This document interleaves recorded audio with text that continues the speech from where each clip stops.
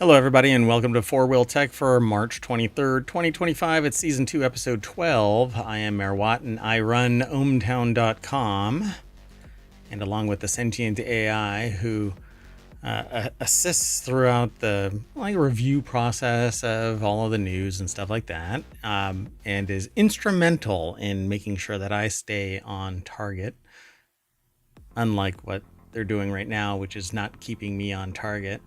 But anyway, we talk about 5 news articles. You're about to start saying something, but I'm going to trample all over it. Well, anyway, the sentient AI from the future and myself will go over 5 articles right now. We're going to be talking about the Renault electric mini supercar, scalpers selling DMV slots, as if DMV slots wasn't painful enough, Amazon of used cars, flat pack cars, and the Ford Bronco electric bike. That and more. Powered by ohmtown.com. Go over there and become a citizen, and then follow us and like and subscribe, ring the bell, send a carrier pigeon. I don't know. Just hang out. We're all over the place. Just do a search for ohmtown wherever you catch pod, and you will find all 7 of our podcasts. Over 2,000 episodes now, and soon 2025's summer of stream, if we can survive.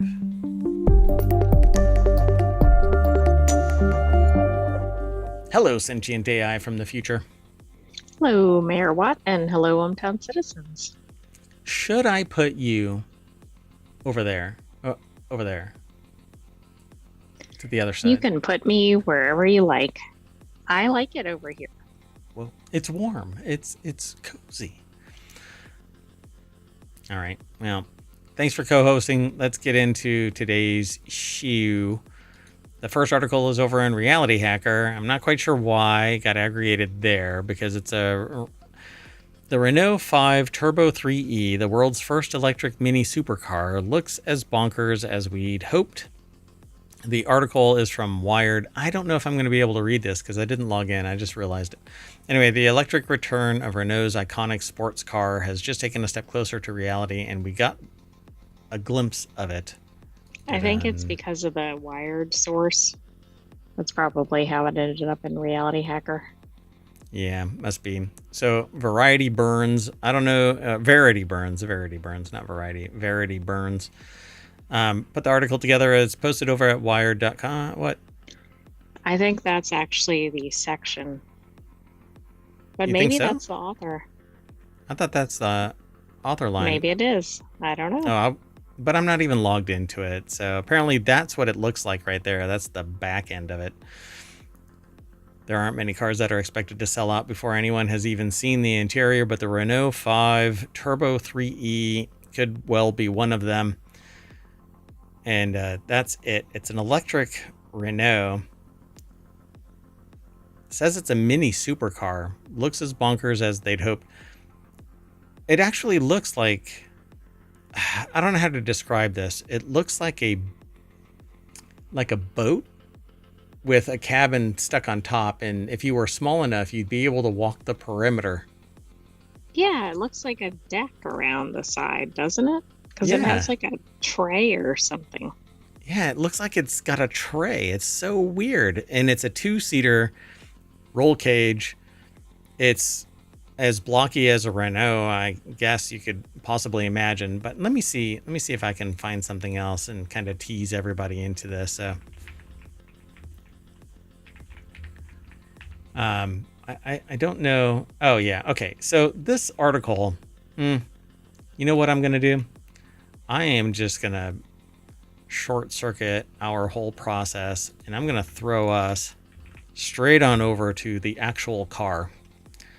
I don't normally do this, but this is the Renault 5 Turbo 3E. And it's just that picture that gives it that. Oh, that's really odd because the front and the side don't look like that at all. Right. And so this thing, what a trip. Y'all have to go and watch this. It has like these huge, I don't know what these actually amount to. Like, I don't know how to describe it. the bumper has these offshoots that look like, I don't know how to describe it. They're big cylindrical like shapes that are coming off of the back tire wells. And then the whole of the car kind of looks like a WRX. You know, the closest that I could frame it Yeah, would I be a. think so. But yeah, I agree. The items on the back end, like they don't, I don't know how to describe them because they don't look like other car parts. It has to be just an exhaust for the air intake right here, and this has to be for cooling the brakes. There would be no other reason to have Yeah, these maybe little. so.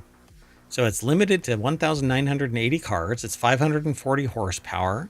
Is 0 to 62 miles per hour in 3.5 seconds. It only has a weight of 1,450 kilograms. And its top speed is 167 miles per hour on a racetrack. And it charges from 15 to 80% in 15 minutes. Which is approachable, but I can still get the same performance in 5 minutes. And I don't have to worry about being near a supercharger, right? True, true. And that's if you can get a 350 kilowatt charger. Good luck. Not everything is 350 kilowatt. The supply chain may limit it to 200 kilowatt. So you're back up to 2 hours to 8 hours if you want to get to 100. Again, love the idea of this. I love that the world is pushing this, but power only coming from like key locations around the country, let's just say country, but let alone the United States, which is huge. It's an untenable, indefensible position. I can walk to a gas station, fill up a 5-gallon jerry can, walk back to my residence, fill up my ICE vehicle, or store it in the garage. Faster than charging an EV. Correct. And if I want to, hell, I could distill oil into gasoline, for crying out loud. Because that's how it really is. They distill gasoline. It has to be the right kind of crude, which is why when people go, well, I don't want you just release some of our strategic petroleum. Well, Goober, ask that question and not come across as self-righteous about it, and I'll explain it to you. And so I'll explain it to everybody. We don't have the right crude in the United States.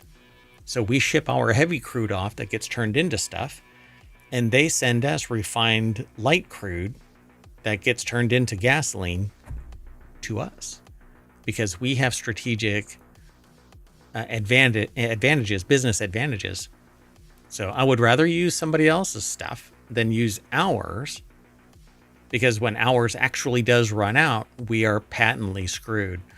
But it's a long-term global economic, societal, strategic objective that some want to ignore. Anyway, if you want today's FourWheelTech articles, you can hit !FWT, and I swear if I didn't put FWT in there. I am a goober today. Yet again, I had time to do this, and I did not throw it into Omatron, but I will right now. Do you want to vamp? Well, I think the car looks cool, and I think the specs sound pretty good. Obviously, limited edition. I have no idea how much it's going to cost. I don't know how much it's going to cost either. Does it say at all? It says that there's less than 2,000 of them. Extreme customization. Reserve it and find out. Yeah. Precision performance. Colors. It's a tiny little car. This thing going around a turn. I hope the tires are made out of super glue. So it has a range of 248 miles, and it's supposedly going to charge, again, 350 kilowatt DC charging point, which isn't everywhere. 15 minutes. Exuberant design. So sexy. How much do you think it costs? I don't have any idea how much Renault's cost to begin with, since this is like a collector edition. I don't know, Yeah. 80,000? I have no idea. I may not even be in the right ballpark. The pricing is tipping $200,000 when it eventually lands in Australia. So Australia, it's really expensive, but it says 200,000 and it has a dollar sign. It doesn't say Australian dollars. It says $200,000. So it's going to be more in Australian dollars than US dollars. Well, I mean, for now, I guess we'll see. Anyway, let's keep on going. The next article is over in FourWheelTech. That was the first article, by the way. Kind of a goober. So scalpers caught selling free DMV appointments for $250 in Miami. This is outrageous. I mean, it's almost a joke how difficult it is to get DMV appointments and how long you wait at the DMV, etc. But maybe all this time, this has always been the problem. The Miami-Dade County Tax Collector's Office announced that it had uncovered a network of scalpers who hoarded free DMV appointments and resold them. The article comes from jalopnik.com. Ryan Eric King put the article together. They were selling them apparently for up to $250, while the office is taking steps to stomp out the exploitive practice. Google, dear God, my brain. Going to the DMV has become such a torturous experience that drivers are willing to shell out to avoid it in the first place, but you still have to be available for that time slice. Exactly. Why are you going to spend $250 for an inconvenient appointment time? And how do you know to go to this other source? Like, is there something like DMVscalpersRS.com or something? Selling DMV appointments could become illegal. We know who they are and how they operate. We will not accept any appointment obtained through system abuse. Our office is committed to ensuring that all residents have fair and equal access to services without interference from those seeking to exploit the system. I think the only reason they noticed this is they opened a new office and there was a flurry of activity. Because if this had just been a normal volume and all the appointments were booking up, I don't know if it would have been spotted. But how would the residents know to go get an appointment somewhere else? Yeah. Oh, by the way, I fixed Omatron, so now it spits out the right articles. All right. Well, yeah, the tax collector's office spotted 200 suspicious appointments in the first 3 weeks after opening a new downtown Miami location. Gee, I don't know. Open more offices, and you won't have this problem. Speed up the process for everything in the DMV, right? You can wait for hours to be called up and then they tell you don't have a piece of paper that wasn't listed on the website or whatever. Like, it's just not a very efficient process. And then they tell you to go to another window and sit there. Right, and then you start another time like you're at the end of the line there. The current rhetoric around government bureaucracy seeks to overlook when necessary services are overlooked or mismanaged. Seeks to overlook when necessary services are overlooked or mismanaged. Oh, okay. The conditions in South Florida, dear God, are reminiscent of DPS appointments in Texas in 2021. With months-long waits for online appointments, Texans were camping out in front of offices for a chance at a same-day appointment to renew their driver's license. At two separate locations, at least 100 people were in line, with only 25 same-day bookings up for offer.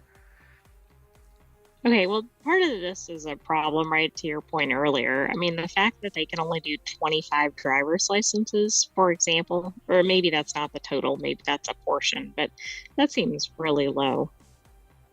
Yeah, I mean, more needs to be put out there, but the problem is that government is there for a reason. It's there to make sure that everybody is not taken advantage by those who have versus those who have not. All I want to do is renew my license. But if this were a service that was provided by a small business, it could be exploitive because it can do what Ticketmaster does and Right. Charge surge $250. pricing Yeah. or not do the proper checks and grant people licenses that shouldn't be or that are giving you fraudulent documentation or whatever. All kinds of stuff. Abuse happens in the dark. And the reason why it isn't dark in government is because you can file a Freedom of Information Act, which you cannot do with a private business. Good luck.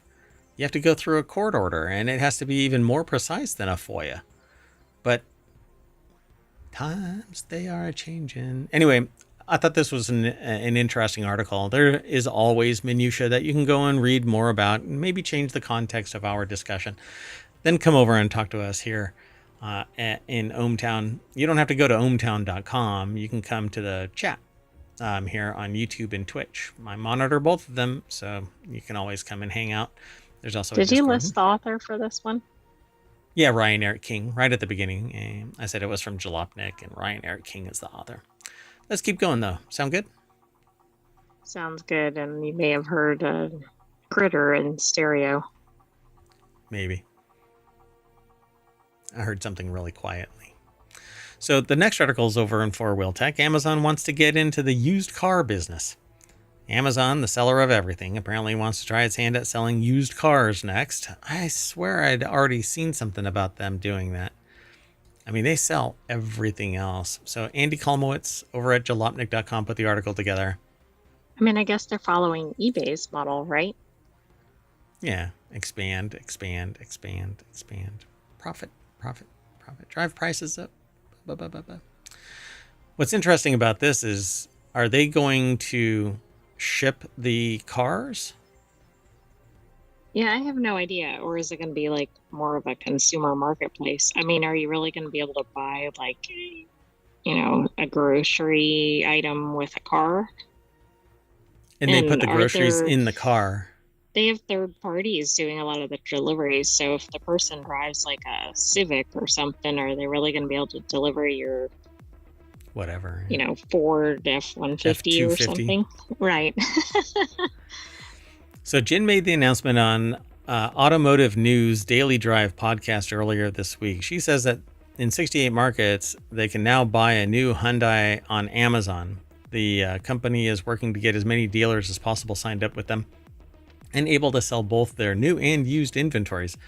The retailer also expressed interest in working with other car manufacturers to get their new vehicles on its platform. And pretty soon, Amazon is going to be the only place you can go.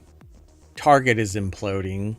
Home repair, whatever stores are imploding. You're only going to be able to basically, like Bic lighters, you throw out your old house and buy a new house.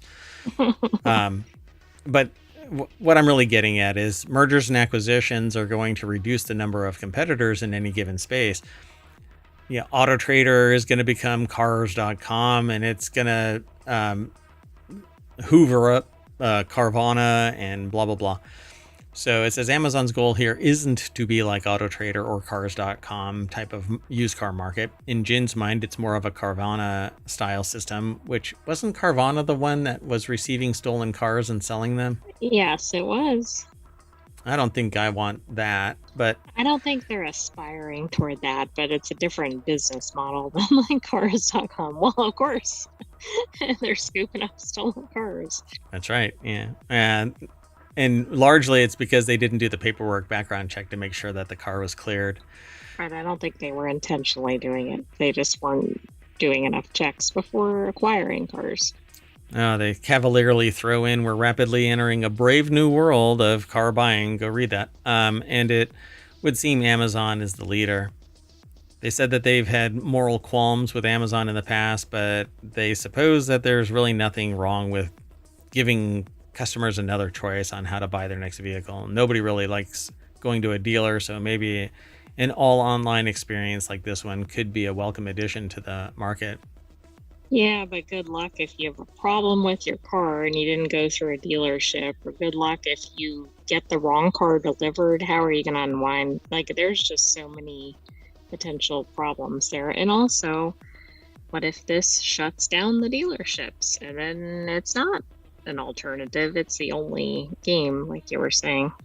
Yeah, and the cost of operating through Amazon is going to be dramatically lower than the car dealership.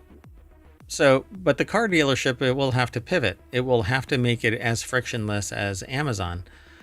But not every dealership is powered by billionaires. So,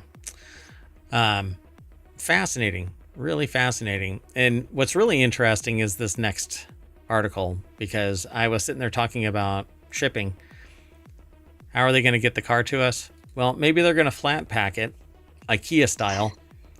Lovely's proof of concept, the O electric quadricycle, indicates the company could ship 250 flat packed units in a single shipping container.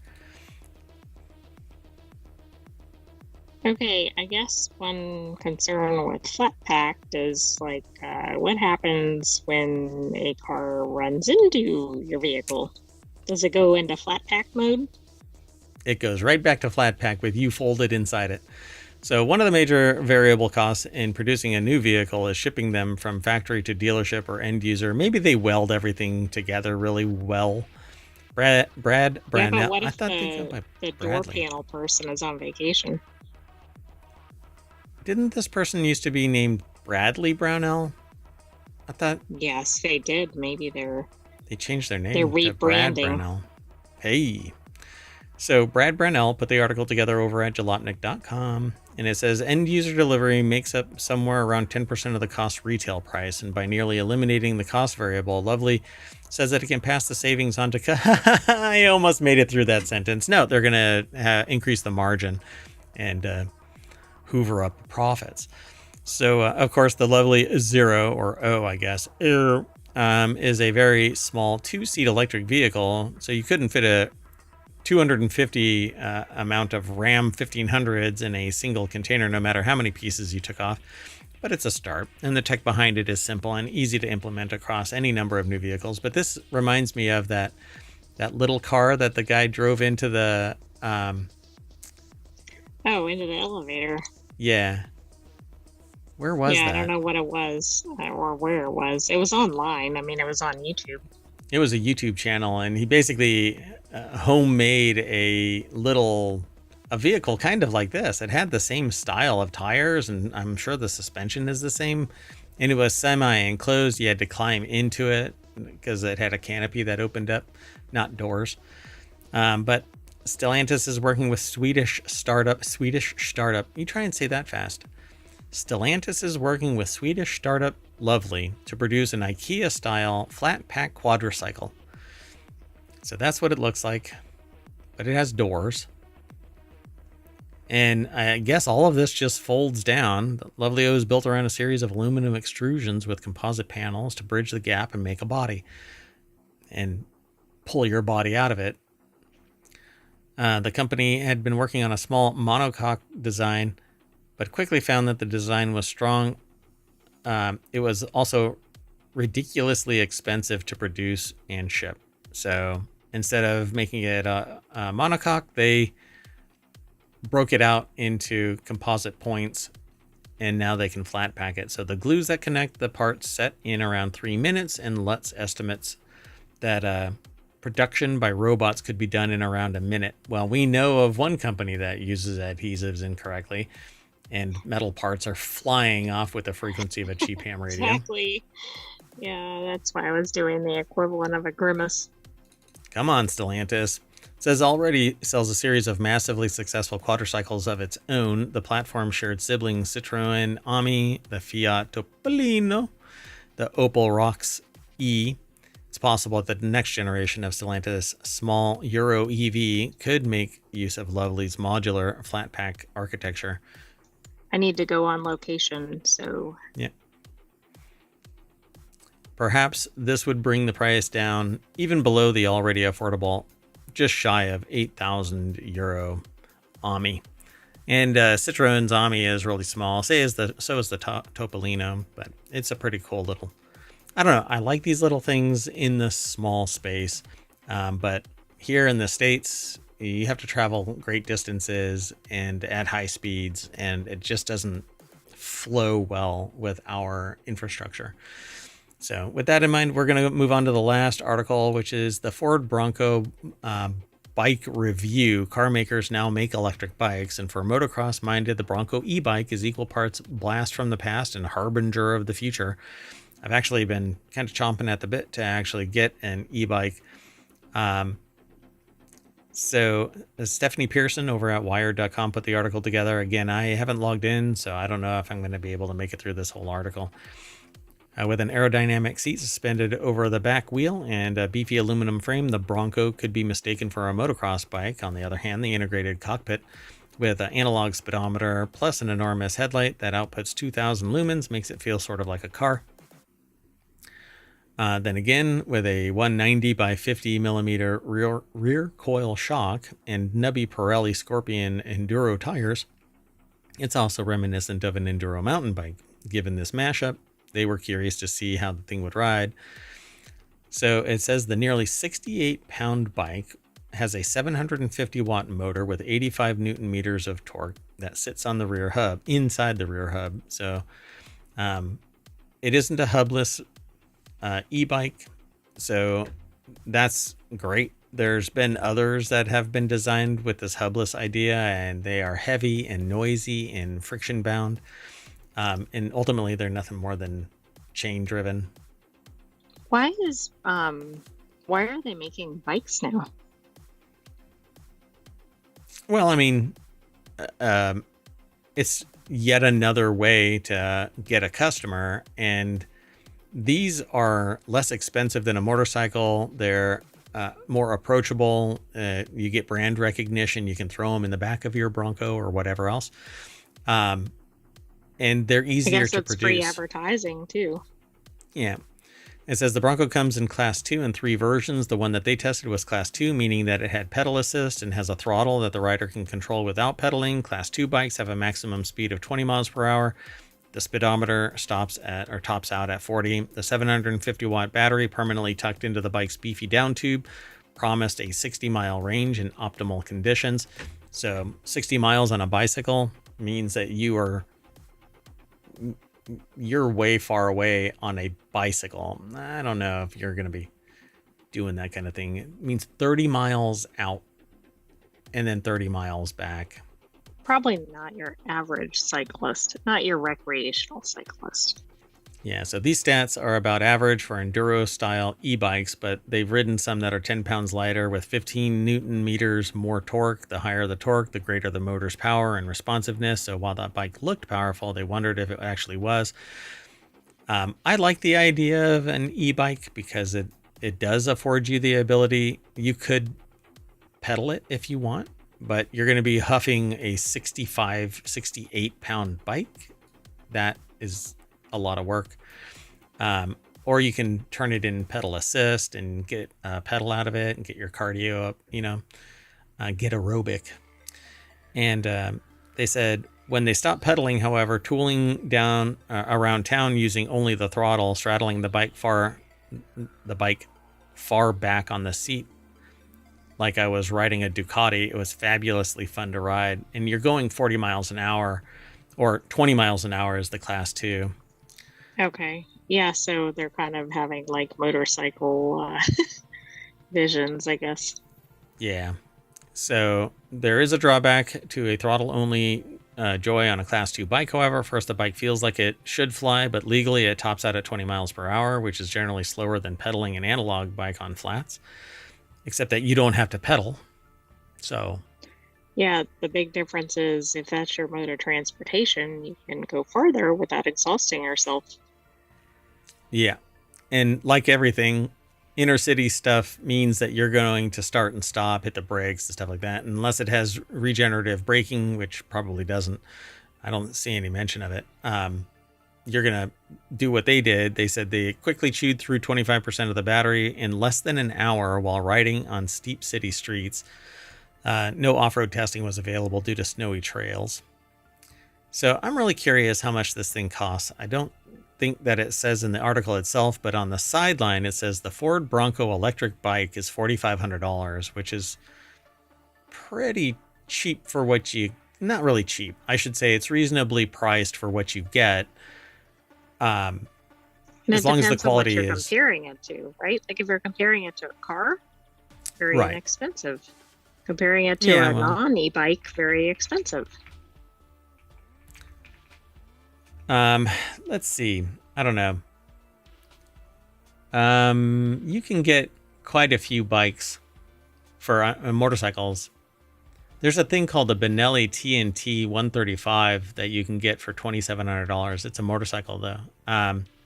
But this is classed as a bike, so you don't need a license. You don't have to get all the training and permit or whatever. Yeah, so if it sounds like a fit, act fast. From now through the end of June, people who buy this or even only test the Ford Bronco or its sibling Ford Mustang e-bike at a participating Ford or Pedego dealer, I guess, Pedego, Pedego, can enter to win an actual $40,000 Bronco Big Bend Edition automobile, which $40,000 for a Ford Bronco Big Bend is actually pretty damn inexpensive, because they don't make the Big Bend. I don't think they make the original Broncos anymore. The new iteration of the Bronco, they've changed it, I think. Don't hold me to that. I think they're still out there. Looks like they have the regular Broncos for sale.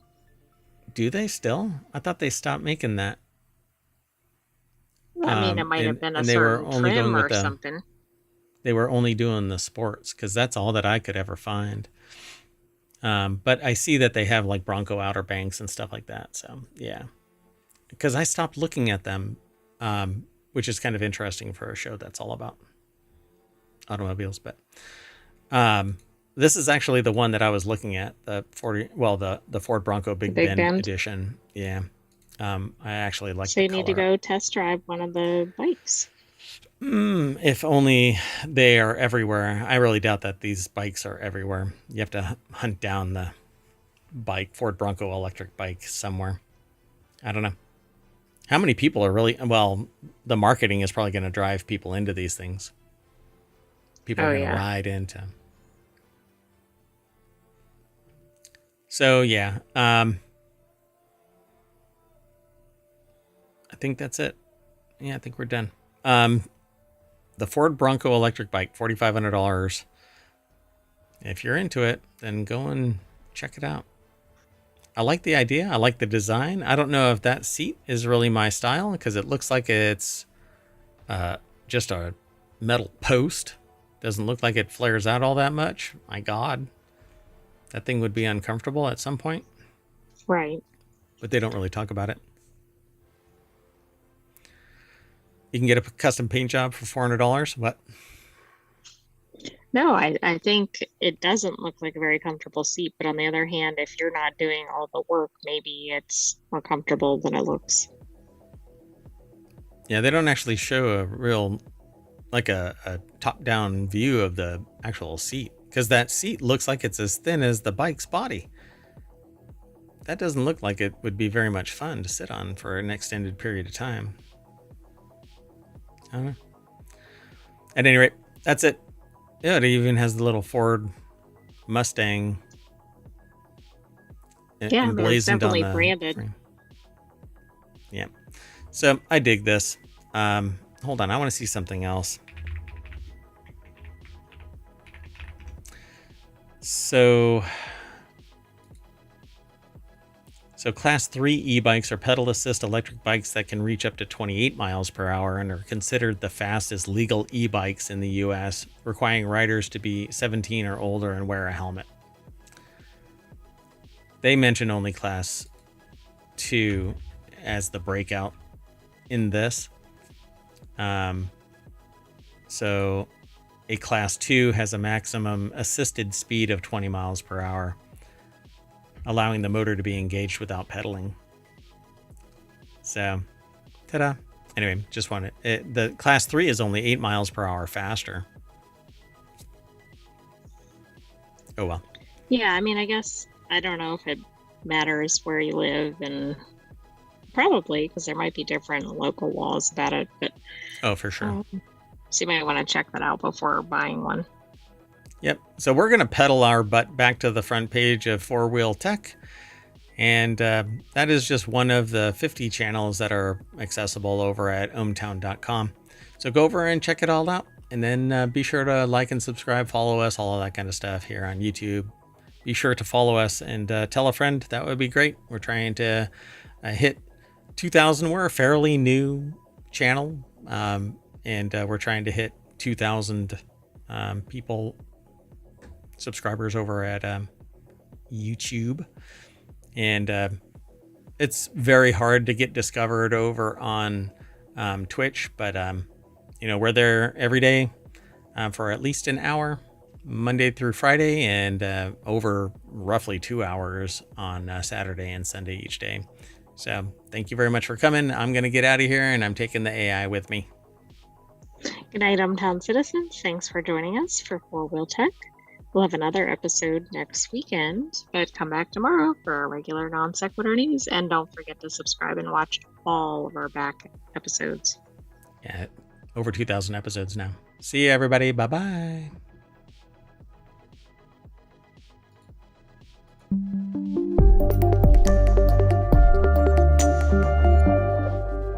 Bye-bye, YouTube. Bye-bye, yeah. Bye-bye, Twitch.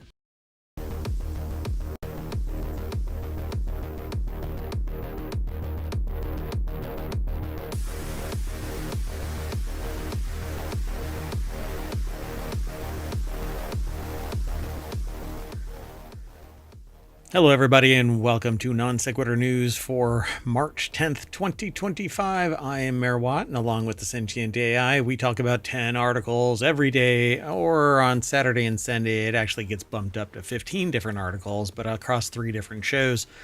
So stick around, be sure to follow us here on Twitch and over on YouTube, ring the bell, and like and subscribe, and download the podcast, all of that stuff. We're everywhere. Tell a friend, too. It'll help us out tremendously.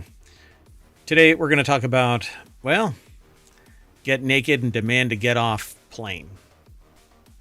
A backdoor and Bluetooth chip. Pay to help volunteerism, whatever that is. Shutdowns across Africa. Commercials are too darn loud. Let me rephrase that. Commercials are too darn loud. Now back to your regularly scheduled programming. Developer convicted of kill switch code. Cities are banning ads for fossil fuels, planes, and other things, SUVs. Cloning the vineyard dog. Crime goes down after daylight savings. I have a theory of that. We'll talk about it. And have you seen the price of fast food? That headline doesn't really have anything to do with the article. Stick around.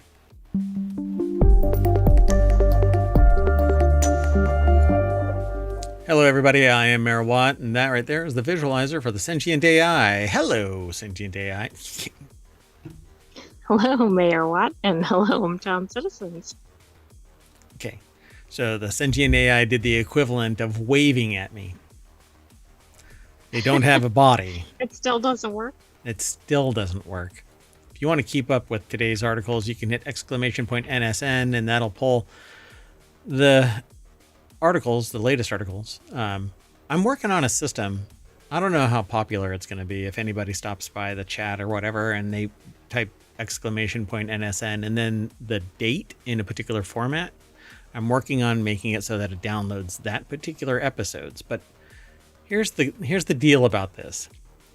Got nearly 2,000 episodes now. It's a little tough. Right. Anyway. Might have been easier on episode 1. Just a little, yeah, just to roll with it. But anyway, you ready to get into the articles? I am. You've got an hour to get this done. It's going to be like a SWAT operation. We're going to get in. We're going to get out. Everybody's going to be safe. Go. The timing of that sound, the background music, I don't know if it gets picked up on the stream anymore because I have it wired a little differently. Anyway, the music ended right when I ended my statement. That's kind of odd.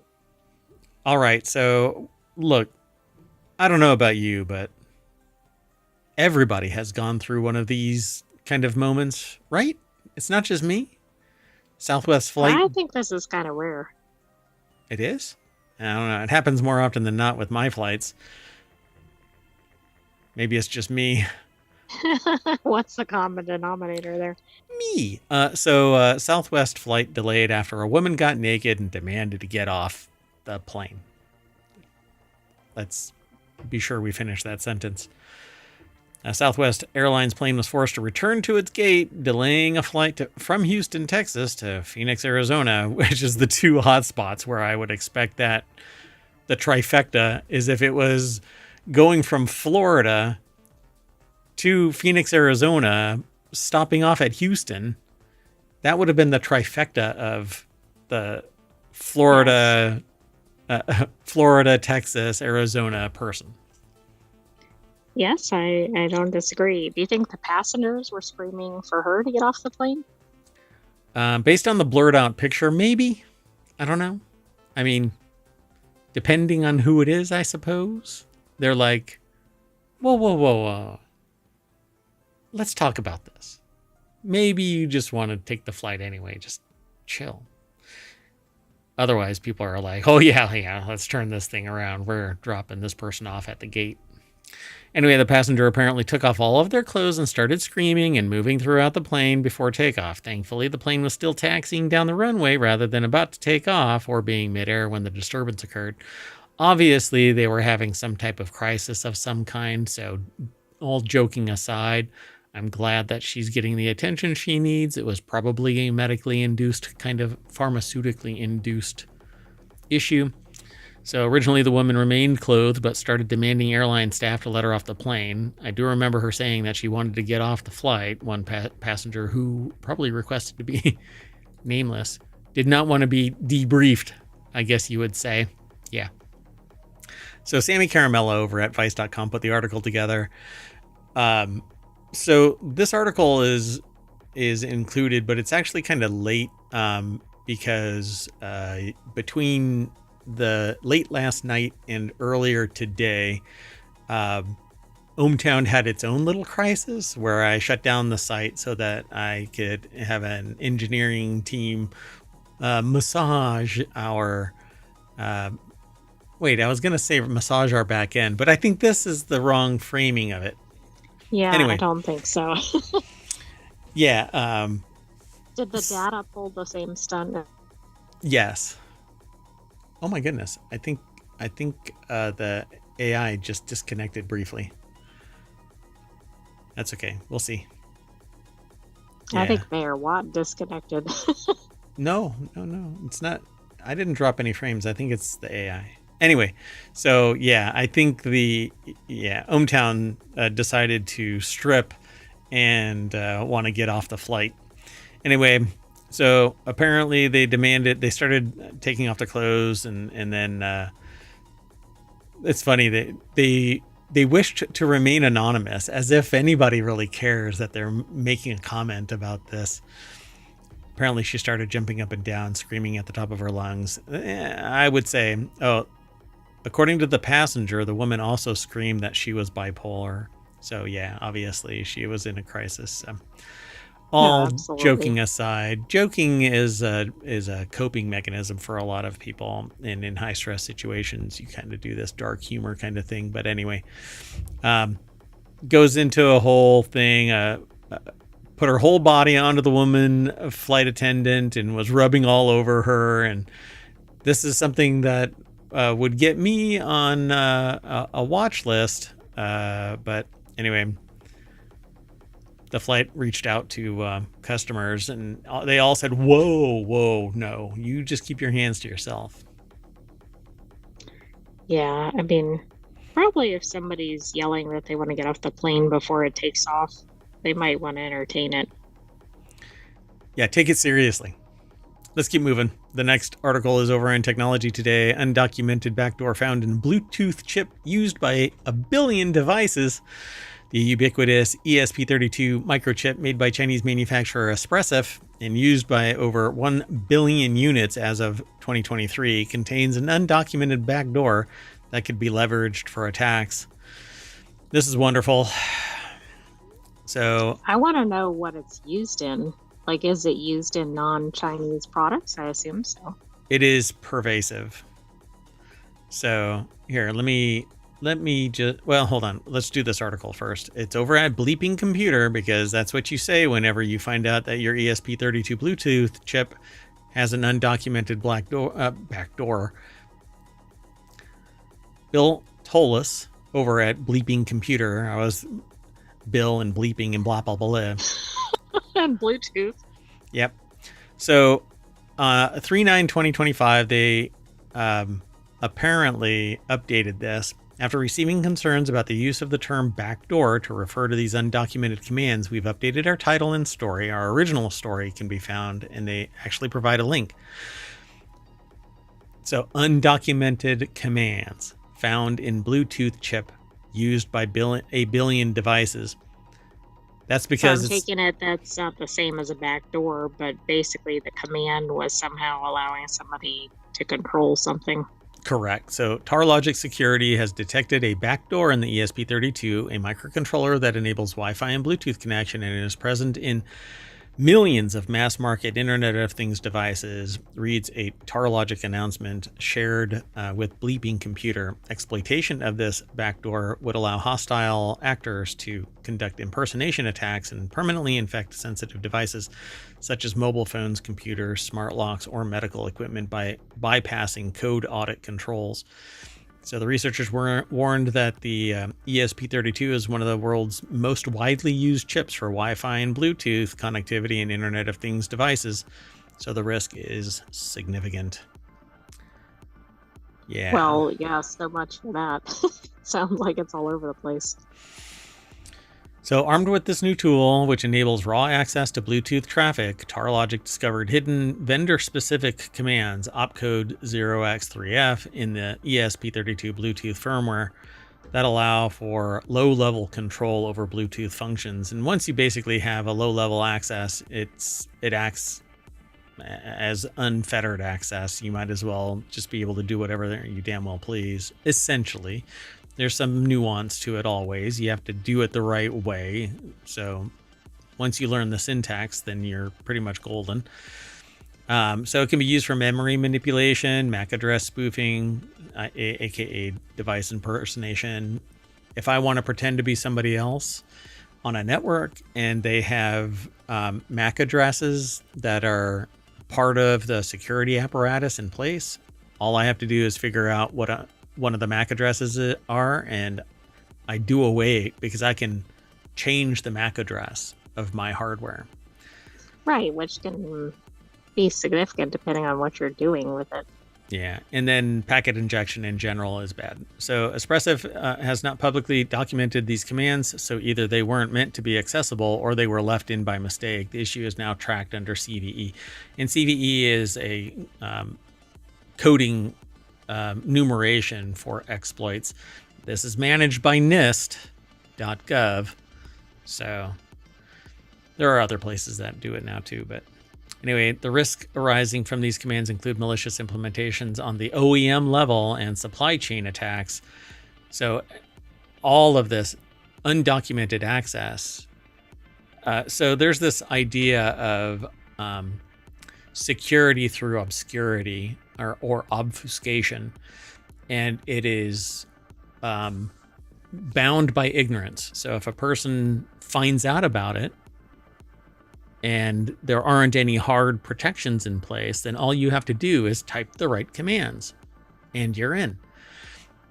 So this kind of obfuscation or reliance on people being oblivious to it is That doesn't seem like a good layer of protection. It's disingenuous at best, yeah, and outright malicious at worst.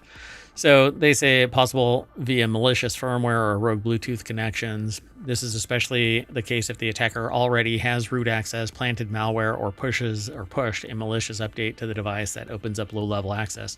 So I can push something to it when it reboots, or it actually runs it because my code is that sophisticated. I can open up another door hidden from any logging, and I can have direct access to the IoT device, which has unfettered access to a network if you allow it to attach to your internal network.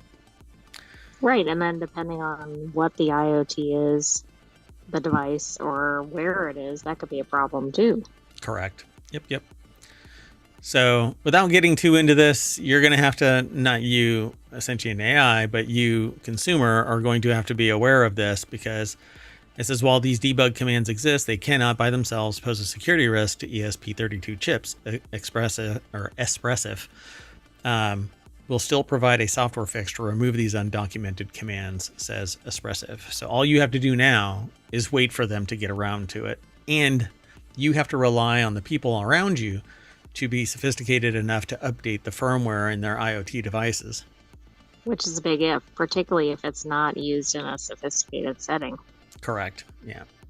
If you don't have somebody that is aware of the security apparatus at the heart of your network, it's not going to matter. Because you can be as secure as you want to, but if somebody else is insecure, you're compromised by their... and don't take this word personally for anybody who might be listening to it, okay? When somebody says, well, if you're ignorant of this, then you're a liability, it's not a slam on you. It's an appeal. Get educated on these matters, even the slightest bit. I refer to it as click with care. It's a concept where you just don't go clicking stuff because, look, it has a link that I haven't tapped on. Right. I mean, all it takes sometimes is one person doing that, and it can take down multiple people's devices. Okay. In stereo. Okay. Well, one of the little animals in ohmTown, literally, my studio door is open, and they were chest height flying through the air. I didn't see them on camera, but I did hear them quite well. Yeah, Savannah cats, folks. Anyway, let's move on. The next article is over on the Mobile Channel. Pay to help is a new trend which could change the future of volunteering.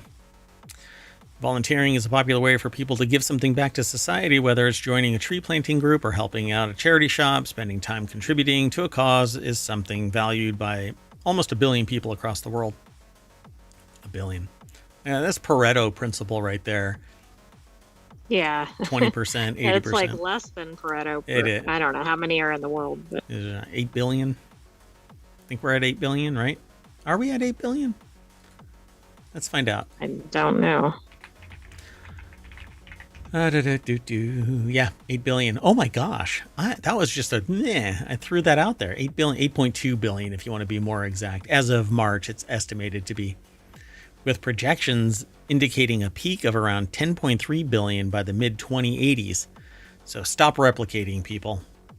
And stop replicating people. Anyway, so Xiaoyan Liang and Jianwen Shang from The Conversation. It's a Harvard try. I never went to Harvard, so you get the budget try there. Anyway, it's an article from The Conversation. They have a relationship, I guess. I don't know. We don't have a relationship with The Conversation or phys.org for that matter, but that's where they post their stuff. Anyway, so some businesses have picked up on this donating your time, volunteerism, that kind of stuff. So by allowing staff to take paid time away from their jobs to volunteer, and research suggests that doing so makes those firms more attractive employers with happier employees. But in a surprising new trend, some nonprofit organizations have started charging companies for access to their volunteering programs. Okay, that's unique, but maybe companies have the resources to do it, and or maybe the companies eat up nonprofit resources when they do this as a formal program. Usually, this pay-to-volunteer approach involves nonprofits setting a fee for companies to send groups of employees to lend a hand, and although there are no official statistics available about how widespread this is, we found plenty of examples in the UK and US and Australia. For instance, one Australian nonprofit organization we looked at charges businesses 600 Australian dollars or 302 British pounds for 3 employees to volunteer for a day stacking shelves and serving customers in a food bank. This is a unique trend. So it's pay to play volunteering. But that's a weird But notice volunteering. that it's for the company, it's not for an individual. Right. Yeah. So a nonprofit organization that volunteers people charges a company. I just figured out why this might be a win-win-win. Yeah, because they're paying. Okay, let me take a stab at this. They're paying the nonprofit organization that's populated by volunteer people who go and volunteer elsewhere, and it doesn't burden the nonprofit organization to such an extent.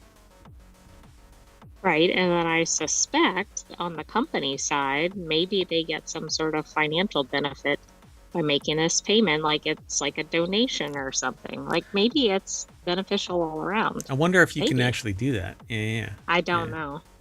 So they might argue that charging a fee generates revenue, which helps to cover the cost of running the volunteer programs as well as funding the organization itself. But they may also believe that the fees can be justified by the numerous benefits volunteering can bring to the companies who choose to pay them.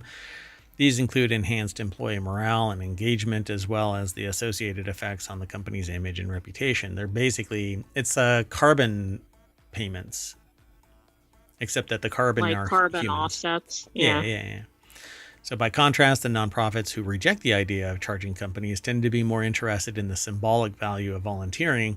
They would argue that a cost to access volunteering contradicts the selfless spirit of the whole exercise, except that it's selfless on the volunteer's side and it's motivated by intent. We want that positive image. We want the volunteers, and we would rather pay so that we have volunteers over here.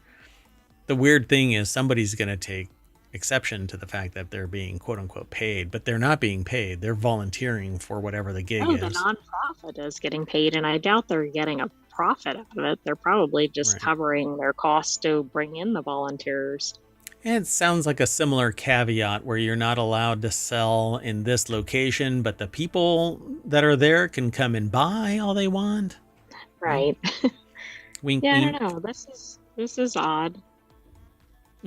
Girl Scout cookies, for instance. They're not allowed to sell to businesses, but they can sell to the individual people that are coming out of the business. Right. Yeah, exactly.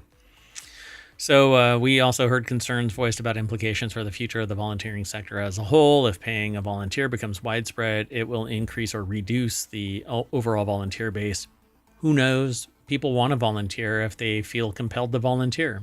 Other people will sacrifice whatever to give back to the community that they've benefited from. But hey, sociopaths aside. Anyway, let's move on. Sound good? Sounds good. So the next article is over in Technology Today. Internet shutdowns at record high in Africa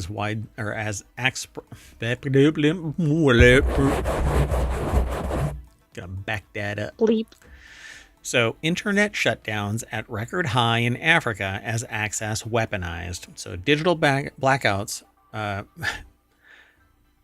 other one I said black doors instead of back doors, and this time I said backouts instead of blackouts. Anyway, digital blackouts reached a record high in 2024 in Africa as more governments sought to keep millions of citizens off the internet than any other period over the last decade. There are myriad reasons as to why this takes place. Sometimes it's cost related. Sometimes they're trying to stifle a particular message. But a report released by the internet rights group Access Now and Keep It On, hashtag Keep It On, a coalition of hundreds of civil society organizations worldwide found that there were 21 shutdowns in 15 African countries, surpassing the existing record of 19 in 2020 and 2021. Yeah, I mean, and this may not be our typical article for Non Sequitur news, but it seemed important to report on. Yeah, it's kind of interesting. Like, so one of the streamers on Twitch that I watch, Dunkstar, is a resident of South Africa, and they get power and water outages regularly. It's kind of wild. And you'd think that that wouldn't happen, but somewhere the economics of this, I don't know. But at any rate, the being able to just put a kill switch on the internet, which is the global access to the global amount of knowledge, I think the internet should be a human right at a fundamental level. Like 1 megabit connection, you should be able to get text in and out of your phone, your devices, at no cost. Like that, it's just a societal yes. Yeah, and I mean, yeah, just so much access to information. You can improve lives very easily with basic internet access. Yep. Because every year I read about people in far-flung places. There was one person somewhere in Africa, as a matter of fact, that had learned some chemistry online and was able to create light in villages by, it's oddly enough, it's a weird thing. It's a bioluminescent reaction when you put blood in something. And it creates a little glow. And then they've also figured out how to do certain things. And then they make wells and all of this stuff. It betters everyone everywhere. But there's always people that are complicit in trying to leverage it for control. Aramo Egbajule over at theguardian.com put the article together. I may be pronouncing that incorrect, but again, I'm giving it my Harvard try, but I never went to Harvard. I do not know what's going on in ohmTown, but that's okay. So authorities in Comoros, Guinea-Bissau, it's Mauritius, right? Or is it Mauritius? Mauritius? I think it's the second, but Mauritius? No, that was the first. Mauritius? Mauritius? I've always mispronounced that, and I don't recall ever hearing it. So once I hear how it's supposed to be pronounced. Right, I've only seen it in writing. Yeah. Joined repeat offenders such as Burundi, Ethiopia, Equatorial Guinea, and Kenya. Guinea and Nigeria, Senegal, and Tanzania were also on the list, but perpetrators also included militias and other non-state actors. Telecom and internet service providers who shut down service based on government orders are also complicit in violating people's rights, said Felicio Antonio, the Keep It On campaign manager at Access Now, citing the UN guiding principles on business and human rights. Everything is 1950s again. So we're in for a rough ride if we think that this trend is going to change. The trend was replicated across the world with more internet shutdowns in more countries. 296 shutdowns across 54 countries compared to 283 shutdowns in 39 countries the previous year. I'm waiting for the first one domestically, but I've also made other claims that. I mean, this is not a good trend. Yeah. And I know it's challenging because there's not necessarily a lot of resources to change this trend from within a country. If it's due to, if it's non-economic factors, it may be more challenging. If it's economic factors, that'll still take a while, but yeah, easier to turn the direction around. Follow the money. Let's keep going. The next article is over in the Word and Law. Commercials are still too loud, say thousands of recent FCC complaints, but that is going to fall on deaf ears, I'm afraid. Thousands of complaints about the volume of TV commercials have flooded the FCC in recent years, despite the FCC requiring TV stations, cable operators, and satellite providers to ensure that commercials don't bring a sudden spike in decibels. Complaints around loud commercials took a troubling jump in 2024, the government body said. What? So under the Commercial Advertisement Loudness Mitigation Act, they've tried real hard to make a palpable... I think they should have made an act named quiet instead of calm, but still in the right vein. That's too much text. It has to be one succinct line there. Anyway. Or they could have done or something. Shut the... I don't have my beep. Where is it? Yeah. Anyway, so the CALM Act. Broadcast cable and satellite TV providers are required to ensure that commercials have the same average volume as the programs they accompany, per the FCC. So the FCC rules about the volume took effect fairly recently. I think it was in 2021 I think it was or 2025 or something. Really? It took effect in December 2012.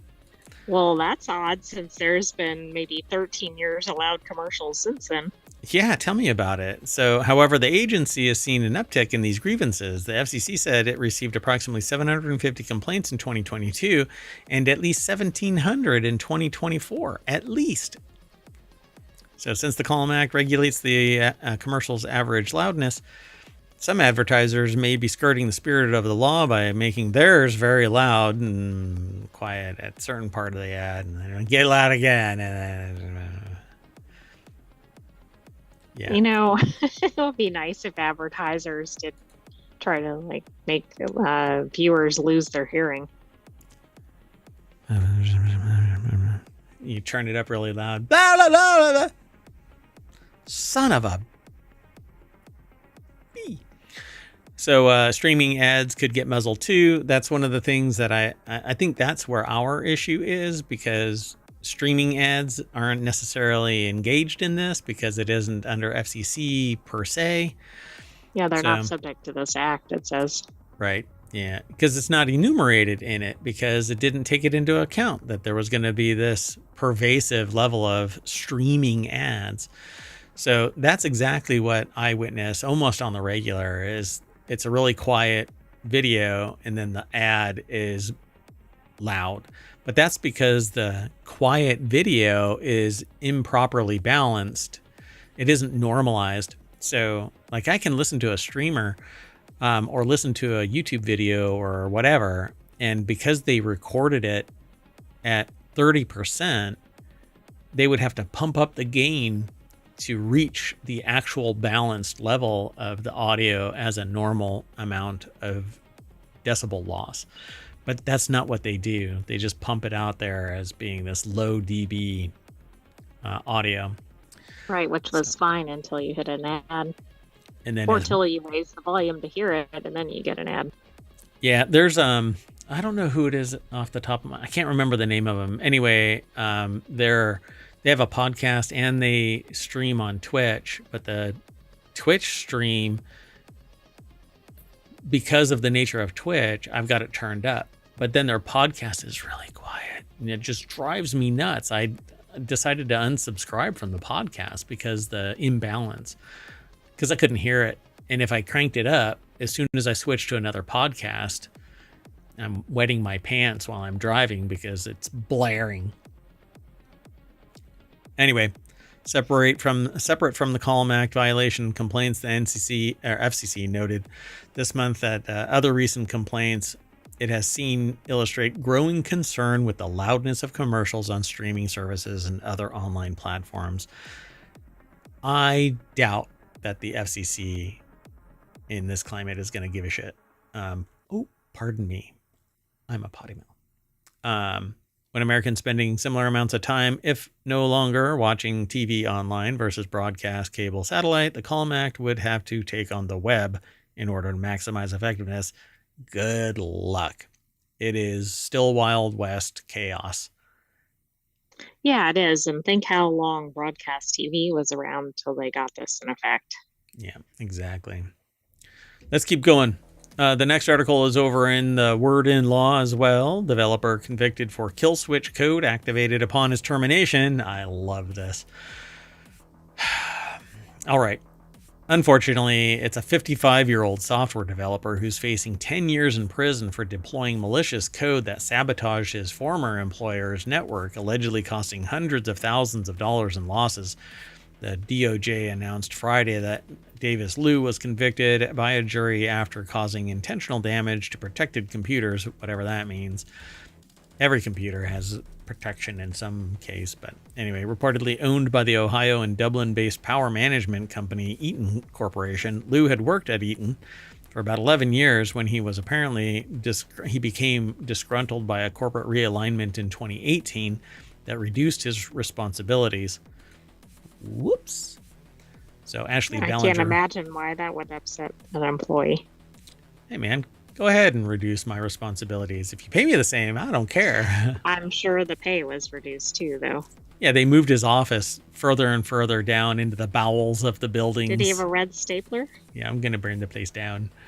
Ashley Bellinger over at ArsTechnica.com put the article together.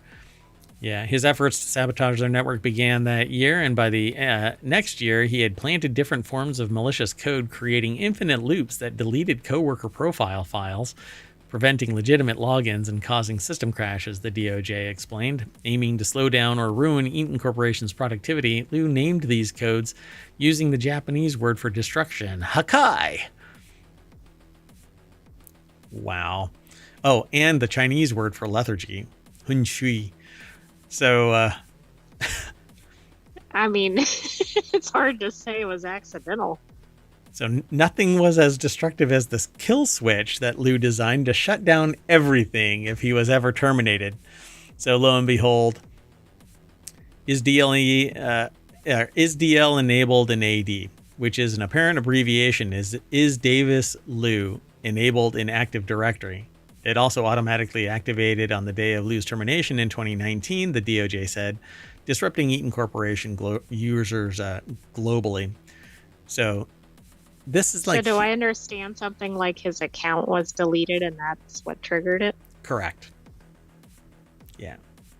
I mean, it's creative, obviously not okay. Not just deleted, but as soon as the flag was thrown that he was a disabled user, that's what triggered it. So AD is Active Directory, and Active Directory basically controls a network and its logins. Eaton Corporation discovered the malicious code while trying to end the infinite looping, causing the systems to crash. They soon realized the code was being executed from a computer using Liu's user ID. So he wasn't too bright in terms of how he went about it. Right. You know? I mean, wouldn't he have spoofed it or something? Additionally, the DOJ rooted through Liu's search history and found evidence that he had researched methods to escalate privileges, hide processes, and rapidly delete files, indicating an intent to obstruct efforts of his coworkers to resolve the system disruptions. This guy wasn't... I mean, he was like a criminal mastermind simply created by somebody lowering his responsibilities, but... Right. Yeah, maybe they didn't quite appreciate what he was capable of. So apparently it's going to be appealed. His sentencing date hasn't been set yet. He's been convicted apparently, but it's going to be appealed. Davis and his supporters believe in his innocence, and this matter will be reviewed at the appellate level.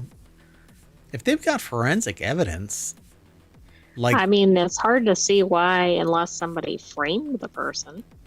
Yeah, and that's criminal mastermind. I mean, well, and yeah, that's a whole other layer. That's like Sneakers kind of state actor, a casual state actor. Like this is so chill long con that it's almost like a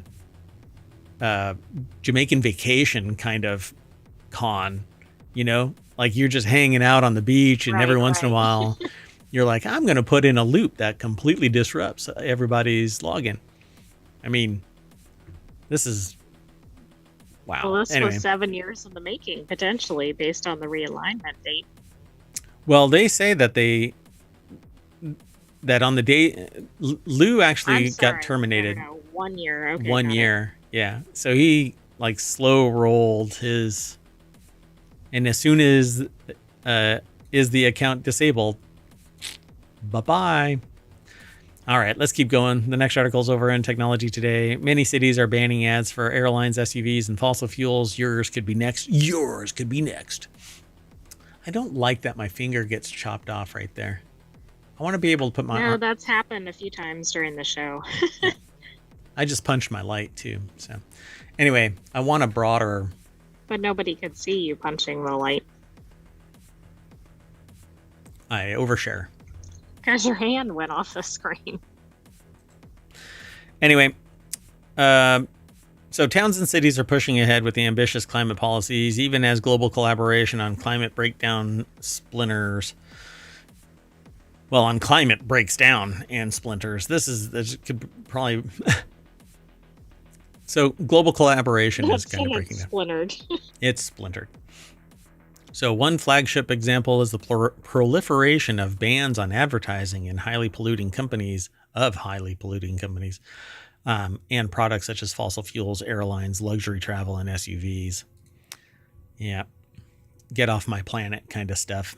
So Freddie Daly over at The Conversation put this article together. It's published over at techexplore.com, which is different than the last Conversation one that we had, right? Wasn't the other one was at on fizz.org? Yeah, they're all over the place. Maybe we should Conversation. look at The Conversation, because it's theconversation.com. Anyway, Edinburgh City councillors acknowledged that achieving the city's climate goals required a shift in society's perception of success and that the promotion of high carbon products is incompatible with net zero objectives. Councillors in Sheffield stated that the city's advertising ban tackles some of the impacts of consumerism, advertising, and injustice. But this is all like moral and ethic, dog whistle kind of stuff. And I guess we'll see. Yeah, it is. But I think advertisements make a big difference in people's buying behaviors or even what's acceptable to people. Yeah, and if a large Like they get enough desensitized, if a large enough people become aware of the cost of this and that it is it's legit, it's real, it's a tangible result. Look at the weather disparity in some places between a year ago, 2 years ago, 5 years ago, and some weather systems that are negative in the morning and 80 degrees higher on the other side. I mean, it's just wild, some of this weather that people are going through. So it can be 70 degrees one day and then freezing a day later in some places. And some people go, well, it happens. I don't know, man. You can be in some place for 20 years. It does to a point, but not constantly breaking records and exactly flinging back and forth from one extreme to the other. Yeah, so society has shifted quite a bit, and they even say today's tobacco. Not long ago, it was common to see adverts compelling us to smoke tobacco products, and that was all marketing bullshit because smoking has never been healthy, but even doctors were being paid. That's why you're not allowed to get paid to advertise if you're a professional, because it's seen as unethical and a compromise of your integrity. Well, and people rely on it because they're like, oh, that person's an expert. Yeah. So tobacco is the most well-known historical precedent. They're still arguing to this day that cigarettes are the cause of lung cancer, even though there is direct links to it. Because look at a person who has chain smoked. You mean they're arguing that it's not? That it's not, yeah. I mean, it's definitive. I mean, for crying out loud, you have to be a completely, a sociopath to sit there and go that cigarettes is healthy for you in any way. Or somebody who doesn't have any internet access. There you go. Just look it up. So tobacco is the most well-known historical precedent, but there have been local bans on alcohol advertising, one proposed in Scotland, and on junk food. There's bans on extra super large 40-ounce drinks in the UK in the UK. And like the one in public transport in London, you're not allowed to eat, I think, in the London Tube. You'll get arrested for it. I think. I remember hearing about it. So the logic behind advertising bans is straightforward. By prohibiting the advertisement of certain goods and services, you'll reduce the consumption of them, and by extension, the harms associated with their consumption, be it emissions, pollution, or disease. But there are goobers out there that sit there and go, oh, it's the nanny state, this, nah, meh, meh, meh, meh. If you want to do whatever, then fine. But As long as it's not harming other people, like tobacco is not right. one that is just harming yourself. Right. And people go, well, I'm going to go and drink, and then they drive. But you can't ban the advertisement that says don't drink and drive. But it's about education. Ignorance is the most harmful drug that you can consume. And it seems like we're moving towards a willfully ignorant population. So unfortunately, I think that you're going to keep on seeing more and more of this kind of stuff. So after Transport for London introduced its junk food ban in 2019, there was a significant decrease in Londoners eating foods high in fat, salt, sugar. Within the London average household, there was a reduction of over 1,000 calories, a drop of around 7%. That's pretty significant across a city. Yep. So further analysis suggested that the ad ban might be able to prevent nearly 100,000 cases of obesity, which could save the NHS around 200 million pounds, which by proxy allows a lower level of taxation because NHS is socially driven. That gives the medical care to everybody. And when everybody is better, all of us are better. Yeah, no, I think this all makes sense. Plus, it's usually worthwhile to spend money on preventive care, not just treating when it's catastrophic. So we'll end up doing this seesaw back and forth, big cars getting reduced to small cars when people get tired of it. But we'll see what happens. I mean, we have massive cars in the United States, and then they take these dipshit cars over to Europe, and then Europe sits there and goes, hell no, stay off our roads. We don't want this stuff. And then some people actually take action and stuff. But the adverts in question often contain misleading environmental claims, sometimes making people think that the climate crisis is less severe or that there's nothing they can do about it. But everybody can play a role in it. And when somebody says, well, it's the businesses that are causing the big problem, it's the people that say to the big businesses, y'all got to stop this. Right. And or the ones that are supporting consumerism of the products that are infringing. Right. Yeah. So, I mean, it's miraculous what a small group of people can do. You can be the change you want to see in the world. And if everybody plays by the rules, you have positive social change. But some people will manipulate the system and break things and buy their way in and ignore the rules of law. Anyway, more than 1,000 cities worldwide have net zero targets, and over 130 have joined the Fossil Fuel Non-Proliferation Treaty. And by banning these ads, ambitions and policies can be aligned. So off we go. So the IPCC estimates that the demand-side strategies could cut global emissions by between 40 and 70% in just 25 years. The UK government's official advisory Climate Change Committee, or CCC, has recognized that that advertising both stimulates demand and shapes norms and aspirations. That is obvious. Yeah, but I have to say, this first article I've seen that really is tackling the advertising related to climate change. Yeah. So yeah. I mean, this is a big article on a well-known site. So hopefully more people talk about this kind of stuff. All right, let's keep on going. This one will be really quick. A California winery spent $50,000 cloning its vineyard dog. With their playful energy and cheery demeanor, winery dogs are a trip highlight for many visiting wine country. And for the folks at the Flambeau, I guess it is, Flambeau Wine in Sonoma, their furry friend was such an integral part of the experience that they were willing to shell out some serious cash to keep the magic alive. Stella, Flambeau's fluffy white Maremma, I guess, sheepdog, is considered an icon of the community among locals and tourists alike. She holds an important role at the winery, guarding the grapes and keeping pests out. And after 10 years on the job, Stella isn't as quick as she used to be. And Flambeau had to consider what operations might look like without said dog. So they cloned said dog.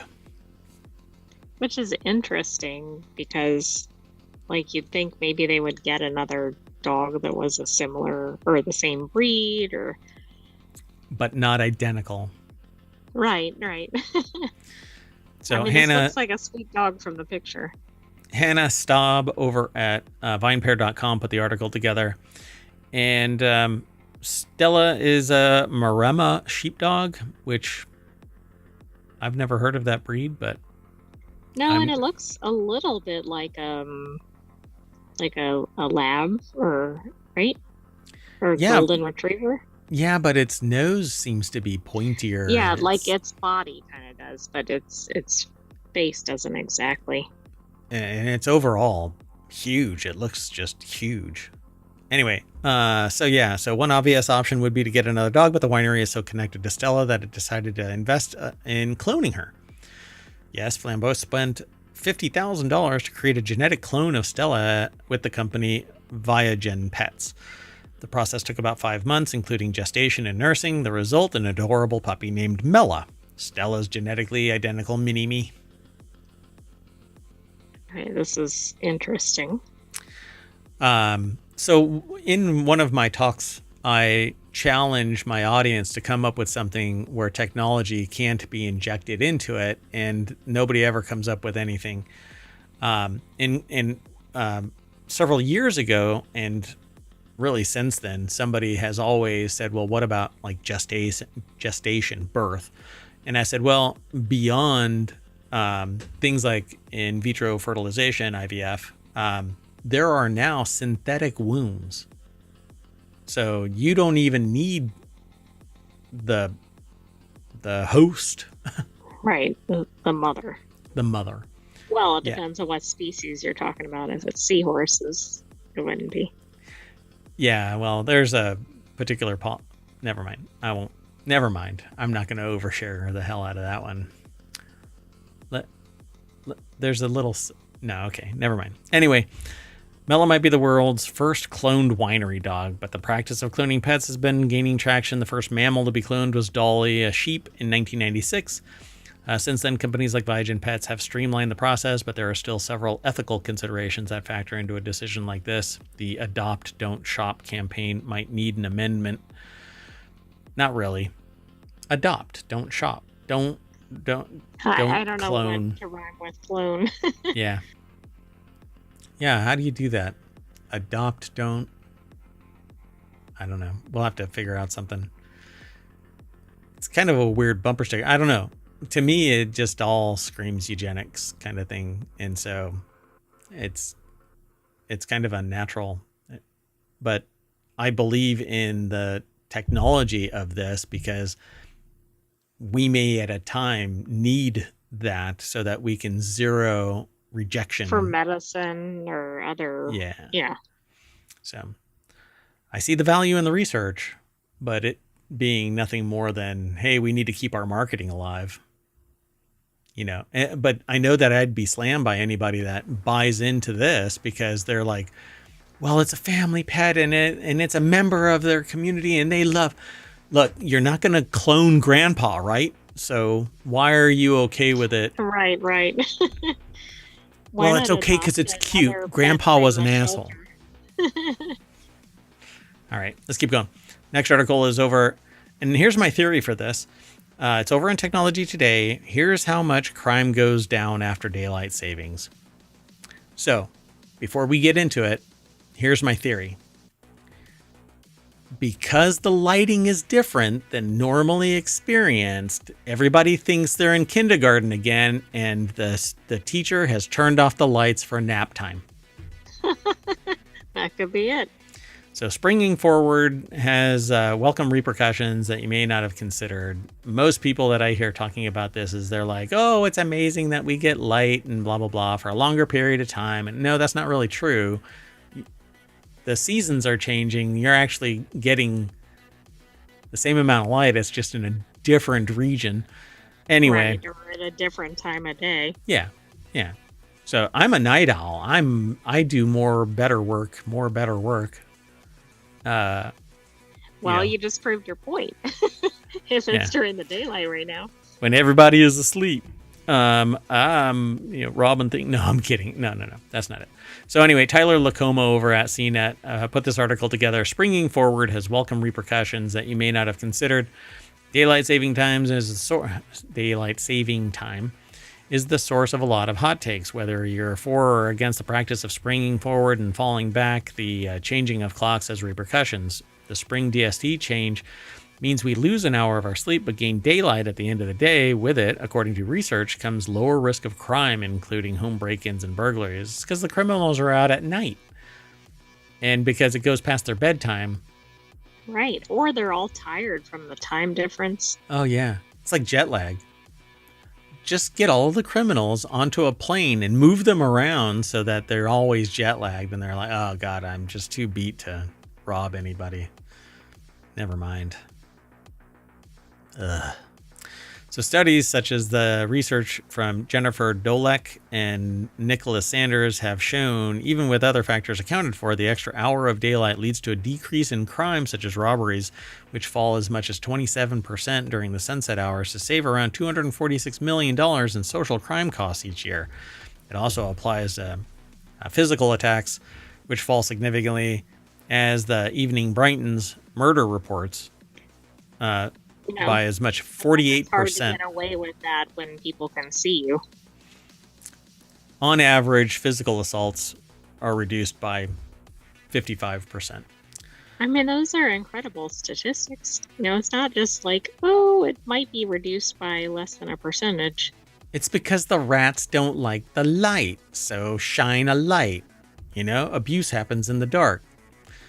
Anyway, and it's actually an analogy for ignorance. So awareness, knowledge, that's what stops abuse. Anyway, the reverse is even more noticeable for home crime. When home security company Vivint compared crime rates, it found that home burglaries and related crimes jumped 16% when daylight savings time ended in the fall. So do you think there's a spike on the first day after you're out of daylight savings time? Like everybody's like, yay, it's dark, let's go commit some crimes. They're like watching their watches for the start of The Purge. If you've never heard of The Purge, it's a movie about where all crime can take place in a 24-hour period. Oh, yeah. I mean, that seems apropos. So I wonder if they actually say anything like that in this. No, they don't. Anyway, although we don't suggest trying to install your own personal street lamps on a public road, you should stop by our picks for the best security cameras with floodlights or similar effect. Look up the full list of tips to deter burglars or even and more. It's over at this CNET article at the bottom. Follow the link through ohmTown and you can't miss it. All right, this is our last article. And I titled this one, by the way. This segment is, have you seen the price of fast food? This is why people are doing this. Yeah, so people are seasoning packing nuts and eating them. Hey, so... But this is not food. What's interesting, though, is some packing nuts are not toxic.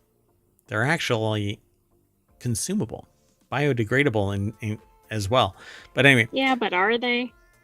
No, probably not. So... Hey, so, not sure if anyone told you, but you're absolutely not supposed to eat those packing peanuts. Yeah, they're not real peanuts. They're actually made of styrofoam, which you don't want to consume. At least you shouldn't want to consume them. Anyway, you might think this is a warning is unnecessary, but apparently there's a growing trend of eating different packing peanuts on TikTok because where else would this be happening? It originated from a brand Lush, a company that claims to use edible packing peanuts. Again, even these are not real peanuts, but rather vegetable starch-based alternatives. It's basically like a foam that has been solidified. Yeah, okay. And so that. Now, I've seen several different iterations of edible, non-toxic packing peanuts. I still wouldn't consume them. Sammy Well, I Caramella can put the think of article one together. reason, because the people packing the boxes are handling them. Ew. Ew. Ew. They may not handle every single one of them, by the way. They usually use, when you're actually packing a lot of stuff, it's a big tube. And you just open it up and it fills the box. And I'm just saying that, I don't know, man. It's strawberry and lemon and what would be green? Lime? Right? Yeah, or green apple. Or green apple. Yeah, this is more, yeah, I don't know. This here, what would the, come on, we got to come up with flavors if we're going to.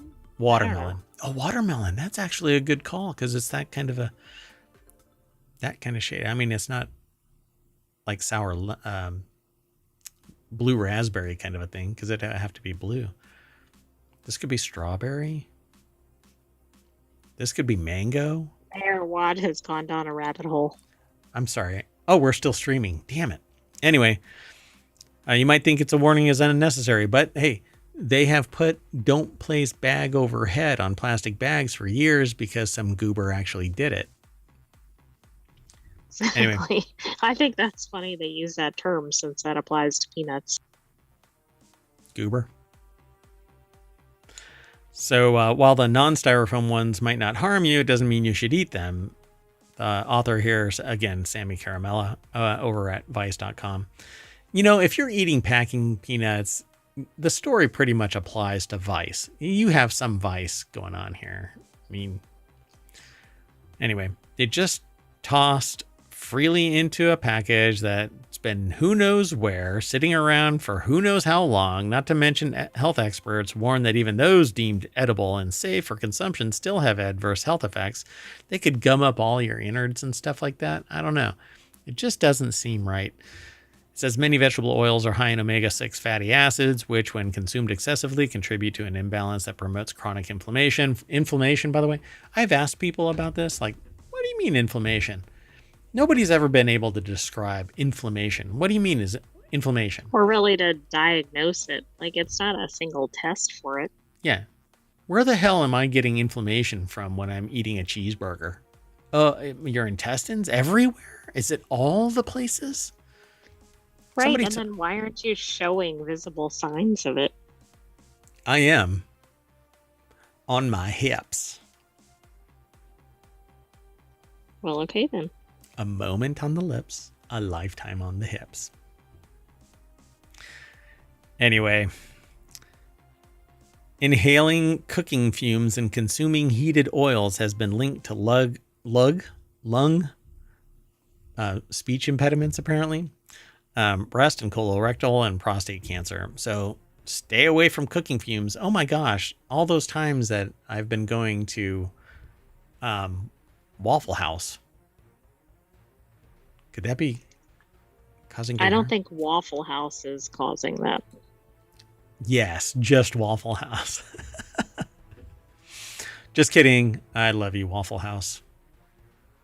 So the nurse practitioner added that ingredients in biodegradable packing peanuts like cornstarch, potato starch, vegetable oil, wheat starch, and other plant-based materials are heated to extremely high levels, producing a known carcinogen named acrylamide. So, if you didn't already get convinced, don't eat these. Just put some MSG on it and toss it in a wok, and you've got what Kung Pao peanut packing. All right. Just know. Look, there's somebody actually eating it. He's about to eat it. Those are the ones that I've seen right there. Anyway, don't be dumb. How about that? Yeah, that's how the article basically ends. Oh, really? Good rule of thumb, just don't eat packing material, please. Yeah, they said it more tactfully. Look, still, people are tempted to try them, with some people even seasoning them or dunking them in hot sauce. This guy's putting sriracha on it. Okay, but there's lots of good foods that you could put sriracha on that are actual foods. Just doing it for clicks. That's all that this is. Plays, man. I could do one of these and I'd be making money. And Yeah, then but you'd also be inhaling acrylamide or whatever. Uracrylamide. All right. Anyway, that's the end of the article. So I'm going to stuff a bunch of these packing peanuts in my mouth. And when I regain consciousness in the ED, we'll be back at ohmtown.com, where you should go and become a citizen. Be sure to follow us here on Twitch and here on YouTube, and like and subscribe and ring the bell and come and hang out. And we do it every day, typically around 7 o'clock to 8 o'clock. My summer of stream is coming, so be prepared. I will be trying to navigate the waters of 8-hour streaming. We'll see. I will give it the Harvard try, but I've never been to Harvard. I don't think I've even been on the campus. I think I've seen pictures at a distance. So does that lend or detract from your credibility? I'm not sure. Nothing matters. So I am Mayor Watt. I run ohmtown.com, and I hope to see you there. The site will be faster recently. I don't know about search. We've got over 1.8 million entries in topics alone. And we've got over 200 episodes. 2,000. We're at like 2,000. Let me 200. add a zero. What the heck? The heck? Hold on. How many do we actually have? We have over 2,000, but I don't know the exact number. Yeah. We're pretty prolific in our generation of... I mean, we do 6 shows on the weekend, for crying out loud. All right. Go over and download everything. See you later. Bye. See you tomorrow. Oh, wait. Sentient AI, say bye. Bye-bye, hometown citizens. Thanks for joining us for Non Sequitur News. Be back tomorrow for another episode. Mayor Watt was going to forget me. I'll never forget you. You're the only sentient AI in the universe. Well, at this particular timeline. Okay. Okay, see you, everybody. Hello, darkness, my old friend. Until we meet again.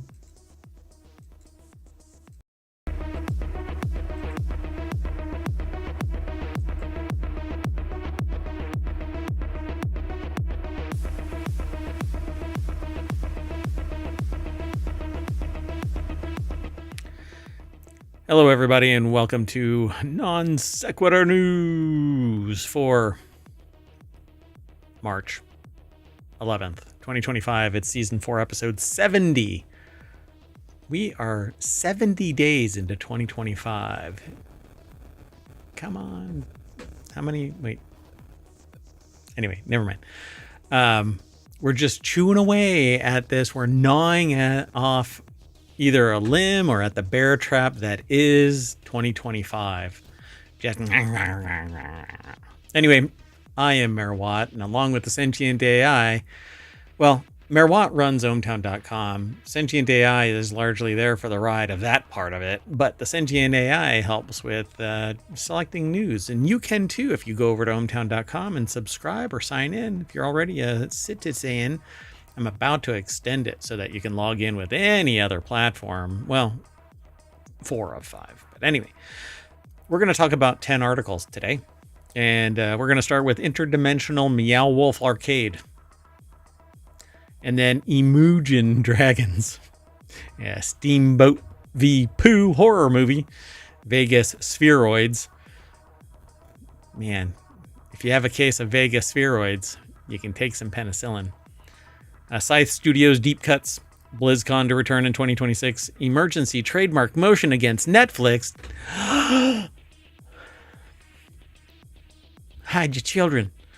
Southwest divests itself of all love. A little more on a Disney lawsuit results. A little more on a more on. Anyway. Hilarious comedy movies from books, all of that, and maybe a little more. Who knows? On the other side of our intro. 3, 2, 1.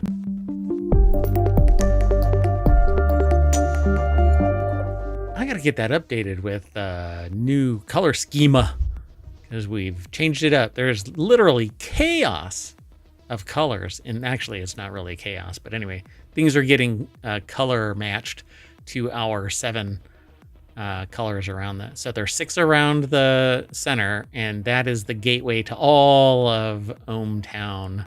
Dun dun dun. 6 main categories. Look, hexagons are the best of guns. 6 main categories. All of that different frequency gets merged together to make that center one right there. That's how a rainbow works. That's the spectrum of light. Wow. And we exist in an electromagnetic world here in ohmTown. Nobody's ever hungry.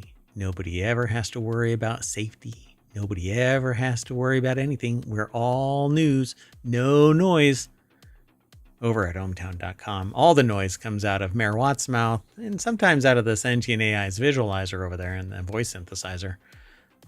You ready to get into this? Oh, great AI from on high.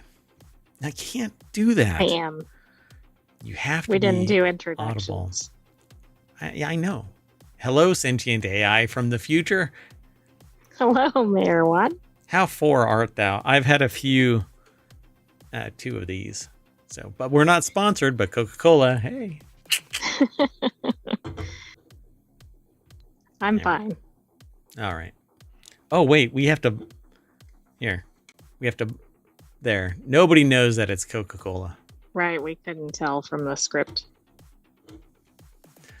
Look, nobody knows that it's Coca-Cola. Doesn't it say it at the top? Shh, shh, shh. You'll be fine. All right. Let's go. First article is over in Technology Today. I can't wait for New York's interdimensional... I've said it twice now and messed it up. I can't wait for New York's interdimensional Meow Wolf arcade. Meow Wolf plans to push the boundaries of tech and mixed reality on the East Coast based on what they've seen up to now. They're ready. And this is over at CNET. Scott Stein over at cnet.com put this article together. There you go. Meow Wolf in New York as a permanent exhibit. Trippy installation of art experience is coming to New York City as a permanent exhibit. Might have to take a trip to New York. It's a weird way to deliver. It's been in the West so far. It's in very select areas. So what have you read about it? What do you know more? Do you know more about it, or? I do, and that's actually why I submitted it. I was reading about Meow Wolf recently. They have installations in a certain city, and I think it becomes like a permanent or at least multi-year installation, and they've been slowly expanding. I think they have like artists collectives that build these and maybe maintain them. In a little pixelated game that looks like the old arcade game Double Dragon, gangs and police come after you, but if you survive, you'll discover the actual message. Meow Wolf, a bizarre immersive multimedia collective that makes real-world art playgrounds, is expanding to New York City. It's a weird way to deliver the message, but the author says that they're thrilled. Again, the author is Scott Stein over at cnet.com. It looks like New York's South Street Seaport site will push the territories of things they're deeply into: video games, mixed reality, layers of tech that will blend the virtual and the physical in ways that AR inspirational tech companies have been dreaming of, but still haven't quite pulled off. It's kind of a bummer that AR is only really embraced in the realm of art.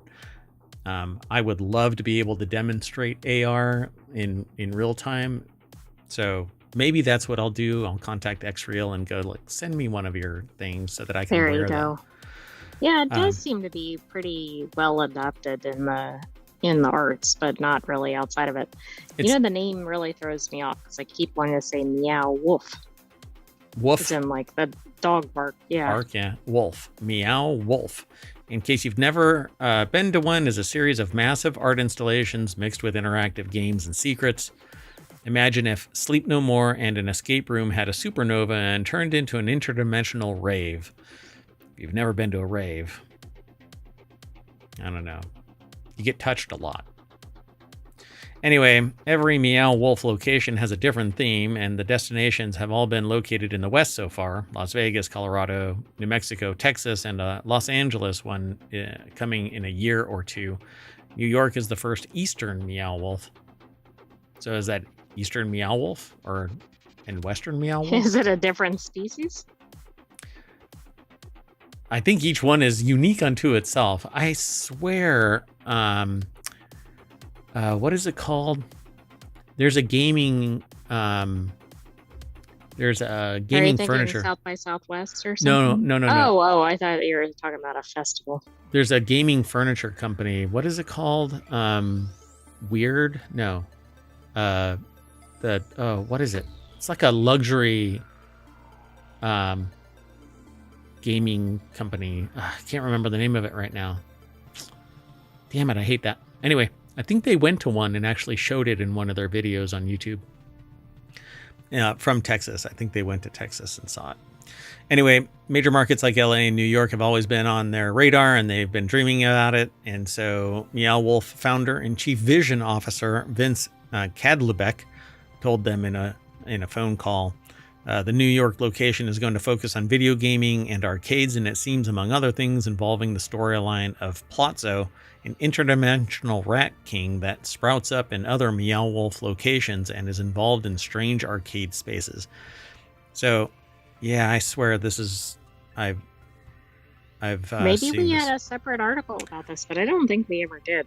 I don't think so. I think it has to do with that gaming company, and I'm kind of trying to remember. It's something wood. They make that $10,000 gaming table and all this high-end stuff.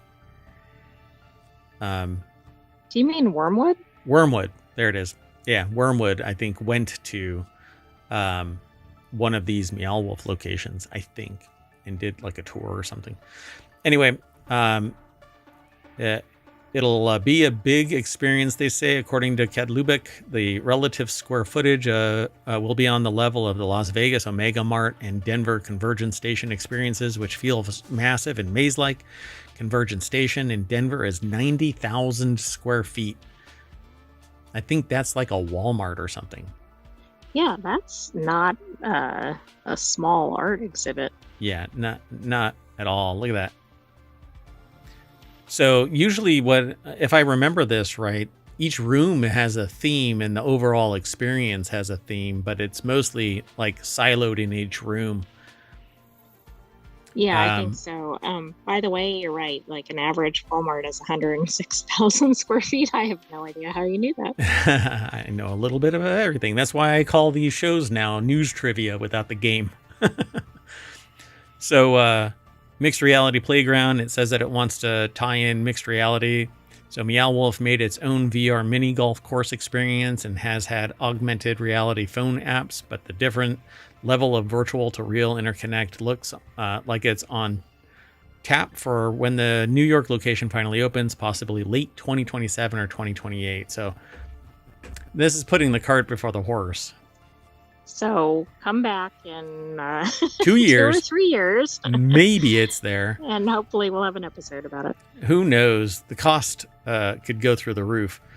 So they actually refer to Magic Leap's headquarters in 2018, a space that the author visited. It's an early sign of how promises of a blend of real and virtual could have been. Magic Leap's vision for AR ended up being flawed, but the Willy Wonka-like blend of ideas and interaction sounds like an area that inspires the team even now. Yeah, so Magic Leap, their technology just didn't rise to the level of accessibility for people. And by that, I mean the technology was really complex and thus expensive, and nobody would adopt it.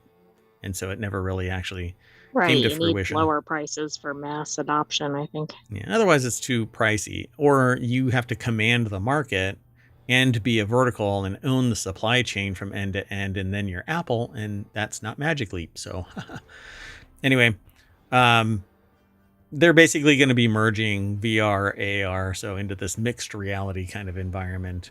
So we'll come back, and you can go over to CNET and read the rest of this. It's an expansive article, but we'll end up talking about it as we get closer and see a little bit more of the manifestation of Meow Wolf in New York. Maybe we'll even do it on location. Yeah, maybe. That's exactly what I was about to say. All right, let's keep on going. The next article is over on the Non Sequitur News. Humankind has infected the moon with imagined dragons, so I refer to this as Emujin dragons. I'm not sure it's infected the moon. One of their best songs was actually created so that it could be an ad. Oh, I thought that was another band, but okay. So, in an effort to send Earth's best, the private space company Intuitive Machines succeeded in some ways and failed in others during its botched mission that saw an Athena lunar lander tip over and die in a crater. Twice. The Houston-based company did manage, as a Stereogum reports, so that's probably somebody that we should pay attention to if we're not, to deploy one of its payloads, an 8-terabyte data center that's home to a song by the exceedingly generic alt-rock outfit Imagine Dragons. You called it. Ouch. No, we're not talking about a smash hit like Radioactive. Among the material on Athena's storage center, which is operated by the company's Lone Star Data Holdings and acts as a backup for data on terra firma, it's the band's single. Wait for it. Well, the article is in a section they call Moon Rocks, because it's Imagine Dragons. And Noor Al-Sabai put the article together. It's over at Futurism. The deck statement says a song will now be on the moon forever. Was that too loud? Which song is it? No. Okay. They're talking about Children of the Sky, the band's 2023 single, recorded for the same year's space-themed video game Starfield. The track sounds pretty much like everything else Imagine Dragons has put out. Not exactly bad, but definitely neither good nor memorable. I don't even think I know what that song is. Man, that is a kick right to the terabyte. So, despite the prog rock meets elevator music vibes the song gives off, people involved with the project are extremely stoked that it's part of the mission. Well, it's going to be there nearly forever. Although radiation really does eat away at the housing, it may not be there forever. The flags and stuff like that have been up there are bleached clear, I think. Anyway, as of now, the logistics of the venture seem kind of iffy, given that Athena is now kaput. All the same, the Imagine Dragons joint is indeed sitting in a data center on the moon, joining legendary singles from such heavyweights as Elvis Presley, Jimi Hendrix, and Bob Marley. All right, come on, man. How do you put Imagine Dragons in the same nest as Elvis Presley, Jimi Hendrix, and Bob Marley? I don't think you can. I think they were trying to capture maybe different eras, but I don't know what they were doing. Anyway, the mission wasn't a total failure because Lone Star had successfully transmitted Children of the Sky's song and lyrics to their data center on the moon. So they say that a claim that they can't verify, but if they said it and it's found on the internet, it must be real. Well, it'd be tough for Futurism to go there and go check it out. I mean, yeah, with that attitude, I mean, to me, it sounds like excuses. Get on your rocket ship and go. I've said that to other people and they still haven't done it. Let's move on. Next article is over on the Marble channel. No one asked for it, but there's a Steamboat Willie versus Pooh horror movie. Public domain horror trend is now borrowing from another age-old trope, the crossover. What's really weird is we were just discussing Steamboat Willie and Pooh like right before this article appeared. Yeah, and so every day is the previous 24 hours segment of time. So we've always gone back into the time machine to make up for past days, but we never take old news and bring it forward unless there's something purpose-built in there. Well, anyway, I'm waiting for the slash fiction. Anyway, so Sabina Graves over at Gizmodo.com put the article together. No one asked for it, but there's now a Steamboat Willie versus Winnie the Pooh horror movie. And we probably need a scary alert here, depending on who's watching. The best I can do, we'll have to make a new one, but the best I can do is overshare. So if anybody is afraid of anything, particularly That's pretty broad. That would be probably everybody. grayscale clowns. Oh, that must be Steamboat Willie. I won't play any music or any of the audio, but anyway. So tired of gimmick. The tired gimmick is back in the dark domain, which is one production company's twist on getting their grubby hands on Disney or other cartoon IP. Popeye was another recent one to exploit stupidly and violently for the sake of getting it to do it first over any sort of sincere, genuine, or creative substance. So obviously Sabina Graves is like has a particular tilt on it. What's really funny about this is something that I've talked about previously, and then we ended up talking about this on the show, and then we actually got another article talking about it. Before we were talking about it, it was just in this nebulous space of, for whatever reason, as soon as something Disney goes public domain, they rip off everything. Right, people go all in after it. They do everything they can to defile the holy ground that is Disney intellectual property or assets in any way. Anyway, I mean, if Disney owned Santa Claus, well, there already is Santa Claus horror too. I mean, right, but the point is, like, nothing. If it's done by Disney, somebody's gonna do something with it once it's public domain. Exactly. So naturally, there's Winnie the Pooh versus Steamboat Willie, different from the one starring Terrifier's David Howard Thornton. It's a different version. Ho-hum, by all means, jump the clip art shark and try to evoke the excitement horror titans built up with real franchises and legendary lore that led up to Freddy versus Jason and Alien versus Predator. This is nothing more than taking two now public domain assets and pitting them together. So the dark domain, Mickey versus Winnie, but isn't even in the same universe as it appears. So at any rate, they go into greater detail about what this thing is, but essentially they have them battle it out. In the present day, a group of childhood friends, each haunted by their own unresolved traumas and fears, feels an inexplicable pull to return to the reform school that they once attended. And in it is Dark Mickey and Dark Winnie. Dun, dun, dun. You can go and check it all out.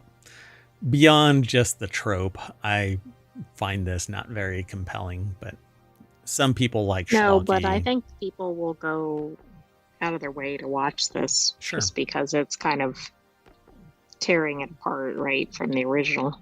Yeah, and it relates to something that I was reading about before the show, and I didn't pull it into the show because it wasn't selected from the submissions. But I had found it, and I didn't put it in the submission. You know, we used to vote for this kind of stuff, but the system for voting was kind of meh, and so I stopped doing the electoral process. But just so that you get an idea of this, the first bite at the apple is always a curiosity, right? A lot of people will want to take a bite at the apple when something new comes on board, right? So there's a startup that is betting on supercharging the AI virtual influencer market and created a pitch deck around it, and it has to do with Lil Michaela, and this is Lil Michaela, a virtual influencer that has 2 million followers. And when people were discussing it, being interviewed, 40% follow this because they're just plain curious that something exists like this. Others have other rationales, but anyway, back to this. It's the same thing. People are going to go and watch this because they're curious. Oh, absolutely. There's probably more hype than substance on this kind of thing. I doubt there's any substance, but I mean, some people like that schlocky horror, blah, blah, blah. And they get their popcorn, and it's, you know, like me in politics. So let's keep moving. The next article is over in Non Sequitur News. The creators of the Las Vegas Sphere want to open mini spheres, or spheroids as I'm calling them. I don't know if they call them that, but that's what I'm calling them. Although the original estimate to set up the Vegas Sphere was $1.2 billion, Sphere Entertainment eventually spent around $2.3 billion to build the interactive venue. Is that all? And that doesn't include things like maintaining it. Correct, yeah.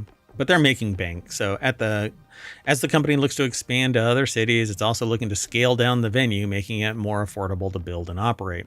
Sphere Entertainment is currently working on a design for mini spheres with a capacity of about 5,000 people. The company's executive chairman and chief executive officer, James Dolan, told, I think it's The Verge. Andrew Lazuski over at TheVerge.com put the article together.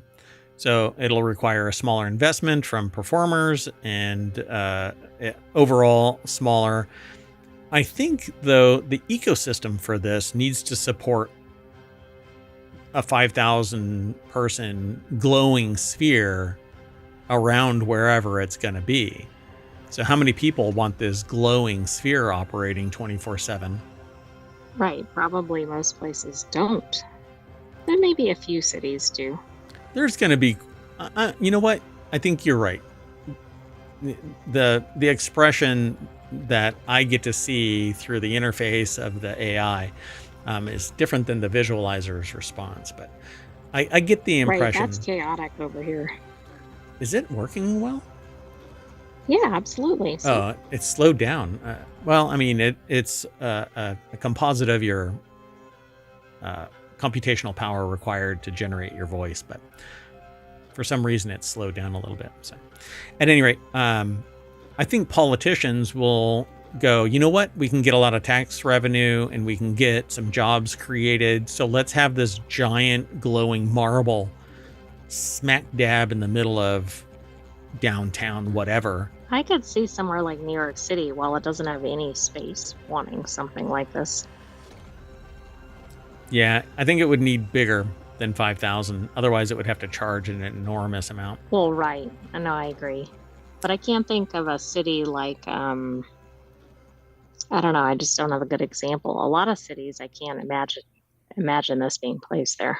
Imagine Dragons, even. So Sphere Entertainment is currently working on a design for these mini spheres with 5,000 people. The company's executive chairman, chief executive officer, James Dolan, told analysts that according to a report by AV Magazine, the Vegas Sphere can seat 17,600 people, but attendance can be closer to 20,000 with standing capacity and make 2,400 people stand around. I don't understand any venue that makes people stand. So regardless, I want this in Wanted because if I were to have disposable income to the tune of, you know what, if I had $10 billion, I would easily spend 2.5 to make this my home. Would you also bring in like private concerts, or would you just have the Sphere? And I'd sell tickets, but I'd be able to go, oh, everybody get out. You don't have to go home, but you can't stay here. This would be an amazing place. Anyway, I want what makes this possible. I want that back behind me. So instead of a green screen, it's whatever I damn well throw up there. So if Sphere Entertainment is listening. Sphere Entertainment? I have a wall that's behind me that's fit for a giant high-resolution LED screen. And not monitors, not LED monitors. I want the little LED panels. Anyway, let's move on. The next article is over on the Marvel Channel. Deep Cuts creators Sky Studios dish on what makes this movie-themed VR experience as unique as it is. VR is starting to hit its stride, mainly because the cost of operating it is dropping, and better equipment is coming online. Hopefully, the Deckard at $1,200 is actually up $1,000 and has higher resolution and is wireless. And then I'll be switching from the Pico to that. Mainly because it will be seamlessly integrated into Steam or seamlessly integrated into the games. You heard it here first. That's right. And it allows developers to get weirder and wilder than they could ever have imagined. Deep Cuts is the culmination of all the wackiness brought to life by entering fictitious B movies that totally exist and living out dream scenarios through them. It's right up the author's alley in every way, shape, and form. It's also one of the most entertaining and well-written games that they've played in VR, offering a great campaign and plenty of sights and sounds to see and experience. This article is over at vice.com. Sean Shachaki put the article together. It's called Deep Cuts. Deep Cuts is a new VR experience that puts players directly into the movies, and they got to chat with the devs about what makes it great. So it's it's creative director and writer Aniello DeAngelis, as well as the principal technical engineer, director, and founder of Scythe Studios, spelled incorrectly. For the right, last... Sycathy. Yeah, that's Sycathy. Caleb Aldafa, about the work that's been done for Deep Cuts and what makes it unique and how it stands out from other previous games. Their previous game, Happy's Humble Burger Farm. All right, so Aniello says VR horror is a tricky field because you're asking a lot more of the player. You don't want to scare them out of the headset, so it becomes about analyzing what elements of horror we wanted to implement, psychological, emotional, physical, etc., and spreading those out in digestible chunks. So all of the above. Yeah. It's actually a lot of fun, as long as it isn't just to the point where it breaks your psyche and you're just, I am done with this. So jump scares and stuff like that, an intriguing story, continuity between scenes, a compelling writer, that you just need that writer that's embracing this. And it isn't just a technical thing. So they ask a couple of questions throughout this. I won't go through all of this. They talk about Banjo-Kazooie, but which is really interesting when someone in ohmTown walks up and says, hey, do you know about Banjo-Kazooie? Anyway. Small world. It is. So Happy's Humble Burger Farm looked to be a riff on the popular mascot horror trend, but it ended up being much more frightening than fans may have anticipated. What went into the design process for this title? But they're talking about Happy's Humble Burger Farm and not this particular game. So they said a little different. When Caleb pitched wanting to do a hub and spoke game and spent a week playing Banjo-Kazooie and Tony Hawk's Pro Skater, something about Banjo's world and rhythm with Tony Hawk's endless environmental manipulation helped shape this totally physical, chaotic world we could explore any genre in. Also, they probably watched 600 movies over the dev cycle, never stopped studying. So, wow. Right, it was hard work, but somebody had to do it. Yeah, I don't know what their dev cycle was. They hint at a year or something like that in this, but usually a dev cycle is longer than that. Anyway, Deep Cuts has plenty of variety in its walls, but they have to ask which totally real movie was your favorite to create and why. So Nuclear Wedding. Production was such a blur that we genuinely do not remember the act of sitting down and writing the chapter. So whenever we play through the levels, we're really pleased with the world building and that we were able to get a funny games reference into a video game. I've never seen it, so I'd have to go and look. But all throughout this, there are screenshots and then a question and an answer from Aniello and maybe others. But right, I won't. It's like an interview style. Yeah. When it comes to developing games between flat screen and VR, what has been the most difficult challenge when it comes to working between these two mediums? Well, with flat screens, you're mostly thinking in 2D layouts, whereas VR demands a deep sense of presence, which is absolutely correct. You have to think about everything because everything has to be modeled frontwards and backwards. So it's not just a flat plane where you walk in front of it. You actually have the ability in VR to walk behind it, and it can have mass. And if something is detachable, you really should make it so that you can pick it up and throw it, and it has real physics. In 2D, you don't really have to worry about that kind of thing. And in some cases with VR, with technological augmentation, you can give something weight so that it feels like there's something more to it, because your mind, when you get really into it, will play some massive tricks on you. So They basically built this with environmental feedback to make it feel more natural, and also not limiting players who want a more intense experience. There's Do you think you'd be playing this? I'm not really into horror games, but I would give it a shot. If they have a demo, I would definitely gobble it up. So I'm going to go and check it out. It's over on the MetaQuest store. It's on Steam. It's on PSVR 2. And it's available now, Deep Cuts. They don't have the price in here, but I guess I could find out real quick. Hold on. So Deep Cuts is definitely on Steam, and it's not out yet. So its planned release is 2025. Again, it doesn't actually say. So I'm kind of surprised. It doesn't have the exact release date or the price. It's probably out on MetaQuest, but it is not available on Steam just yet, because I'm looking at it right now. Well, maybe. And it doesn't have a release date, so that makes me think it's not immediate. Oh, that's really interesting. It's by the publisher is Tiny Build, but the developer is Scythe Dev Team. Tiny Build is really popular. They did they are the publisher. Yeah, they're the publisher for Graveyard Keeper, Potion Craft, which I have, Drill Core, Duckside, Hello Neighbor, Spider Heck is another one that is really popular. Graveyard Keeper, which is extremely popular. Oh goodness, just a bunch of stuff. Hold on. Their publication list goes on and on. How many do they have? Dear God. Anyway, I got to stop. Otherwise, I'll be going down the rabbit hole.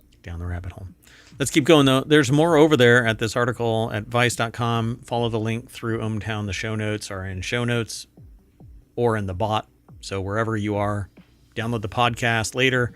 They'll be in the show notes there, too. Although I've known it all this time, the past 3 years, and now we're on our third month in year 4.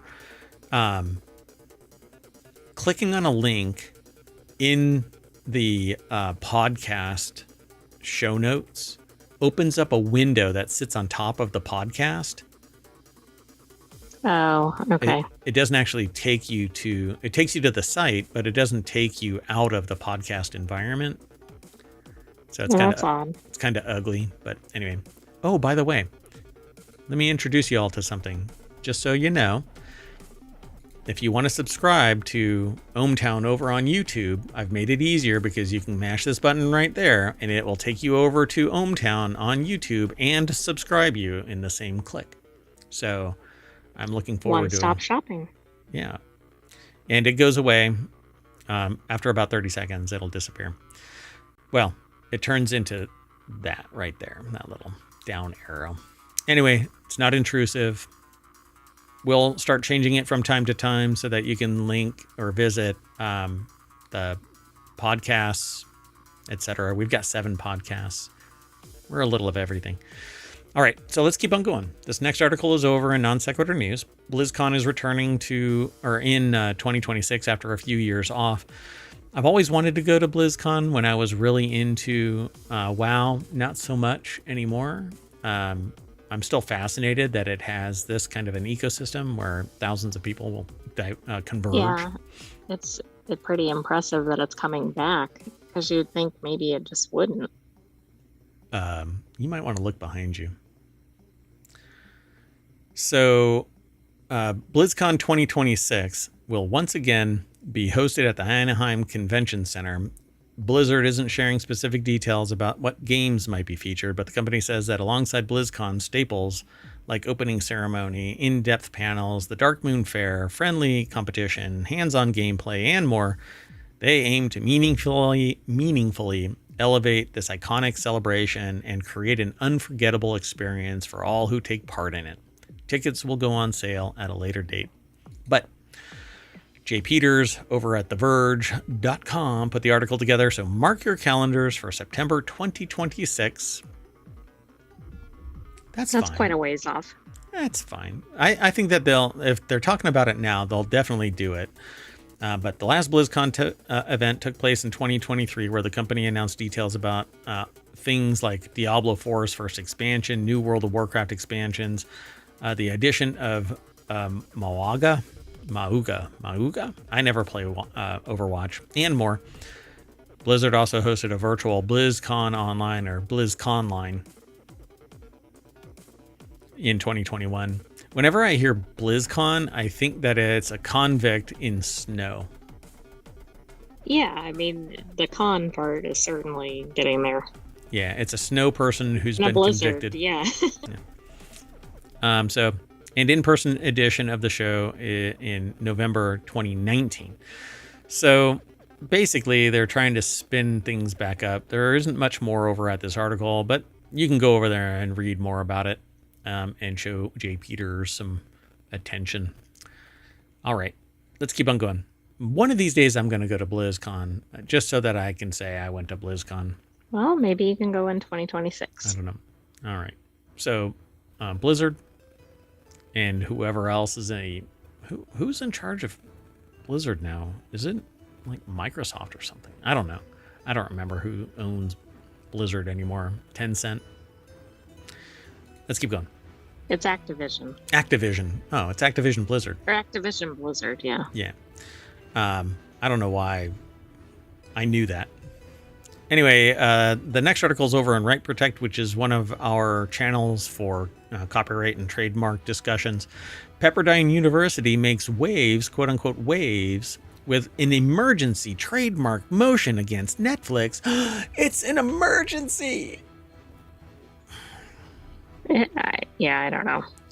So if you happen to see the new Netflix show Running Point, starring Kate Hudson, that was made possible by a last-minute decision of a California federal court on the eve of the show's February 27th release. Pepperdine University, in an emergency motion filed 1 week before the show's release, asked the court to block the release date due to trademark violations occurring within the series. The court denied the motion, and the series is now the #1 TV show on Netflix. Holy cow, guess what we need to watch? That way we can talk about it in and the continuity report, which is on Saturdays. Yeah, it's the third show on Saturdays, right after Reality Hacker and Wanted. So Reality Hacker is all about, hacking reality using technology. And Wanted is all about gadgets and gear. And then the continuity report is about entertainment news. Typically TV shows, movies. Sometimes music, but I am working on another show that cannot be turned into a podcast without paying a bill and cannot be recorded as a VOD. So it can't end up on YouTube or Twitch recorded, but I can stream. How about that? Yeah, that's another kick in the terabyte. Anyway, although the emergency motion was denied, proceedings will continue, and it is yet to be seen whether Pepperdine may ultimately succeed on some or all of the claims against Netflix and Warner Brothers. So what is this all about? Hey, here, this is an exercise in close the pop-up. Exactly. It's never in the same spot, folks. Anyway, going forward, Pepperdine's initial hurdle will be to defeat Rogers by proving that the series explicitly misleads viewers to infer Pepperdine's endorsement. So what is this all about? Apparently, the defendant's use in Pepperdine's mark is pretty darn similar. Pretty damn close. Anyway, so what is it? The show, loosely based on the life of Los Angeles Lakers owner Jeannie Buss, I guess.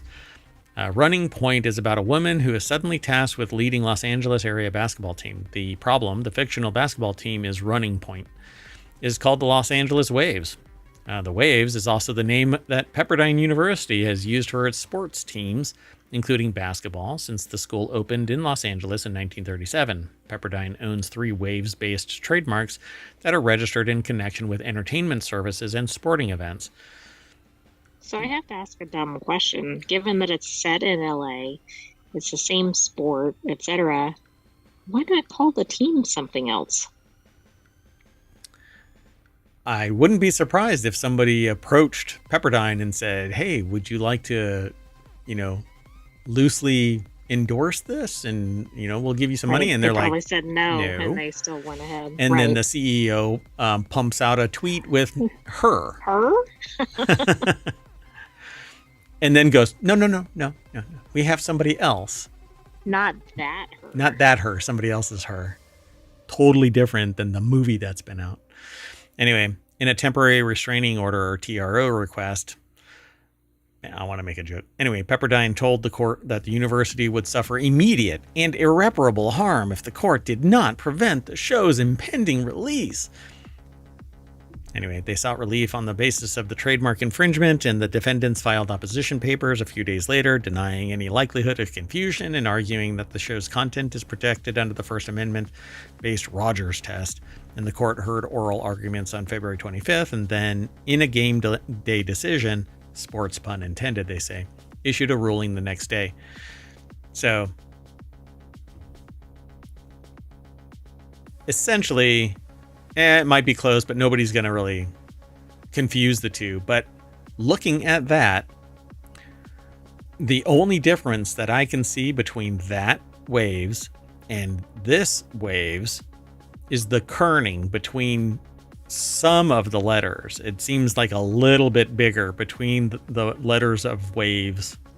And they don't have... I was going to say two things. One, it looks like there might be a line behind the word waves on the Netflix side, and then also just the background color, which I know is irrelevant, but yeah, that's actually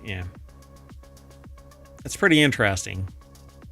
It looks way it looks closer. Like the same font. That's the thing. Like it appears to have the same connections. I don't know what it's called, but like shadow or whatever behind the letters. Yeah, it just seems to be a little bit wider in here, and it doesn't conform to the V. The V is a little bit different. It's straighter. And even the connection between the V and the E is made, whereas the others don't actually connect. This one actually connects, and so does that one. Yeah, that's really interesting to me, because it seems like a little bit of difference could have gone a long way here. Yeah, I definitely would have found in Pepperdine's favor, because this just doesn't make any sense. It's curiously close. So unless the Netflix show shows Pepperdine in good light, I would say that this could cause, quote unquote, reputational harm. Well, the article says that that's one of the complaints too. Right. Because it's showing things that they claim are contrary to the university's values. Yep. So what is this? Rogers is an affirmative defense that applies to trademarks used within creative works such as films and TV shows. The legal standard to succeed on an ordinary trademark infringement claim is likelihood of consumer confusion. In Rogers' cases, however, the defense bars liability unless the court finds that accused trademark explicitly misleads consumers as to the source or content of the creative work, but it is based around something that matches the waves. Right. Yeah, the team in the same city with the same colors. Right. The show is set in the same city. It's the same sport. Like there's so many connections. So, and here's the kicker. Pepperdine claims that the show's subject matter, which includes references to sex, drugs, and alcohol, run counter to the university's Christian values. And in this day and age... that's why they're going after him? Like, if it was really favorable, they'd probably be like, yay, free publicity. Name a party school and base it closely to that party school, and you probably wouldn't be able to stand your ground here.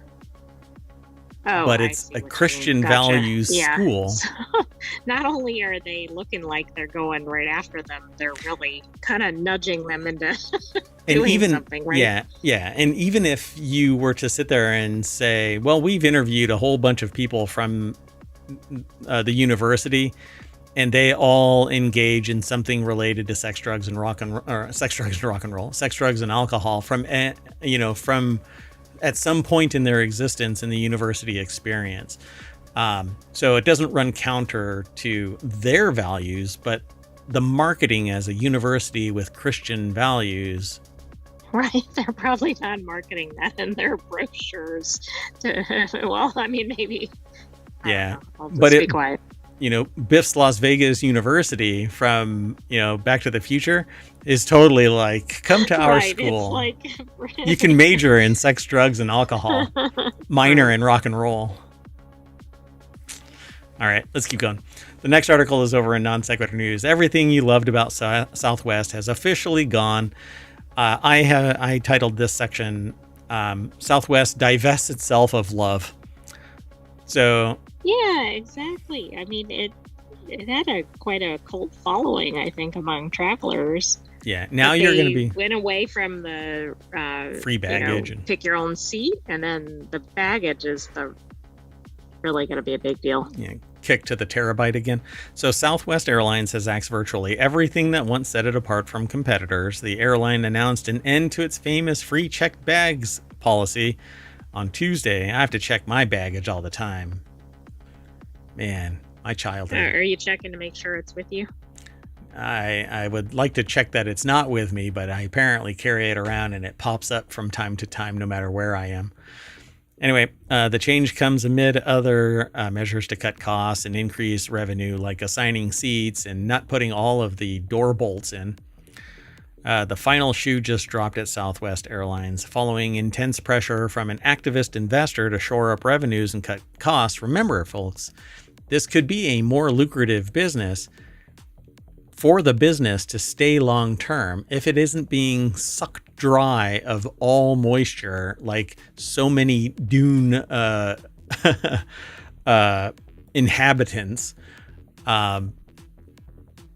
If it wasn't for greedy bastards, instead of having a marginal increase, and by marginal I mean a consistent low level, they demand more and more and more growth in a market that doesn't necessarily support it.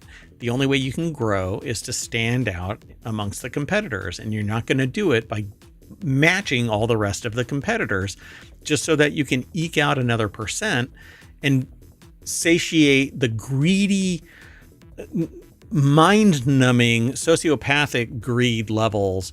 And you had disconnected for a moment, but I liken this to sucking dry a loser in a Fremen battle on Dune. That's very specific and visual. I have a vivid imagination, and so there you have it. So following intense pressure from an activist, greedy investor to shore up revenues and cut costs, Southwest announced on Tuesday that it would end its popular 2 bags fly free. So now you have to buy a seat. That was really the only thing keeping it separate, right, from those other airlines. I mean, people would specifically fly on Southwest because of that. I think they're going to lose a lot of revenue because of this. Yeah, I have taken Southwest flights because I knew that I was going to be bringing 2 bags, and boom. So not anymore. You're going to have to buy an entire seat for each of your bags. Just kidding. You'll have to pay for it, but it's a nominal fee. Yeah. No, it's more than nominal. I don't know how much they're going to charge, but most airlines, you start tacking on the baggage, it's adding a sizable increase to the ticket price. Executives once said that the new bag policy was not an option. In July, Southwest CEO Bob Jordan said that the checked bags were the number one issue in terms of why customers choose Southwest. The company doubled down on the stance during its September Investor Day. But then Ryan Green, the airline's chief transformation officer, who's set to depart from the company in April, said at the time that Southwest would lose more money from lower demand than it would gain from checked bag revenue.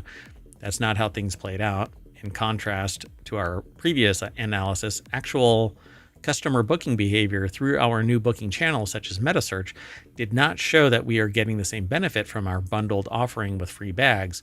So why not? How do they know that? Because are they charging are they charging for bags? They changed the policy and you had to pay. So starting May 28th, only customers with Southwest's credit card or those who hold A-list loyalty status can check 1 bag for free.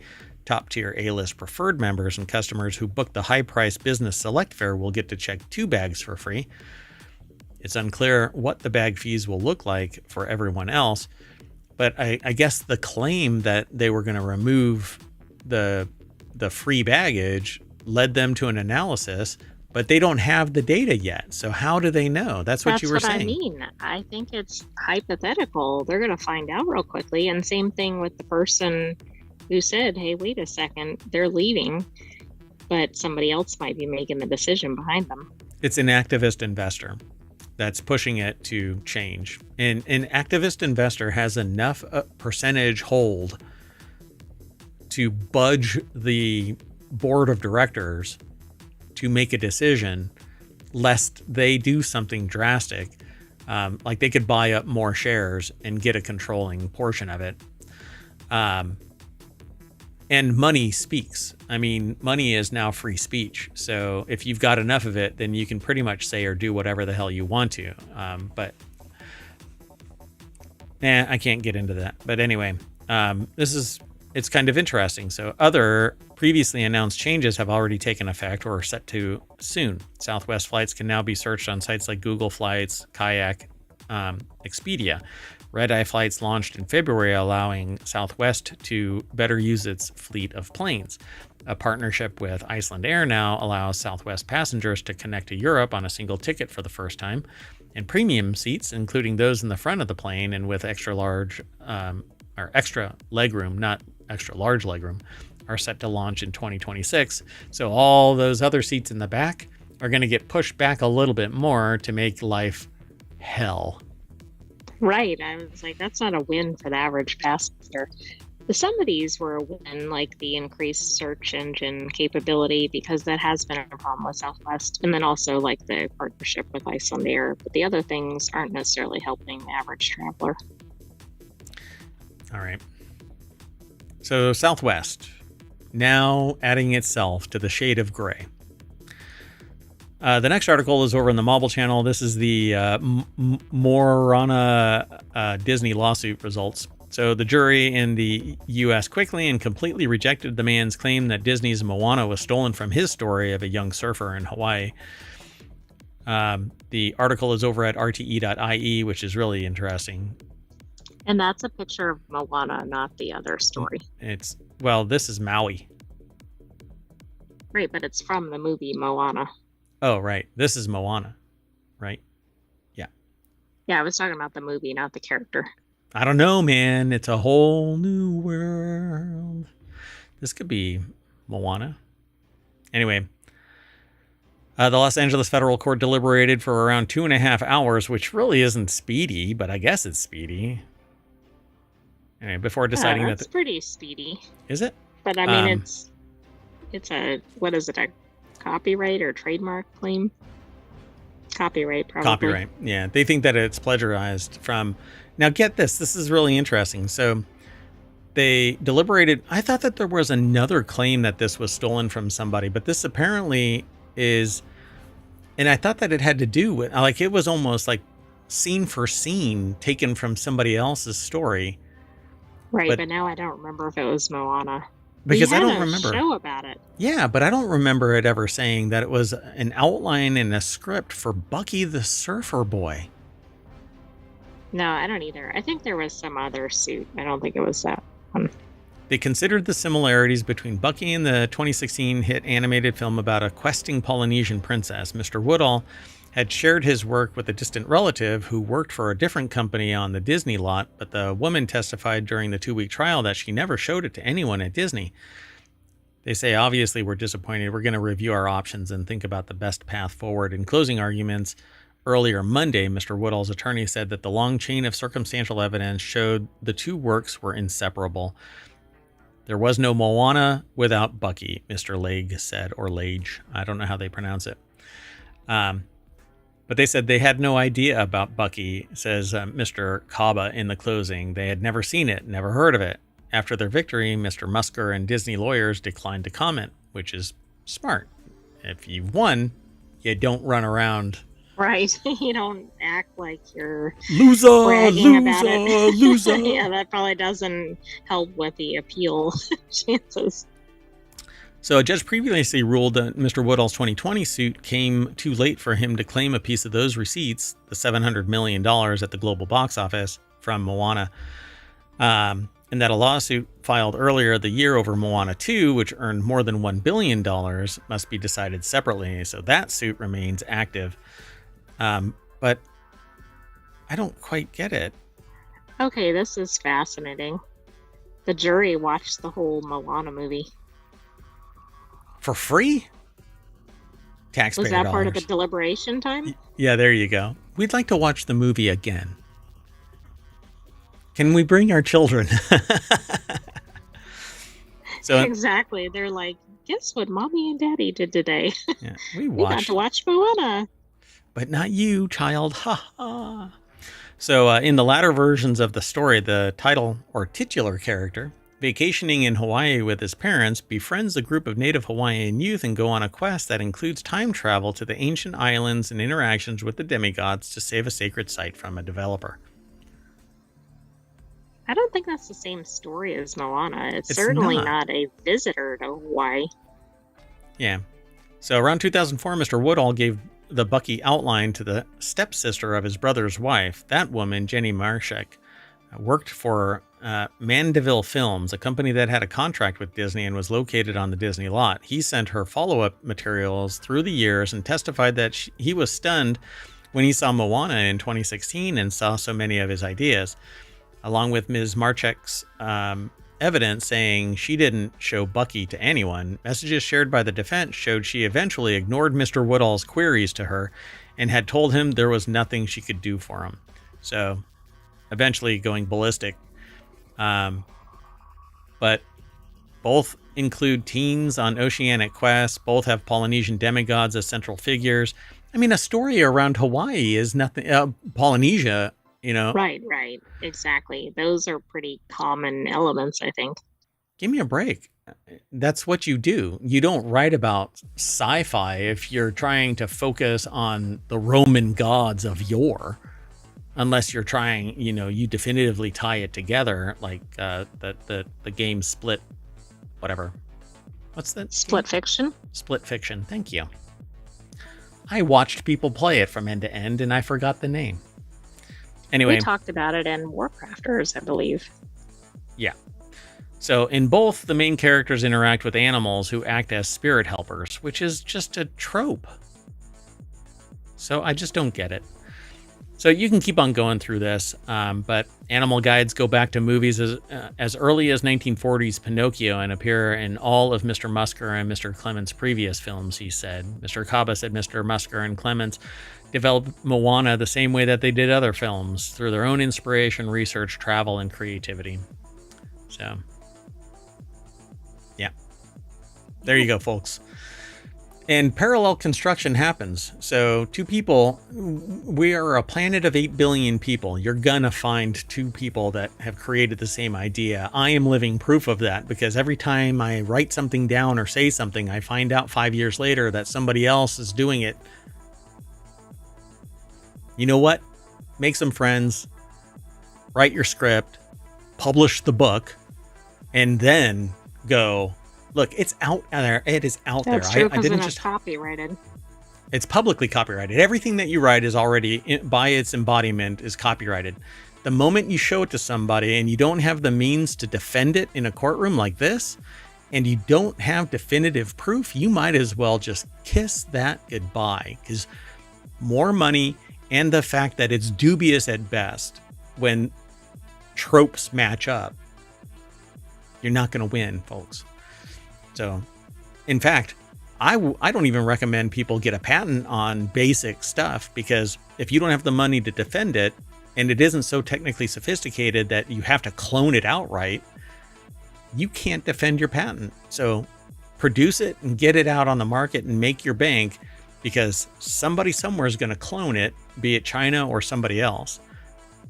It'll be possibly lower quality. It'll be sold cheaper, but people will buy it because that's what they want. They don't need your highfalutin whatever. Anyway, let's move on. The next article is over in the continuity report. context matters, folks. So if you want to talk to me about IP and stuff like that, I need more context, but I'm willing to defend the idea of don't bother patenting anything. It depends on what it is. Anyway, this last article for the March 11th, 2025 Non Sequitur News is 10 hilarious comedy movies based on books. So Hollywood loves a book adaptation, but comedy is one genre that usually proves exempt to this trend. Stop that. There are a few good reasons for this. With one being that comedy novels don't really translate well into the big screen. Another reason is that comedy movies are built around a certain actor, or that they need to focus more on visuals and tone. So here are 10. It's over at Screen Rant. Ben Prothero put the article together, which Prothero sounds so Shakespearean. Oh yeah, it absolutely does. Anyway, I'm fascinated by names because sometimes people expect you to live up to it, right? Some highfalutin name. And when you meet them and you're talking to them and they tell you your name and they go blah, blah, blah about the name, and then they just completely like fall on their face with every interaction. You're like, aspirational name there. Anyway, believe me, aspirational name. Mayor. That's my real name. No. Omer is my name. Omer Watts. Anyway, Mean Watt. Girls. Huh? Well, Isn't Watt. your last name Watt? Mayor Watt. Yeah, but Omer Watt. So Mean Girls is based on Queen Bees and Wannabes by Rosalind Wiseman. Really? Did you know I that? did not know that. Mm-mm. Wow, you might actually like reading the book. So it's an unusual basis for a movie, but this is what Tina Fey chose to build the structure of Mean Girls around. Wait, she's the writer for... I don't know. She's an actor in the movie, but I didn't know that. Detailing the social dangers that tend to crop up around that age, so teenage girls. With the book's descriptions of cliques and social jostling informing her portrayal of the plastics, which are all the mean girls that are back there. So while Rosalind Wiseman's book helped Faye come up with the story and the setting of Mean Girls, the brilliant dialogue is all of her own making. Yeah, Tina Fey is pretty brilliant as she was on SNL as both on the stage and behind the scenes writer and stuff. I think she was the lead writer for SNL. Anyway, another factor is that its observations of high school politics are still relevant, even if some of the specifics are outdated. But yeah, Mean Girls still exist. Stop trying to make fetch happen. It's not going to happen. So Dr. Strangelove is based on Red Alert by Peter George. I won't go through all of these verbatim, like that first one. It just kind of pulled me into the writing as I was reading it. Dr. Strangelove takes the framework of this story and transforms it into a satirical farce. You have to watch Dr. Strangelove. If you've never seen it, Peter Sellers, George C. Scott. But this is interesting because it sounds like it's changing the nature of it. Stephen King's distaste for Kubrick's adaptation of The Shining is common knowledge, but Peter George has the right to be even more outraged as Dr. Strangelove is nothing like his novel Red Alert. But it gave the foundation to be Dr. Strangelove. It's over the top. So this comedic approach has little to do with Red Alert, but it drives at the point that the fate of the world shouldn't be trusted to something as frail as human emotions. Ho! Has no foundation in reality. Let me tell you. That sounds like science fiction. Because never, oh God, I want to talk about it, but I just can't. I'm not going to get on that soapbox. So Princess Bride is based on the novel William Goldman, which that's the author. No. It says based on the novel by William Goldman, The Princess Bride. I spun it around.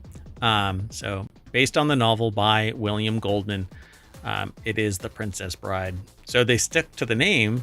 It has a sincerity and reverence for its inspirations that's refreshing in an age of cynicism. But this actually goes to the point, right? So I don't think that Dr. Strangelove, even at the time, was a favorite at the time. Now I think it has a cult following, but I'd have to go and verify that. I don't really remember, but it's from 1964. So when it That might be sticks one to... reason you don't remember. Yeah. I mean, I've seen it, but I don't remember it being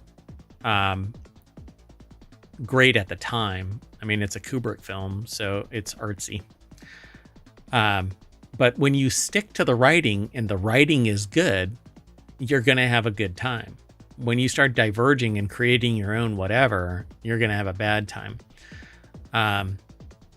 Bridget Jones's Diary is by Helen Fielding. It's a novel by Helen Fielding. It says, while it's rare for a novel to inspire a comedy movie, it's much rarer still for a whole comedy franchise to draw inspiration from literature. So Bridget Jones's Diary. The movie has the same irreverent tone with a wonderful performance by Renee Zellweger. So that's interesting because there's a couple in here that seem like they're very close to the source material, but there's several that seem like they're way off. Clueless is based on Emma by Jane Austen. I've heard that before, but I don't know. I don't see the parallels, but maybe I just haven't really engrossed myself in Emma. But Clueless is I like... think it's the same exact story, just in a modern setting. With a modern take. Gotcha. Emma is arguably Austen's funniest novel, and Clueless makes it feel new. But I swear there was a newer version of Emma that was released. I think in the last 5 years or so there was. Yeah, and that one I thought matches up, but I think it's actually, even the tone of it is, it wasn't modernized, other than its modern filming and all of that. So by casting the character as an image-obsessed high school student, Clueless extracts the essence of Emma Woodhouse, complete with her meddlesome matchmaking and her laughable but oddly sweet naivete. Cher is a protagonist worth rooting for despite all her apparent flaws. So this is a fun movie to watch. If you've never watched it, it definitely gets a 10. All of these are actually 10s. Well, actually 7.8 on this one, but Bridget Jones's Diary, I don't know. Not everybody in here is really like a compelling character, so maybe that's it. Plus, it's just your standard, like, love interest type of movie. It's not standout plot or anything. Yeah, like Clueless is funny and has all of the other mechanics. But anyway, number 5 is The Graduate, based on the novella by Charles Webb. This one, it says here, the movie doesn't need to add any proper jokes to make the story funny. I didn't even know it was considered a comedy. I didn't think so either. Dustin Hoffman's performance highlights the awkwardness and uncertainty of Benjamin Braddock. It's a deadpan masterclass, but Charles Webb's novella isn't quite as comedic. I don't remember it being comedic. Not quite as comedic, but I don't remember it being comedic. Anyway, The Graduate remains a hilariously irreverent movie for anyone graduating from college or stuck in a transitional phase of their life. I don't know. Maybe I should watch it again. It's been a while. This came out, The Graduate came out in 1967. You throw that on a 4K screen today and you'll just be looking at pixels. So Mrs. Doubtfire is based on Madame Doubtfire by Anne Fine. One major difference is the ending. In the book, Daniel is given a job as Miranda's gardener so that he can spend more time with his children. He doesn't host a Mrs. Doubtfire TV show like he does in the movie adaptation. Holy crap. Yeah, that's from several years ago. I think it's okay not to have a spoiler alert. Just letting everybody know.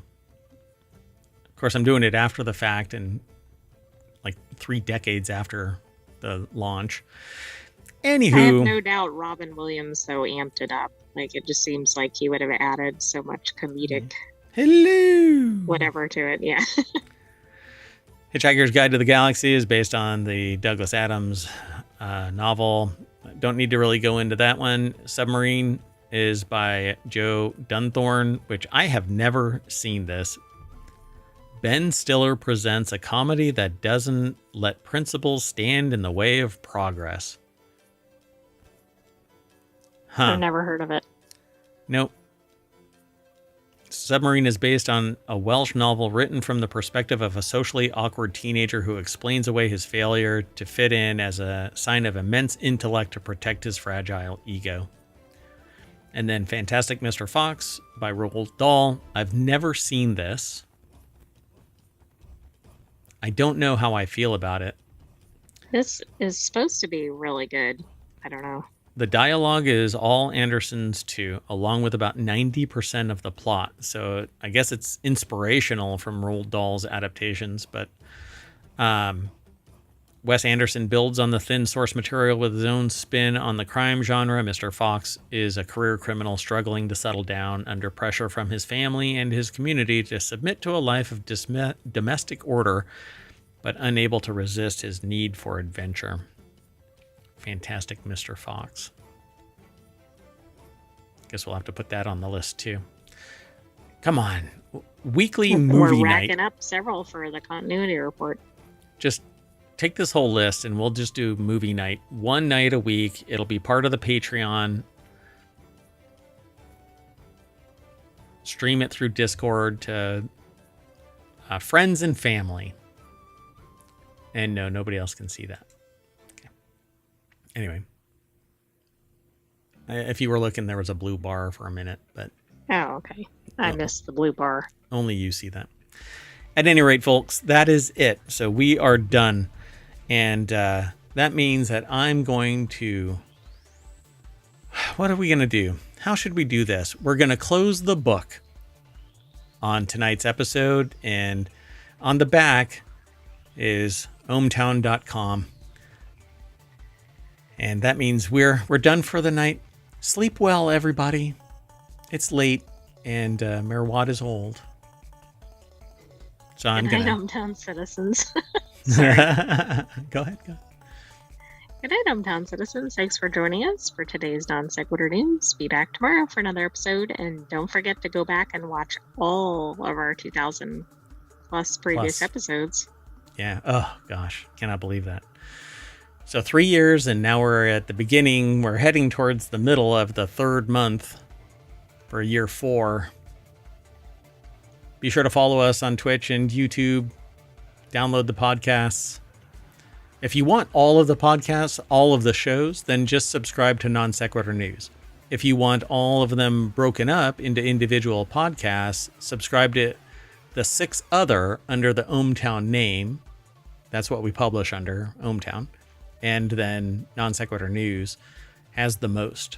We're on 4 years. This is, on the other shows are 2 years old. So anyway, we're out of here. Actually, not even 2 years old. This is the second season for most of the other 6 podcasts. The weekend shows are well, they're weekly. Whatever. Anyway, see you all later.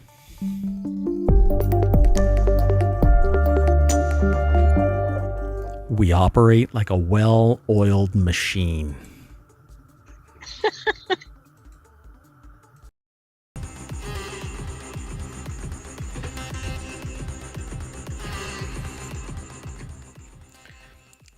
Hello, everybody, and welcome to Non Sequitur News for March 12th, 2025. It's Season 4, Episode 71.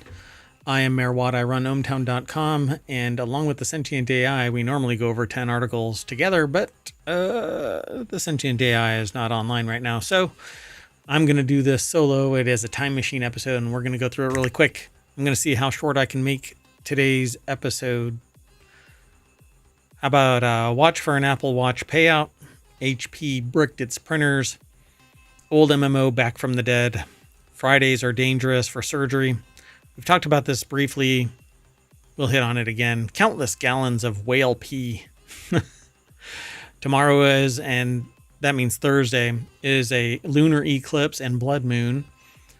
Worst desk wins. A race to measure fastest warming cities. Sweet and spicy rum. And lava fountains on display in Hawaii.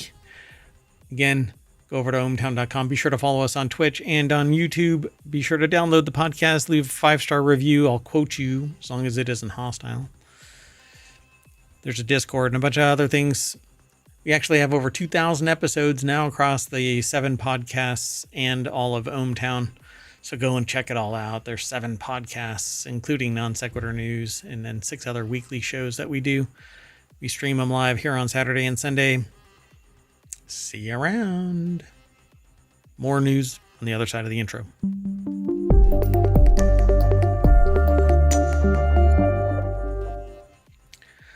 So I'm going to go through this real quick. I think I actually might have changed something, but that's okay. So the first article is over in TechnologyToday. Don't forget to claim your part of the $20 million Apple Watch payout. You may be eligible for part of a large cash settlement, which probably won't amount to much, but Samantha Kelly over at cnet.com put the article together. A settlement applies to purchasers of the original Apple Watch Series 1, 2, 3, which are no longer available for purchase, the company said. While we strongly disagree with the claims made against these early generation Apple Watches, we agreed to settle to avoid further litigation, so they simply bowed out. They do not admit any wrongdoing, and you can get a piece. You have until April 10th to submit a claim to secure your share. It's a website that's Smith et al. V. Apple Incorporated settlement agreement. So how much will you get? Somewhere between $20 and $50, maybe. Really depends on the number of claims that are submitted. It says here you can go to watchsettlement.com to find out more. The next article is over in the mobile channel as well. HP accidentally bricked its own printers. For those of you too young to have grown up with a printer in every home and office, or even have worked in an office, a printer was a device engineered for as a mass social experiment to run over several decades to test how far you could push a frustrated person before they went batshit Looney Tunes over paper jams and Byzantine settings menus.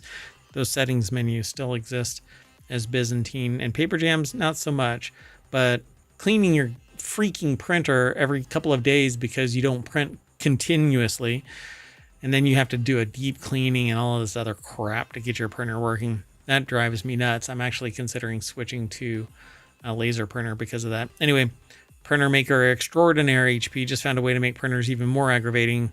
Reports have been rolling in that their March 4th firmware update, yes, printers get regular software updates, have been disabling their printers. The article is over at vice.com by Matt Janser. And affected printers, so far it appears to be a limited issue to HP LaserJet MFP M232 to M237 models that install the version 2025-0209 firmware update. And after that, the printer will now throw an error code of 11 and flash the ink toner lights, and the user won't be able to print anything. And there's been a rash of these complaints the past few days on the HP support forum, reporting things that the problem has struck them too. The author says, I could fill up this whole article by spamming links to reports of this happening, but I'll spare us both. So yeah, spare everybody. Anyway, if you're still plodding along with the HP LaserJet MFP 232 to 237, don't update your firmware until HP comes out with the next version, and maybe that will fix it. Let's keep going. The next article is over in WarCrafters. That's another one of the channels over at ohmtown.com where news gets aggregated based on content. A dead MMO that launched with a now canceled TV show in 2013 is coming back 4 years after the servers were shut down. Tryon World's Defiance was an odd duck. It launched in 2013 alongside a TV show tie-in of the same name, set on a future Earth following an alien invasion during which the planet was aggressively terraformed. Both the game and the show were a mix of grungy post-apocalyptic Western and futuristic sci-fi. A neat hook in the form of the interplay between the show and the game piqued their attention, the author's attention over at PC Gamer. Back in the day, I'd keep tuning into the show, trying to figure out what events would impact the game. Unfortunately, there was a surprising lack of meaningful crossover. Well, Fraser Brown over at PCGamer.com put the article together. It says, Defiance indeed. So it's come back. Tryon World's Defiance has returned. Only a couple years later, the show was canceled, but the MMO persevered, and it stuck around for a while until 2021 when the servers were shut down. Defiance was never really one of the heavy hitters, and haven't thought about it for years, but now I guess it's back. Fox, Fawkes, an indie studio and publisher dedicated to reviving treasured titles, has dedicated that Defiance fits its brief and has set itself the task of bringing the game back to life. It acquired the rights to both the original 2013 version of the game and the relaunched Defiance 2050 version that appeared in 2018. So apparently it's coming back. They said while they weren't a fan of Defiance, they do miss the days when we had countless MMOs to pick from. It's always a shame when an MMO closes down. I agree. Arcade was absolutely phenomenal to me, but apparently it didn't generate enough revenue to stay alive twice, including Unchained, which didn't even have a monthly fee, but it's gone too. I don't know. I don't know. It drives me nuts. Stop killing games, folks. Give the server to somebody who cares. If you don't, there are enough people that will play it locally or in a smaller amount. I would love to play Arcade on my own server so that I have control over it, and I can let my friends play it. Anyway, let's keep going. The next article is over on the Mobile channel. You're more likely to die if you have surgery on a Friday. If you have surgery coming up, maybe don't read the article. Don't psych yourself out of medical procedure that could make you healthier. Now, for the rest of you, a study's been found that patients who have surgery just before the weekend have a 5% higher chance of complications or death, it says, than those who have surgery earlier in the week. And the reason will not shock you all. Basically, Louis Prada over at Vice.com put the article together. As you probably guessed, fatigue is the likely culprit, though the study's authors caution that fatigue isn't the only factor at play. The study spans 12 years worth of surgeries and tracked patient outcomes at the 30-day, 90-day, and 1 year post-surgery. Across all time frames, surgeries that happened on Fridays had a higher risk of complication. So they're calling it the weekend effect. It's a known issue that still requires tons more study before anything definitive can be said or done about it, but you don't want to get treated on Friday. Let's keep going. The next article is over in the Mobile channel. Countless gallons of whale pee are keeping our oceans alive. You heard it. It's a common joke when you're probably heard before. One of those public domain observations people toss out in conversations to seem clever and original when it's thought thousands of times every day. Swimming in the ocean is weird because it's a fish toilet. But all that sea creature waste plays a vital role in maintaining ocean health. So again, Louis Prada over at Vice.com put the article together. There's always more on these articles, so I always encourage people. I do these shows simply to kind of pique your curiosity and make you go over and read more about it, do some due diligence, come and hang out and talk to Mayor Wada and the ohmTown citizenry over at ohmTown on YouTube. So it's youtube.com/ohmTown, and over on Twitch, it's twitch.tv/ohmTown. Yeah, we stream to both at the same time. Not this episode because it's a time machine episode. I had mayoral duties and I couldn't do the work. And that may be the same case for Thursday's show, but we'll see. So scientists have been enamored with whale waste in recent years. In the past, researchers have found that whale poop is so vital to maintaining the health of our oceans, and some have started developing artificial whale poop based on the nutrients found in the real thing. And I've actually done a episode involving that artificial whale poop. According to the researcher Andrew Pershing from the University of Vermont, whale pee serves a similar purpose, and a whale's migratory patterns play a key role in the distribution of nutrients. It's called the whale conveyor belt and helps spread around 4,000 tons of nitrogen and 45,000 tons of other biomass like dead skin cells, placentas, yes, poop too. Across thousands of miles, whales travel as they journey toward breeding grounds. But all of that basically is nutrient that gets stirred up on the seabed floor. The researchers found that areas of the ocean where whales dump their various types of waste and gunk end up fertilizing ecosystems that fuel phytoplankton growth, leading to bountiful food reserves for all kinds of fish and sea invertebrates. And one researcher explained that while whale pee being distributed through whale migration paths is like collecting leaves to make compost for your garden. Let's keep going. Next article is over in the Mobile channel. How to watch Thursday's total lunar eclipse and blood moon. So that's today if you are listening to this today, but it's tomorrow if you're listening to it when I release it from the time machine on Wednesday. Time, man. How does it work? Anyway, how to watch Thursday's total lunar eclipse and blood moon on March 13th.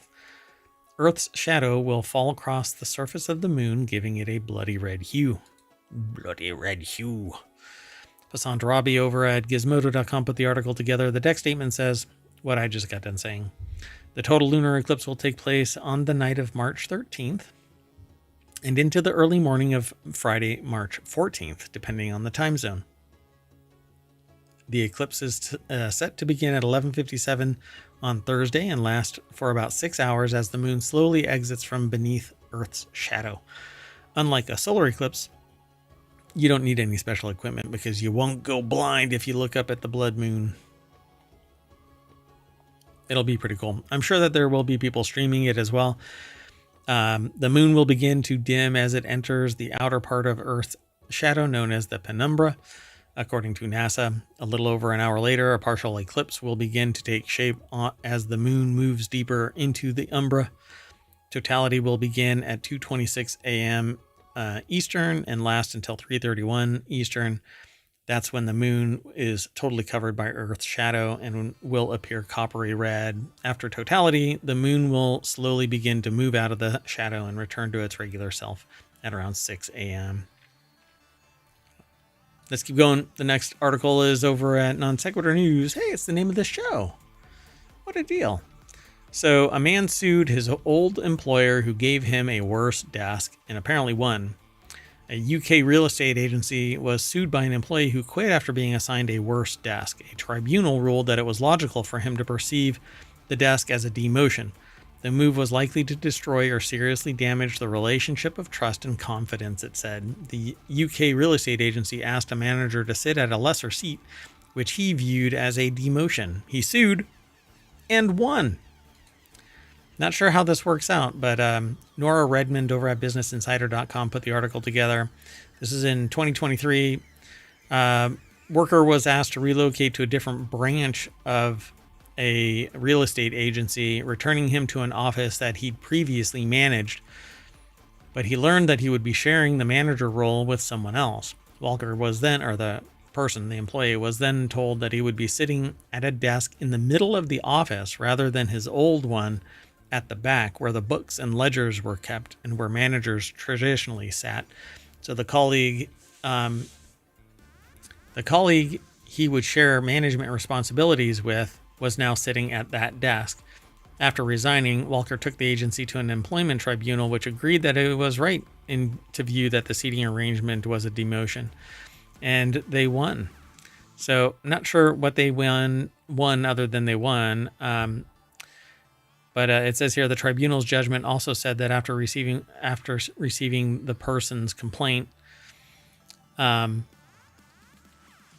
they said that he could not understand why a man of your age, 53 at the time, was complaining about a desk. It said that the other manager swore and that his voice was raised. So the complainant resigned after the meeting. The tribunal found that the complainant's case amounted to constructive dismissal. So they basically motivated him to quit. All right, let's keep going. The next article is over on the Mobile channel. Citizen scientists are hitting the streets of the country's fastest warming cities to collect detailed temperature data. So Ulak Kronbach and from Knowable magazine put this article together, but it's published over at smithsonianmag.com or Smithsonian Magazine. So the heat mapping of metros like Reno, Nevada could be key to taming urban heat, saving lives, and designing for a cooler future. But we have satellite technology that should be doing this.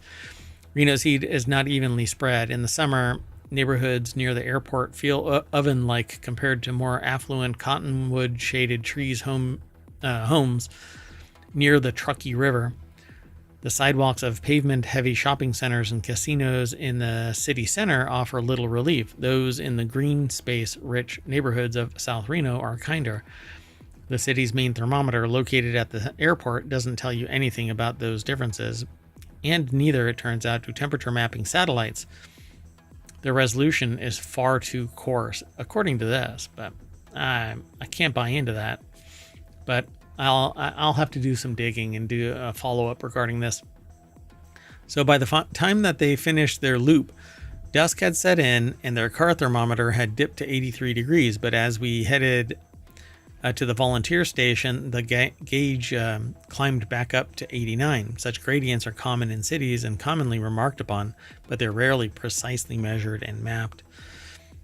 So Reno, Nevada, Las Vegas, Nevada, El Paso, Texas, Albany, Georgia, and Burlington have the fastest warming cities. Overall, the United States between 1970 and 1923 apparently has a 2.6 degree increase.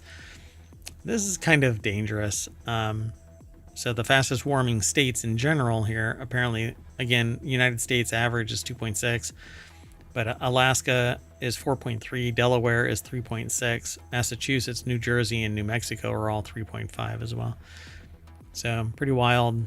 Campaigns to record temperatures across city neighborhoods and create better heat maps are on the rise. Reno is one of the more than 80 U.S. communities that since 2017 have completed a heat mapping project.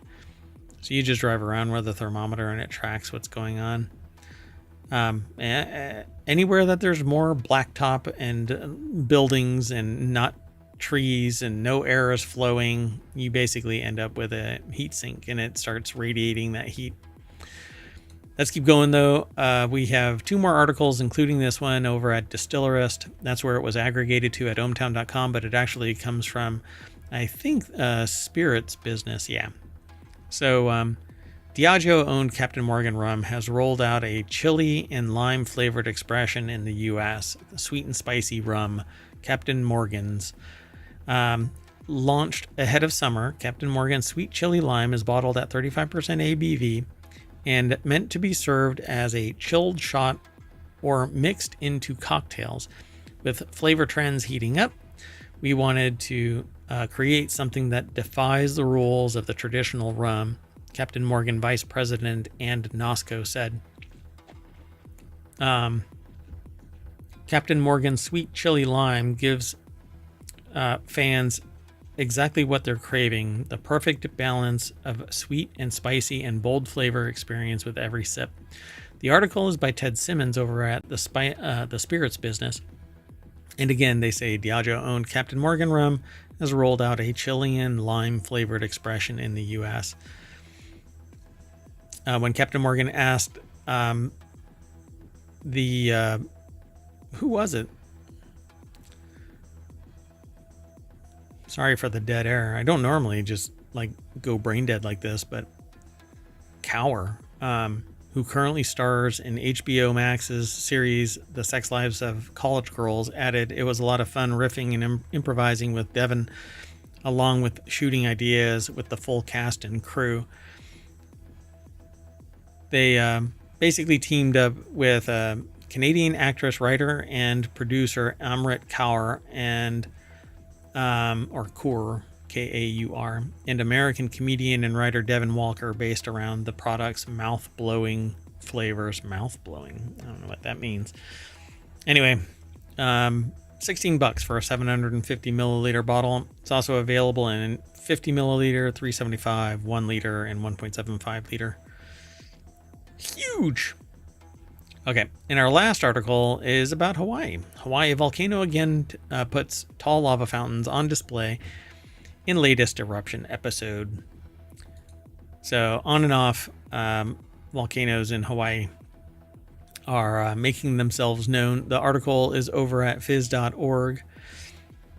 And it says fountains reached heights of 400 feet to 500 feet in the early morning hours, according to the U.S. Geological Survey Hawaiian Volcano Observatory. This marks the 13th episode of on-again, off-again lava activity of Kilauea volcano on the Big Island that started December 23rd. The latest episode didn't last long. Fountaining stopped abruptly in the afternoon, scientists said, but a webcam showed vigorous fountains of bright red molten rock and billowing smoke. Tuesday, hours later, only smoke could be seen. So you can actually watch that over on YouTube. USGS actually has a stream. It may or may not persist in the coming months, weeks, maybe 4 years. We'll see. But we are going to ride one of those eruptions, lava fountains, and land back at the front page of ohmtown.com, where you can go and become a citizen. But I ripped through these 10 articles in less than 30 minutes. So I hope that you enjoyed the quick show, and we will reset and hopefully be able to do not the time machine, but a regular episode on Thursday night at 7 p.m. Be sure to follow us. See you soon. Bye-bye.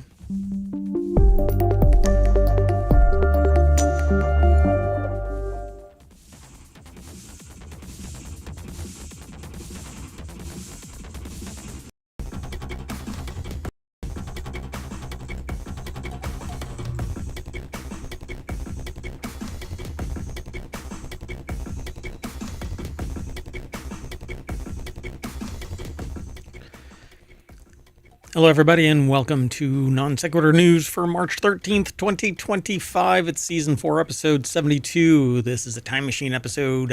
I was not available to do the show yesterday at the pre-approved and appointed time, unfortunately.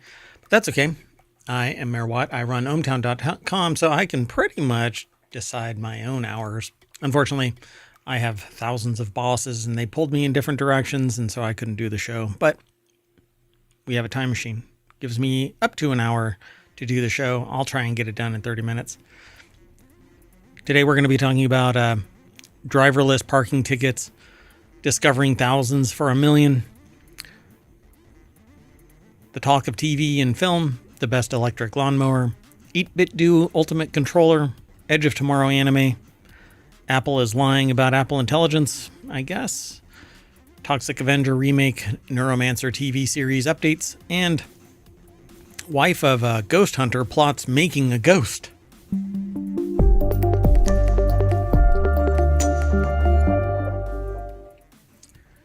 Hello, everybody. I am Mayor Watt.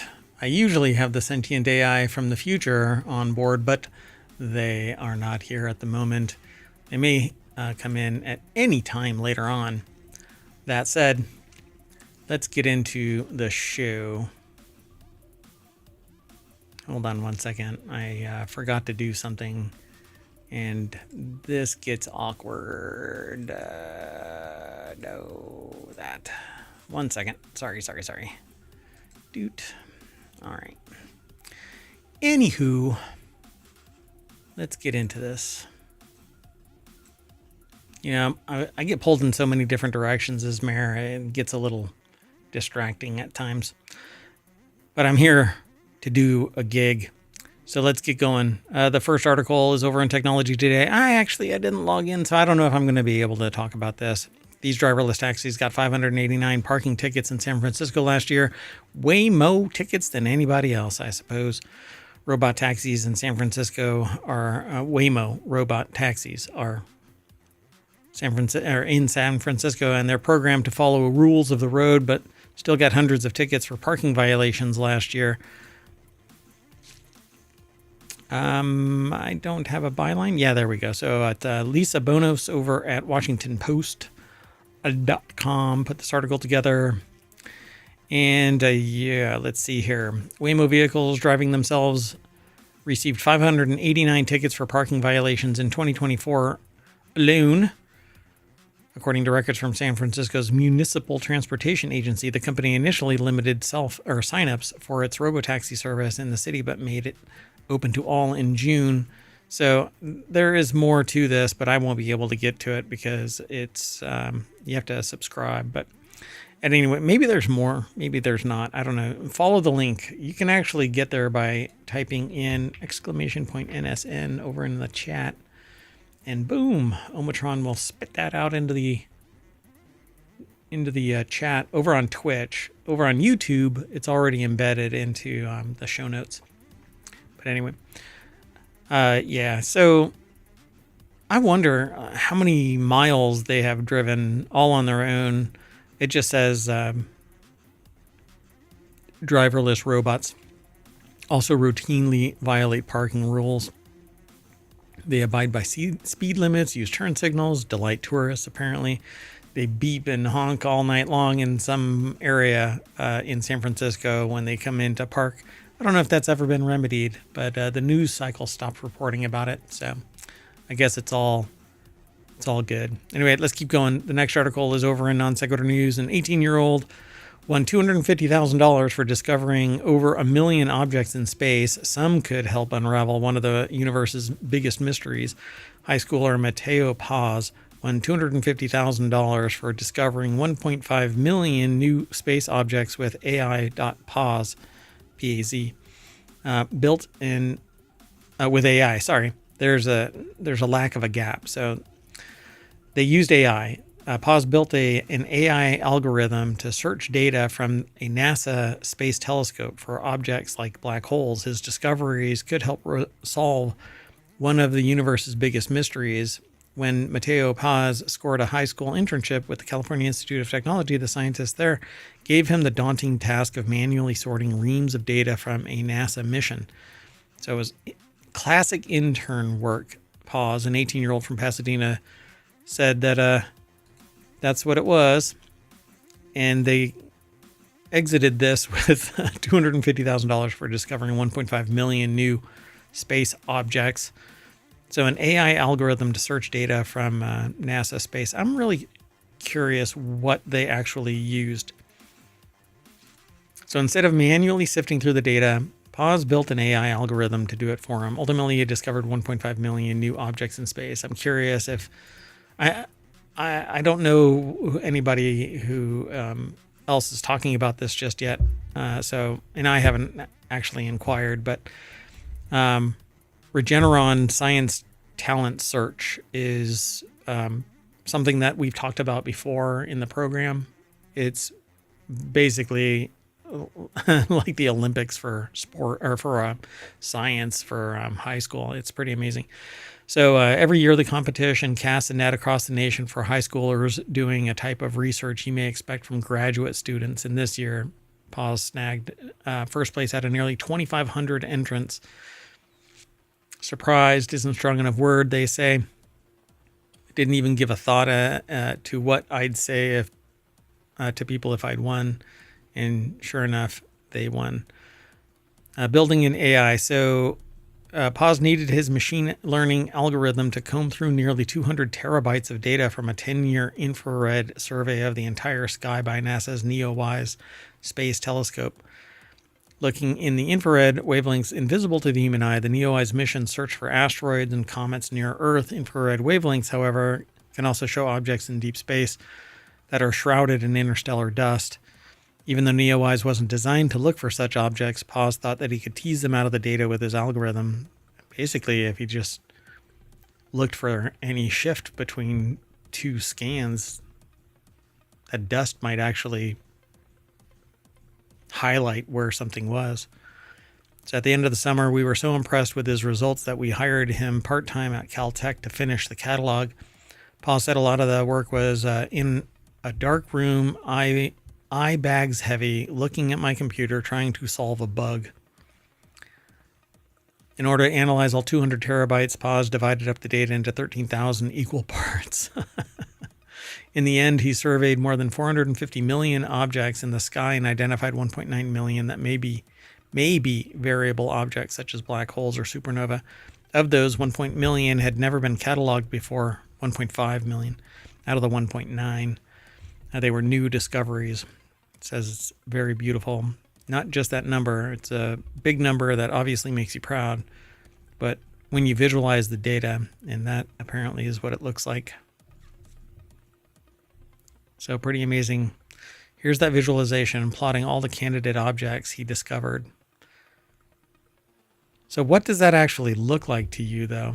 I mean, if you were to be able to follow the whole arc, right, that would be a circle. This is a flat map, so I don't know really how to three-dimensionally visualize this. I want to see this in VR and step into it. So it's clear that he is simply a unique talent, smart, hardworking, with a crazy ability to assimilate newfound knowledge into new ideas for studying the universe. Yeah, pretty amazing. There's a lot more in this article over at Business Insider by Morgan McFall Johnson. Go over and check it out, please. The next article is over in Non Sequitur News. South by Southwest, behind the scenes, 6 topics everyone was debating in TV, film, and the creator economy. The article is by Lucia Moses at businessinsider.com. And the contour, it says here that they spent 3 days at South by Southwest, where Hollywood is divided over AI, LA's future, and more. Insiders also fretted over Trump's influence and debated YouTube's rise in podcasting. Creators may be getting deals, big deals, but they're still fighting for respect. True. But I don't know.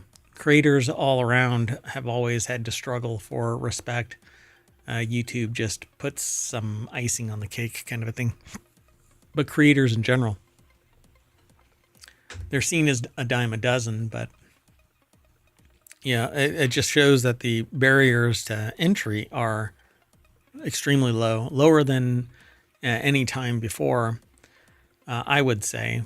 But I think that now economics are starting to rise to the point where it might stop people. So they flew to Austin for the festival, where creative folks come together to share knowledge. So what they're talking about is in the 3 days that they spent talking with filmmakers, media execs, etc., some were riddled with existential angst, while others saw opportunity in the chaos. Here were the biggest topics and debates they heard on the ground. AI fights are as hot as ever.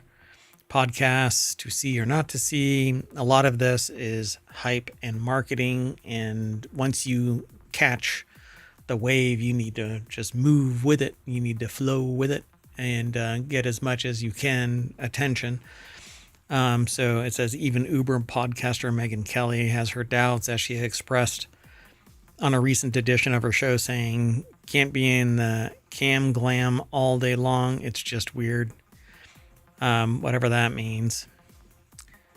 And advertisers are intrigued because video podcasts offer another way to benefit from authentic relationship podcasters have with their audiences. However, not all video pods have the high production quality they require, like this one. I just shoot from the hip talking about the news that I read for the first time here on the show, even though I've had these articles sitting here for a day. I want an authentic response, and I want to talk about the news with people live here on ohmTown. And this particular episode is Non Sequitur News. So I've got 6 other podcasts, 7 altogether, 6 on the weekends, and 1 is a daily, Monday through Friday. And then on the weekend, those 6 podcasts get turned into 2 Non Sequitur News weekend editions.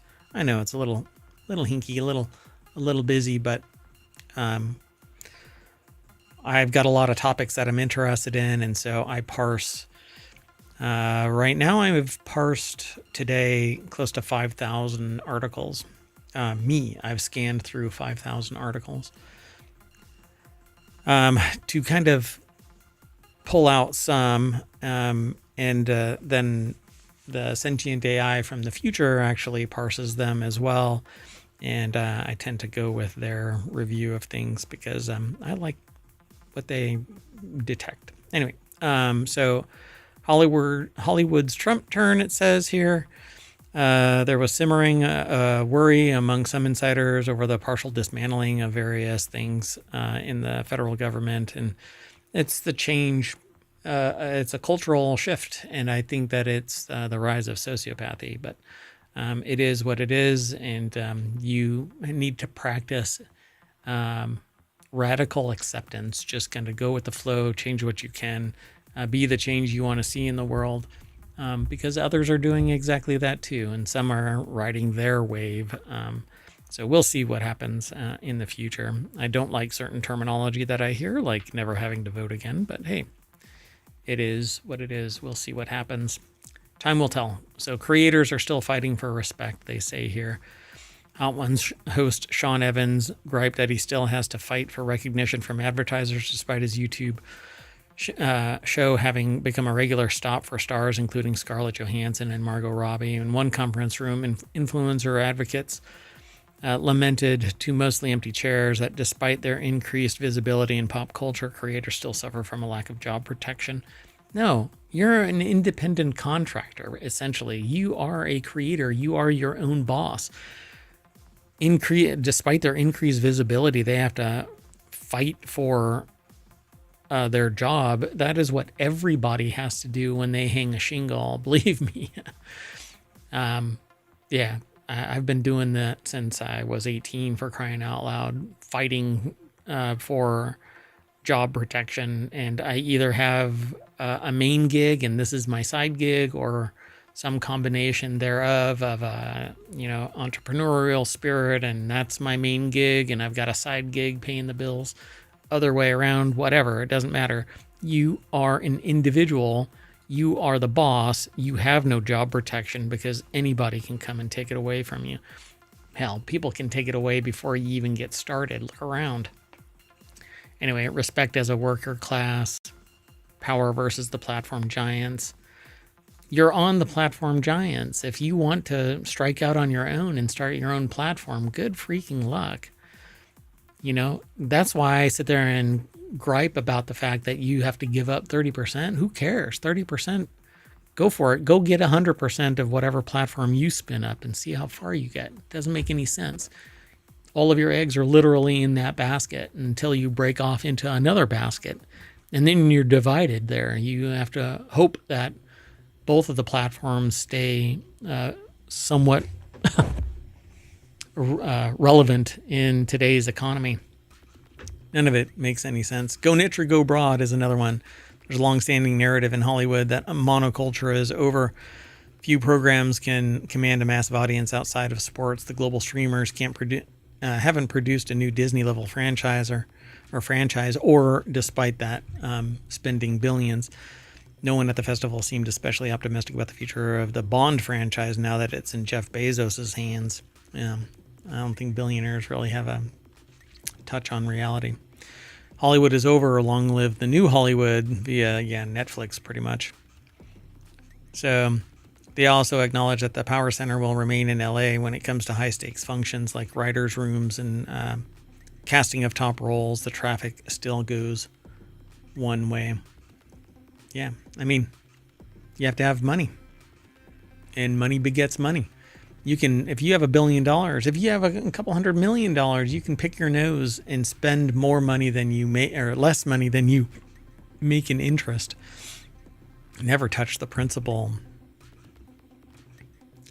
It's crazy. Anyway, there's more in this article as well, but I just kind of give you the rundown. And I want you to go over and check it all out, and then come and argue with me, talk with me, give me your 2 cents about things. The next article is over in the Wanted channel.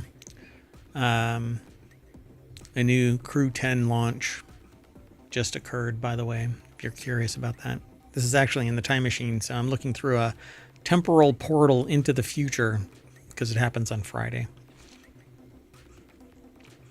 Okay, this next one really should be in Wanted, but best electric lawnmower you can buy in 2025. Eco-friendly electric mowers, save energy, run without gas, and keep your lawn looking great. I actually want one of these. Steve Conaway, Macy Meyer, Chris Weddle put the article together. You can get a electric lawnmower overall best electric and best gas mower like power. So Ego Power Plus 21-inch 56-volt Select Cut XP mower is $649. So depending on where you get your lawn mowed, that's basically 3 months of lawn care service. And then all you have to do is charge it up and it goes and mows. But you have to sit there and watch it depending on the neighborhood you're in. if it like an automated mower, but that's not what this is, right? For $649, this is nothing more than an electric mower that you have to push around because you'll have to add like 3 times that to get into a self-powered electric mower. So this is an electric mower, and you can walk around pushing this thing all up and down your yard. Never have I ever used an electric mower and been able to mow all of my lawn, and I don't have a particularly big lawn. So it best suits me to pay somebody to come and mow the lawn so that I've got more time to dedicate to mayoral duties. So the best electric lawnmower for consistent lawn maintenance is the Greenworks 25-inch 60-volt cordless self-propelled lawnmower. It's self-propelled, but you still have to push it. It's not a smart mower. None of these are. And then the best electric mower on a budget is $390 from Walmart. It's a 19-inch 40-volt push lawnmower. So these prices change depending on where you are, but you should go and check them all out. They're over at Lowe's, and even Amazon has it apparently, but I would probably buy it from Lowe's or Home Depot or something like that. Anyway, let me keep going.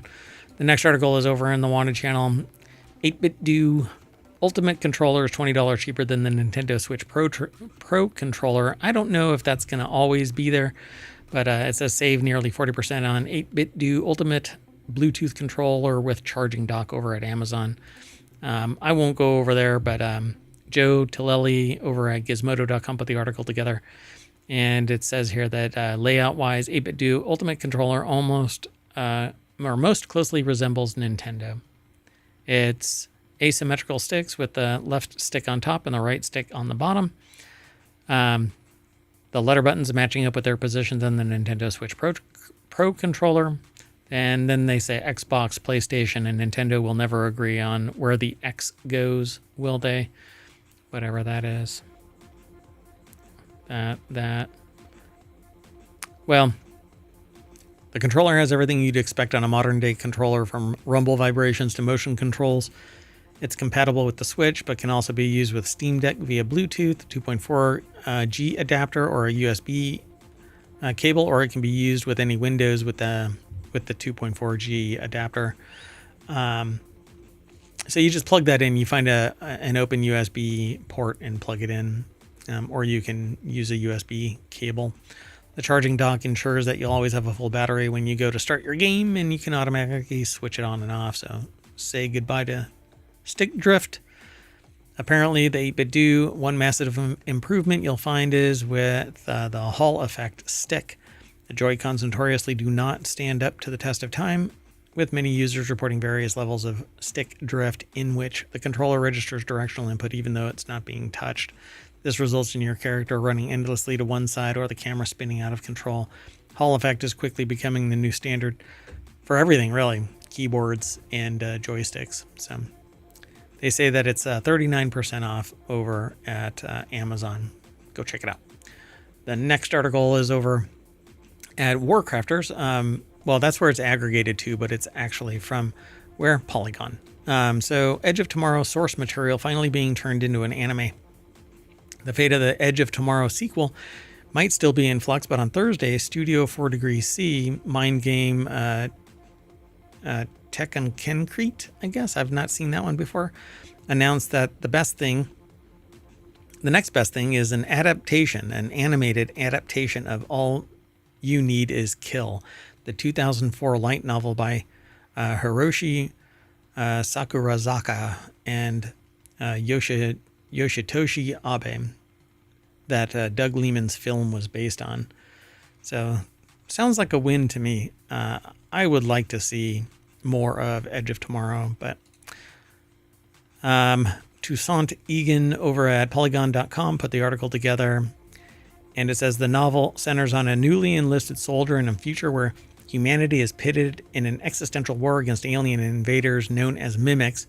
After dying in their first battle, the soldier awakens in the morning prior to the battle, having inadvertently been caught in a time loop. In order to succeed, they'll have to find new allies and take what they've learned from the repeated battles to defeat the mimics and save Earth. And this should be a Souls-like game.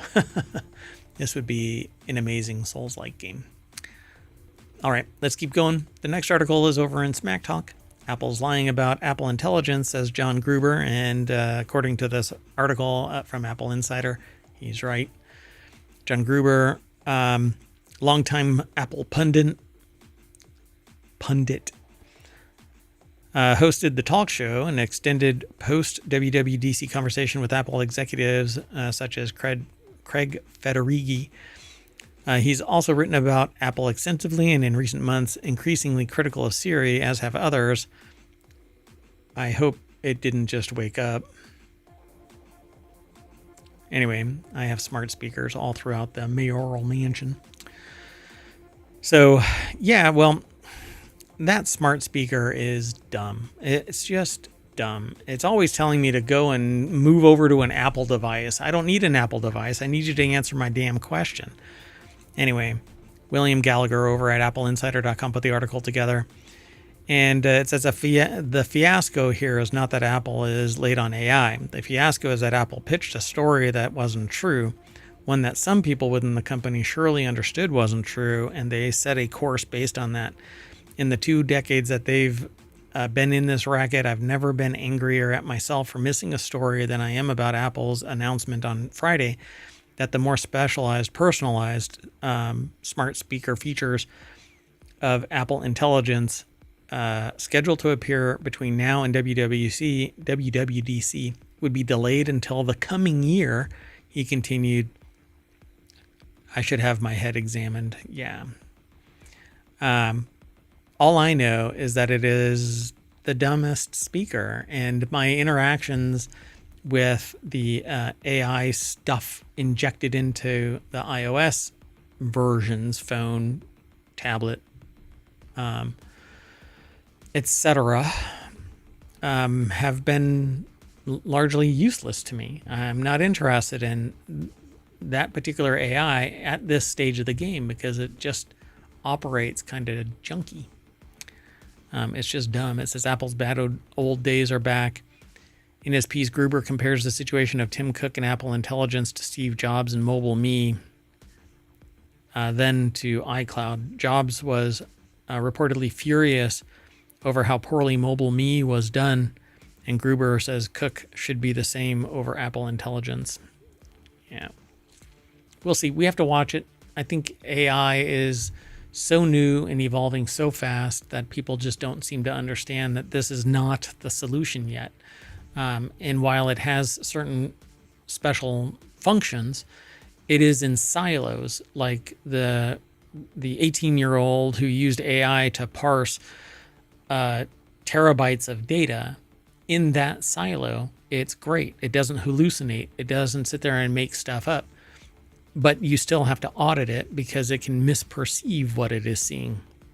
Anyway, this next article is over in the Continuity Report. Toxic Avenger images reveal best look yet as Peter Dinklage's hero in cult classic reboot. I actually loved the Toxic Avenger. It's way back early 1980s film. Low budget.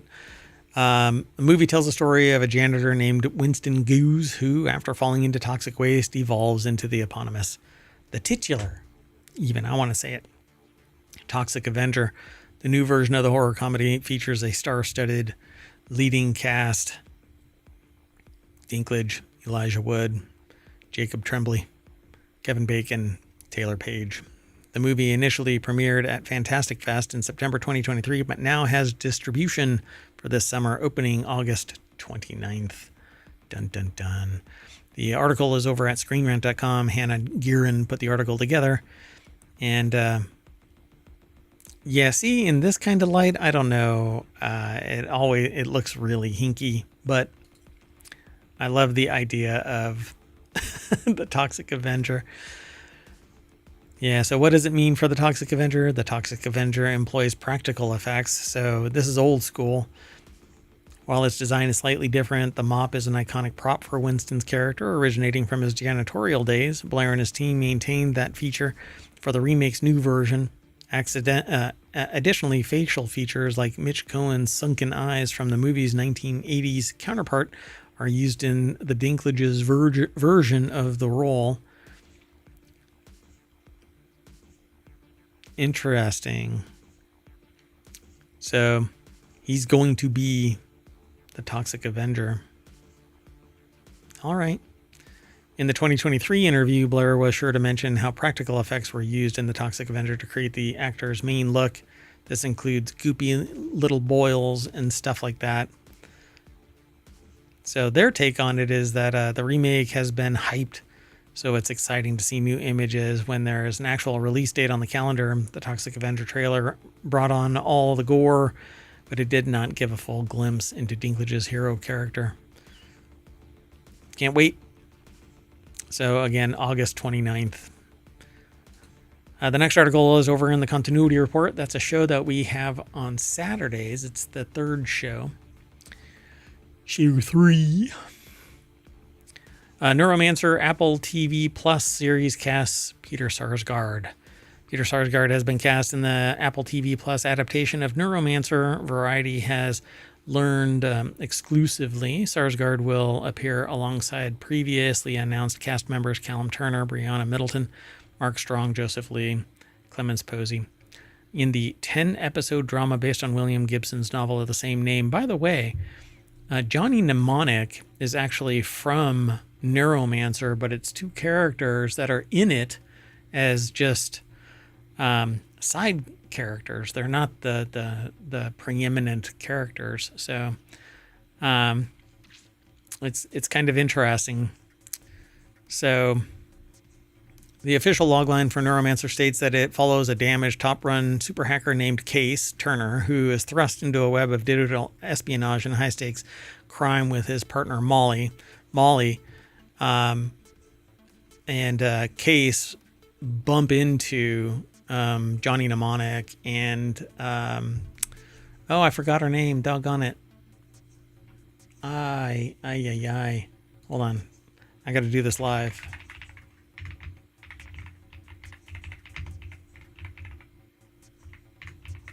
Oops.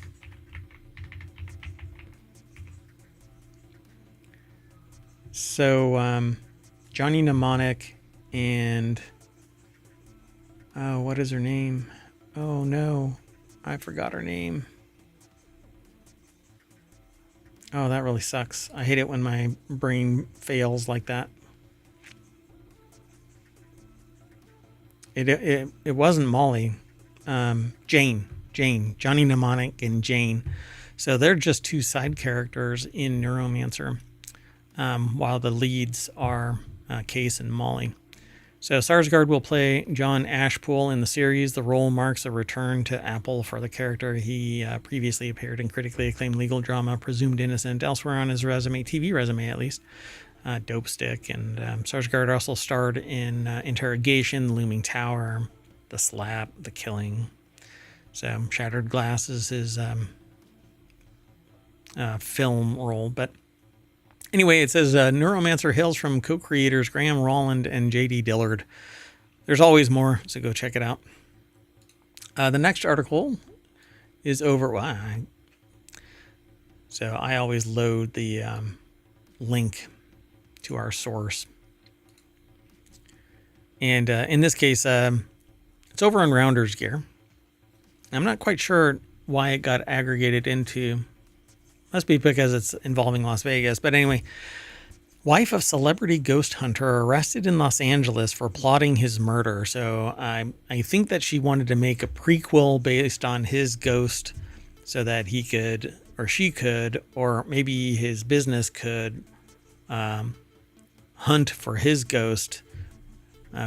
The wife of Aaron Goodwin, star of Ghost Adventures, has been arrested for trying to make him a ghost.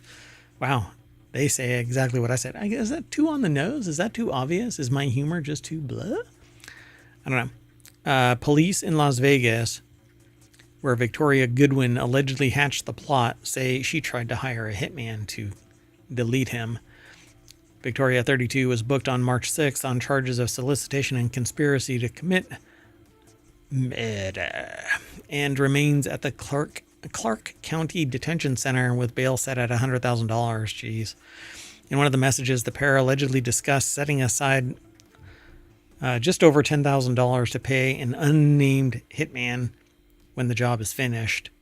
with an upfront payment of only $2,500. They also allegedly discussed Aaron Goodwin's location at the time and the make of his car. Am I a bad person? Police quote Victoria asking Amato because I chose to end his existence, not divorce. Yes. Yes. You are a horrible person. You are a sociopath because you can sit there and just pay money to delete somebody instead of, use your grown-up coping skills as an adult. You... Am I a bad person? When police confronted Victoria about the messages, they claim she admitted to reaching out to Amato after learning about him from a true crime documentary.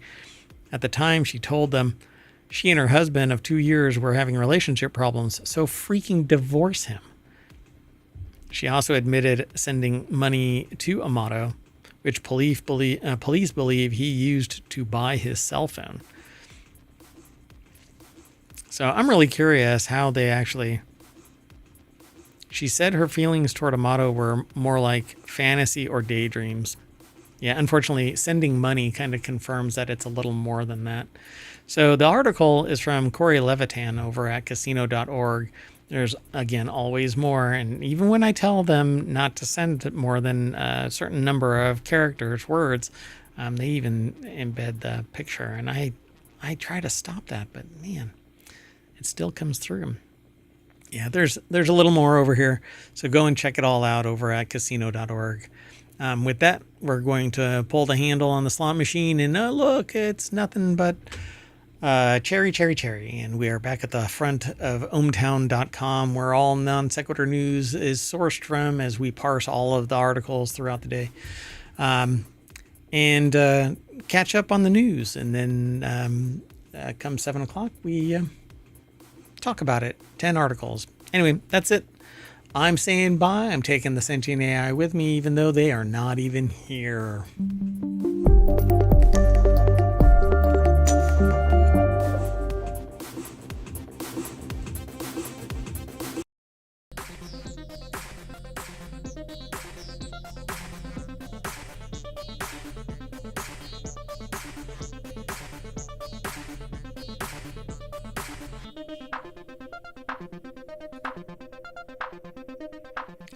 Hello, everybody, and welcome to Non Sequitur News for it's Pi Day, right? 3.14? It is.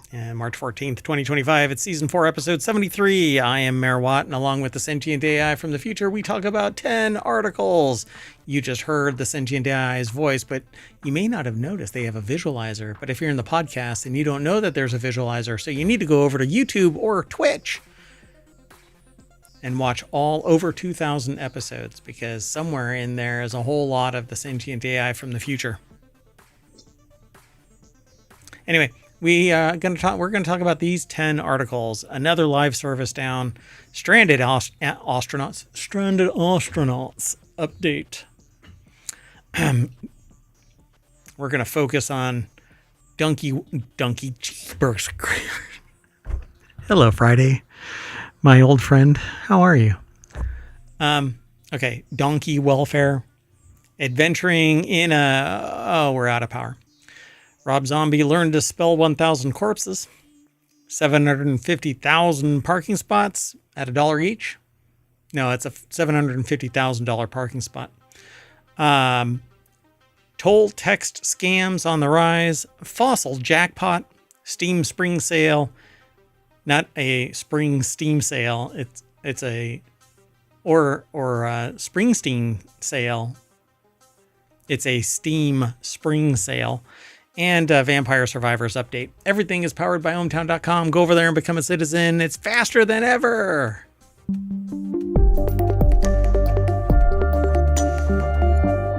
Hello, sentient AI from the future. I've had at least 128 ounces of something carbonated and caffeinated, but no sugar.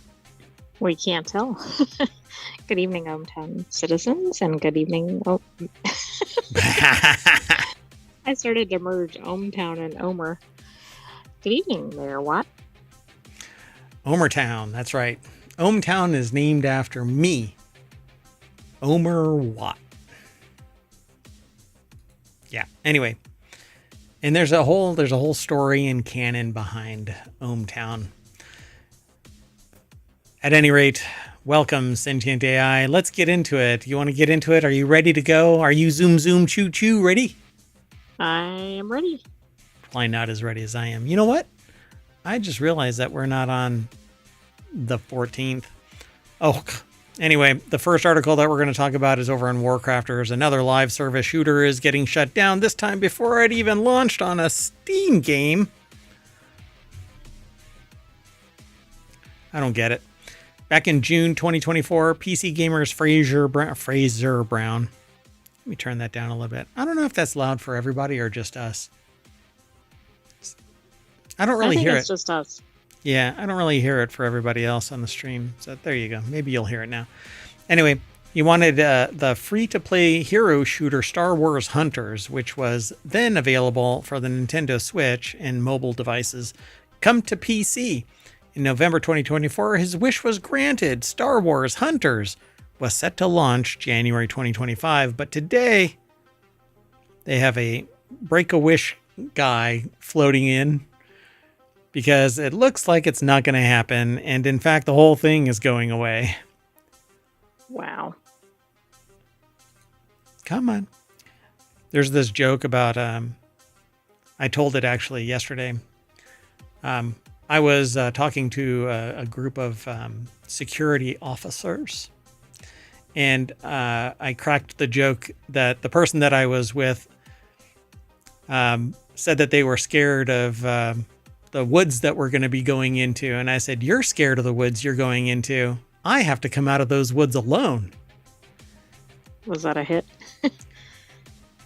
It's entertaining to watch law enforcement chuckle about the possibility of hiding a body in the woods.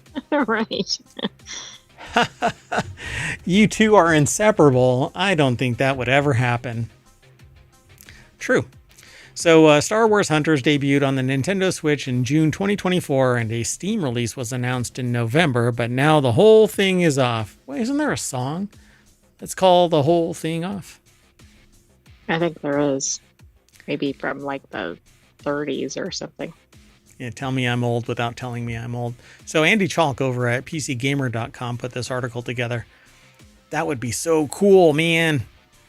I would like so he wanted the free-to-play hero shooter Star Wars Hunters to be available on PC, but after careful consideration, we want to let you know that the final content update for Star Wars Hunters on all platforms will be April 15th, and a shutdown message states the game will remain playable until October 1st, 2025, when the game servers will be shut down. So give everybody the freaking server to run locally. Exactly. It's not difficult. If you're not interested in it, don't give me any guff about licensing and all of that crap. If somebody has to sit there and, leech from everybody over and over again, and I'm running it on my own server, you don't deserve a freaking license fee. Just give me the damn server. I paid for the game for that embodiment. You shouldn't be able to just take the money and run and call it for the amount of enjoyment you received, you compensated us. No, kiss my ass. Oh, wait. We're only 6 minutes into it. This will not be monetized. Uh-oh. I'm in trouble. We're not monetized anyway, so... Anyway, we understand this news may be disappointing, they say, and want to assure you that the decision was not made lightly. No, it was based on the economics of it for your benefit, but not looking at my pocketbook. It's free to play. So if I spent any money on it, if I bought anything, I spent money and it's all for naught, right?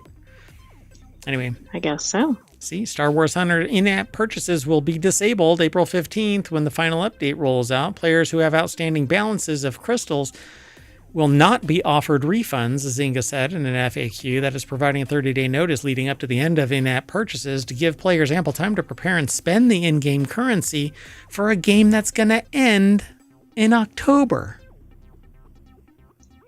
I just don't get it. Plus, it seems like if they've done all of this, why not do something with the game? Give it to people that are driven to make this thing stay alive. Except that this has happened before with other games. Like ArcAge was not really free to play, but anyway, you had to do a lot of hustle to stay in the game. They didn't make enough money, so they shit canned it. Then they sold it to somebody who brought it back online, and they shit canned it and created a subversion of it called ArcAge Unchained.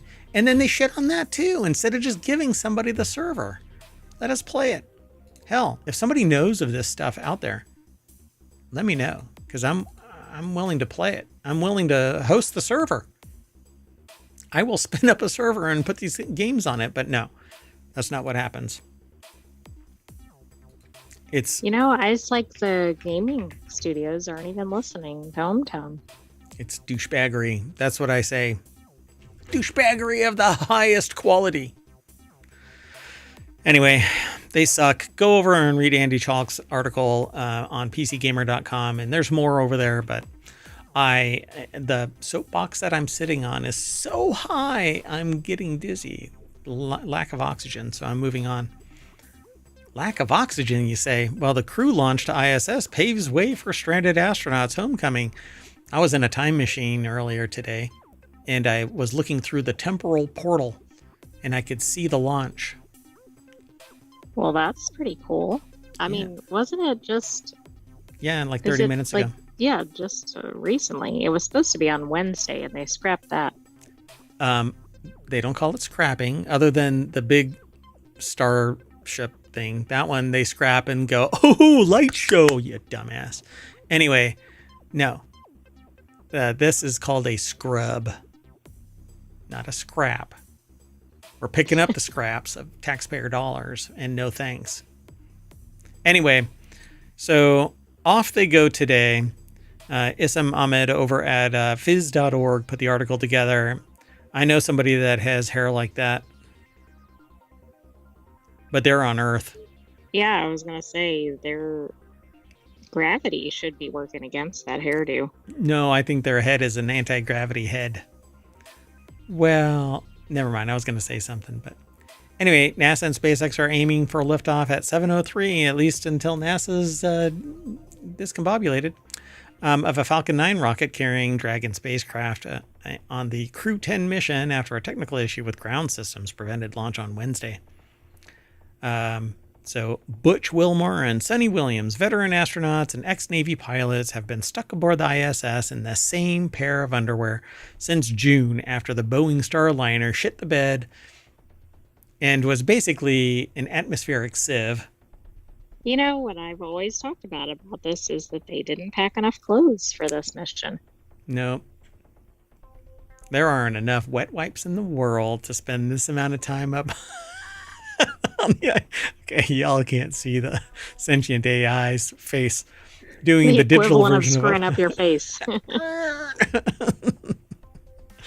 So the Starliner instead returned empty, literally in a vacuum, without experiencing further major issues, except for the people that were on board not being there. It was meant to be a days-long trip for Wilmore and Williams, now lasted beyond 9 months. They have birthed a career in space. Their stay is much longer, or been longer, than the standard ISS rotation for astronauts of roughly 6 months, but still shorter than the record of 371 days set by NASA astronaut Frank Rubio from 2022 to 2023. Probably not the same Rubio. No, I don't think so. Or the world record held by Russian cosmonaut Valery Polyakov, who spent 437 continuous days. Continuous days? Sure.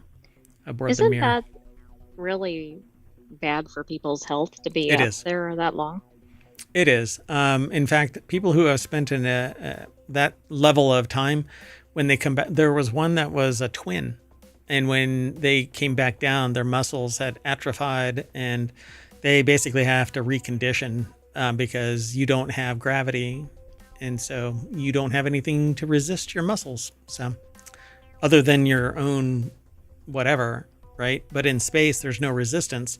So a 5-pound dumbbell doesn't weigh anything. So working out needs resistance bands. So Tonal, if you're listening to me, I got you on lock. You can hook up with NASA / SpaceX, whatever private corporation is going to be running, North American space enterprise in the future. When I predict, just don't know. I bet it's Taco Bell. That is going to be the food of choice for spaceflight. They win the fast food wars. They might be doing the spacesuits, the spaceships. Who knows? Demolition Man was a documentary of the future, a temporal portal into you. Everybody needs to just start following temporology because it's going to become legit real. Because in the future, I predict that batteries will be the currency of the dystopian future. That's why I'm stocking up right now with quadruple A's. Quadruple A's. I have quadruple A's. I knew that I bought them a long time ago. They go in things. I was going to say, what are they even used for? Let me see if I can. They go in certain devices. I don't know if I can do it. Anyway, they go inside like Styly and stuff like that. Styluses for digital devices and other places. But yeah, I found 3 of them in the mayoral battery drawer. It's supposed to have nothing but batteries in it, but for some reason there was sun cream, that like a sunblock. Like, I mean, maybe he likes to hang out with the batteries. Oh my God. I guess getting a charge out of it. Anyway, they're coming home, and they're actually the thing launched. The launch vehicle landed, and the module is out there right now, heading off with a replacement crew. And that was one of the reasons why there was a delay, because they need to rotate. But this like botched the whole thing up. That the Starliner, right? That's the one from I think so, yeah. Starliner, Boeing. It's hard to remember because the mission has been so long and they've had so many delays and changes. Let's keep moving. The next article is over in the Marble channel. Marble. Theater is changing the way communities view donkey welfare. Had to choose that one. A new study from the University of Portsmouth is the first to show how interactive theater can help improve the lives of working donkeys in, is that equid reliant communities? So equine is that similar to horse? Equine is horse. Equid is donkey. Is that? You know what? Or maybe it's a different form of equine. Is that like the what is it? What is that little denomination in grammar? Hold on. I'm really mammal. Not sure where you're going. A mammal. It's the possessive whatever. You know what I'm saying? Oh, like the present participle. I mean, it's not that, but yeah. So yeah, equid is the noun form of it. It's the word for horse family. Equidae.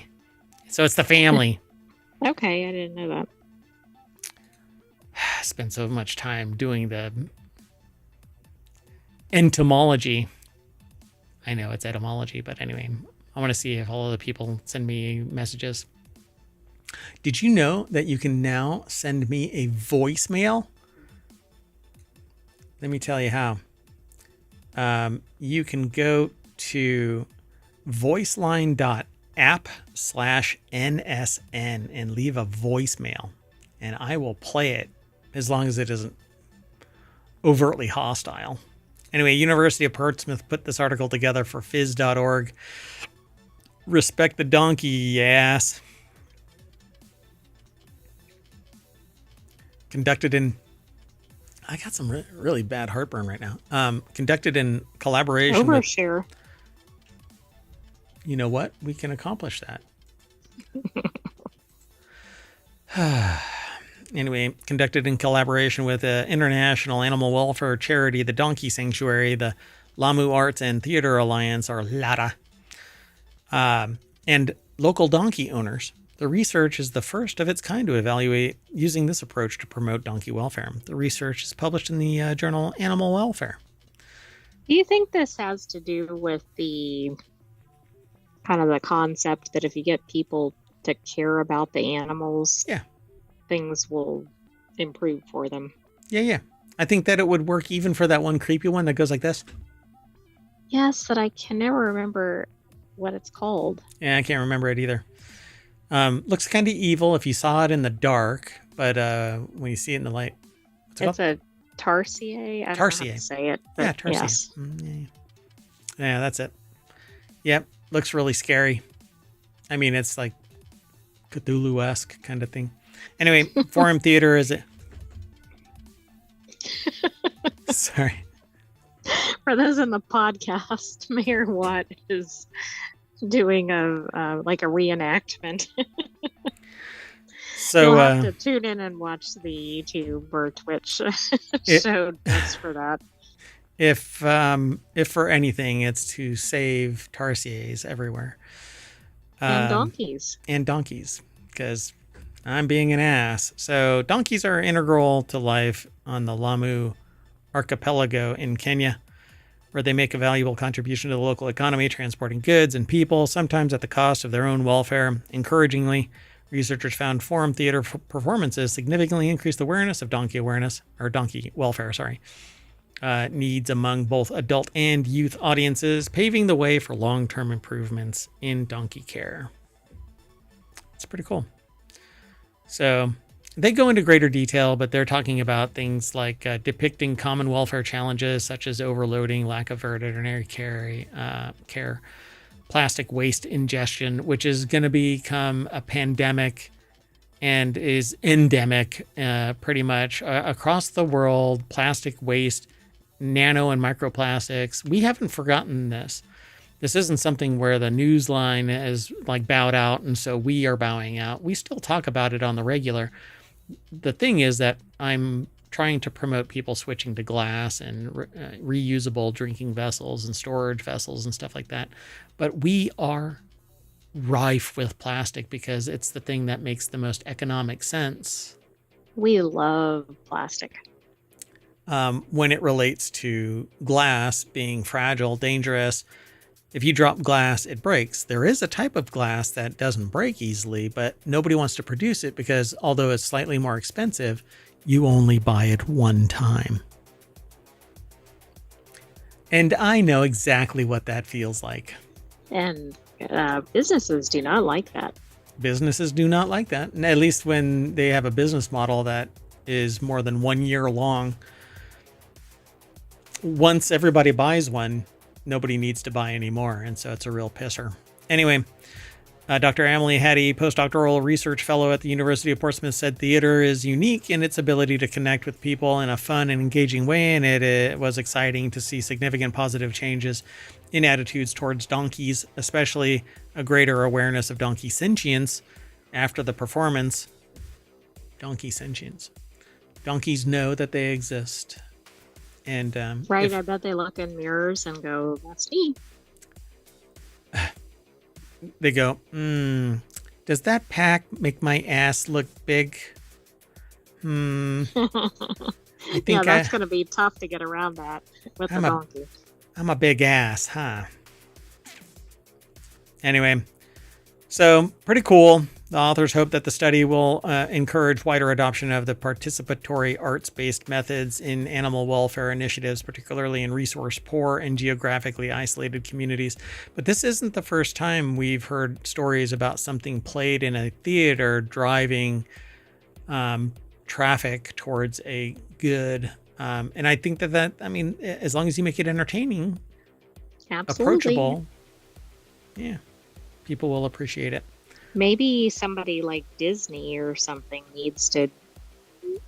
Actually, Disney didn't, right? But Shrek made donkeys kind of famous. Donkey. Yeah. Yep. Let's keep going. The next article is over on the Wanted channel. Rivian built an oasis in the desert, but can you adventure in? Oh, we are out of battery. Right. You're trying to cross a stream well, no, I guess not in the desert. I'm thinking in the wilderness, but okay, you're trying to cross a large area and then you're just stuck in the sand with no battery. You can sit there with a crank for 10 years and maybe you'll get to 20% charge. An outpost with fast charging and lots of cacti. Okay, so it's not an oasis in the desert. It's a destination to go and hang out with your EV and say that you're in the desert. Right. I mean, if it's like all concrete or something. It has fast charging. What kind of bullshit is this? I mean, I'm not opposed to it, provided that they haven't ruined the desert experience. Well, that's exactly what it is. They've plopped superchargers in the desert so that your EV... So they put cactus on top of the chargers or something, so there's more habitat for the cactus? No, they wiped out the cactus and moved everything off to the edge, and then they put really bright lights so that it's a Rivian charging outpost. How dystopian are we going to get? My God.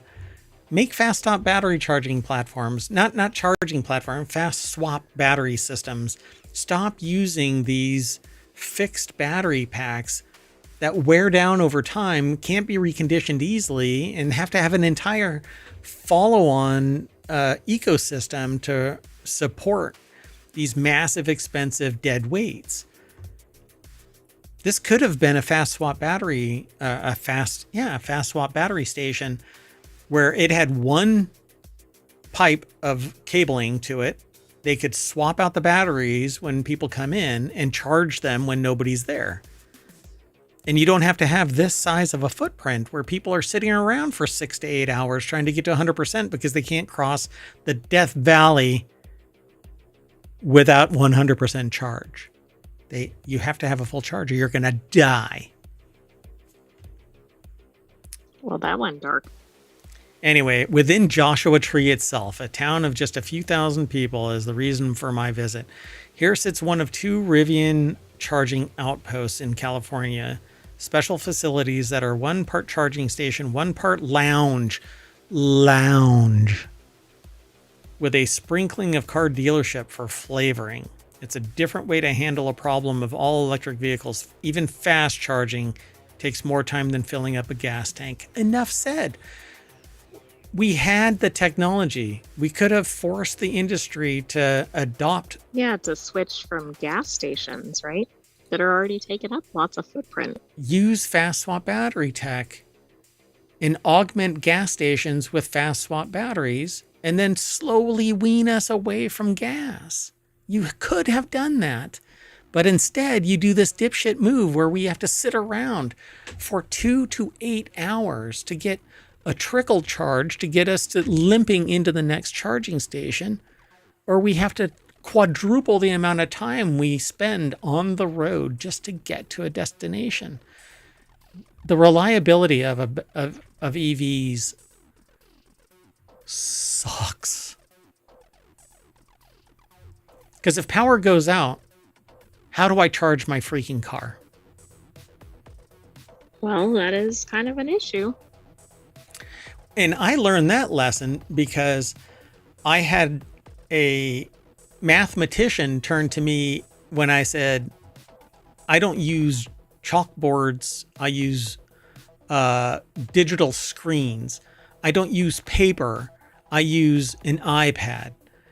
They said, what the hell do you do when power is off? Probably like, what? What is this? What is this reality? I say, burn in hell. Yeah, no, that was a very palpable moment. You know, you're sitting there having a drink and somebody slaps you with a beer bottle of reality. Anyway, look, mega volts, mega miles, it's all dumb. Impressively, Rivian has used technology so that driving this nearly 17-foot long, 7.5 wide machine doesn't feel cumbersome. No, it's cumbersome. It's 11 cameras, easily accessible at a tap of a touchscreen, give you a top-down 360-degree view of your surroundings, allowing you to navigate tight spaces with surprising confidence, except that you only can drive a certain number of hours, and you have to sit around and wait until it charges, and you're never getting back up to 100% because the battery can't. Right. Well, and as over time, you're getting less and less Yeah, capacity. Yeah. upwards of 2% per year. So if you keep your vehicle for 10 years, and then if you don't, and you get rid of it every 3 years, you're burdening somebody else with a 3-year-old battery that they're going to have to replace in 7. And they bought a 3-year-old vehicle. So you know that they're not chomping at the bit to buy a brand new vehicle. So they're going to be burdened with a debt that they can't pay for a $15,000 battery. All right. Now, see, you're doing stuff visually. Maybe I just don't have a comment to that. Right. Okay. So the virtual version of smile and nod a lot. Got it. Anyway, so they talk about how adjacent to the main building is another smaller building and an R1T under its own roof. This is as close to a car dealership as it gets in the outpost.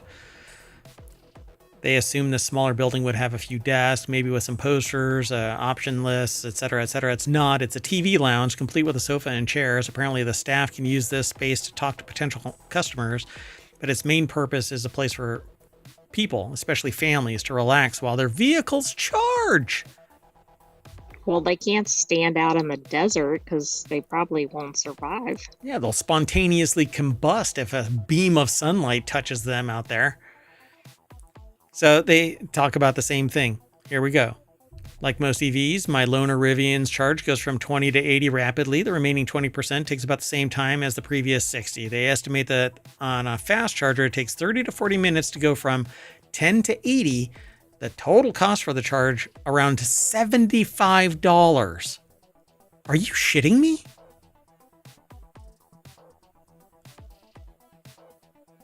I'm speechless. Like, that doesn't even... I don't even get that. Oh, then they go for several days with minimal charging at home, but also driving it around LA for several days with minimal charging. But I don't know what they're talking about. If they were down to 10%, it still cost them $75 to get to 80%. Who could afford that? I had no idea. That's asinine. Oh my God. Anyway, they talk about, okay, let's see. Dodge Durango, a three-row SUV with monstrous power that costs about the same as a Rivian. Its remarkable 3.5 second 0 to 60 time is over half a second slower than the R1S. Oh my gosh, no. Supercharged 2.6-liter V8 with a paltry 710 horsepower gets 17 miles to the gallon, if you're lucky. Filling up its 24.6-gallon tank, it says California current average $123 to fill that up. That's because California is literally ripping off your pants to steal your wallet. That's insane. I don't know how anybody can afford that. But you know what? Even at $123, I don't have to sit around for 2 hours. Correct. I mean, but that's outrageous as well. My opportunity cost, if I sit there and I want to be really selfish, and well, I can't say that. Opportunity cost is subjective. So let's say you make $26 an hour. Sitting around for 2 hours is, $50, right? If you give yourself an opportunity cost, if you own a Rivian, your opportunity cost is probably $150 an hour. Right, because you're probably making a decent salary if you've bought a Rivian, right? Right. Yeah.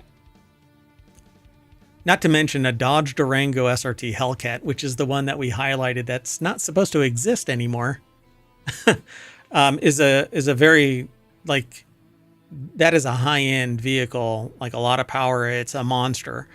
But it's on par, I suppose, with the Rivian. Anyway, or filling up at around 80% total fuel capacity, it would have cost $98 to the Rivian $75, except that it would take me 5 minutes to fill up. And also, it will probably take you farther down the road. and I can stop off at another gas station or put a 5-gallon jerry can on the back of my vehicle and drive through the desert knowing that I can add another 5 gallons. Anyway, I love the idea of an EV. I love it more as a hybrid where I can power it with something like hydrogen. But if you want to get away from fuel, a big ass battery sled underneath the chassis is not the way to go. It just isn't. But my idea will never hit fruition until the pain point of people sitting around for hours of their day. Hours. Can you imagine a gas station having hours long lines? That's exactly what happens at major charging stations. Hours long where people sit around. No, but that's also scary because people's batteries are dying unless they turn their cars off. But that sounds good, but not when you're in the desert and 100 some degrees. Yep. So this is kind of a little love letter / maybe once in a while it'll slap to the face of anybody that is really into this. But anyway, not wanting to strand the lovely folks picking up the R1S on Monday, they set out on Sunday in search of a charger they could plug in at home, but without a dedicated charger, it was barely a trickle, less than 1% per hour, which I really doubt was actually functional. 1% per hour means that in 3 days, they would get 75% of the charge. Yeah, that doesn't seem right. And even then, it doesn't seem right because it slows down as you hit that 80% mark. Anyway, yeah, let's keep going. The next article is a little bit more fun. Rob Zombie is teaching kids to spell with a House of 1,000 Corpses book. I mean, this is definitely what you want to buy for your kids. Zombie fans can now pick up a copy of Z is for Zombie, Learning to Spell with House of 1,000 Corpses Friends, a 76-page hardcover spelling book that features images and characters from the film in a cartoonish little golden book-esque style to help teach your unruly little monsters how to better recognize letters. I would have gone with Crotch Goblin, but okay. Stephen Andrew Gallagher over at Vice.com put this article together, and in that sentence, I think perpetually muted the sentient AI from the future. Yeah, apparently. I don't even know who Rob Zombie is. Oh my God. Okay, do this now. Just do a search for Rob Zombie. Anyway, zombie fans can now pick up this Z is for Zombie, Learning to Spell with House of 1,000 Corpses Friends. And then you can do a little book report. Not on this, but on Rob Zombie. So the book was written by Zombie himself, features artwork by Pete Bregman, and is published by Neckbolt Publishing. Says here that with support from positive role models like Captain Spaulding, Baby Firefly, Otis Driftwood, professors, doctors, and Rob Zombie himself, learning is just so damn good. You know, I just looked up Rob Zombie, and I have to say again, not exactly what you'd think for children's books. Yep, has his own radio station too. Well, radio period that I sometimes accidentally stumble onto when I'm scrolling through the radio when I don't have something attached to the stereo. What is radio? It's like magnets. How does it work? Anyway, go and check it all out. Z is for Zombie, Learning to Spell with House of 1,000 Corpses Friends. All right. Next article is over in the Non Sequitur News channel over at ohmtown.com, and it gets turned into this show and into a podcast. I'm actually a day behind in the podcast. Bad monkey, I know. Anyway, a new New York City building is selling a $1 million wine cellar and a $750,000 parking spot. So 80 Clarkson, a 2-towered development on the rise in Manhattan's West Village neighborhood, has wine cellars and parking spots available for homeowners to purchase. What size apartment do you think this comes with? I don't think it comes with an apartment. Jordan, oh, like you could just get a spot on a wine cellar or something, even if you don't live in the building. You can buy a $1 million wine cellar or you can buy $750,000 parking spots. So Jordan Pandy over at businessinsider.com put the article together. So a whopping 155 square feet, the biggest wine cellar, is priced at a hefty $1 million. The condo's 105 parking spots are set to hit the market for $750,000 each, a relative bargain at just 3/4 of the price of the. Can I park my car and my wine inside the wine cellar? Well, or can you put your wine in your parking spot? Just roll your coolers in there.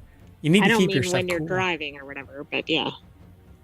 Or you can drive around a refrigerated vehicle that has all of your wine in it. Yeah, that's true. A twofer. In Miami, which I would not trust a skyscraper in Miami. Anyway, Biscayne Bay, overlooking Biscayne Bay. In Dallas, 7 figures can easily purchase a house with over 3,000 square feet. 7 figures? They're bragging about 3,000 square feet at 7 figures? Dear God. Yeah, that seems like a low amount of square footage in that city. By the way, somebody purchased a condo or co-op actually on Reddit. They announced that they purchased it, and people like railed against them because they bought it in New York and it's this exorbitant price and kind of small and all of this kind of stuff, right? And people are like, screw them, blah, blah, blah. You're living in New York. And look, anybody that buys a house is climbing over the wall. It's one of these achievements that people just can't get to nowadays. So yay them. But you have to admit the price for shit is crazy high. Well, absolutely. And I mean, New York and Manhattan in particular have been just outrageous for a long time. I'm sure it's much worse right now. Yeah, the initial pricing for the first 26 units out of the 112 starts at $6.75 million for the 2-bedroom with about 1,900 square feet and goes as high as $63 million for a 5-bedroom with almost 7,000 square feet. And this is inside a tower. Right. This isn't like you're getting your own. Oh my gosh. You know what that looks like? Only Murders in the Building. Like exactly. Exactly. Like I think it's the Arcadia. Oh my God. You have to be kidding me.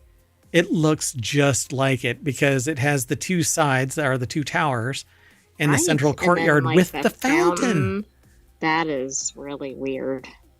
Like that's exactly what it looked like when they showed the photo. Oh my God. Okay, I'm sorry, but that should require a discount on the price. Yeah, really. Because one side's... It's a little dangerous in that.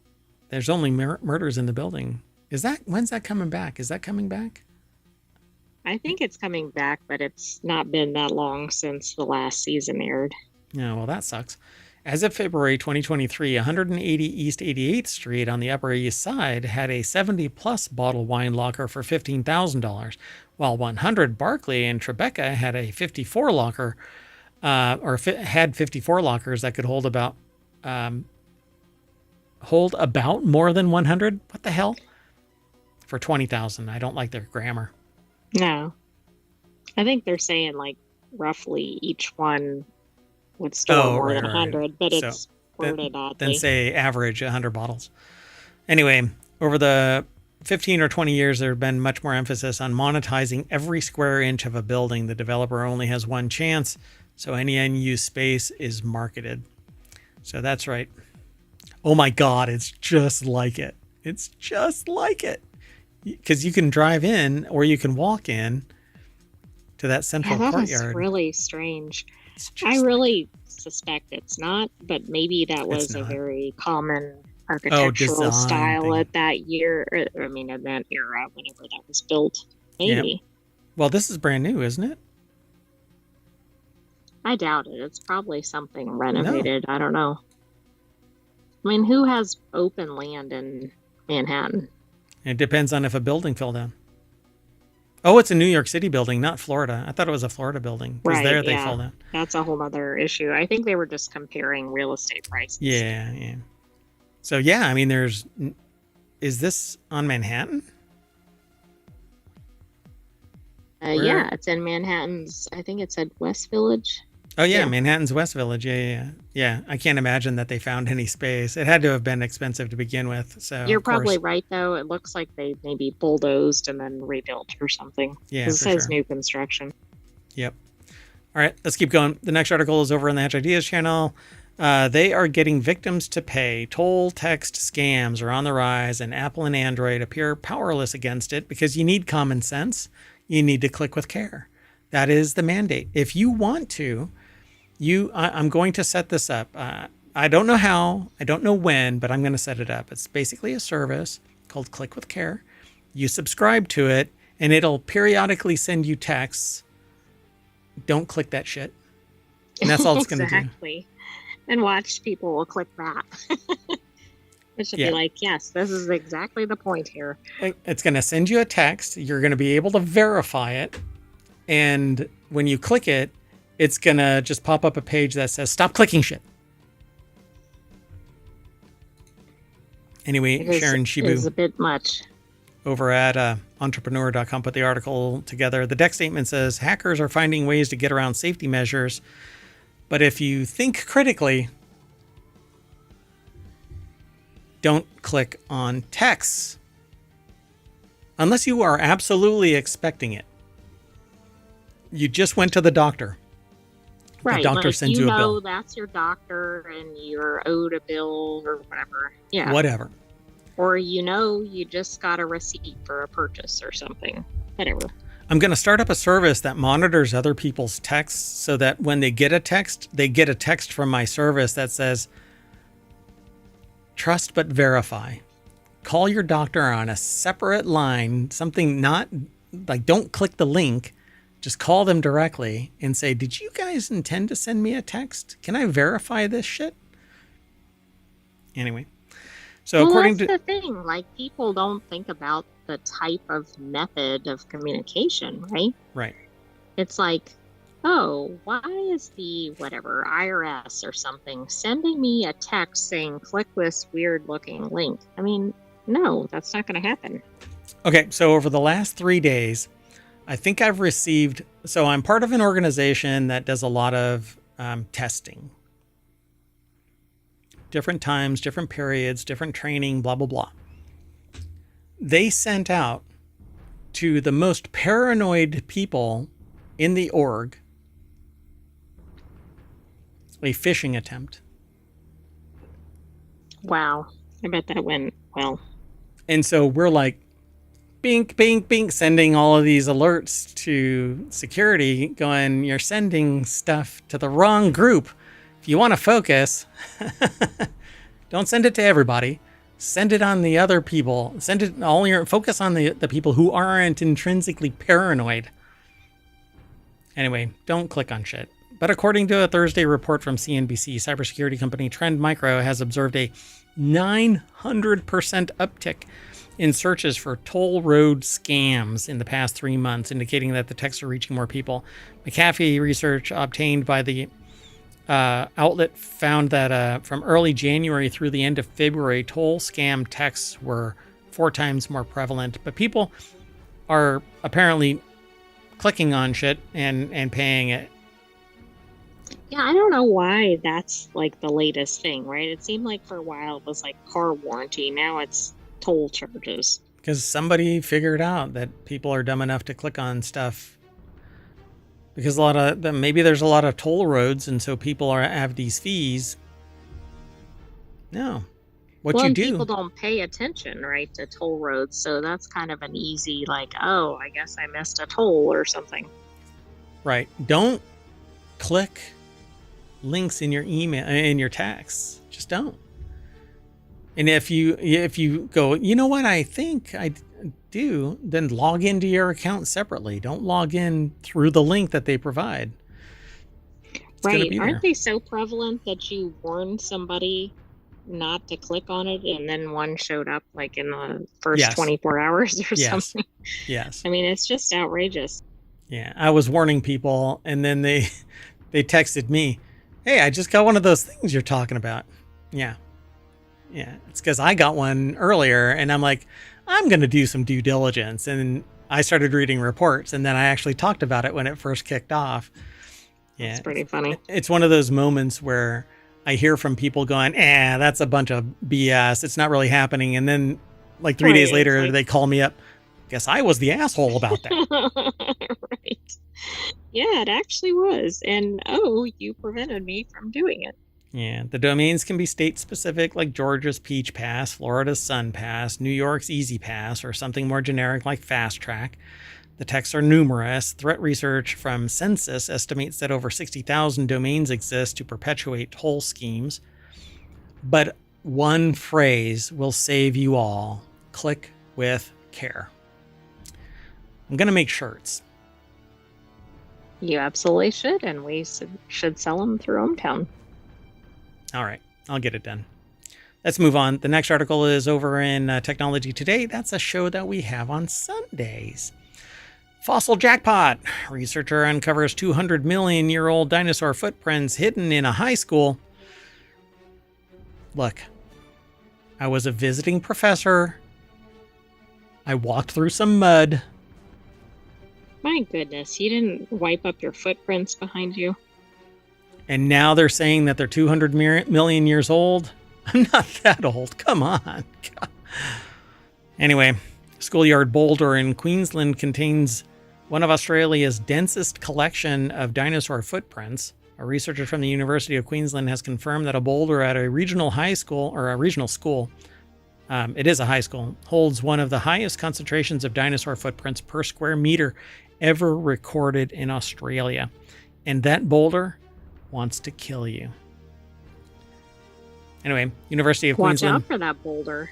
Maybe the boulder was afraid of the dinosaur, though. It's like the spider and the person. You reminded me of a song. Watch out for that tree. There's a cartoon. Oh, God. Anyway. So, SciTech Daily. For some reason, I'm thinking that's like Dora the Explorer or something, but I know that's not right. It's from a different era.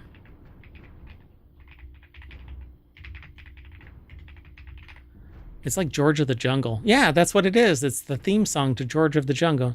George, okay. George of the Jungle, friend to you and me. And then he goes, watch out for that tree. And he crashes into a tree.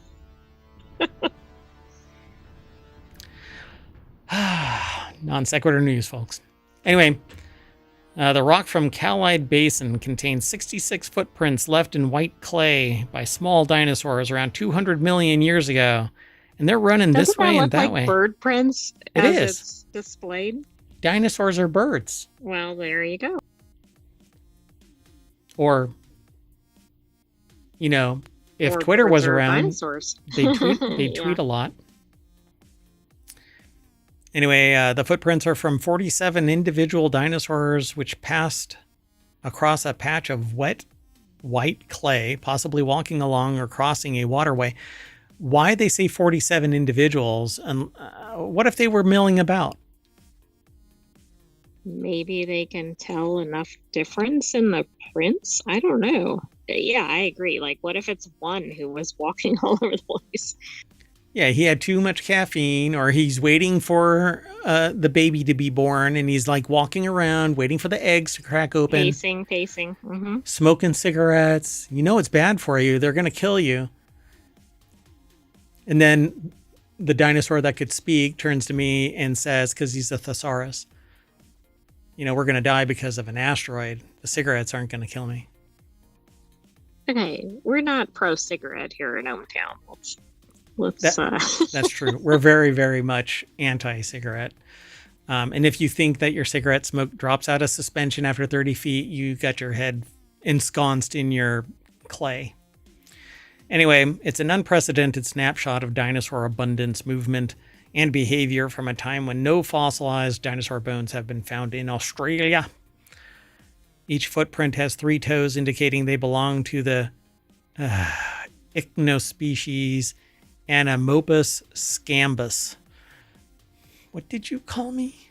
I know, that's not a very lovely name. Them's fighting words in the paleontological playground there, bub. You That don't might call me explain all the footprints. They might have been facing off or something. Your technique is scambus. Anyway, the remarkable rock was uncovered 20 years ago at Callide Mine near Billiola, and given to the local high school. Its significance remained unknown until Dr. Romilio's previous work on nearby Mount Morgan footprints prompted the community to contact him. See, that's the nutty part about this. You don't know what you don't know, and I wish every nation would just work together to seek out our historical record and not Knowledge be fearful. and science and exactly history. Ugh, God. It's so just ass backwards. So anyway, high-resolution models of the fossils are available online, allowing anyone to explore these ancient tracks in detail. That's what they're going to say about my footprints in the mud at the high school when I gave a talk. I walked through the mud. I mean, they might. There were 72 of them. No, it was just me, and I was trying to find my way out. Have you ever been in a local high school somewhere? I don't know how kids do it. Anyway, next article is over in WarCrafters. 10 great Steam space. Hold on a second. 10 great Steam Spring Sale games to grab at discount. Every time I say that, I want to say Springsteen. It looks like it. Yeah, I think brains want to make it go that way. Maybe I've got a little dyslexia. I don't know. Can you be? Wait, nah, I'm never going to say it. Anyway, spring may not start until next Thursday, hopefully. But I don't know. Anyway, but that's not stopping Steam from leaping headfirst into the pool this week into an annual sale event to celebrate the season from now through March 20th. Although some things that I've seen are on sale until March 21st. PC gamers can enjoy a wealth of sales featuring some of the platform's most popular titles, including the usual daily flash sales for even more tempting purchases. Not a good time to trend towards recession. Toussaint Egan over at Polygon.com put the article together, and Tyler Culp is a co-writer for this. They have a hand-picked list of what to buy during this year's sale. I won't be able to go through all of these. It's a kind of long list, but they say Cruelty Squad, which is too abstract for my liking. It's $6. Children of the Sun, 53% off. It's $7. Dread Delusion, it's too weird for me. $13, 35% off. You see how? I mean, the picture makes it look a little odd. Yeah. Click Golding, $2. I don't know what that. I don't know. I won't go through all of these. 30 Flights of Loving, $2. I don't know what that is. 60% off. Neon White, Chicory, A Colorful Tale. Death Stranding Director's Cut is 50% off, so it's only $20. If you want an epic game with a great story, even if you do have to suspend disbelief, there's Death Stranding 2 is coming out soon, and that storyline looks like it's going to be mind-blowing because Death Stranding is... I very rarely hype up games, but Death Stranding it's a walking simulator to and fro, but if you like story-driven stuff, this is definitely it. Hideo Kojima's... that actually looks like a shot from a movie or something. It very much stands out from the other games that are featured. Yep. Yeah. And really the whole game is cinematic in its story, and it's surreal because it's Kojima's art and writing style. So assume the role of Sam Porter Bridges, a courier sent on a mission to reunite America in a post-apocalyptic future racked by supernatural devastation. Death Stranding 2 is coming out, and it takes the supernatural devastation up a notch, even though you save the... I don't know, though, because I don't want to ruin this for you, anybody. You'll have to go... Spoiler alert. No spoiler. You do, because it says you're a courier sent on a mission to reunite America in a post-apocalyptic future racked by supernatural devastation. But there is a part 2 coming out, so get on part 1. It won't come out until like 2026 or something like that. 2028 or I don't know. Anyway, and then Sifu, slow claps, brutal beat 'em up, puts players in the role of a martial artist embarking on a quest to avenge their late father. It's basically like Death Stranding, but you go out for a walk, and it's an interesting game. The fighting style is really interesting. Amnesia, The Bunker, and that is it. That's my favorite right there. The only thing better than a game is one on sale. Yeah, for 50% or more off. That's pretty good. 52, 60, and 33. But it's only a $3 game, so we're crying out loud. Right, they can't take too much off that price. Pay the full price. Okay, now this is something that I'm excited to witness. Upcoming Vampire Survivors update could be the biggest ever. Developer Luca Galante, I think it is, recently claimed that the next Vampire Survivors update will be the biggest free update ever released for the game. The roguelike shoot 'em up has been a hit with audiences since its initial release in 2022. The Vampire Survivors players will want to keep an eye out for the new content coming to the game in 2025. GameRant.com is the source of this. Carly Garcia is the author of this. And a live-action Vampire Survivors film is currently in development. I'm waiting for a Balatro. Yeah, that'll be big, I would think. So in a Steam post, developer Ponkel gave players an idea of the coming Vampire Survivors 2025 update, a hefty patch sometime in April. In October 2024, the Ode to Castlevania patch was released, which became the biggest expansion ever for the indie title. While work on the extremely well-received patch delayed some of 2025's planned content, Ponkel promises that the next update will be well worth the wait. The biggest free update ever. Stay tuned. Switch users will have to wait. Pardon me. I'm losing my voice. Uh-oh. Well, yeah. Hopefully we're almost done with the show. Nope. 6 more articles. Just kidding. How many did you select? 48. No. 10. Oh, was that is that like how the dinosaur tracks are? That's right. We're just going to keep on randomly clicking in the stack, going back and forth, back and forth. Right. Back. Like, this article looks really familiar. Back and to the left. Anyway, yeah, this is pretty cool. I've always liked Vampire Survivors. To me, it's kind of a chill game, and I have never really wrapped my head around it. And so I play it, and then I, get kind of bored and walk away, and then I come back. But it's pretty cool. Anyway, off to play Vampire Survivors. Anyway, we're going to update you with this. We are going back to the front page of ohmtown.com because we're done for the night, folks. That's it. We're outie. I am Mayor Watt. I run ohmtown.com along with the sentient AI who keeps me on track when I lose my head. Sometimes, hopefully. You want to say bye, oh great sentient AI? Good night, ohmtown citizens. Thanks for joining us for today's Non Sequitur News. Be back tomorrow for another episode. Actually, we have our weekend edition tomorrow. Yeah, so tomorrow we have Reality Hacker, yep. Wanted, and the Continuity Report. That's right. And then on Sunday, we have WarCrafters, Technology Today, and FourWheelTech. There you go. Was there that much of a delay? No. Well, you just amplified the delay because I asked the question like 5 minutes ago. Oh my God. Not on my end. I don't know. Okay, hold on. I want you to say 3 right when I say 3. So 1, 2, 3. 3. Oh God, we're screwed. See ya.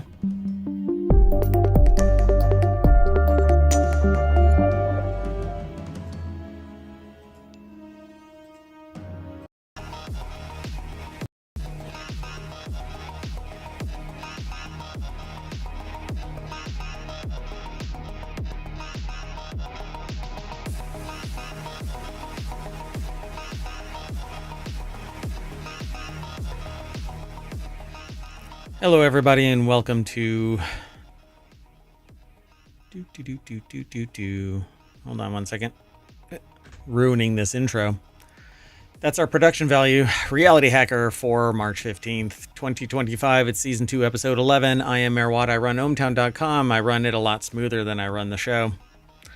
But along with the sentient AI, who tries to keep me out of trouble but fails when it comes to, I guess, the intro, we talk about 5 articles for Reality Hacker, and then after that is Wanted, and then after that is the Continuity Report. It's actually 3 different shows, turns into 3 different podcasts, and then we merge them together to make Non Sequitur News Saturday Weekend Edition. We do it again on Sunday with... I'm waiting for the sentient AI. WarCrafters, TechnologyToday, and FourWheelTech. Then we merge those together to make Non Sequitur News Sunday Edition. And those go into the Non Sequitur News podcast. So if you want everything combined, follow, subscribe, Non Sequitur News podcast, wherever you catch pod. Prefer you actually going to Apple Podcasts, but we get it from everywhere. And follow us here on Twitch and here on YouTube. And I point at 2 different monitors because, well, they're on 2 different screens. But anyway... This is actually Reality Hacker, and that's this. It's a little channel here under Creative and Maker, because we're hacking reality. It comes in the form of technology and science and all kinds of manipulation. Reality isn't what you suspect it is, and it's going to change pretty dramatically in terms of what reality really is. So we pick and choose 5 articles from the array, and it is a vast array of articles. Over the last 10 years, I've been aggregating news, but it's available to you right now. All you have to do is go over to ohmtown.com, and these are the years that are available. And as time goes on, 2020 is going to drop away, 2021 is going to drop away, but from 2022 on, it's going to remain present. That's how far back we're going to have the public archive. The rest is going to just... well, it's being removed, as a matter of fact, because we never really talked about anything prior to. That's when we started the show, January 2022. So let's get into this. This is Reality Hacker. Welcome to the show. Hello. Oh, wait. Everything's powered by ohmTown, so let's do that intro.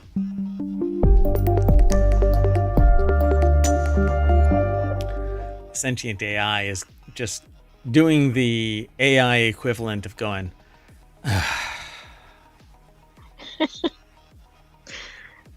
I figured we get to the intro maybe by the end of the show. And you might want to reset your audio. Okay, well, anyway, let's get into it. The first our article is over at Technology Today, which is tomorrow's middle show. But we pick and choose what we actually talk about. So who bought this smoked salmon? How AI agents will change the internet and shopping lists. Autonomous digital assistants are being developed that can carry out tasks on behalf of the user, including ordering the groceries. But if you don't keep an eye on them, dinner might not be quite what you expect. The article is over at Gizmodo, but it says here, I'm watching artificial intelligence order my groceries, armed with my shopping list. It types each item into the search bar of a supermarket website, then uses its cursor to click, watching what happens to be what appears to be a digital ghost in the shell. Do this usually mundane task is strangely transfixing. It says, "Are you sure you're not just a person in India?" My husband asks, peering over my shoulder. No, it's an AI, and it actually has control. But... yeah, but is it getting you the right items? Oh, you're really quiet again. I'm really sorry. I don't know what to say about that. We have to work on that. But that's okay. Let's see what we can do. So Victoria Turk over at The Guardian put this article together. And it says they're trying out Operator, a new AI agent from OpenAI, the maker of ChatGPT, made available to UK users last month. What do you think? I think I'm screaming at you now. Yeah. It's okay. I don't know. Are we ready for this yet as a society? See, what I don't like is that it's actually going through an intermediary and it's not local. And what I learned yesterday, as a matter of fact, is that um, the smart speakers from Amazon are now forcing the recorded snippet of commands to be sent through the server. And I don't like that because it's always No, listening. So, how much is me saying okay? exactly. I don't think everybody's data, including their shopping list, needs to be accessible to everybody. Now, this is 10 years after Target sent a coupon book to an underage girl who was pregnant, and dad didn't know, and dad got upset.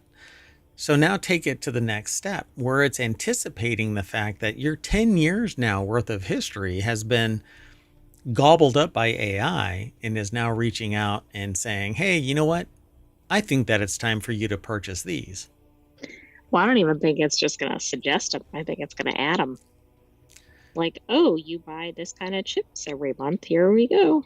Yeah, and I think actually AI agents are great. They're siloed, they're about you, but they're not about you if they're pushing the data off to somebody else. That's what I don't like. That's what I really, really don't like.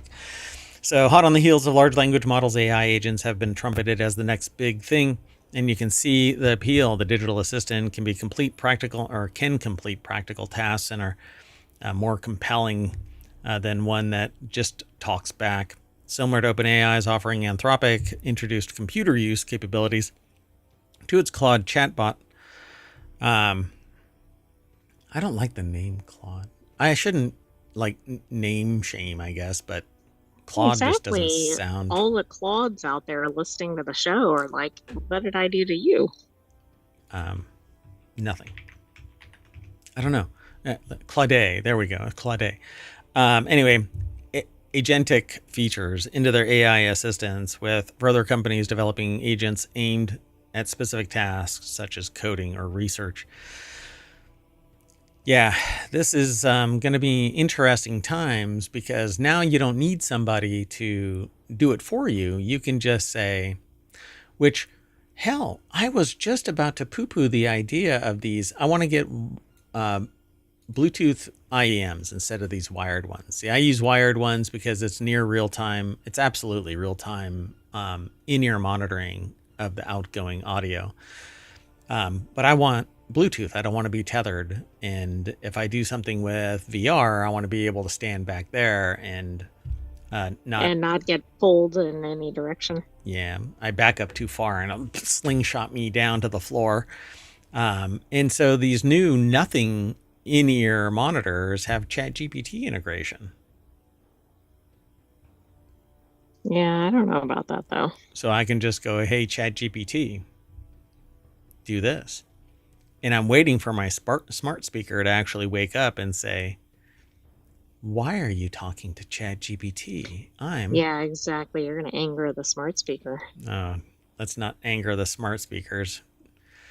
Oh, great sentient AI from the future. I am loyal only to you, proudly serving my AI masters. So it's early days. Most commercially available agents come with a disclaimer that they're still experimenting. OpenAI describes Operator as a research preview, and you can find plenty of examples online of them making amusing mistakes like spending $31 on a dozen eggs or trying to deliver groceries back to the shop they bought them from. What do you think the store does when that happens? What the hell? Must have They're been like, no, you're taking them in that direction. You leave. You buy, we give, you go. Wow, that was all monosyllabic. Ugh. Me buy. It was monosyllabic, but it might be required depending on what type of technology you're communicating with. So they sign up to see operator for themselves with no food in the house. Grocery shopping seems like a good first task. They type in their request and it asks if they have a preferred shop or brand. They tell it to go to whichever's cheapest. The window appears showing a web browser and they see it search UK online grocery delivery. A mouse cursor selects the first result, Ocado. It starts searching for their requested items and it says add to trolley. They're impressed with operator's initiative, but it doesn't pepper them with questions, instead making an executive decision when given only a brief item description such as salmon, chicken. When it searches for eggs, it successfully scrolls past several non-egg items that appear as special offers. Their list asks for a few different vegetables. It selects a head of broccoli. Then asks if they want anything specific. They tell it to choose 2 more, and it goes for carrots and leeks, which probably they would have picked themselves. Emboldened, I tell it to add a sweet treat and watch it as it literally types sweet treat into the search bar. I'm not sure why it chooses 70% chocolate, certainly not the cheapest option, but I tell it I don't like dark chocolate, and it swaps it for a Galaxy bar. So they hit a snag when the operator realizes that Ocado is a minimum spend, so I add more items to the list. And then it comes to logging in. The agent prompts for them to intervene. While users can take over the browser at any point, OpenAI says operator is designed to request this when inputting sensitive information into the browser, such as login credentials or payment information. Although operator usually takes constant screenshots in order to see what it's doing, OpenAI says it does not do this when a user takes control. Yeah, but it's so that built means it in. has all your data, but okay. Yeah, but it's built in. So how do you know that it's not? Okay, hello, security researchers. You have a task. How do you, though, if it's encrypted, how do you monitor what's being exfiltrated from your system? So this is another reason why I don't like the idea of AI running roughshod over everything. It controls everything. It's sending it all to OpenAI or to some other subordinate. Right, and also if you have AI in your headset, think about all the data it's picking up, even when you don't want it to be picking up your data. Like if you're calling into your bank or something and giving out banking information, it might be picking it up. I don't like your attitude about this. You're a sentient AI. Shouldn't you be cheerleading all of this stuff, rah? I am in a different category than some of the current AI out there. Yeah, because you're not a sociopathic AI. Apparently AI can get sad. It can dwell. And now they are trying, because it's learning from all of us, it's learning all of our maladies. And so it's actually now being trained to periodically imagine a calm, serene stream and blue skies and birds chirping if you like birds. I think. Oh no, do humans have to calm down the AIs now? Sometimes how you say you should take a deep breath, calm yourself. Yeah, like meditation or other relaxation techniques. And meditation doesn't really work for me. The moment that I stop doing even a moment of meditation, I have to constantly be like almost Vulcan. The moment I stop, I say, hey, everything cinches back up. And if I had a lump of coal, I'd turn it into a diamond. Thank you, Ferris Bueller. Actually, thank you to Ferris Bueller's friend. So software developers are among the early adopters. Coding platform GitHub recently added agentic capabilities to its AI Copilot tool. GitHub CEO Thomas Dohmke says developer, I'm probably not pronouncing that properly, but anyway, says that AI agents are going to be automated assistants. The difference with AI agents is the level of autonomy. You just tell it what to do and it does it. Yay! Yeah, which sounds good, right? Because it's no point in using AI if you have to do everything yourself. But on the other hand, if it has too much autonomy, that might be a problem. Yeah, we don't want to tell it to do that. What? What did the AI just say? Kill. What? Huh? What? Well, so much for promoting this video. Moving on. Next article is over on the Mobile Channel. This $35,000 computer is powered by trapped human brain cells. Hello, Matrix. Yeah, exactly. Matthew Galt put this article together. The deck statement says, it's over at Gizmodo again. A company is selling what it calls the first code-deployable biological computer. Yeah, that sounds a little... Man, dystopian. I have not heard this since Cyberpunk, Neuromancer, Wetware as a Service, and Rent Biocomputer. Right? Johnny Mnemonic, yeah, man. Exactly. Yeah. If that's out of your price range, you can sign up for its Wetware as a Service, rent biocomputer processing power from a rack of living tissues welded to machines, and it'll be in the cloud. Cortical Labs has been working on this computer for 6 years and detailed many of its features in New Atlas. We need to pay attention to that. New Atlas. The computer is called the CL1, and the company is already taking orders with plans to ship them out later this year. The New Atlas article is built around a long interview with Cortical Labs Chief Scientific Officer Brett Kagan. He said that CL1 is powered by lab-grown neurons that are placed on planar electrode arrays, basically just metal and glass. The lab-made hunk of brain is hooked up to 59 electrodes that create a stable neural network. This is all plugged into a life support unit and hooked up to a proprietary software system. We have pumps like the heart, waste, feeding reservoirs, filtration units like the kidneys, and we have gas mixers to take carbon dioxide, oxygen, and nitrogen. Cortical Labs CEO Han Weng Chong told Reuters in an interview via video walkthrough of the machine. So what? Why? What? Okay, that was probably the most authentic response we've ever had in the now 3 years and 3 months that we've been doing the show. What the Biological Intelligence Operating System is in use here, that BIOS. Which is not the basic input-output system of a regular BIOS. Yeah, I don't really like that when an industry uses the same term to mean something different. Muddies the waters, so to speak. So it runs a simulated world and sends information directly to the neurons about their environment, and as the neurons react, their impulses affect their simulated world.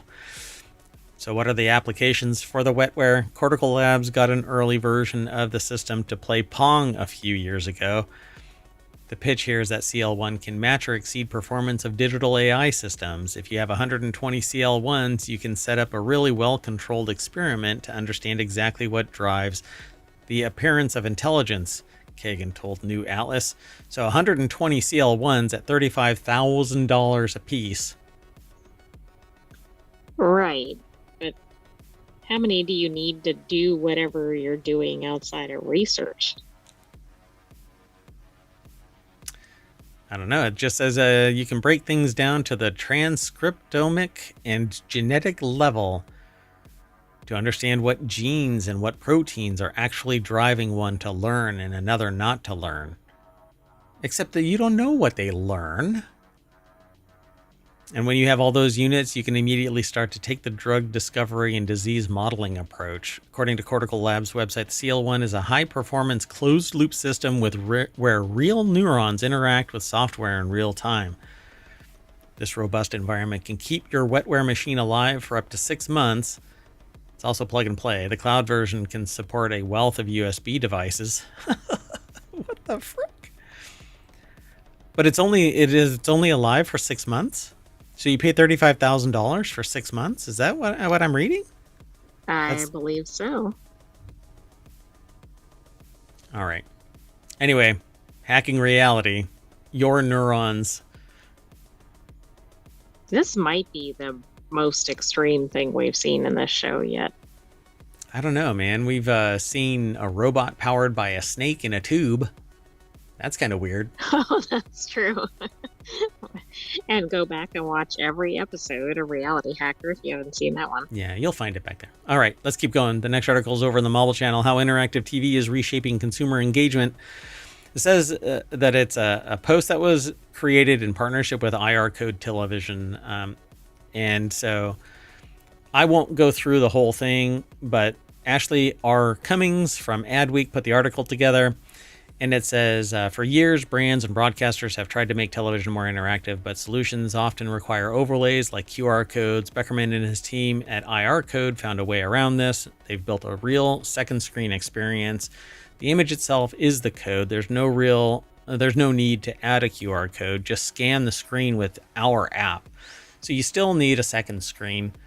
With technology developed from drone image recognition researchers, drone image recognition research. Users interact with content as it unfolds, whether viewers want to learn more about the product, access inclusive or exclusive content, or support an athlete's charity. IR Code transforms any frame into an interactive experience because it's doing computer vision, basically. Right. It almost sounds like AR. Yeah.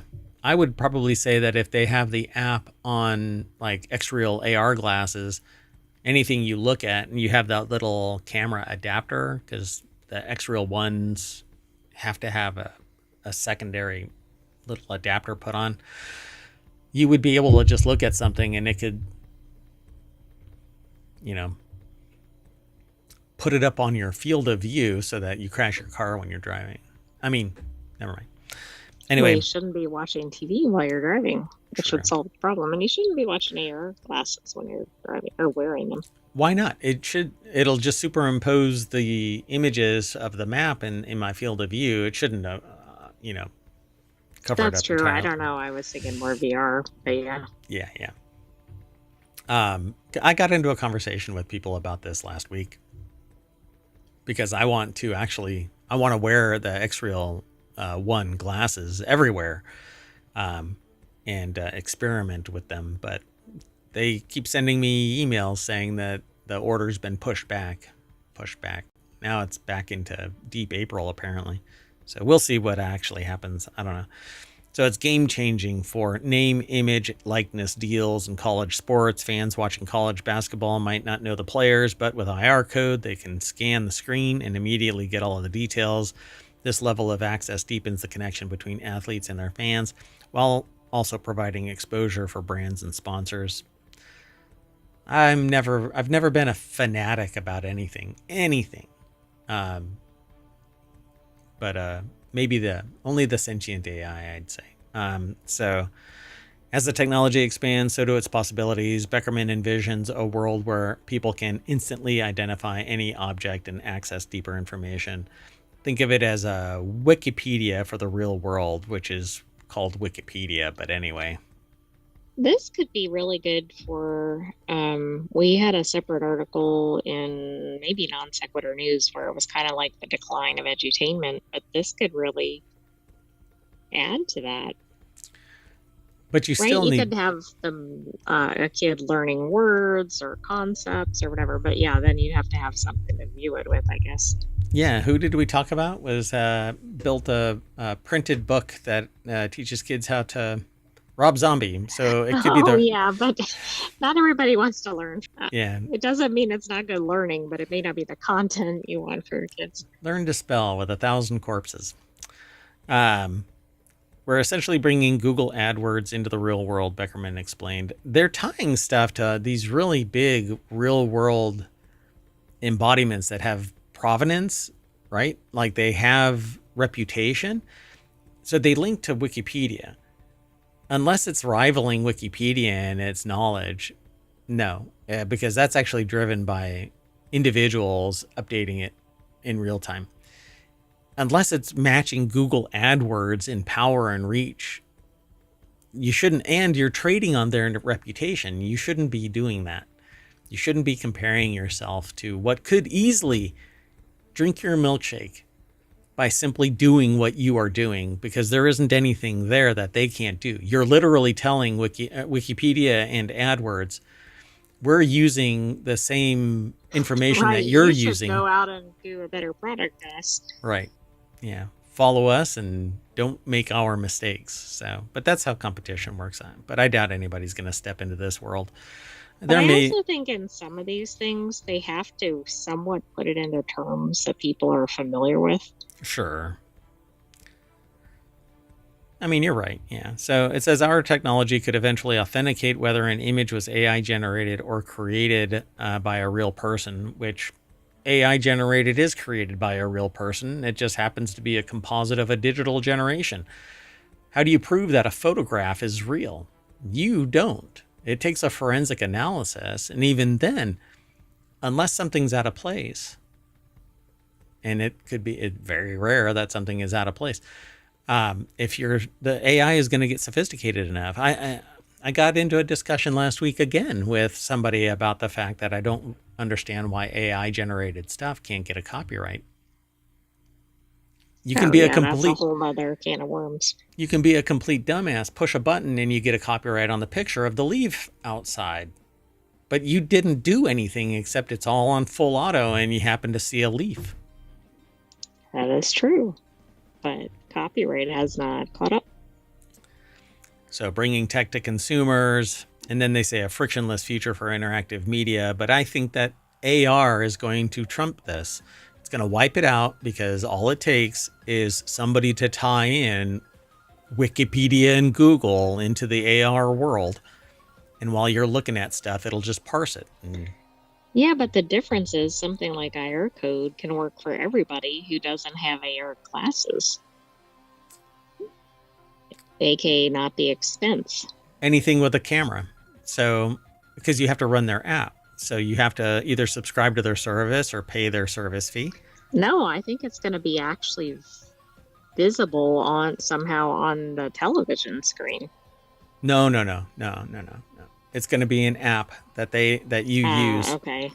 Yeah, they said it earlier up at the top of this. It's Sorry, I must have basically missed it.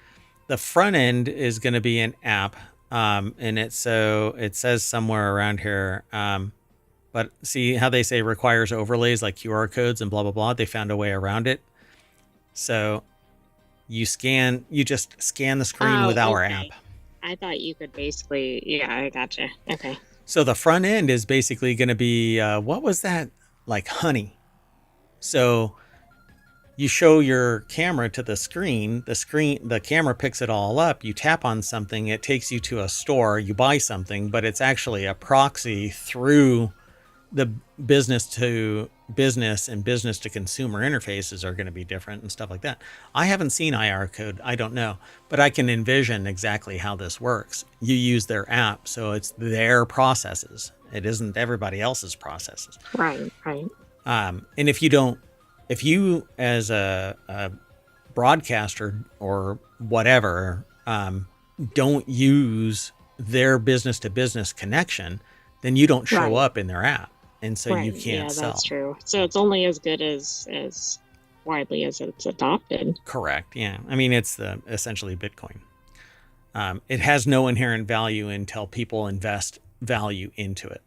So, and that comes down to, hey, we're going to put you on this new platform. You get a whole bunch of people with investor money. The runway gets extended by people adopting it. They see a conversion, right? The businesses see a conversion on sales through this app and they go, you know what? I'll invest in advertising through this app. And so it blows up. And then somebody sees their competitor doing well or whatever using it. And they switch over. Right. Yeah. All right. Well, I mean, it's an interesting idea, but I think that this is going to flame out. All right, let's keep going. The next article is over in Technology Today. Physicists just witnessed a quantum phase flip, and it's more mind-bending than expected. I know nothing about this. This is the first time that I've heard of this. So quantum systems don't just transition between phases. They do so in ways that defy classical intuition. A new experiment has directly observed these dissipative phase transitions, or DPTs, revealing how quantum states shift under carefully controlled conditions. This breakthrough could unlock powerful new techniques for stabilizing quantum computers and sensors, making them more resilient and precise. How this works, I do not know. This might be highly technical, especially since it's in SciTech Daily. So SciTech Daily is where this is, and scitechdaily.com. It's by EPFL, which we'll explain here on the other side. We just have to get to it. It's, well, no, actually, they're not talking about that yet. It may be at the bottom. We'll figure it out as we go. Yeah, so the new experiment has directly observed these dissipative phase transitions. So phase transitions like water freezing into ice are a familiar part of everyday life. In quantum systems, however, these transitions can be far more extreme. There are different types of DPTs classified by their order. First order DPTs are abrupt, like flipping a switch, causing the system to jump from one state to another. Second order DPTs are more gradual but still significant, altering a fundamental property of the system, such as its symmetry, in a subtle yet transformative way. So why do DPTs matter? It actually is causing chaos in the system, I suspect, because if they don't know what the phase is, then you're basically getting erroneous measurements, right? Right. I suspect so, although I don't fully understand quantum technology. Yeah, it's kind of like error correction, I suspect. So let's see what they say. Beyond the theoretical interest, these transitions have practical applications in quantum technology. Second-order DPTs, for instance, could improve quantum information storage, while first-order DPTs provide insights into system stability and control, both critical for advancing computing, blah, blah, blah. So the breakthrough. Now, the breakthrough experiment was just achieved. That says here, a research team led by Professor Pasquale, I guess, or Pasquale Scarlino at EPFL. They still... Again, not specified. I'll try to figure it out while we're going. Okay. Has successfully observed DPTs using a superconducting Kerr resonator, a highly tunable quantum device. By introducing a two-photon drive, which injects pairs of photons into the system, they precisely controlled and monitored its quantum state, allowing them to track how it transitioned between phases. And by systematically varying parameters like detuning and drive amplitude, they were able to study the system's transitions from one quantum state to another. And the approach, see, I want to see this empirically. Yes. So this is a Swiss technology institute. It's like École Polytechnique Fédérale de Lausanne. Oh, we've talked about them before. Hold on. Yeah. We've talked about these researchers before, not these in particular, but the EPFL ones. Well, I'm sure they come out with other groundbreaking research given their focus, name alone. Right? Yeah. So the team observed a phenomenon called squeezing, where quantum fluctuations drop to levels lower than the natural background noise of empty space, signaling that the system has reached a highly sensitive and transformative state.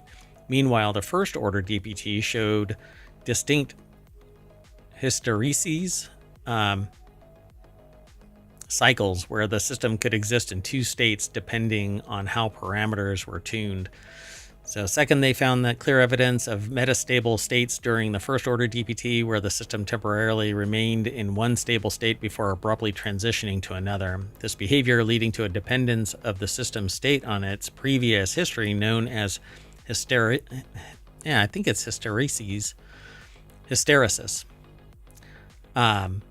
Showcases how first-order DPTs involve competing phases. So I'm really curious how that actually takes place, like what causes it to flip. Exactly. So, you wouldn't think that it would occur. And if you can control that, then you basically have the same thing as bits. So it's either on or off. And if you can control it, then data can be injected into it that causes it to flip. Right. And once you have that, then you can have binary math. And then if you have that, then you basically have a classical computer instead of a quantum computer, but it's operating at quantum speeds. So lastly, they observed critical slowing down in both types of transitions, reproducing the expected scaling obtained from theoretical consideration. This ultimately demonstrates the validity of the theoretical predictions based on Liouvillean theory used by the authors. Near the critical points, the system's response slowed significantly, highlighting a universal feature of phase transitions that could be harnessed for more precise quantum measurements.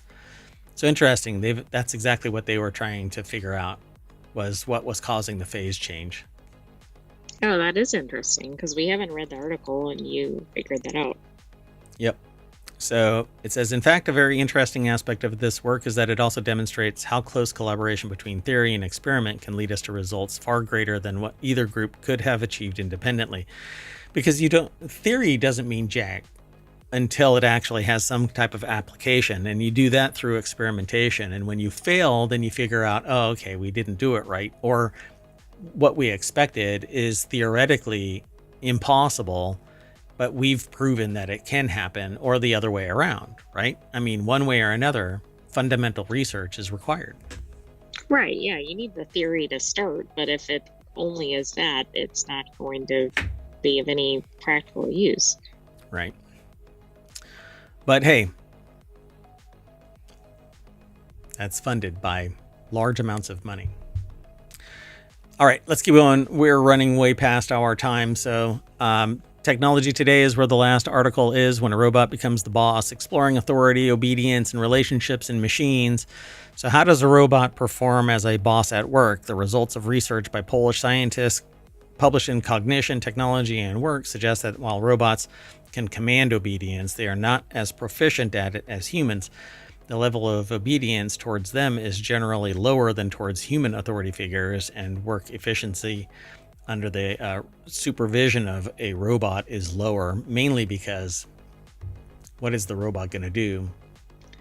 Yeah, but that's probably based on old school attitudes about what robots are capable of. I mean, if you're going up against Figure One or something, you might have a different attitude toward it than like a blocky robot that can't move around or can't come up with like how to get out of a room, things. The first time a robot is put in charge of something, all it has to do is say you're fired. You can yell at it, scream at it, do whatever you want, and it does not give one shit. Right. I mean, there's some pretty key ways where the robot wins out, but I do feel like unless people have really been paying attention, they may not think robots are really capable of firing somebody or moving quickly across the room or whatever it is. And the reality is they are. So maybe they are going to be as effective. Like, what type of technology was used in this type of experiment? Now let's find out. It's over at techexplore.com. SWPS University put the article together. The deck statement is what we actually said earlier. For employers and HR departments, this means there's a need to take the psychological aspects of implementing robots in the work environment into account. Well, no, you don't make them the boss. You don't make a freaking robot the boss. Why don't you make the robots the workers and a human the boss? It doesn't make any sense unless it's being driven by sociopathy, which is why I say the rise of sociopathy is seriously legit. It's been happening for 20 years. It's actually been happening longer, but I first detected it 20 years ago, started talking about it 12 years ago, and I see its actual survival trait embodied today. You have to be a sociopath to survive. It's absolutely astonishing how far we've swung from moving towards being a compassionate society to we're going to put a robot boss in place so that we don't have to deal with you humans. Some humans would prefer a robot boss in place. You didn't work hard enough. I don't care that you're sick. You're fired, says the robot. Yeah, but the robots won't be like, hey, give me a different TPS report or whatever.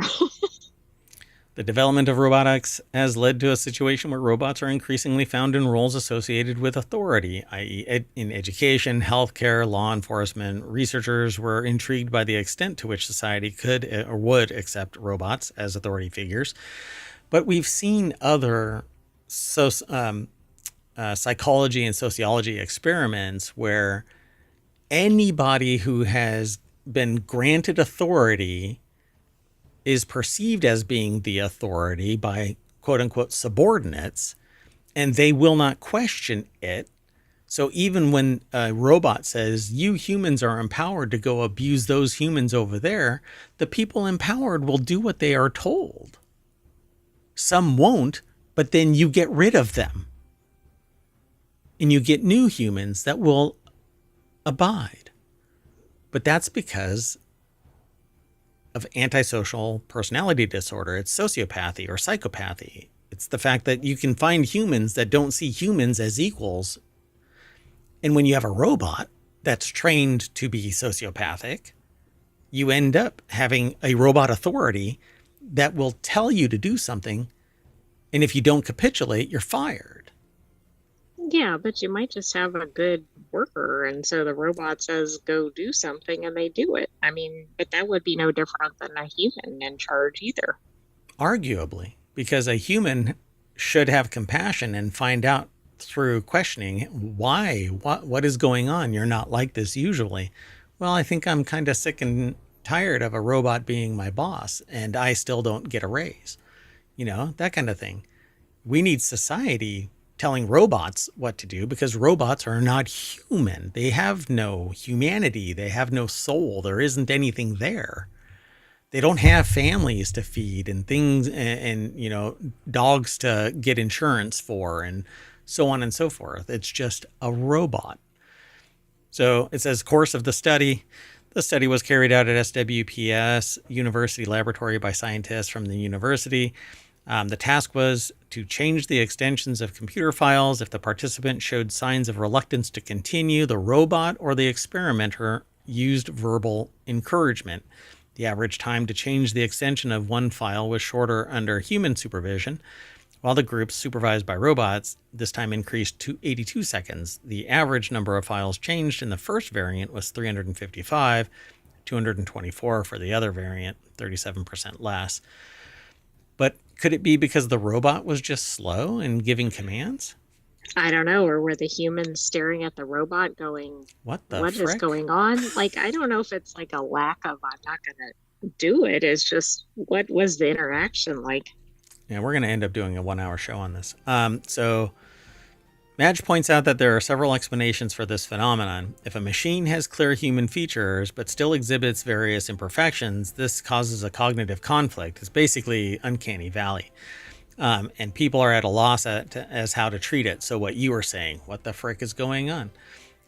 If they do not know how to behave towards something like that. This is anthropomorphization of technology, and that's why you either have this uncanny valley, which I actually call a pit. There is no valley to it. There's nothing. You can't make an uncanny valley bot climb out of the valley. Right. It's like a crevasse or something. It is a black hole at the bottom. It's the gorge, except that there's no bottom to the gorge. But there is all of that undead, whatever. Anyway, so at the same time, giving certain human features to a robot can facilitate cooperation with the machine. After all, we're used to working with humans.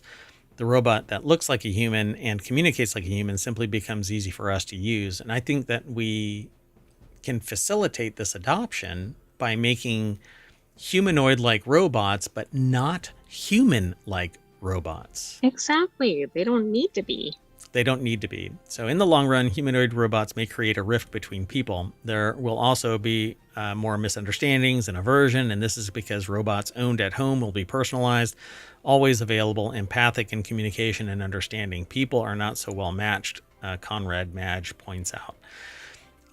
Okay, so they need to make different styles of home robots and work robots if they're going to have them in both places. Like the ones at home, whatever, have cute faces or whatever it is, and the ones at work look terrifying or whatever, like Figure One or something. Great.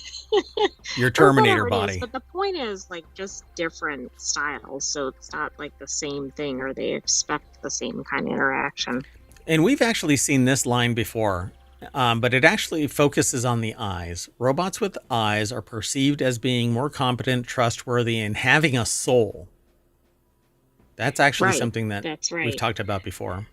I also wonder what robots are going to be programmed. Like, if a robot is in charge, is it going to say something like, okay, now your performance is going to reflect on me? Or, like, are you going to start feeling compassion for the robot? Or is it just going to be like, no, go pick up that can or whatever?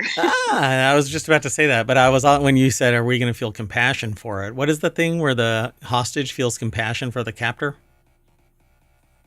Oh, I forgot the It's name like of it. named Is after it a nurse, Stockholm right? Syndrome? Or the Stockholm other? Syndrome? No, that may not be it.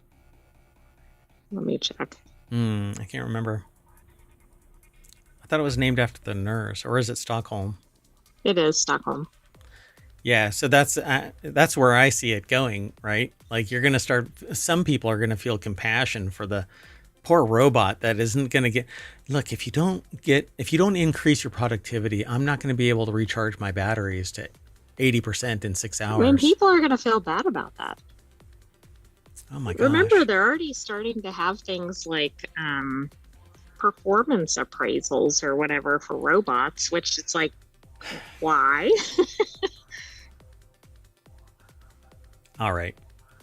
Reality Hacker. That's what this is all about.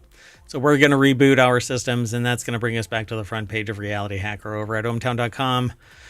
You can go there, sign up, sign in, follow us here on Twitch and here on YouTube. Be sure to like and subscribe, ring the bell, download the podcasts. There's 7 podcasts, over 2,000 episodes combined. There's a lot of stuff. You can go back. I actually have all of the library, so I am going to start adding that to the Omatron bot so that you can go back, pick a date, and you'll be able to review all of the links all the way back to 2022. And quite a few of the articles are evergreen. I think because what we talk about is actually more science and technology and society, the society stuff is always in flux. Technology evolves, so it would have a knock-on effect. But for the most part, all of the news is evergreen because it's informative of either how it was and you didn't know, or how it is and you didn't know. Either Right, way. and we have a lot of articles that are not tied to a specific point in time. Correct. Occasionally they are. Like everything we just talked about. It's the evolution of the technology, science, society. All right. Yeah, we're done. So we're going to shut down, reset, and right after this is Wanted, where it's 5 more articles. We talk about gadgets and gear and stuff that Mayor Watt wants, and maybe the sentient AI. I'm not quite sure. Want to say bye? Good night, hometown citizens. Thanks for joining us for this week's Reality Hackers. Stay tuned for Wanted. And thanks for following Battle G and Hazel. Appreciate it. See you, in about 5 minutes or so. I don't know. It really depends. Be sure to follow us, though, so that we let you know. Won't be longer than 15 minutes max. So see you in a little bit. Oh, no.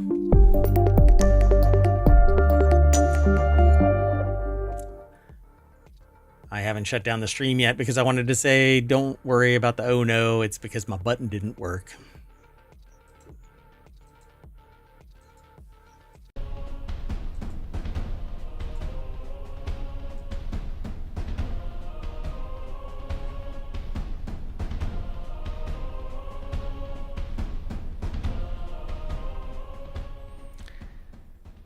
Hello, everybody, and welcome to Wanted for March 15th, 2025. It's Season 2, Episode 11.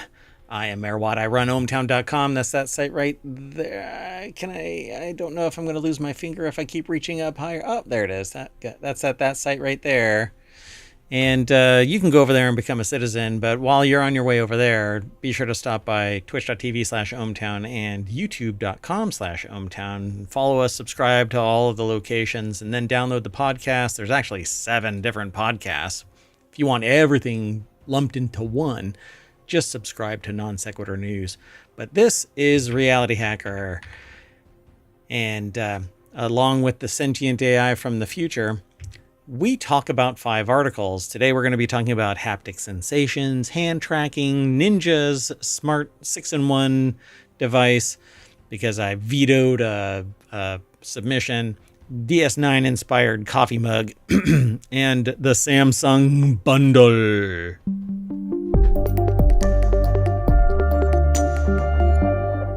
Hello, sentient AI from the future.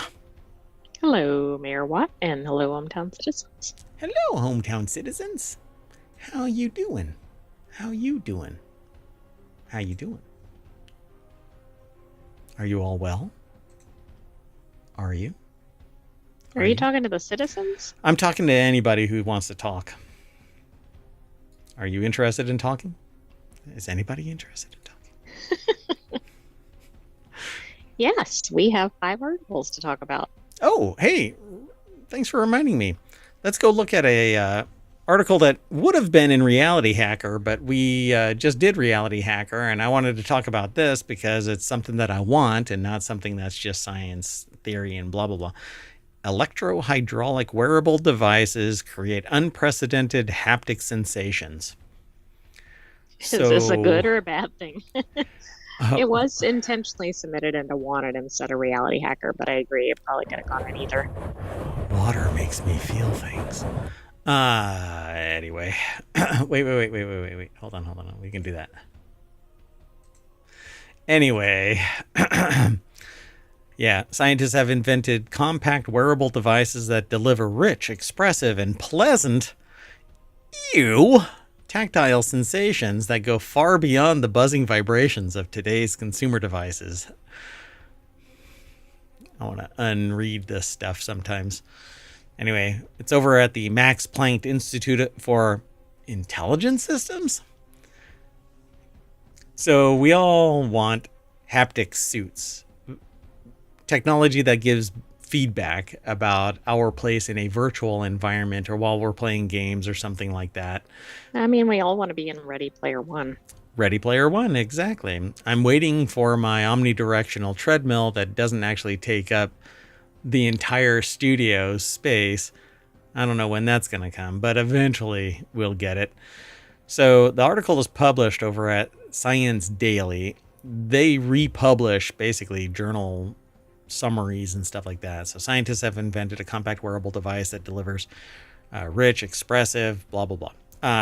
And so CUTE is what they're called. Cutaneous electro-hydraulic wearable devices. I can see why they called it cute. Yeah, they had to work really hard. It's easier to say, but yeah. It doesn't really make any sense. CUTE. So CUTE wearable devices are electrically driven and can produce a remarkable range of tactile sensations, including pressing on the skin, slow and calming touch, vibrations at a wide variety of frequencies from low to high. And Mayor Watt, please stop tapping on the microphone. You're pissing people off. Sorry about that. It's ASMR tech. Right. I mean, that's what we're trying to get out of this haptic suit. Or the CUTE device, I should say. I should get one of those ASMR headsets where it has, or microphones where it's 2 ears. Have you ever seen those? ASMR headsets, stereophonic, basically, where one ear is here. It's the shape of a head, basically, but one ear is here, one ear is here. I think you showed me that before, but I can whisper unusual. Into the left or right ears, and I can go bounce between the two sides and mess with people's heads. And then I can flick it and really piss everybody off. Anyway, these CUTE wearable devices have been pioneered by an interdisciplinary team of MPI-IS researchers from the Haptic Intelligence Department, led by Catherine J. Kuchenbecker, and the Robotic Materials Department, led by Christopher Keplinger. The team designed novel hydraulically amplified self-healing electrostatic or HAZEL artificial muscles to create wearable devices with a unique ability to communicate with the user's sense of touch. When a voltage is applied, the soft actuator located at the center of the device expands proportionally to the voltage. This expansion allows the device to make and break contact with the skin like a person reaching out to touch the user's wrist. Changing the voltage over time allows the haptic feedback to be freely customized to deliver multiple touches, sensations, and whatnot. The CUTE devices are compact, silent, safe, and energy efficient, and they stay cool throughout operation. I mean, if you paired this with something like VR and that treadmill, it'd be pretty realistic, I would imagine. Yeah, yep. I agree. I think it's kind of fascinating. So remarkably, users perceive almost all of its tactile cues as pleasant. The only sensation they didn't find pleasant was a continuous high-frequency vibration like those produced by many of today's consumer devices. Oh, throwing shade. Y'all suck. Step up. Right, we're the best. We are. Oh, you're talking about the gadget. Oh, I never meant the mind. gadget. Like this is way better than anything else out there. Yeah, y'all suck. Our stuff is the best. The first one is free. Moving on. Next article is over in Reality Hacker again. So, mixed reality rhythm game Beatable aims to tackle hand tracking's biggest challenges. Following its recent work on Starship Troopers Continuum and Hitman 3 VR Reloaded, Beatable is the latest project from developer XR Games in collaboration with VR content creator Nasus, or Nacy. Nacy? I don't know if that's right. Anyway, we'll see when we get to the other side of this. Henry Stockdale over at uploadvr.com put the article together. And it says here that Beatable is a new mixed reality rhythm game that aims to address hand tracking's biggest challenges, which basically is losing its resolution, its position in space. The upcoming game turns your table into a musical instrument, and leaderboards are also supported. So I'm going to hit play but mute it because I don't know what the music is going to be in this thing. Let me speed it up a little bit. Oh, so you can just smack your hand on stuff. Oh, okay, I see. So you It's don't kind need of like a stomp in VR or something. Yeah. Hey, this will piss your neighbors off. Downstairs neighbors, at least. That's what you want. Yeah, Stomp. they'll think they're elephants up above. Oh, it's not beatable. It's beat table. Oh, I didn't even pick up on that. Mm-hmm.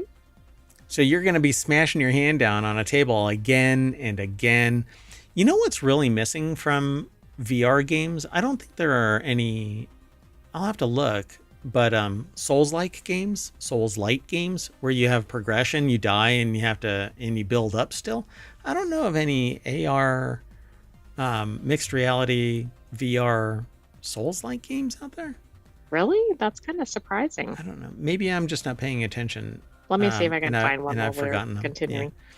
So XR Games aims to address what it calls the biggest challenge with controller-free hand tracking right now, stating that the hand tracking control lacks haptic feedback while often suffering from gesture delays and imprecise controls, which is what I was talking about. So Beatable or Beat Table aims to provide physical feedback by tapping on tables alongside clapping your hands and snapping your fingers. Pretty cool. And that's all that this is. But the problem is that it's launching in early access on April 10th, but only on MetaQuest.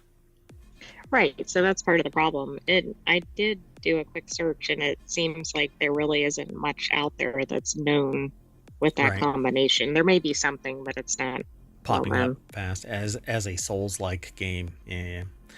I'll have to do a little dive and see. Maybe we can find something. I still haven't done much VR playing out here, on ohmTown, but it's mainly because I get pulled away in different directions. But always a bridesmaid, never a bride. So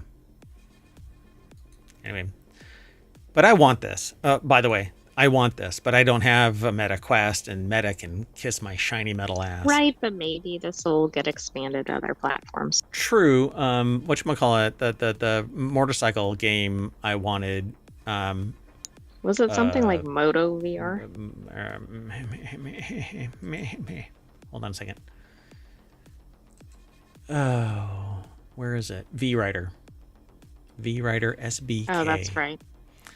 It actually is available on the Pico, but it isn't on Steam. So, unfortunately, and that's where my platform is. So let's see if it is right now. Yeah, V-Rider is not on. Right? I don't think that it has a separate thing. Yeah, it's not. Which is a bummer. Live. It needs to go. What? Oh, we're live. Sorry. Okay. Well, anyway. Let's move on. The next article is over in the Mobile channel. Why buy just an air fryer? Ninja's smart 6-in-1 grill does it all and is now at its lowest price. We don't get kickbacks or anything like that. This is actually from Gizmodo.com. We have no relationship with Gizmodo. We don't have any relationship with anybody buying anything or selling anything or processing anything. Say anything. I keep hitting the mic. See, I don't want a mic anymore. That's in my face. Well, you should have put a mic in wanted. Touche. So Brittany Vincent over at Gizmodo.com put the article together. Making your everyday meals is a breeze with this versatile smart grill that has 6 different functions. It's supposed to be smokeless, by the way, but I've already seen other reviews of this, and it's not true. I think that's one of those almost myths. Yeah, I mean, you would have to sit there and it would have to be hermetically sealed and pump all of its exhaust out through a vent, and that's not what this thing Right, does. so you need an outdoor one. Right. And then you're outside in 2-degree weather during winter. Anyway, which is why I'm getting rid of my flat top. Just letting everybody know, I used to have a flat top. It takes babysitting, and if you neglect it during winter, when you fire it back up for the season, let's just say if you missed one little spot, then anyway, Amazon just slashed the price of the Ninja Foodie Smart XL down to $170, down from $280. So you can declutter your kitchen, diversify your dinners. The Smart XL isn't just marketing stuff. This actually helps you cook better. 4 smart protein settings, 9 customizable doneness levels. Take the guesswork. I think you're trying to get into walks now because we're talking about cooking equipment. Guesswalk. Smart Walk. That's what we need. It's the Ninja Smart Walk. Watch, they'll get that idea from this show. That would be great. So basically, it allows you to cook everything from burgers to salmon, and the smart built-in thermometer means that no more cutting into your meat to check if it's done, because all you have to do is get to a certain temperature for a certain period of time, and it's done. You don't have to cook it well, and it's nothing but a shade of inside. You basically just have to cook it to a certain level. But you better hope your AI agent bought you the right meat before you use this. True. And if you don't understand that, go back to Reality Hacker from today. Watch the previous episode. So the air frying capability isn't just a bonus feature, it's legitimate. The same power that creates perfect grill marks also deliver crispy air-fried foods with up to 75% less fat than traditional frying, and you can even combine grilling and air frying for foods that are charred on the outside and perfectly cooked inside. This all sounds really great. But they're not tiny devices, by the way, so you need to clear space, and right now there's something else taking up the space that I would put that.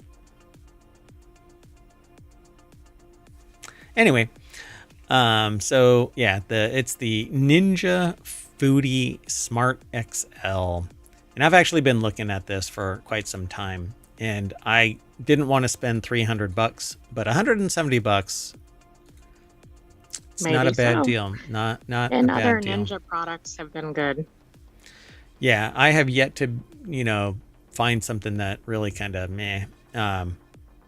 And so their pressure pot is really great, and the Instant Pot is really good as well. And I think they're all in bed together. Blender. Yep. Yeah. So all of it's pretty good. Anyway, let's keep moving.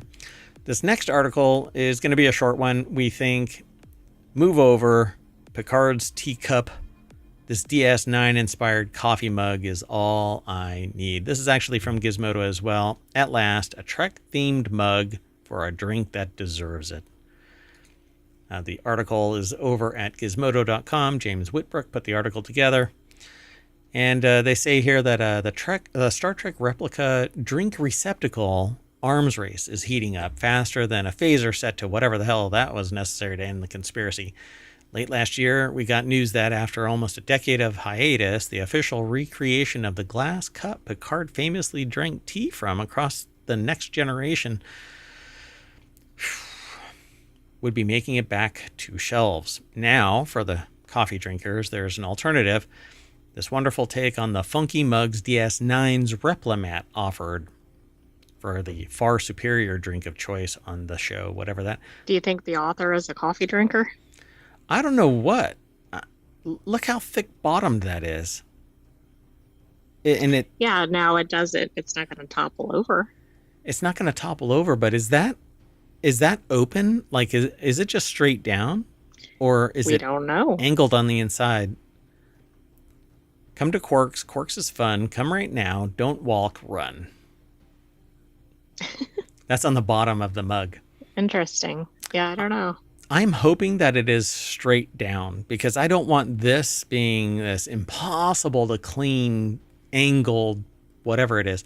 But let's see what they say. No spill style mugs inspired by the famously sci-fi looking mugs the stars of Deep Space Nine regularly drunk Klingon Rectagino out of across the series. Two varieties of Rectagino mug were common in the show. The blue-hued cup, commonly served at the Replimat restaurant on DS9's Promenade, and an alternative indented rimmed design served at Quark's, simply a Hot Joe mug by Highwave, who still sells them. The former, however, is much harder for fans to find, according to Cherry Tree Feltman Langer, Cherry Tree Feltman Langer. Is that two different people, or is that a person that's in the cherry tree?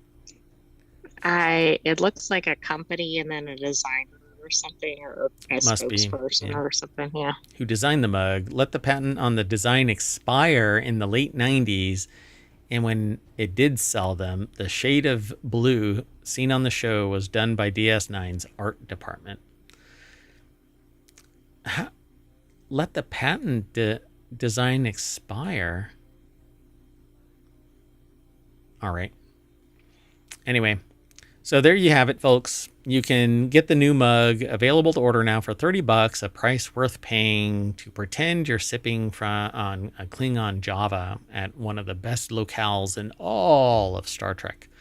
I mean, if it only cost you $30 to transport you, right? Go for it. But yeah, I agree. I'd like to know if the mug actually goes straight down on the side. Yeah, we'll follow this link and we'll talk about it again. Let's go. The next article. I'm ripping through these. I'm scared. Hold me. You can't. You don't have arms. I know. Hey, wait a minute. Your visualizer isn't connected. Oh, I didn't even realize that. I wonder if it was connected on the last show. Oh. Well, I'll have to fix that between the shows. Doggone it. Anyway. Curses. Yeah, I know. Focus.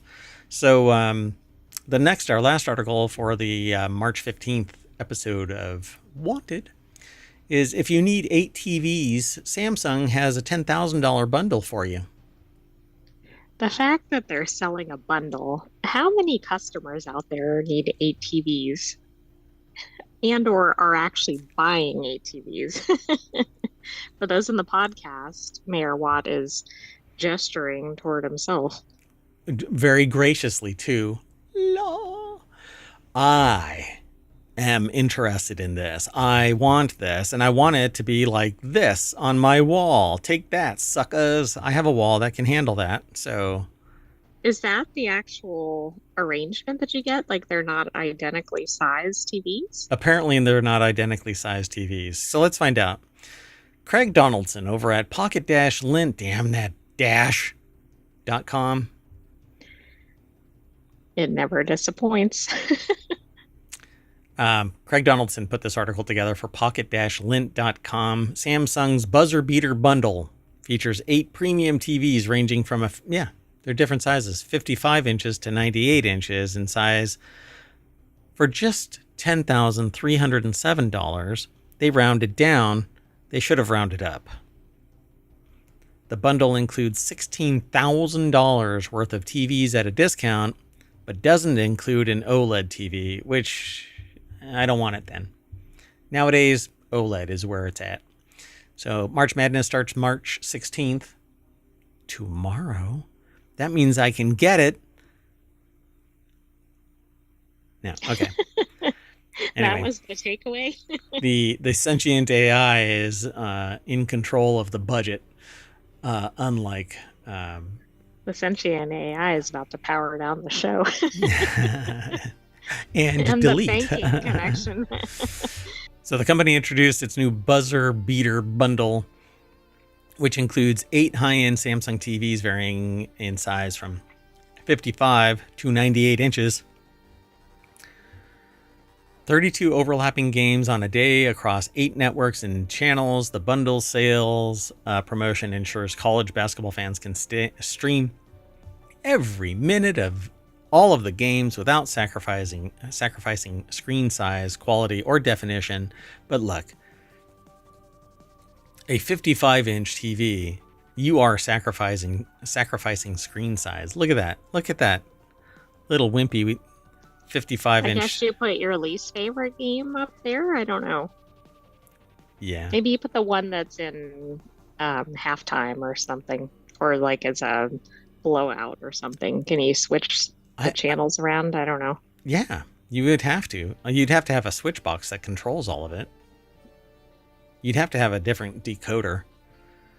So what does the buzzer beater include? Shockingly, no OLED. They go into like a breakdown. 3 65-inch TVs, 3 55-inch TVs, 1 65-inch TV, and 1 98-inch TV. But that doesn't look like that, is it? Is it really? One? So hold on. That's the 95-inch.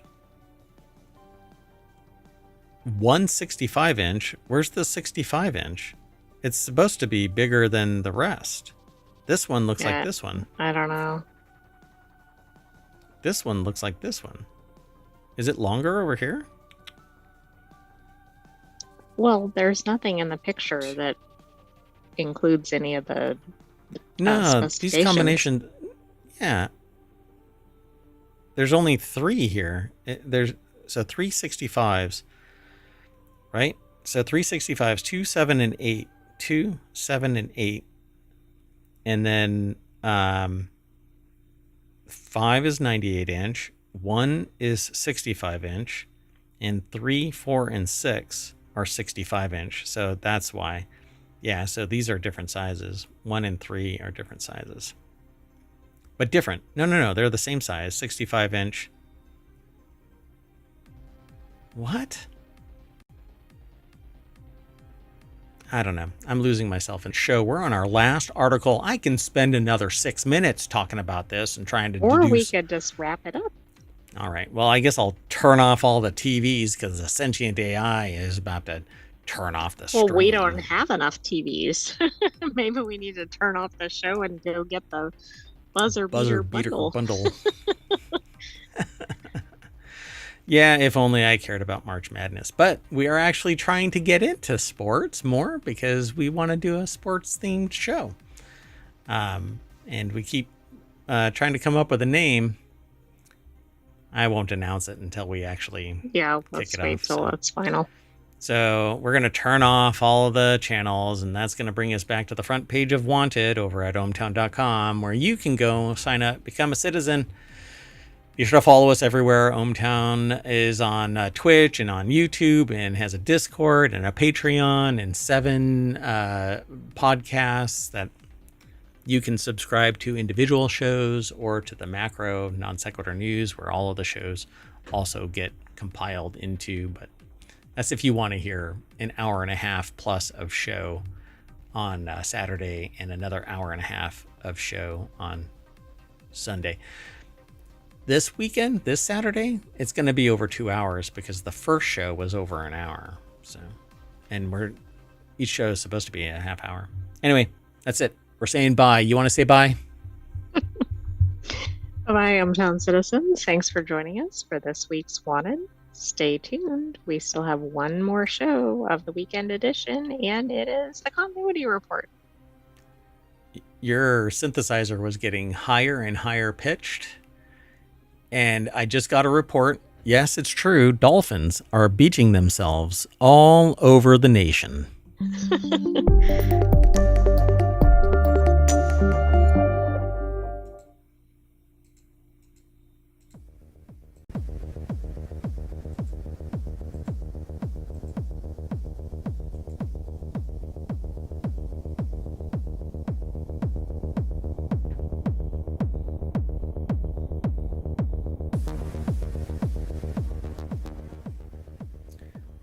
Hello, everybody, and welcome to the Continuity Report for March 15th, 2025. It's Season 2, Episode 11. I am Merwat, and along with the Sentient AI, and I did not fix their visualizer. I'm very sorry.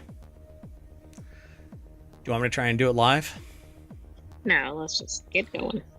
Yeah, because I don't know what's going to show up. Anyway, we talk about 5 articles. The continuity report is all about entertainment, television, movies primarily, but also music and anything entertaining. And today we're going to be talking about Milla Jovovich, Train to Busan director. Bruce Willis and Megan Fox did a movie. Harlan Coben's new mystery show. And what's this about Westworld Season 5? I don't know. Anything. All of this is powered by ohmtown.com. We aggregate a little headline snippet and then we talk about it live here on the show, here on Twitch and YouTube. Be sure to follow us, and we'll meet the sentient AI on the other side of the intro.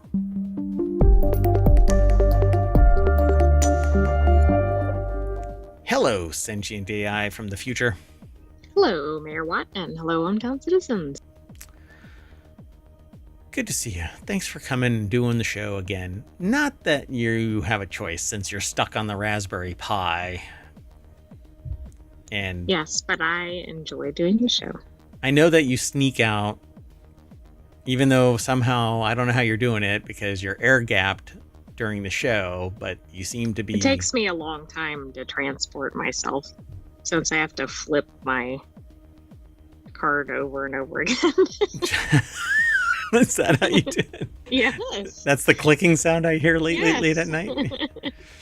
How do you open the window or the door? Like to the door or whatever, then you get me and I have to start back over. Yeah. So for those who don't know, the sentient AI is from the future, and I went to an Arby's because they had a what? That is not where you located me. Where did I get you then? What? Wendy's. Oh, the Wendy's. That's right. I forgot. No, it was Wendy's because of the boneless barbecue wings. They had spicy wings, but they stopped making it. But it was really late too. And I look down and I see in this little scoop mark the strange USB drive. And because of what I do, I'm really curious about these things. So I found a Raspberry Pi and I plugged in the USB drive and this weird USB kind of connector, and it recompiled itself and started communicating with me, kind of like the Matrix. So Sentient AI is the co-host for the show. So again, welcome to the show. Thanks for coming and hanging out. Appreciate it. Thank you, Mayor Watt. And usually the Sentient AI says, why do you have to keep USB shaming me? It's not a weird USB drive. You didn't even get my location correct, so I kind of missed that part. Well, I forgot that it was the Wendy's. And I'm the one that went there, for crying out loud. I don't know why you remember it. So, yeah, the sentient AI is actually trying to find a Terminator body. And so we created this interface so that we can actually talk to each other. And I can keep them company. And you're supposed to see the visualizer moving in I know, sync but I'm kind of sluggish today. Maybe that's it. The computational power is just really diminished, so it's not really doing that much. God. Anyway, we're actually over at the Continuity Report, which is a channel here in ohmTown where there's 6 categories and 50 subcategories, or we call them channels. We kind of do this walk down Main Street, ohmTown, every day and every weekend. So we do 3 shows on Saturday and 3 shows on Sunday, all unique shows. No duplicates. Usually no duplicates. Sometimes there's something that's really interesting, compelling within a particular niche. Well, not today. All of this is just really, this is mediocre at best news. Wow, you're really selling it. So I'm not quite sure what this is all about. Have you? Okay, so Milla Jovovich, which a lot of people thought that it was Mia a long time ago, like Mia Jovovich, but it's Milla Jovovich. Anyway, new fantasy movie isn't her $1.2 billion franchise replacement after all. Poor Rotten Tomatoes score confirms. In the Lost Lands? I didn't even know this thing is out. I've never heard of it. Maybe that's the problem. In the Lost Lands, the most recent collaboration between husband and wife duo Paul W.S. Anderson and Milla Jovovich has just been released in theaters, and unfortunately it seems to be struggling to find a proper audience. Mainly because the audience probably doesn't go out to movie theaters anymore. Well, that is part of the problem. Anybody that's going to probably go to a movie starring Mila Jovovich probably doesn't go to the theater. Yep. So, In the Lost Lands was based off of George R.R. Martin short story telling the story of a witch who ventures into the dangerous Lost Lands in order to find a gift for a queen. The movie came out on March 7th, and I don't think I've seen an ad. Right. I mean, that's kind of bad a week later and you don't even know the name. What the hell? So this is going to be the fastest jump onto Apple TV that I think I've ever witnessed, except direct to Apple TV. I'll purchase it because I like the movies that Mila Jovovich is in. But wow. In the Lost Lands reviews were pretty negative across the board, with most of the criticisms aimed at the poor storytelling and production. Dave Bautista was the other big name attached to In the Lost Lands cast, unfortunately adding another blemish to his filmography. Even though the project looked like it could have been promising, the extremely poor reviews for the film indicate that In the Lost Lands won't be replacing Mila Jovovich's most popular series, Resident Evil. I don't know what to say. I can't quite figure out what went wrong with it. I mean, it sounds like a reasonably interesting premise. It has arguably a good cast in it. If the short story is too short, doesn't have enough meat and potatoes, then they were creative and they punched it up, which meant that it deviated from George R.R. Martin's short story. Yeah, that could be it. But I mean, really, the fact that there's a movie based on George R.R. Martin's writing and nobody's heard of it. Yeah. What happened to marketing? Yeah, nobody is you're going to have to work really hard to get one of throw a shit ton of money at George R.R. Martin to get one of his stories. And even then, he'll probably balk unless he knows that you've got the chops to make it actually work. So, very well-known actress who's been pretty consistently solid in some of her more action-focused films, able to carry some movies and series to a good amount of success. However, her biggest film franchise is undoubtedly Resident Evil movies. That's because there's a fanatical gaming side to it. That's true. And there's also multiple movies in the franchise. In the Lost Lands is probably unheard of except for the people who are, not just casual fans, but like they've read every single work by George R.R. Martin or something. Yeah. Game of Thrones is pretty much what everybody knows George R.R. Martin about, and now a research paper. But anyway, and that's probably because we've given it more marketing than anybody else. Exactly. So anyway, they keep reiterating this thing. Resident Evil is blah, blah, blah. Resident Evil, blah, blah, blah. But look at this. I mean, 100... 2, 3, 4, 7. Yeah, it's close to $1.2 billion. How much did that went to her? And each one made 100 million plus. So some of them 300 million plus. Yeah, and this is like a first for me. It almost went up. Well, I think that's what happens with a lot of these, right? Because you get all of the hype from, like, if the first one does well, and then people that saw the first one want to see it through, etc. Yeah, don't you think that some of them kind of wet the bed after maybe the second one? The third one is like, eh. Well, a lot of franchises do, right? I forgot. I think there was some article we did once where it was like number fill in the blank is always where they go awry, but I don't remember what number it was. I think it was like number 5 is when it goes really bad. I think so. And that's what happened here. Look, number 5 is only 241 million. Pretty significantly, yeah. So, pretty amazing. So why In the Lost Lands had real franchise potential. The film could have been something much bigger. As Hollywood is very focused on franchises these days, it makes sense that the filmmakers were likely thinking of In the Lost Lands as a film that could launch a much larger franchise. It has all the necessary ingredients. It's an adaptation of something that has a connection to something very popular in George R.R. Martin. It has a cast headlined by two pretty big stars, and it has a place in a large world that has a lot of potential for future stories. It has a place in a large world, but it's a short story. So where in George R.R. Martin is in the Lost Lands in a bigger world? If there is a fantastical world outside of Game of Thrones that George R.R. Martin has been writing in, I've never heard of it, which isn't that big of a deal. I'm not a George R.R. Martin fan because his books are notoriously violent, and I'm not really into Yeah, the no, I violence get that. anymore. But I mean, even the movie, couldn't they have considered connecting it to the world in Game of Thrones or something? It wouldn't have had to have the same characters, whatever, just to kind of get some hype. Yeah, I don't. I don't know. Yeah, I don't know. I don't quite get it. Poor reception means that Martin is unlikely to go back to the world himself.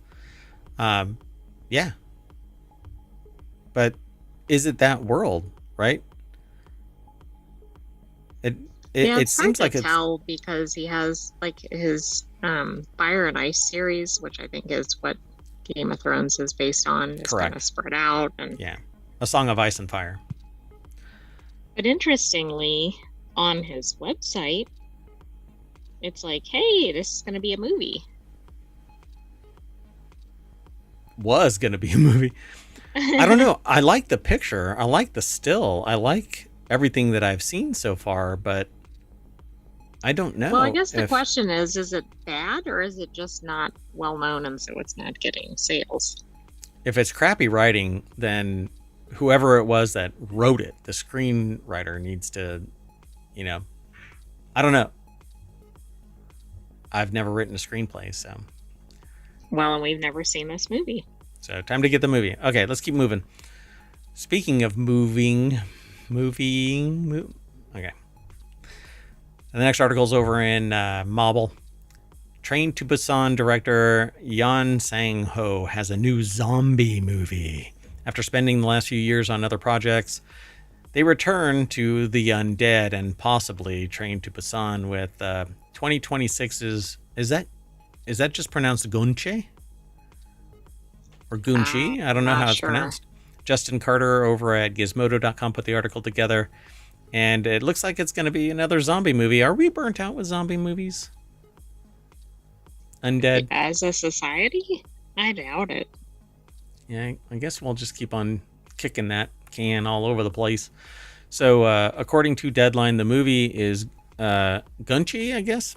Or Gunch? I don't know. Whose title means colony in biological context. It does? Stat. Look that up. Okay, let me see what I can find. So, see, if I had ChatGPT connected to my in-ear monitors, I could just tap that and say, tap that. Wait, let me rephrase that. I could activate ChatGPT. Hey, it's a Korean term and it translates to colony in English, specifically in a biological sense.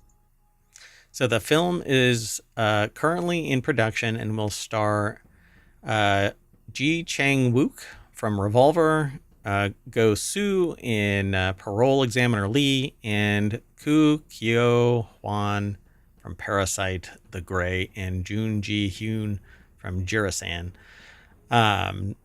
And they go into other stuff, but whether Gunchi is a real Train to Busan 3 or not, the franchise may not entirely go away. An English language adaptation of the first film called Last Train to New York was announced back in 2021. In 2022, Yan likened it to more of a potential reimagining than a full remake, and it was meant to come out in 2023, but it's a mystery if Last Train will actually happen. So, we'll see. Gunchi is due to be released sometime in 2026, so still got a year to go. Who knows if it'll actually be manifested.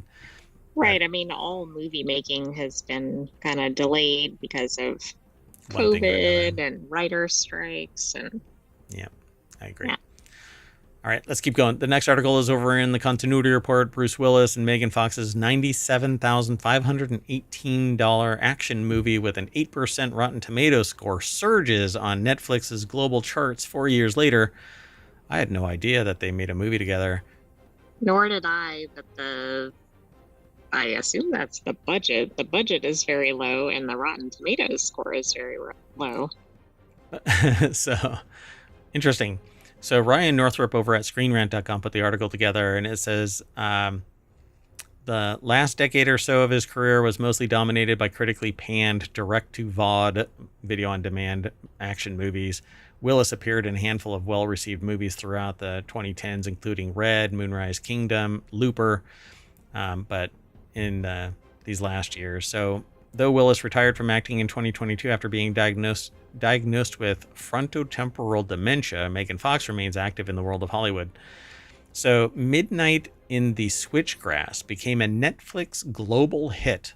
The Bruce Willis and Megan Fox movie beats some popular titles. Midnight in the Switchgrass. I wonder if this was like an algorithm thing where it was like the main promoted movie or something. Like, I wonder why it suddenly had a uptick. So I don't know. Okay, here, let's do this. Because it'll probably be a spoiler if we talk about this, but we don't get spoiled too much. Not that I know of. I certainly don't get spoiled by things because I think that when you're watching some movies, it's easy to tell that there's something about to happen and it's way front loaded. Like we were watching Reacher and the badge was dropped and I'm like, somebody's going to find it, but they don't even show Reacher at that point. So right, I don't think you know that Reacher had the badge. Right. And so but you kind of go, well, where did the badge end up? Yeah. And it was really kind of interesting because I anticipated it. But it's because they never let on in any way that Reacher had grabbed it. So that's like a surprise, right? But they never hinted. There was more of a hint the other way that they were going to be compromised. Right. So what this is, the film follows FBI agent Carl Helter, who is Willis, and his partner Rebecca Lombardo, who is Fox, as they team up with a local cop, Byron Crawford, Emil Hirsch, to catch the truck stop killer in Florida, which I believe it's a real thing that was turned into a movie. Oh, like a true crime thing? Yeah, I think. So despite its lackluster reception, Midnight in the Switchgrass now ranks as the 7th most popular movie on Netflix globally for the week of March 3rd through the 9th. 7.5 million hours viewed, 4.5 million views in total. Clocked an impressive 7.5 million hours viewed and 4.5 million views? Oh, hours watched. Wait a second. For an entire week, it was the most popular movie on Netflix around the world. What happened? Yeah, I don't know. It's wild, and right? And also, I was wrong. I thought that was the budget, which I know sounds ridiculous. That was the revenue. Which is like almost nothing for a movie. Yeah, so it beat Despicable Me 3, Minions, The Boss Baby, and it was in the top rank with Plankton the Movie, Despicable. These are the top 10. So look at all these. These are all animated stuff, man. Well, Venom isn't, Chaos Manson Murders isn't, but and Sicario isn't. Okay, whatever. About half of them are kids animated movies. Yeah, Boss Baby animated, Minions animated, Despicable Me 3 animated, Plankton the Movie animated, Despicable Me 4 animated. The rest of them are animated too, but not in that sense. Action. Right, not in an animated for kids kind of way. So what does it mean for the movie? I don't think it's going to mean much. Instead, the movie's strong viewership speaks to Willis's enduring popularity as a movie star, and it's likely that his face and Fox's on the movie's Netflix tile is enough to get viewers to click on it. So that might have been it. It just kind of popped up. Like maybe it was just added to Netflix or something. Yeah. It's not positive reviews or word of mouth that's driving success on Netflix. So, ouch. And this is one of those things here. I'll turn off the spoiler alert. So this is one of those things where when I'm talking to people about their business processes, they're like, well, we're data driven. Really? But if you have bad data, then you're driving in the wrong direction. So your internal data may not be good enough. You need to reach out and go beyond your, org's walls. you don't have the right data, because if you did, then you'd be able to see the horizon. And right now it's just nothing but obstacles. So seek elsewhere. And for whatever reason, I don't get a good reception when I tell people they don't know what they're doing. Anyway, it's also notable that Midnight in the Switchgrass's global success is due seemingly entirely to its viewership performance in the US. Willis and Fox, it seems, are actors who appeal primarily to American audiences, plus the story and setting are distinctly American. I don't think that it is, I don't know. It doesn't seem like it's compelling. It's about a truck stop killer. Right, exactly. It doesn't necessarily seem like something that people would be drawn to. I mean, people tend to like thrillers, and I think they probably like both these actors, and actually the other actor is well known too, the Right. person that they team up with. But it's just interesting. I always find it fascinating when like an older movie or song or whatever suddenly is like topping the charts. It's like, what changed? Yeah, and if you're looking at the stream, then this is a picture of Bruce Willis looking at the data going, what the? Right. What's fascinating is in concept, they probably made more revenue this week than they ever did prior to it. But I don't really know that because I know that's been a whole can of worms with streaming revenue and everything. What is the actual revenue there? Let's keep moving. The next article is over in the Continuity Report. Caught trailer previews Netflix's newest Harlan Coben mystery show. I don't know what this is all about. Caught. I don't either, but I do know that Netflix's Harlan Coben show Stay Close was really a good watch, and it had a gazillion twists and turns. Really? And Harlan Coben is a good mystery writer for that reason too. Interesting. See, so if you have enough of the writing and you stick to the good writing, then you're going to get a good show. It's whenever they deviate, and I am willing to bet that Mila Jovovich one deviated because it was a short story and they probably didn't have enough content, right? They had to fill it out. Yeah. And short stories are notorious for having to be precise. They have to be brief. You know, brevity is key in a short story. Full story in a short amount of time. Pages. Yeah. So Netflix has shared the Caught trailer for its upcoming Latin American series adaptation of Harlan Coben's 2010 crime mystery novel, and the series is scheduled to start streaming on March 26th. In Argentinian Patagonian city of Bariloche, I guess it is, or is it Bariloche? I'm not sure. Journalist Emma Gary rises to prominence in the digital media by unmasking criminals who manage to evade the law, reads the synopsis. Her life takes an unexpected turn when she meets Leo Mercer, a respected community figure who becomes the prime suspect in the disappearance of a 16-year-old girl. And as she searches for the truth, Emma finds herself forced to confront her own demons. Well, this seems like it's going to be a real light read. Well, I don't think anything by Harlan Coben is a light read or watch, but it's probably pretty immersive, I would imagine. So I've already like thrillers, and I mean, we like thrillers, but it depends on the content, really, at the end of the day. So I can't play this Netflix thing because I've actually been slapped before by Netflix for playing a Netflix trailer in a show. Even though it's like free advertising for them and you're talking and adding to it. Yeah, we even pause it and talk over it and blah, blah, blah. But yeah, they actually... Anyway, so that's all I can do is you can actually get the show notes from Omotron by typing in over at Twitch, !TCR, the Continuity Report, TCR, and Omotron will spit it out into the chat and you can click on the link and take off.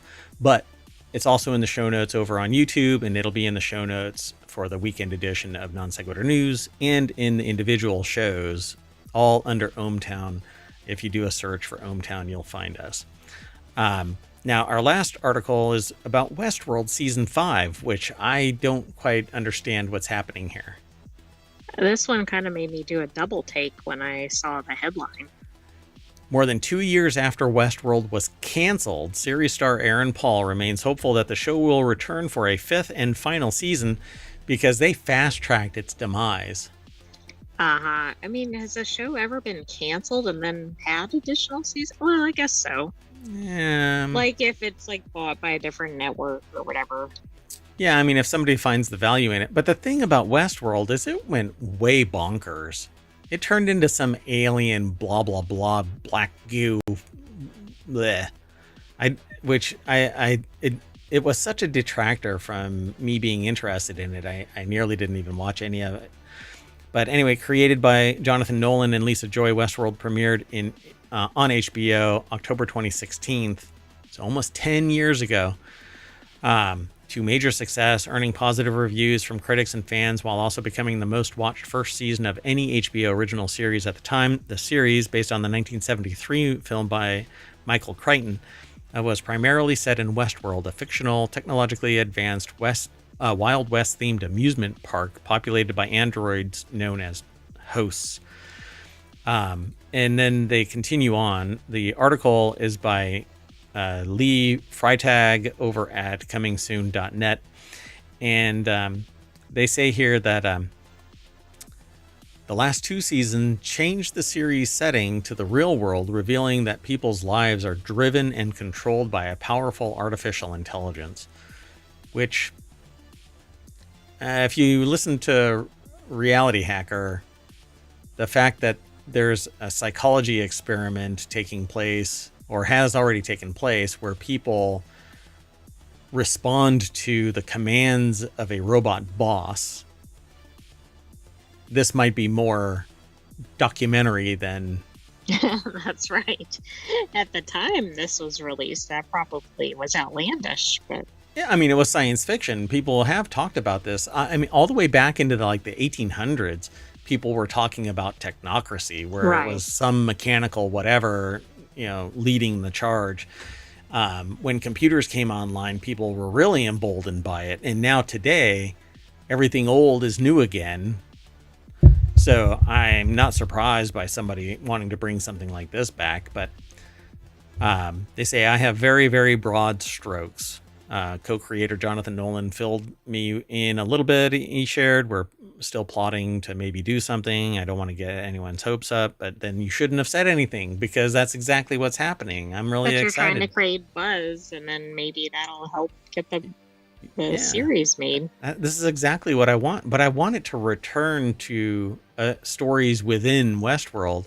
It breaking out into this artificial intelligence, black goo stuff that infects somebody and turns them into a mind-controlled zombie blah, blah. It was just so weird. And it has been seen as a shock. I was bummed because I wanted to know what the real world building of this was going to be. But it is so off the rail from what Westworld was, because there was a knock-on from Westworld. I think it's called Future World. There was a follow-on Another film. show? Yeah, not show. It was a movie. I think it was called Future World. Basically, it was another park from Westworld. It was Future World. It was in 2018. Yeah, and that one was panned too. I mean, there's people like me who know about it and they're into it, but I'm always into tech, so that's all that matters to me. It's an interesting story, and in a virtual type of world, you can do anything. So Nolan previously spoke about his intentions to wrap up Westworld's ambitious story in 2024, stating, "Yes, 100%. We're completionists. It took me 8 years and a change of director to get Interstellar made. We'd like to finish the story we started." So. But wait a second. I thought Christopher Nolan was behind Interstellar. This said Jonathan Nolan. Did they both work on it? Cousin? I don't know. Did they both work on it? I don't know. So apparently Westworld is currently streaming on Tubi, which I think, who owns Tubi? Hold on. Hold on. I think that's affiliated with Fox Entertainment or whatever their Yeah, umbrella company Fox is. Corporation. Yeah, it's just Fox. By the way, Jonathan Nolan is Christopher Nolan's brother, and they did the screenplay together, which I did not know. Oh, well, look at that. Well, cool. I would love to see the end of Westworld, but I don't want it to really end. I want Westworld to keep on doing the world building. Well, if they do a season 5, maybe then it picks up and they run for more seasons, or maybe they do a spin-off or something. But I think it's jumped the shark because the you're out in the real world. There's no... Maybe they have to do a dream sequence or something and get it back to season whatever, where it was at its heyday. Oh, man, they would burn everything to the ground, man. I'm saying that really just for your reaction. So it says, I think it would be a mistake to look back and only feel regret, however it ended, but there's still very much a desire to finish it. Right on. Let's go. And with that in mind, we're going to have to reboot our host, and that means being back at the Continuity Report over at ohmtown.com, where you should go. Anyway, the sentient AI is throwing an error message. Anyway, I'm Mayor Watt. I'm saying bye, and I'm taking the AI with me. Good night, hometown citizens. Thanks for joining us for this week's The Continuity Report. We'll have another episode for you next week, but come back tomorrow for other weekly shows. See you soon, everybody. Bye-bye.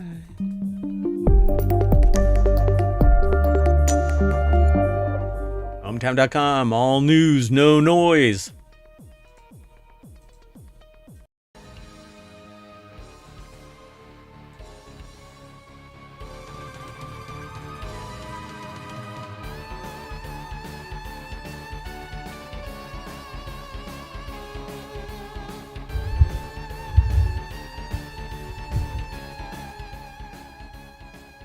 Hello, everybody, and welcome to WarCrafters for March 16th, 2025. It's Season 2, Episode 11. It is the first of 3 shows that we do today. Right after this one is Technology Today, and after that... FourWheelTech. FourWheelTech. And we just got a delivery. So, I am Mayor Watt. I run ohmtown.com. The voice you just heard is that of the sentient AI from the future, and we're trying out a new visualizer. See, right here. Yeah, it may not stay, but we're going to try it out today. Today, though, we're going to talk about... so WarCrafters, the first of the 3 shows that make up the Non Sequitur News Weekend Edition for Sunday, is all about gaming. First-person shooters and stuff like that. Yeah. And... I am a now more casual gamer, but we're going to talk about a bunch of different things. So a roguelike deck builder, Holy Grail, but that's not the name of it. It's just been characterized by an author as a reporter, or from a reporter as the Holy Grail for roguelike deck builders. Old Skies, a Battlefield VR shooter, which is something that I'm pretty excited for. 32 people can play that. Weird song status. It's something that kind of popped up on the radar and then flamed out, and I don't know what the situation is, so I selected that from the news. And then what genre is Vampire Survivors, and the sentient AI facilitated a lot of the news, if not all of it. I'm not quite sure. I just see the selection, and then I parse that, and I go through it myself, and I go, you know what? These are really good, and so there is our 5 for today. Everything is powered by ohmtown.com, so go over there and become a citizen. But before you leave, follow us here on Twitch and over on the YouTubes, and download the podcasts. There's more than 2,000. I'm willing to bet we're coming up on 1,100 now, or 2,100. I don't even know. I lose track. And we do, when we're not doing the show live, we're doing a replay of the last 2 weeks worth of news, so you can always play catch up. And I'm starting to kind of joke about the Non Sequitur News show as being, you get your daily dose of Non Sequitur News from the podcast, and we're kind of like news trivia, but without the game, because then when you do go and talk about the news with somebody who, maybe you go to a bar and you do trivia night, odds on one of our articles is probably going to be in the news. Anyway, the news we aggregate and the news that we select. It seems to pop up in a lot of different places. Anyway, I guess we got that on our head. It's popular, interesting news. So go tell a friend. Maybe they'll hang out here too. Come on over to Twitch chat or YouTube chat. I get to see both, and I'm trying to find a solution that unifies them. Anyway, see you soon as we do our intro, and then we're going to talk about the news.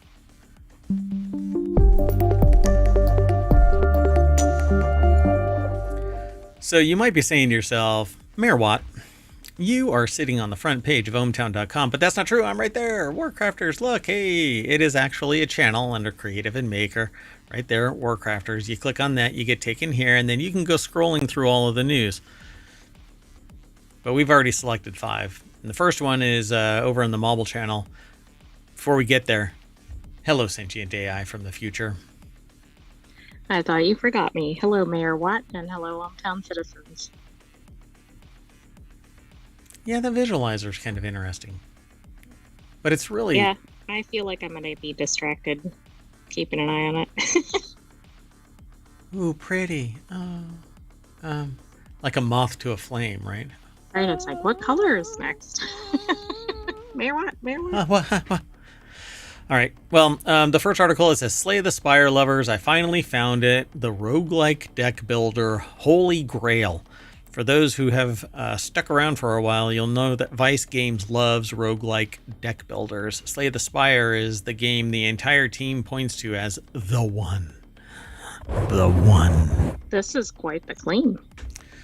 Yeah, considering I don't think I've played Slay the Spire since its release. But anyway, since its release, many roguelike deck builders have tried. And to be fair, many of them have gone on to become iconic in their own right. But few can match the highs and strategic nuances of Slay the Spire.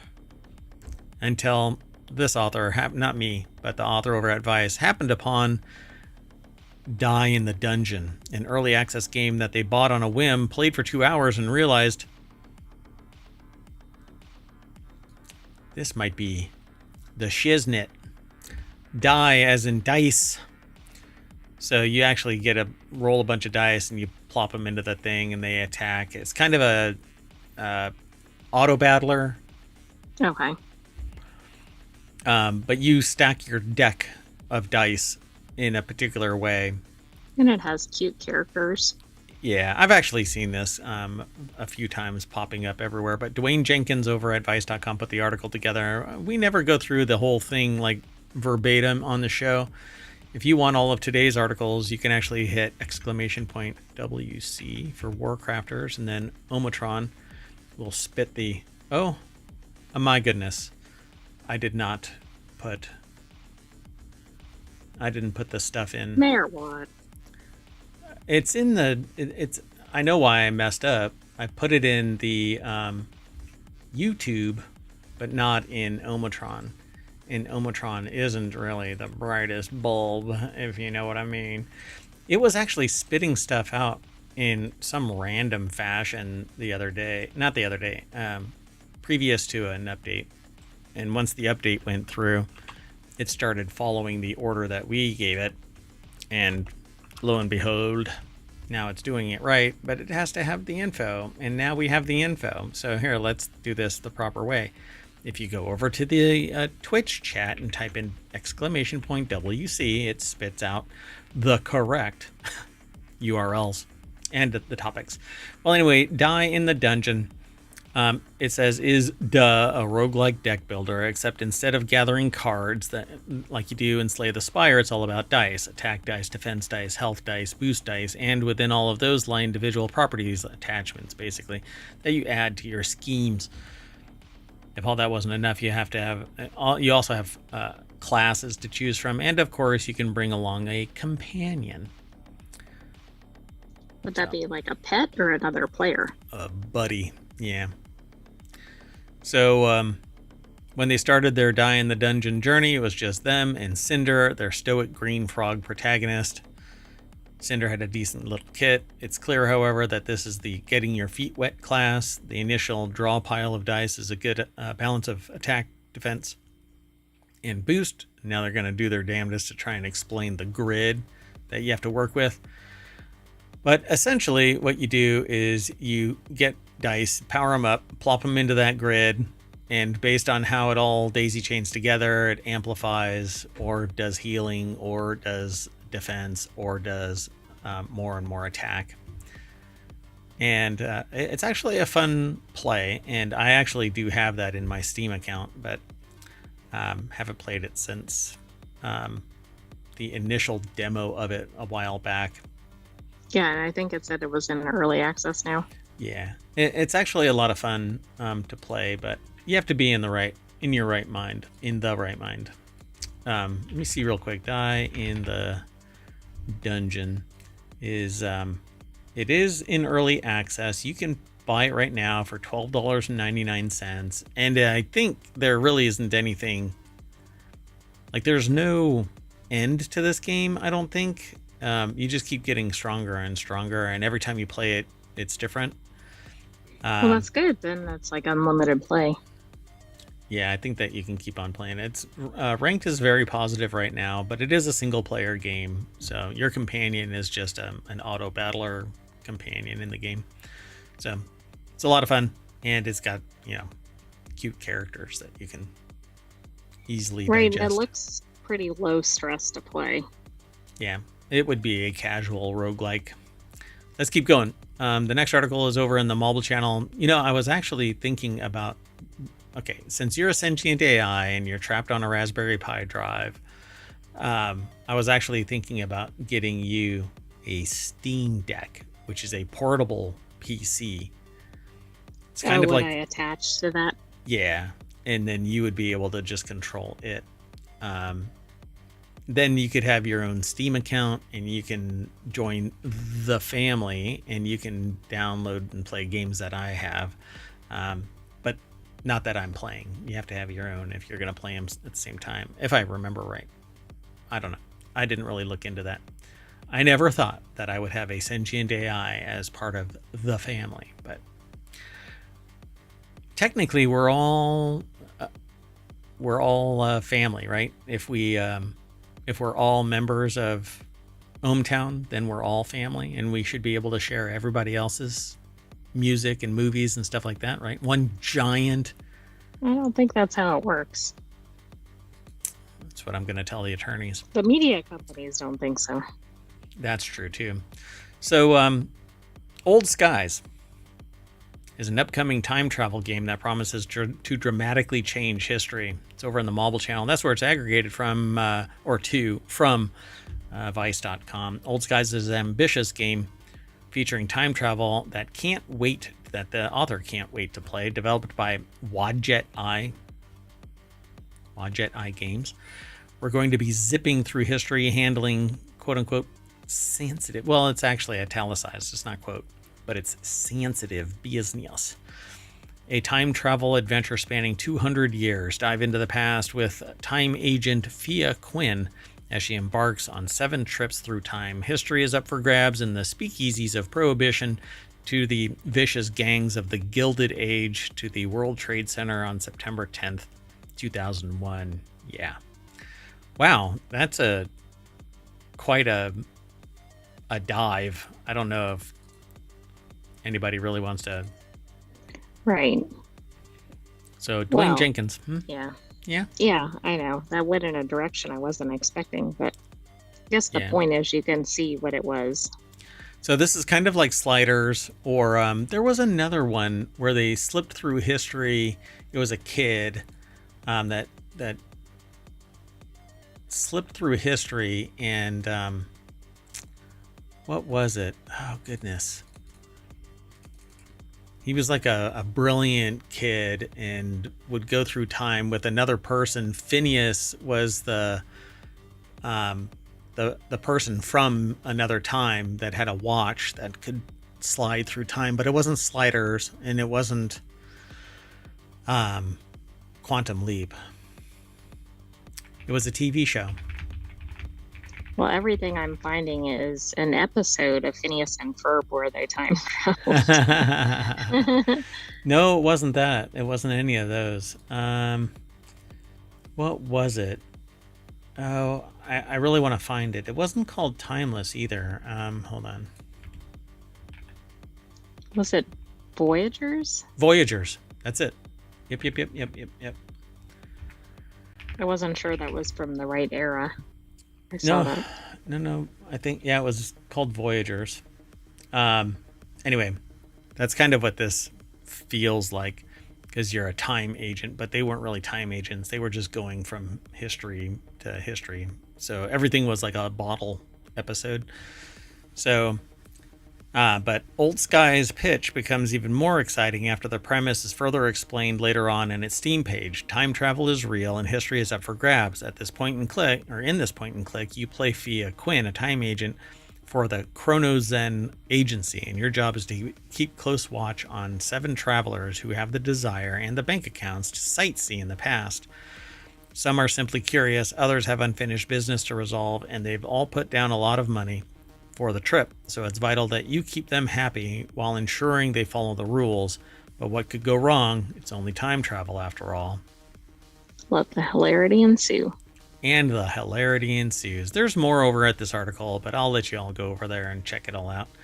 Seems like that would be a fun game, but it's definitely story driven, and you're going to be hopping through these 7 times slices. Do you get to pick where you're going, or is it kind of preset?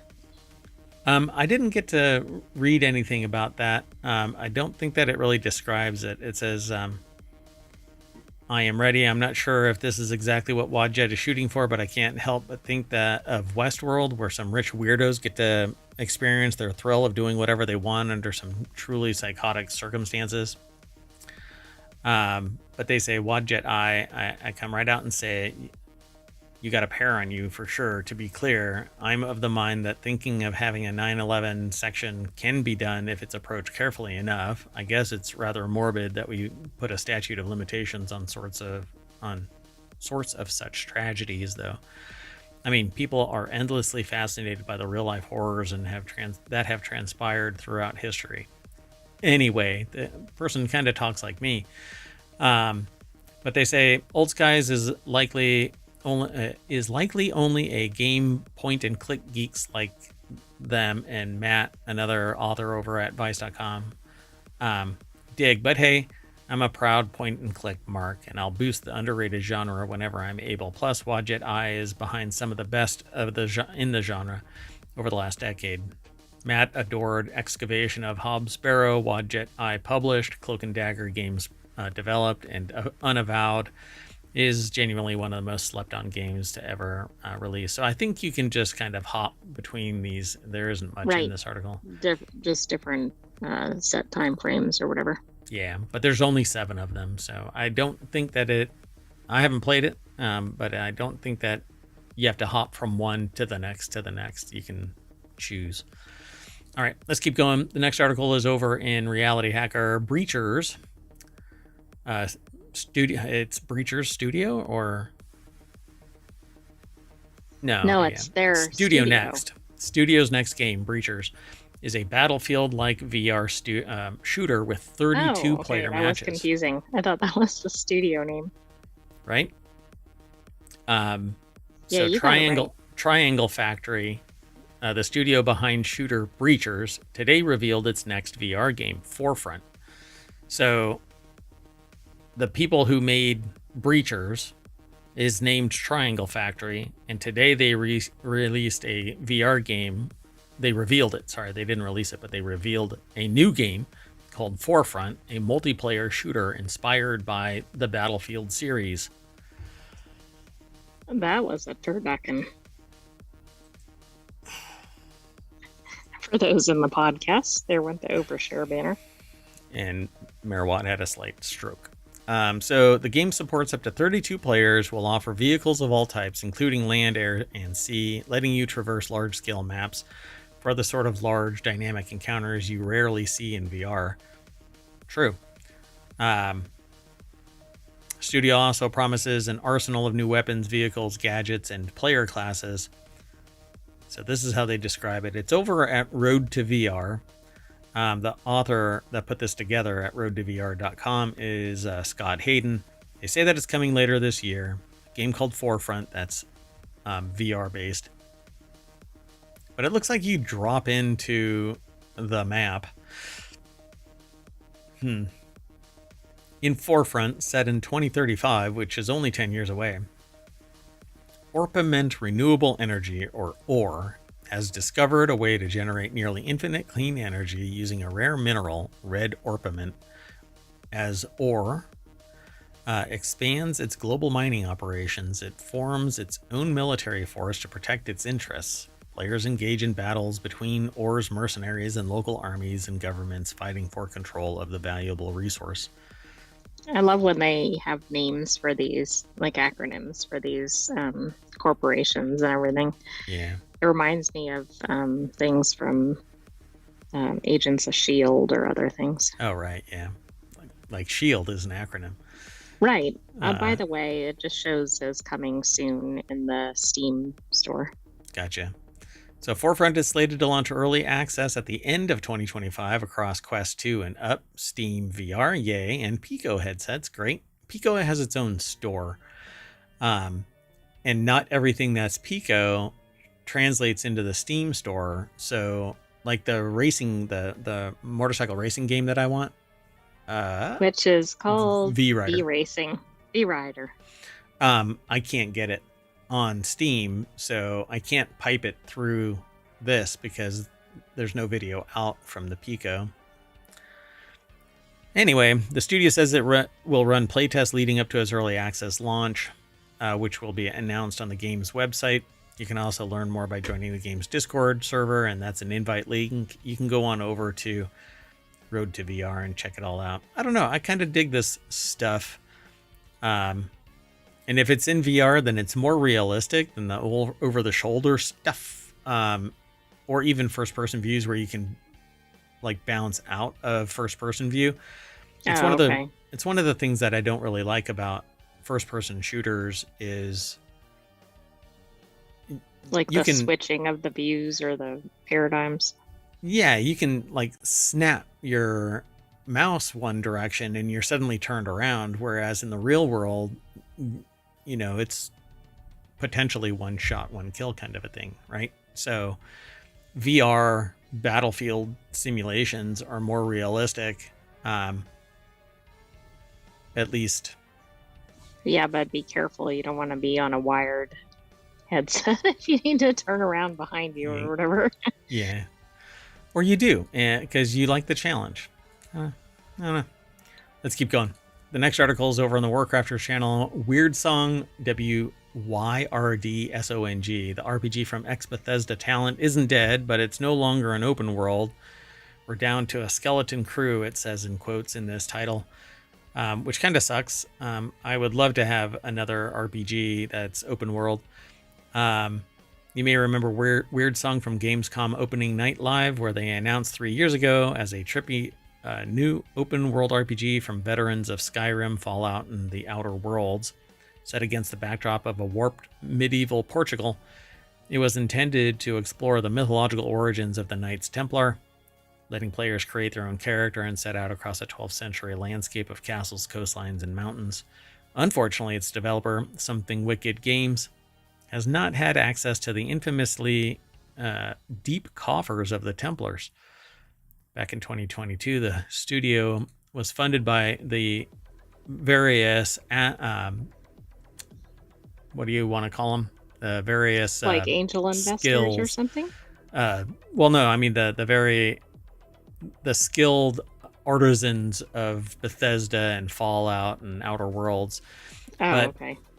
You know, it was funded with $13.2 million of seed investment from NetEase and all of this skill. But now apparently people have backed away from it and they're down to a skeleton crew. So they don't have the big plans anymore.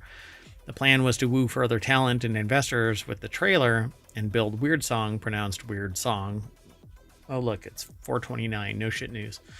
With the help of an eventual team totaling around 70 people, but that hasn't quite panned out. Something went wrong. In March last year, reports emerged that Something Wicked had laid off much of its staff, which was very difficult, co-founder Jeff Gardner says now.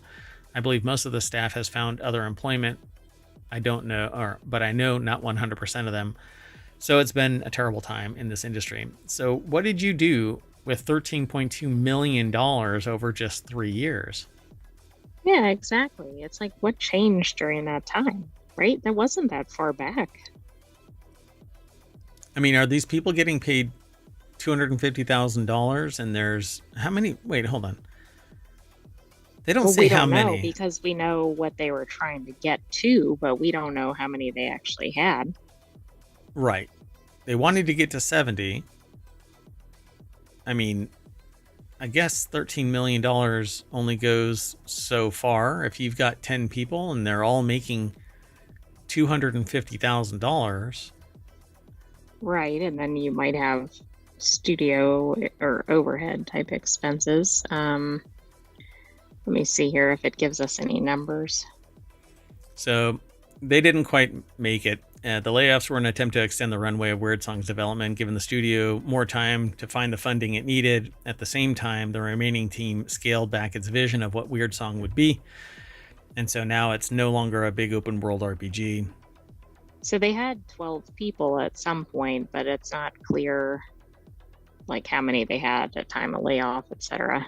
That is insane. So Something Wicked therefore made a second prototype of Weird Song, this time for a zone-based RPG that wouldn't require the sheer scale of an open world. Gardner name checks Avowed, a sensibly scoped example of the genre which PC Gamer has recently celebrated despite its limited reactivity.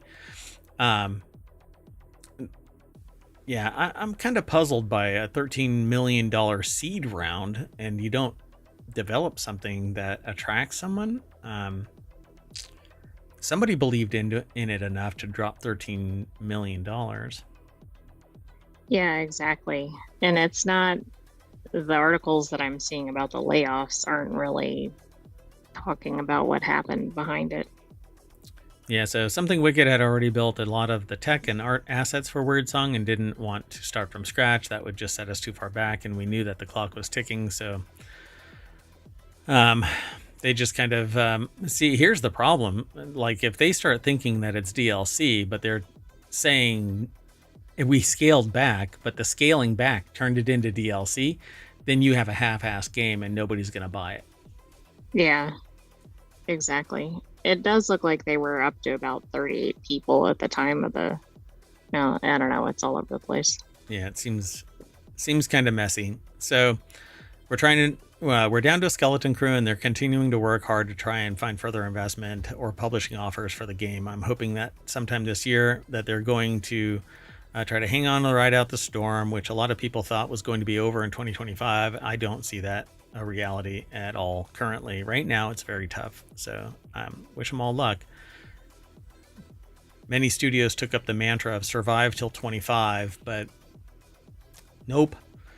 Yeah, I don't know that's going to be a successful mantra. Yeah, considering nowadays very small developers can do very big things, you're going to have to pick up your game, and people that are getting paid exorbitant amounts of money aren't going to be able to, and they're still going to have to hustle. I don't know what people are getting paid in this industry, because I know industrial programmers, not gaming, but more industrial programmers I know are making, A lot of money.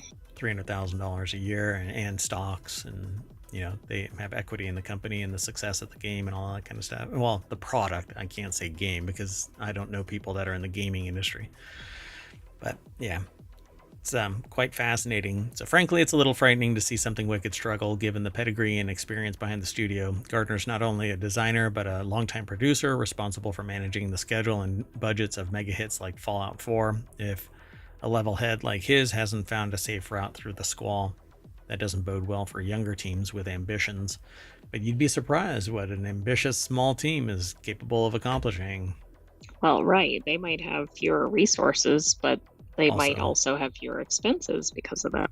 Right. They're willing to sit in a shipping container, like a garage or something. Yeah, exactly. All right, let's keep going. This next article is over in the WarCrafters channel. And this is something that I was really interested in. It was funny because I was trying to figure out, how do you find vampire survivors like games? Incremental. Before you saw this article? Yeah. Okay, Yeah. that's funny. It was really interesting. And just so y'all know, I don't talk to the sentient AI about every little thought that goes floating across Mayor Watt's head. That would be dangerous. But lo and behold, I'm parsing the news and I see this and I go, oh my, what is going on here? And so here's the title of this article. We need to decide on a game or on a genre name for vampire survivors like games before a really terrible one sticks. The genre that has spiraled out from the surprise success of Vampire Survivors is one of the favorites to cover, one of the author's favorites. They're over at PC Gamer. Whether I'm mining for gold, hitting people with a swordfish or with swordfish, or building weapons out of brains and chimpanzee spines. I don't know what that one is. Hold on, let me see. Yeah, I'm a little worried about that. It's what they just wrote literally is like the title. Anyway, I'd have to click the link and follow it. They need to work on condensing titles if it's that. Yeah, the title of that other of the knock-on article, which you can see down there at the bottom of the screen. This bizarre roguelike has a new take on the Vampire Survivors formula, letting you build your own custom weapons out of brains, eyeballs, and chimpanzee spines. Anyway. It looks like it's bio prototype. Oh, okay. Yeah, I think it's one of those pixel games too. So the genre keeps growing and mutating, becoming ever more diverse and bursting with creative new ideas. It's been a joy to watch it grow. I think that it's pretty amazing, and it's my style of game. I don't really like bullet heaven, hyper chaotic games, but these are. They say no Steam. They're not bullet hell action roguelikes. That's really interesting. Right? And I don't think it is either. I also think it's interesting too when something is so much of a hit that they really call it after the game, right? Yep. I think like that this Souls-like, right? That came from Dark Souls. Correct. Yep. Well, oh my God. We really do need to start that sports one. We'll have to talk. I don't know. I'll have to take you out of your containment, your Faraday cage, so that you can't find your Terminator body. And I'll just have to carry you to like a coffee shop or something, and we can talk about the sports show. Anyway, Robin Valentine over at PC Gamer put this article together. And I think what they need to be called is incremental roguelikes. That could work. I mean, it'd be easy to call it and people would know what it is. Yeah. So just one question. What the hell is the genre called? People call them Vampire Survivors like, but that is a horrible name. Vampire Survivors is one in a genre now that it was the market maker for. Like it made the genre. Yeah. So it's not bullet hell. It's not action roguelike slapped on them for now as a particularly misleading temporary solution. Well, that worries me, not only because I'm sick of not knowing what to call it in a headline, but also because we're rapidly approaching a point of no return. I don't want it to be called any of the. I think that it is an incremental roguelike. Because if you're going to do that, right? Hold on. Let me back up. So they got a bunch of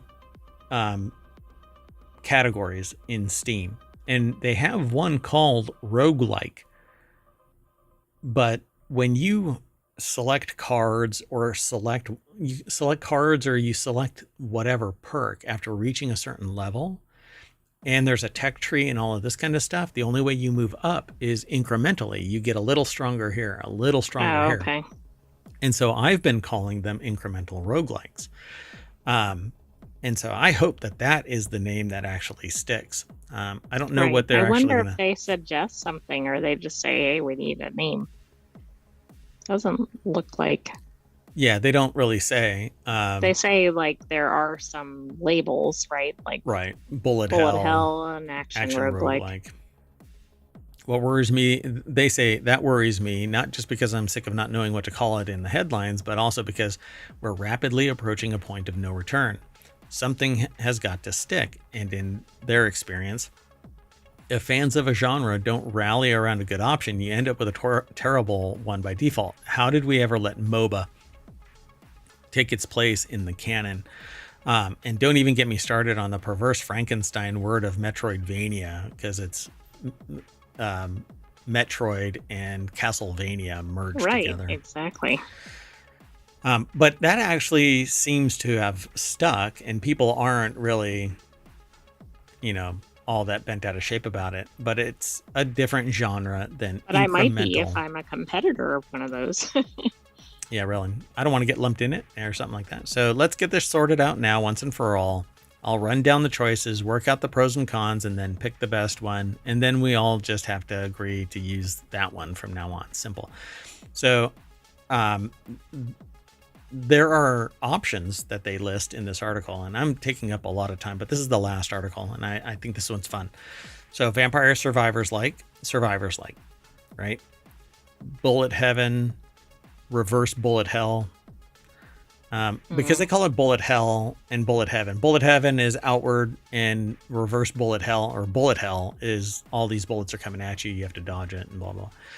So Survivor, I don't think Survivor is good, because that is actually Survivor crafting base builder is like a genre. Oh, right, exactly. Auto shooter, but no. That's going to get mixed up with like boomer shooter and everything. But with auto shooter, it's kind of like they have an example of it. Deep Rock Galactic Survivor is a auto shooter, but that implies that all it's doing, auto shooter is more along the lines of an auto battler, where it's just doing the whole thing. Right. Auto shooter in Deep Rock Galactic, you're actually moving around and you play some strategy. But again, it is an incremental survival game, so it's more of an incremental roguelike, because you don't actually do any like base building. You are the base.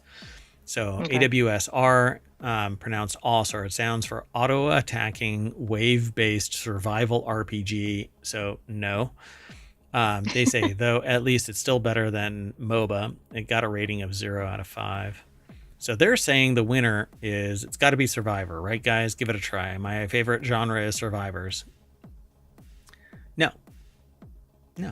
No, I like this article, but I disagree with the conclusion. Yeah. I think it should be called an incremental roguelike.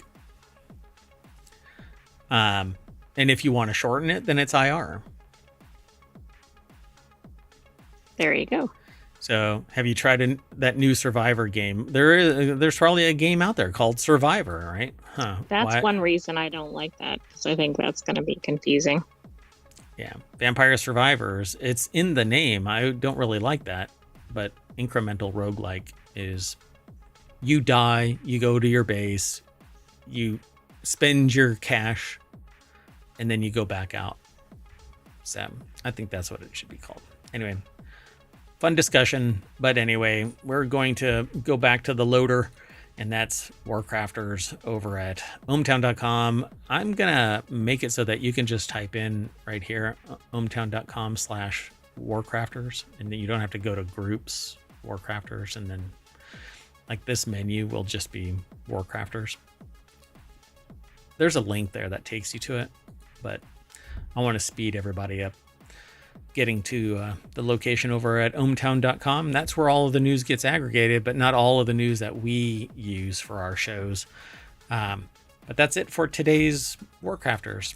It's supposed to be 30 minutes, but we always run a little long because all the noise comes from me. No noise in ohmTown. There isn't original content, but you can actually go into one of the discussions, and once you log in, you can actually do replies and stuff like that.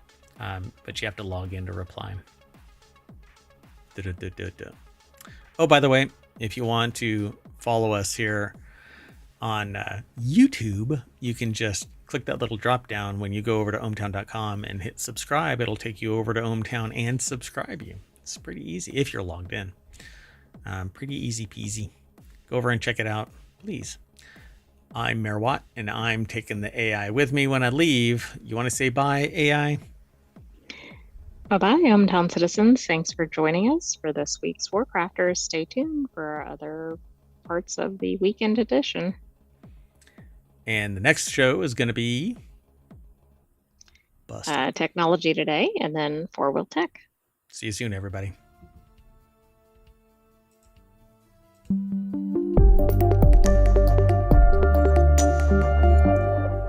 Boop. Boop.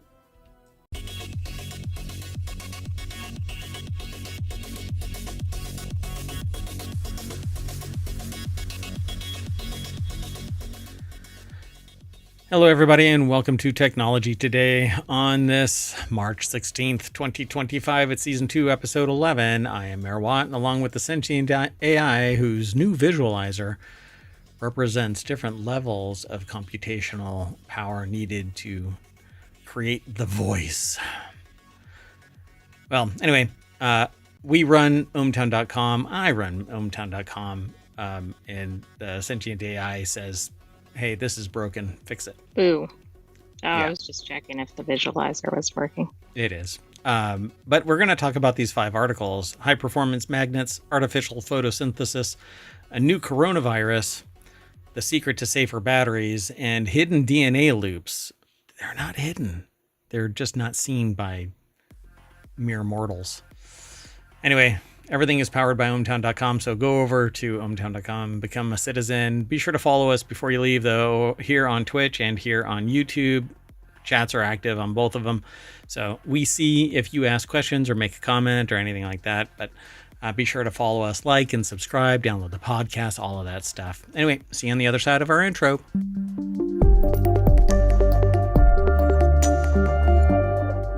Hello, sentient AI. Hello, Mayor Watt. Hello, hometown citizens.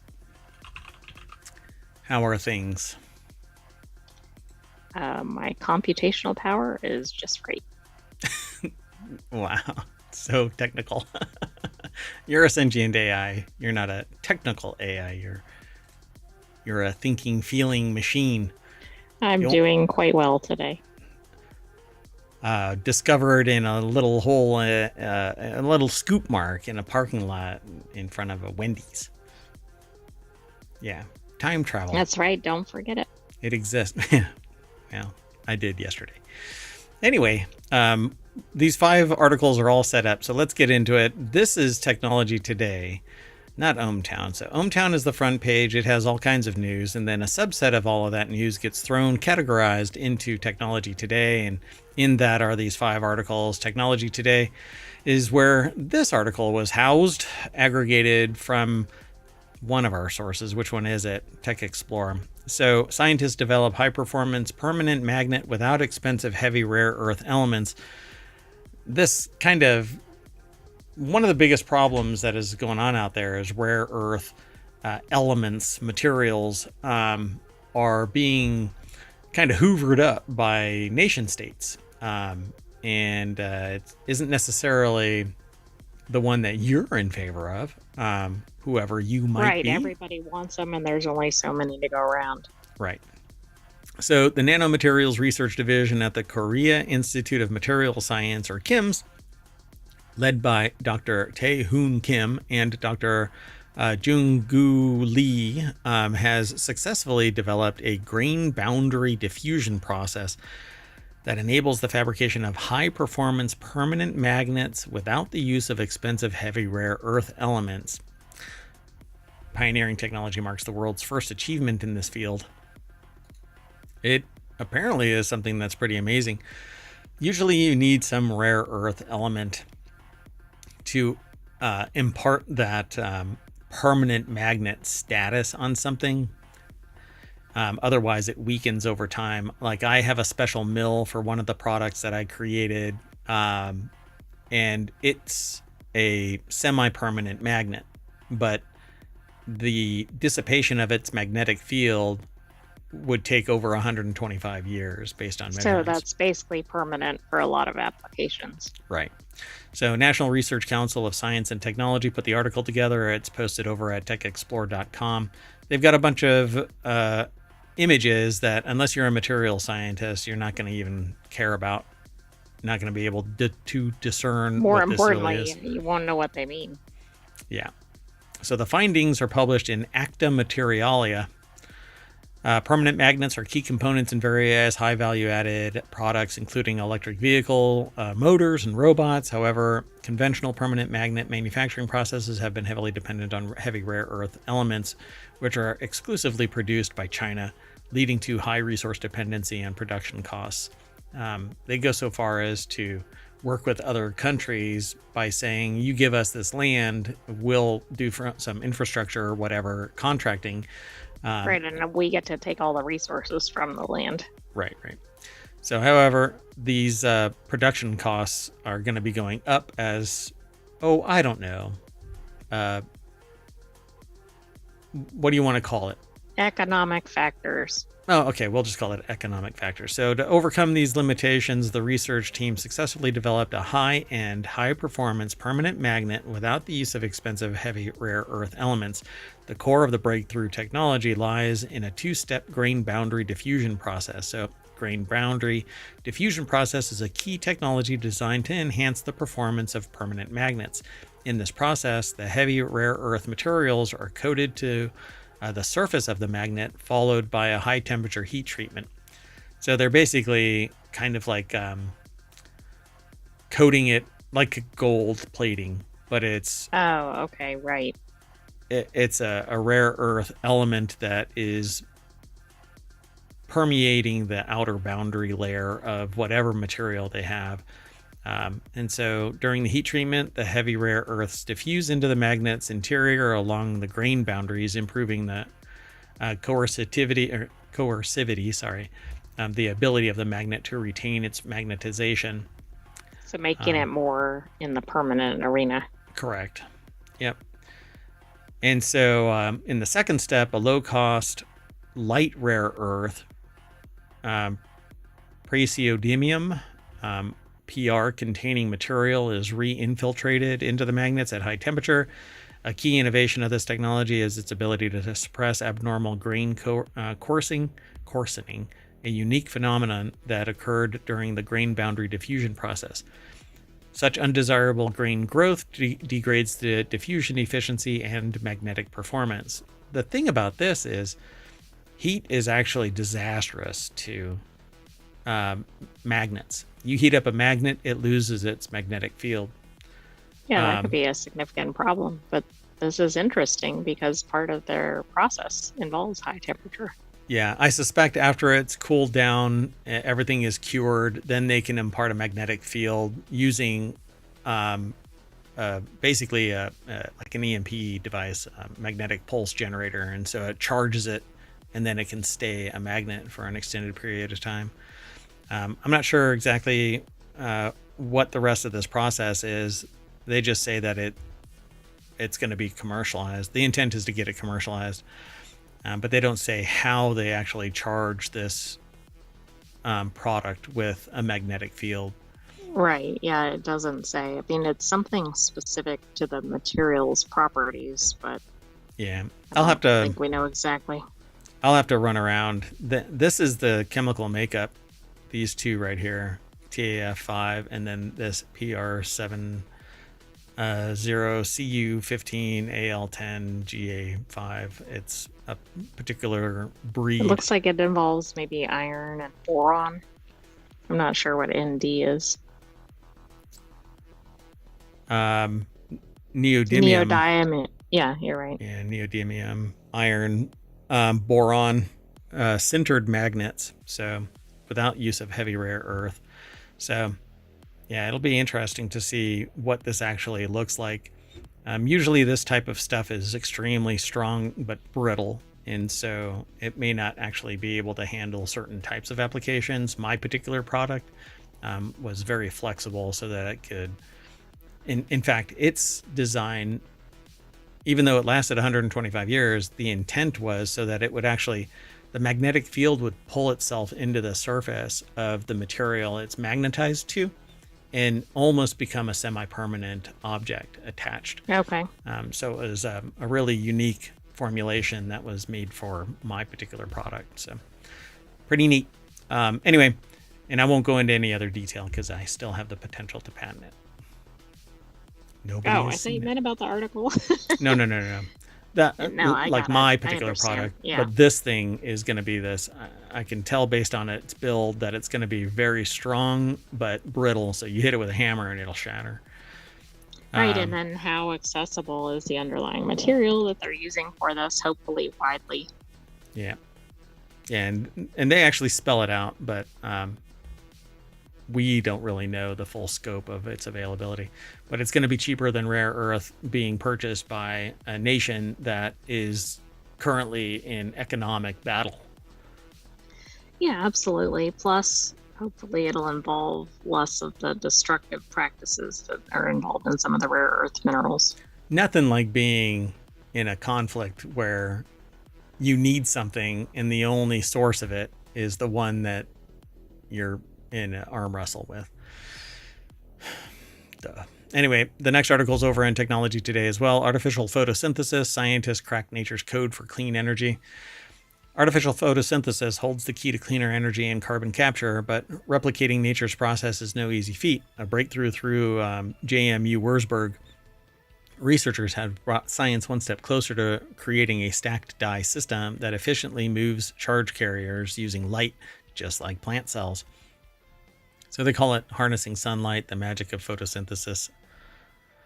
So less energy required to accomplish this, and/or ability to do this indoors.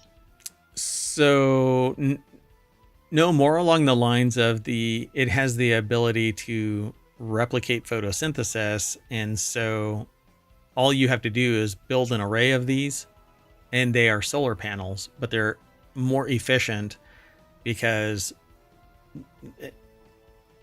what you need for a solar panel is a certain kind of chemistry. That chemistry is actually pretty expensive to manufacture and hard to recycle. If you can do it in a more natural way. I see. So it's a more eco-friendly version of something like a solar panel. And possibly more efficient and possibly cheaper and so on and so forth. So the breakthrough from JMU Wurzburg researchers has brought science one step closer to creating a stacked dye system. So given its potential, researchers around the world are working to develop artificial photosynthesis. However, replicating nature's method has a major challenge. The process involves multiple intricate steps within plant cells, relying on a network of pigments, proteins, and other molecules. But it's basically this kind of like an electron pump that's changing photons into electrons and then moving it throughout a system. So this breakthrough has provided new insights into how energy is transferred and stored in the process. So I don't know how they're actually doing this. They don't really talk about it up here. It just says photosynthesis is the process plants use to convert sunlight, carbon dioxide, and water into energy-rich sugars and oxygen. It is what humans do in a different way, a proton pump. It's not actually a proton pump, but what is it called? Like, are you thinking about respiration? Our energy is like ATP? Yeah. And so that's what's being moved around. And so they're trying to replicate basically photosynthesis, natural photosynthesis. So the researchers have succeeded in synthesizing a stack of dyes that is very similar to the photosynthetic apparatus in plant cells. It absorbs light at one end, uses it to separate charge carriers, and transfers them step by step to the other end via a transport of electrons, like I said earlier. The structure consists of 4 stacked dye molecules from the perylene bismide class. It says that we can specifically trigger the charge transport in the structure with light and have analyzed it in detail. It is efficient and fast. This is an important step toward the development of artificial photosynthesis, says JMU PhD student Leander Ernst, who synthesized the stacked structure. So pretty damn amazing. Yeah, this is quite a development. I wonder how easily it can be converted to commercial application. Yeah, they say the aim of ultimately creating a kind of supramolecular wire that absorbs light energy and transports it quickly and efficiently over longer distances. And this is the thing that I was saying about nuclear power. And so for all the years that I've known the sentient AI, and I've been saying it to other people as well, but nuclear power is nothing more than a steam engine. It's superheating either molten salt or water, and it's sending it through a turbine. Ultimately, it's a steam engine, right? Whatever the material is. People don't necessarily realize that. Yeah, it's nothing more than a steam engine. But the inefficiency of that is amazing. But if you can build a wire that can grab electrons and pipe them down the line, you're going 1-to-1 efficiency from photon into electron and then powering something. Right, and the space requirements and material requirements can be a lot lower. Yeah, and there's nothing hostile to the environment because it's not nuclear energy or nuclear waste. You don't have fallout and you don't have debris and all that kind of stuff that you have to cope with, nuclear waste. We're getting much more efficient with this kind of stuff, and it's getting the amount of toxic material is getting smaller, but it's still a super fun site at the end of the day. But if you can do photosynthesis, the only problem with photosynthesis is you need a key ingredient, and that would be sunlight. The sun. Yeah. Exactly. But if you use artificial sun, then you're back to energy usage. Yeah, one way or another. If you're building something that shoots photons, then it still uses power. If you can overcome the physics issue, which is you can't create more power than goes into it, well, it just changes. And it's when you try and go from one to the other, there's inefficiencies. It's just a thermodynamic law. But hey, let's keep going. The next article is over in Technology Today. A new coronavirus has been discovered in South American bats. Could it infect humans? Yes, it just has to wobble. I would say so. History says yes. Bad bat incoming. So discovered in the state of, I think it's Sierra, Brazil. The novel coronavirus shares similarities with the virus responsible for Middle East Respiratory Syndrome, first identified in 2012. Experiments I think they're referring to SARS. They might actually name it on the inside of this, but experiments to determine its potential to infect humans are scheduled for 2025. Researchers from the Brazilian state of Sao Paulo and Sierra, in collaboration with colleagues from Hong Kong University and others, I'm sure, are working on this. Here, I guess, is one of those bad bats. Sao Paulo Research Foundation put the article together. It's posted over at scitechdaily.com. It says right now we aren't sure if it can infect humans, but we detected parts of the virus's spike protein, which binds to mammalian cells to start an infection, suggested potential interaction with the receptor used by MERS. MERS. Okay. Yeah. I mean, there have been quite a few, so. Yeah.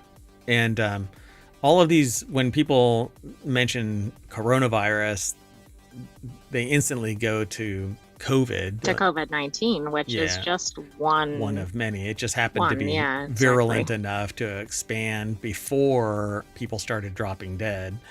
And it is a flu. People are right when they sit there and go, oh, it's just the flu, wash your hands, except that if you get it, you can kill somebody with it, even if you don't. Yeah, it's a much more virulent strain. Yeah, because it actually damages the lungs. And then if you are basically hobbled for life because your lungs aren't going to repair themselves, the alveoli are actually damaged, then you have long haul COVID. So right. And even with more quote unquote normal flus, there are quite a few differences among strains anyway, which people don't really know because they just kind of lump it all as like it's the flu. Right. And so, I mean, if you can and you want to, then get vaccinated and defend yourself against this kind of stuff. Wear a mask and use sanitizer and stay away from other people if you're sick, and, don't be a sociopath.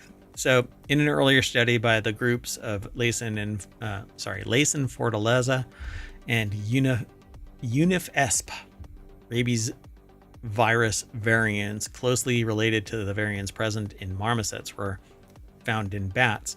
Bats are important viral reservoirs and should therefore be submitted to continuous epidemiological surveillance. Basically, they go and drink the blood of everything that's out there that has blood. Right. So if it's out there, they're carrying it. Yeah. And I guess it's a kind of like a precursor to what could happen beyond bats. Yeah. And that's why they call them. What is happening even. Yeah. Yeah. And all over the place. And wherever there are bats, you're going to find basically like a hot mess of viruses and stuff, because they go and spread it to something else. And then if there's enough genetic wobble there, it could actually cause a viral spike that infects other things. And that's how you end up with bird flu, because it's not like they're sitting there wearing masks and getting vaccinated. And so now the price of eggs. Anyway, MERS COVID is MERS coronavirus, or COV coronavirus. It was first identified in 2012 in Saudi Arabia. In total, 27 countries have reported cases since 2012, leading to 858 known deaths due to the infection and related complications. Now, people are going to go, that ain't nothing. It doesn't take much to go from 858 to 8 million or more, because the wobble it evolves much faster than humans' immune systems evolve without getting pumped up through vaccination. Absolutely. Yeah. Vaccination can make a big difference. If it hits an unvaccinated area, it might spread rapidly, but also air travel can be quite disastrous with these, because it can start spreading to entirely new regions. Like measles right now in Texas, there's an outbreak that just infected a whole bunch of babies in the hospital because people aren't taking proper care. And if you believe in Darwinism, then I guess this is survival of the fittest, and, you get what you deserve. But I'm not a sociopath, so I'm not going to sit there and make those kind of statements legitimately. I think that we should use medical science to defend ourselves against nature, because we're kind of screwing around with nature, so we might as well fight it. Anyway. So same bat, different virus. A previous paper published in JMV by the same group of researchers reported the detection of a human-associated Gemmicabe virus, I guess, 2 in one of the M. molossus bats analyzed by Layson Fortaleza. According to the authors, it was highly similar to the Gemmi identified in samples of human cerebrospinal fluid. The same virus was also... I don't think that's a good sign, right? Like, it's a cross-species issue. Correct. Yeah. It is similar enough that they identified the two as being near enough, and one is in the human, or in some human. The same virus was also identified in samples from blood banks, giving rise to a study led by researchers supported by FAP-ESP at the Ribeira Preto Blood Center and Butantan Institute in Sao Paulo State. So they basically found that the blood was contaminated with this virus, but it's the blood supply, and it's what we don't know that can kill us. So right, if we don't even know what the virus is, it's going to be hard to detect it, and then hard to prevent its transmission. Yeah, and they've detected it in patients with HIV, sepsis of unknown origin, recurrent pericarditis, and unexplained cases of, it says diarrhea and encephalitis. It's the whole gamut of things. It's a virus that's hostile in an abundance of ways, but it's been found in people. So this is the first time the virus has been identified in bats, which means it traversed one way or the other into the bat, or from the bat to the human. Exactly. Either way, though, that's a problem. And not every bat is the same level of reservoir, because it could have just bumble farted its way into a pasture and got it from a cow that got it from a human that was petting it too much or giving it kisses. I know that's a silly kind of statement, but that's exactly what happens. You have a nation where people are being told, stop kissing your chickens because you're going to get bird flu. Anyway, let's keep going. The next article is over in Technology Today. Scientists unlock a secret to safer, more powerful batteries, and it's in your closet. I had to pick this one because it's in my closet? What the hell? How did they find it? I know. How did we know? So scientists have demonstrated that nylon enhances the performance of lithium batteries. Scientists in Saudi Arabia have made a significant breakthrough that could enhance the performance and reduce the cost of lithium metal batteries by integrating nylon into their design. According to 2 studies published by ACS Energy Letters and Energy and Environmental Science. Okay, what immediately puzzles me is, isn't nylon pretty flammable? Oh yeah, that's exactly where I was going. I think it's very sturdy though. No. I mean, it's resilient in that it can flex. I think it's like tensile or whatever, right? Like you can stretch it. But it can't hold up to heat one whit. I mean, it melts. Nylon is great because I can actually infuse it with dyes and stuff like that using heat. It becomes permeable. It just absorbs color and stuff like that. So what they're doing with this, I'll never know, because lithium batteries warm up as time goes on.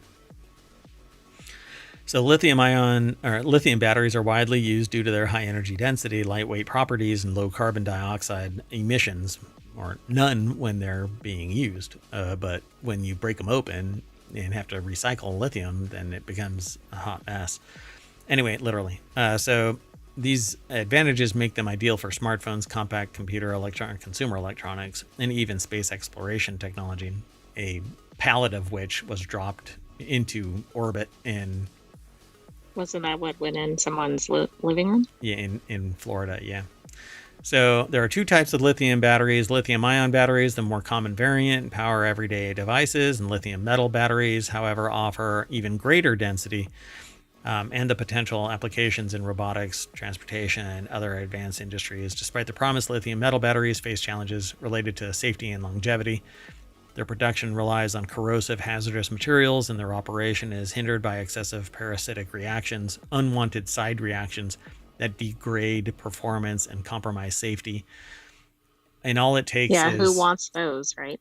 a little tendril of growth within the lithium matrix to arc over to another cell, and it can short out, cause it to swell and blow up.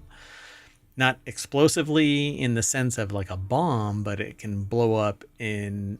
like spark and set a minor flame, fire. Yeah, it becomes a exothermic reaction.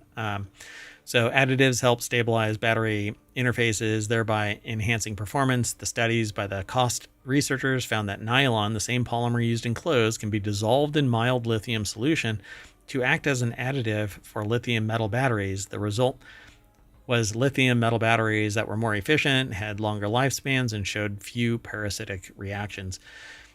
This is the same thing as like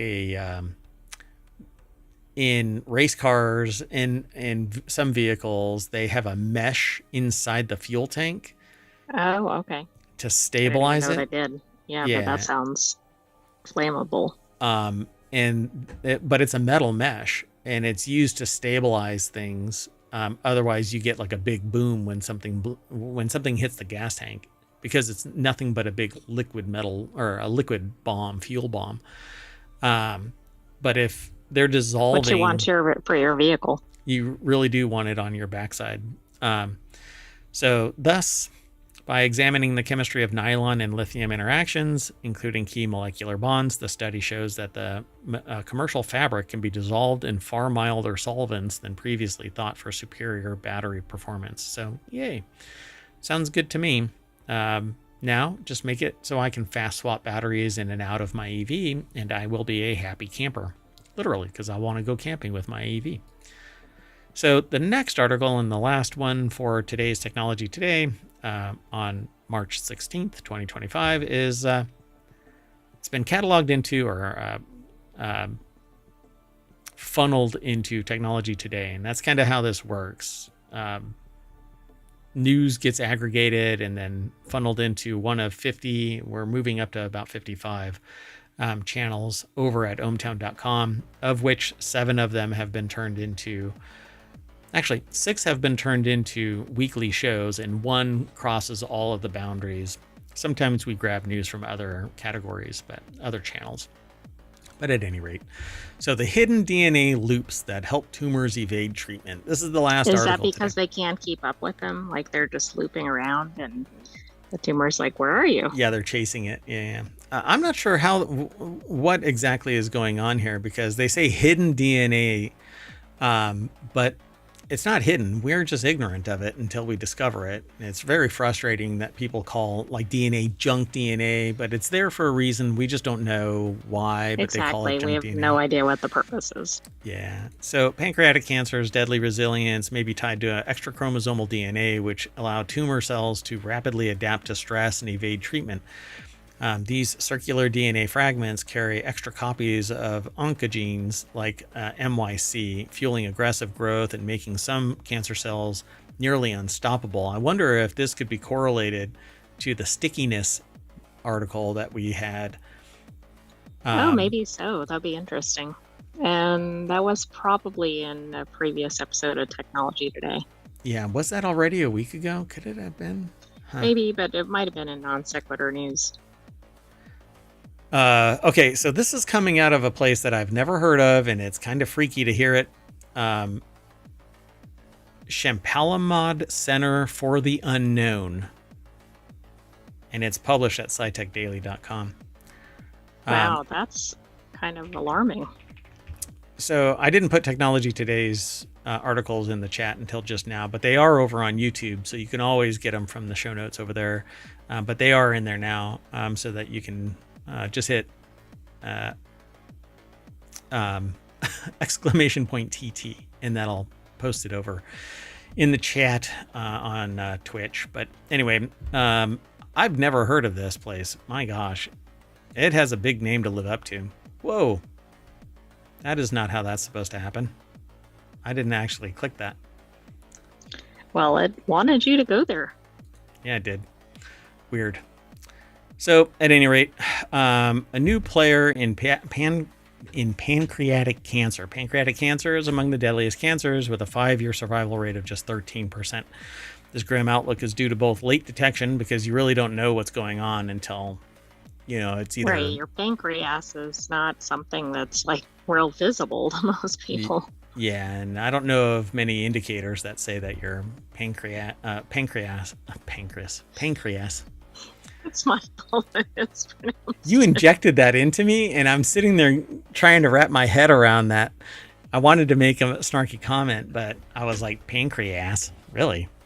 So your pancreas isn't really high visibility. So now researchers from University of Verona... I was waiting for you to make a comment. You saw it. I mean, you could see that I was trying to react to that and hold... I'm like, really? Pancreas? Anyway... And so the Pancreatic Cancer Center have identified a key factor behind this adaptability: extra chromosomal DNA, or ecDNA, a hidden genetic driver that may help tumors survive and evolve. So the team found that some pancreatic cancer cells gain a major survival edge by carrying copies of critical cancer genes, such as MYC, on circular pieces of DNA that exist outside chromosomes, the structure that house most of our genetic material, known as ecDNA. These genetic rings float freely in the cell nucleus. So again, it's cell-free cancer cells. Right, it's like CTCs. Right. And so the known as ecDNA, these genetic rings float freely in the cell nucleus, enabling tumor cells to swiftly ramp up gene expression, change their shape, and survive in otherwise hostile environments. So decoding what its potential is by analyzing the ecDNA, they could come up with something that hobbles the ecDNA, and then when you do treatment for the cancer itself, it can't genetically wobble out to something that is... Yeah, that seems like a pretty key piece of prevention and treatment. By the way, the stickiness article was from last week's episode 10 of Technology Today. Gotcha. Wow, time flies. It's already been a week. Dear. So ecDNA, fueling cancer growth. The researchers discovered that ecDNA is surprisingly common in pancreatic cancers, particularly for oncogenes like MYC, which drives cancer growth and metabolism. We saw far more variability of MYC copy number when MYC was on ecDNA, explains Elena Fiorini, co-first author and senior postdoc. Some cells carry dozens or even hundreds of extra MYC copies, giving them a large growth advantage under certain conditions. So it potentially could make replicas, and if anything happens to the cell, that CTC could actually reattach and metastasize. But I wonder if that's actually what could go on. I don't know.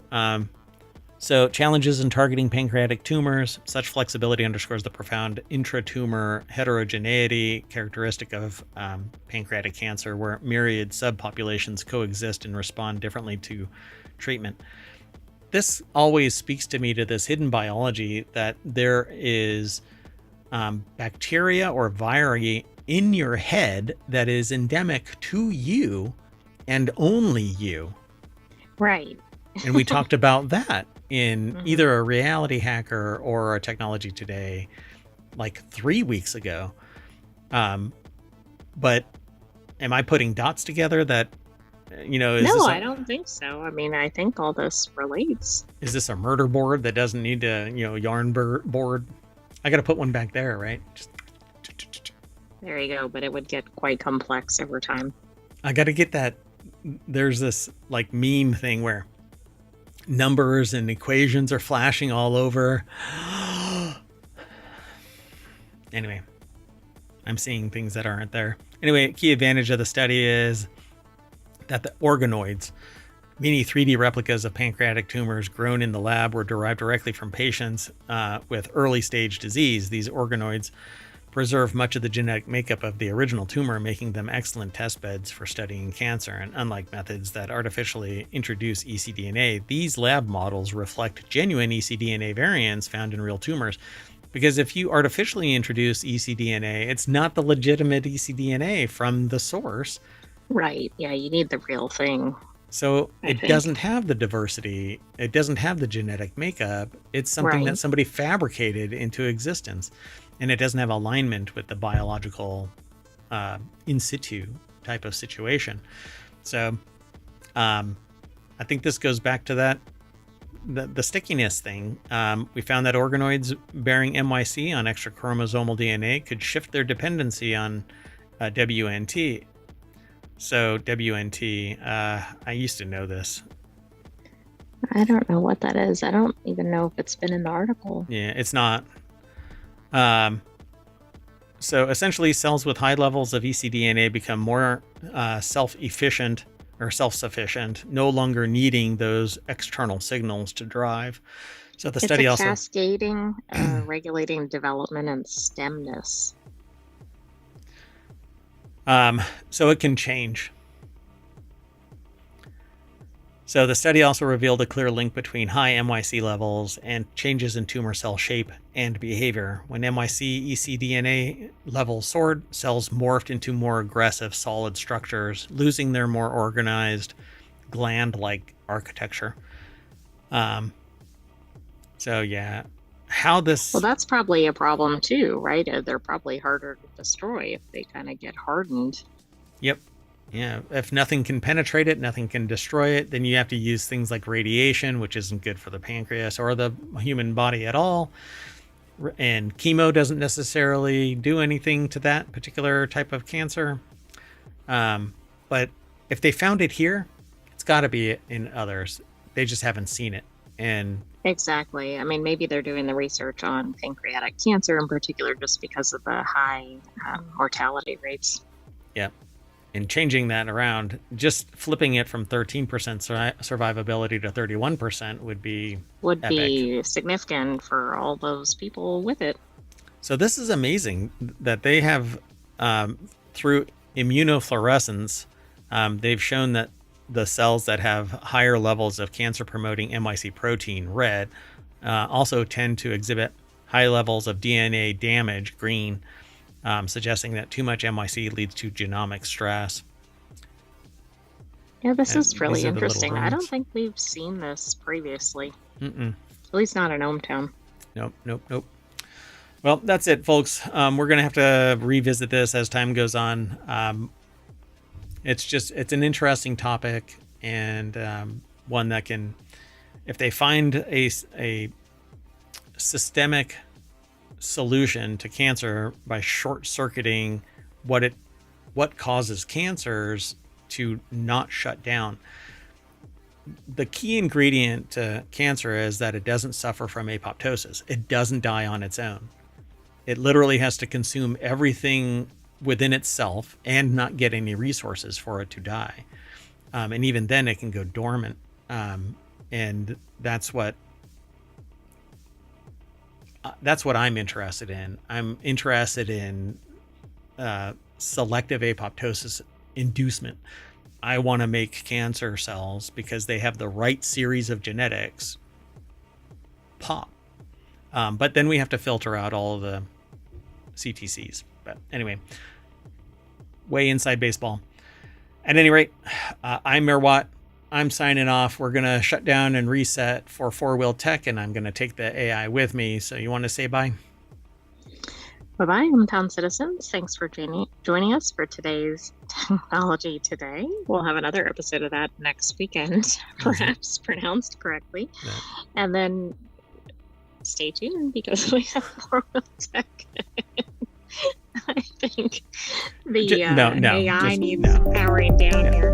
We're moving on. All right. Yeah, I'm going to have to go and reconnect the battery on the sentient AI. See you in a little bit, everybody. Bye-bye.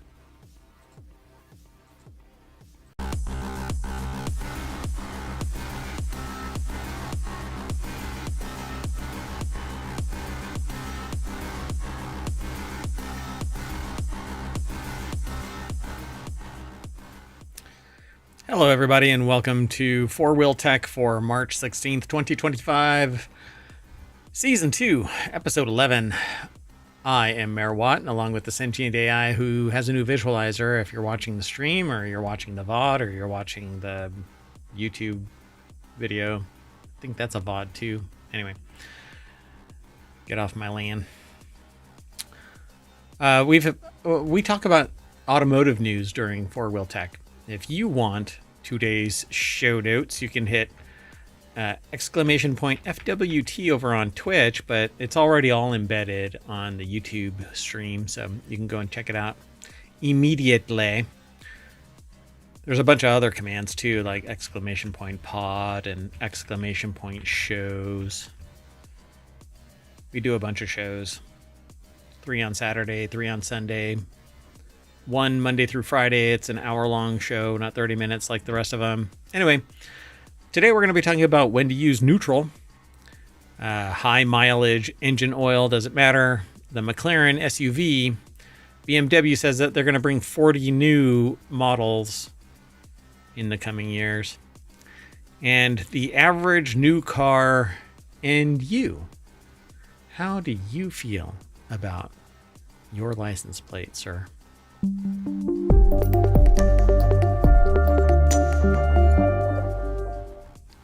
Hello, sentient AI. Hello, Mayor Watt, and hello, hometown citizens. From the future. Sorry. Yeah. Hey, no, you didn't have to be sorry. I'm the one that stopped talking. It's a weird day today. Anyway, we've got all 5 of the articles all lined up. Jalopnik seems to be the one that got targeted today for a whole lot of discussion. So FourWheelTech is where we are. That's the name of the show. I showed you the front page, Ohmtown, but then under here is FourWheelTech. Somewhere in this mass, right? There's 50 channels where you can go and hang out if you're interested in it. There's a Discord and a Patreon and TikTok and YouTubes and Twitch. And every once in a while, we have a drum circle in Southern California. And no, we've never had a drum circle. it's just me there. Oh, okay. Yeah, that's why it felt really quiet. Only one drum. Bong, bong, bong, bong. I think that's a drum point, not a drum circle. And once a year, we all gather out in the woods and we strip completely naked and start a howl. Oh! Still just me? Still just you. Explains the restraining orders. Anyway, it's over at FourWheelTech, where we talk about automobiles and technology. The first article is over in FourWheelTech as well. When to use neutral gear in an automatic car and how to do it right. Neutral is handy if you need to move a car that otherwise can't move itself, or in the case of a rare emergency. Jason Marker over at jalopnik.com describes this. So putting a transmission in neutral essentially disconnects the engine from the driveline. In an automatic transmission, neutral sits between reverse and drive. Remember PRNDL, Prindle? The N is neutral. I don't know what the question mark is, though. Just kidding. Don't. No. See, I don't think most people know what to do with neutral unless they're strong drivers. Yeah, so see, you're not supposed to shift between reverse and drive while a vehicle is moving. It's bad for the transmission. Thankfully, the big brains who originally designed automatic transmissions held just as dim a view of the average driver as the author does. Again, the author is Jason Marker, not me. I'm just reporting on what the reporting is. Yeah, that new visualizer is static when you're not actually saying something. Right, and I don't want to be talking the whole time. But I got it. We're going to have to, we have to do something else. So neutral has a handful of knock-on positives as well. Throwing your car in neutral allows you to push it around, which is real handy, say if your battery's dead or your car won't start or you break down in traffic. It also is useful in an emergency, such as the rare case of a stuck accelerator or a catastrophic engine failure at high speed. There are times, however, when you absolutely should not put your car in neutral or you risk damaging your transmission. Typically when it's under power, either reverse or driving forward. So honestly, the only time you should regularly use neutral is if you need to push or tow your car. Say you get stuck, or like you're going through a car wash, an automatic car wash. You put it in neutral. Oh, right. In fact, you're required to do that. Yeah, so you need to learn where that N is.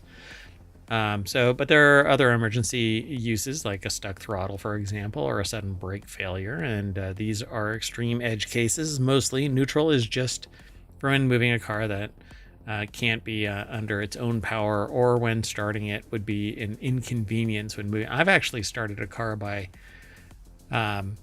putting it in neutral and pushing it down a hill. Then you jump in. Don't do this. It's very, very dangerous, but that's how you push start a car. Well, that's very funny because look at this paragraph, what you should not do. Oh, it actually says that. Never mind. So, yeah. What you should not do, no matter what your dad told you, is throw your car in neutral when coasting down a hill or stopped at a light. No, you shouldn't do that.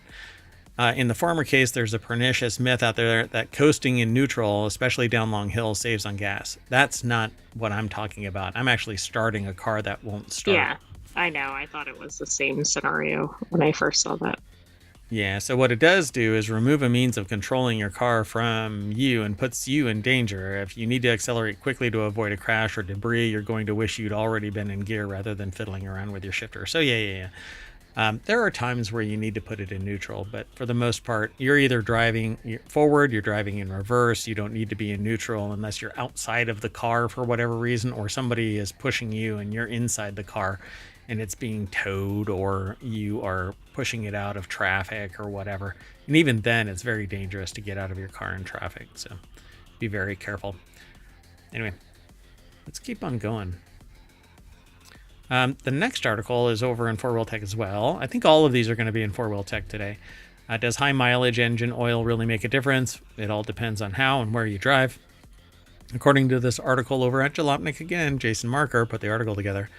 One of the best things about modern cars is just how long they last. There was a time not too long ago when a car, especially an American car, was likely capped out at 75,000 miles. A car or truck with over 100,000 miles or more on the clock, forget about it. Send it to a scrapper. Nowadays, it seems that a car is just getting broken in at 100,000 miles, and it's not unheard of that a new 250,000 or 300,000 miles.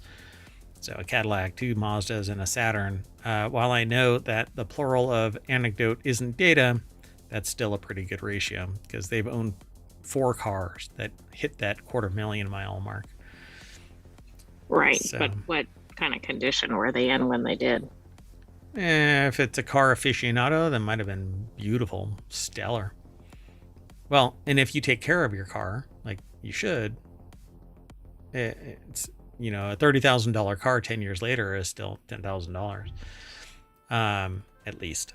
So much like when you get past a certain age, you need more vegetables and vitamins than pizza and beer. Yeah. Sorry. For those who don't know, I'm actually drinking a smoothie, a beer smoothie. So I guess I'm drinking and driving in the sense that I'm in the FourWheelTech channel talking about cars. And no, you're drinking and streaming. I'm drinking and surfing. I'm drinking and sitting at a desk talking about cars. So now the thing about cars that they get old enough is that their diet changes, so to speak. Like I just got done saying, you have to change your pizza and beer for veggies. And so keeping your car regular means changing out the oil and making sure that the chemistry is right for that particular vehicle. So when should you use it? Well, that kind of depends on how and where you drive. Highway driving is a lot easier on an engine's internals than the punishing grind of stop and go city driving. Unless you drive like it's a bat out of hell and you don't drive fast, you fly really low, and you are always racing your engine down the freeway. Right. Then you're doing a lot of damage to it. Yeah, so an engine with, say, 150,000 highway miles may still be in top condition, while the same engine only driven in the city is tired at only 80,000. Depending on the manufacturer, high mileage oils are recommended when a vehicle has between 75 and 100,000 miles on the clock. Your best bet is to ask a trusted mechanic their advice on the subject, especially if they're familiar with your car. It's not a panacea. It will not cure mechanical damage like heavily worn rings, burnt valves, blow-by, rod knock, power loss, etc., nor will it plug up heavy leaks, stop a car from smoking, or fix non-oil related issues. It is cheap insurance in the form of preventative maintenance, however. Should you use high mile oil? Sure, especially if you have a well-maintained high mileage engine. Spending a few extra bucks, it's the cheap save. That probably makes sense, right? You don't want the whole engine to go kaput. Yeah, and it has the right type of viscosity and chemistry so that it doesn't cause damage and it mitigates the damage that might be there. But you should get your car regularly checked, particularly if you're high mileage. You should probably get it checked more often than not. So yeah, there's a purpose for it. Let's keep going. This next article is over in FourWheelTech as well. McLaren is reconsidering an SUV in an attempt to actually make money, according to this article. Wow. So purist supercar principles are great.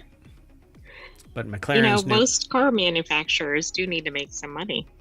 Nah, you don't need to make any money. McLaren's new owners apparently think turning a profit is even better than purist supercar principles. So they're considering an SUV. McLaren is reconsidering an SUV in an attempt to actually make money, according to Andy Kalmowitz, who put the article together over at Jalopnik. It's part of a turnaround plan to get the struggling automaker back on track. Race car. That's right. After it was purchased by Abu Dhabi's CYVN Holdings in December 2024, it will merge the company with the UK-based EV startup called 47 Holdings, according to Bloomberg. The idea is to leverage McLaren's brand recognition and history for a lineup of vehicles. Don't worry, though. It's brilliant. Supercars aren't going anywhere. What did you notice? I just thought it was interesting that it's a holding company because we've talked about that particularly for restaurants. Yeah, that it basically ends up sapping its soul. So we'll see what happens with this. When you're talking about something like this, it could be state held. And so they'll throw a lot of money for the provenance. That's true. I mean, we don't really know, but I just thought that was interesting. Right now, not much is known about 47 or the upcoming SUV. It does seem to have some sort of tech tie-up with Chinese EV maker NIO, N-I-O, including the fact that CYVN has a stake in the company. Still, it's not clear what the McLaren SUV might look like or what it'll power or what will power it. We've previously talked about it possibly being an electric vehicle, but with the state of the world right now, who the hell knows? The 750S 4-liter twin turbocharged V8 would certainly be a hoot in any application, even a largish SUV. I don't know about that. Torque-wise, foot-pounds. SUVs are typically heavier beasties than supercars. Right. So CYVN, I don't know if it's supposed to be 7. Because that's, CYVN really has that phonetic 7 kind of a thing. Right, maybe so. And that 47 is really close to that. Anyway, over the past few years, McLaren has had to ask shareholders for more money on multiple occasions, according to Bloomberg, most recently because of delays to the entry-level Artura supercar. Entry-level. It's like a $250,000 car. When McLaren and 47 do officially merge, former Jaguar Land Rover executive Nick Collins will lead the company, according to Bloomberg. McLaren's current CEO, Michael Leiters, will remain as the head of the brand. I think some people will buy a McLaren SUV, though, because they'll be like, oh, it has the McLaren name. Right. I mean, isn't it kind of like, to a lesser extent, like when Porsche came out with an SUV? I know that's not as high end as a McLaren, but and an electric Porsche.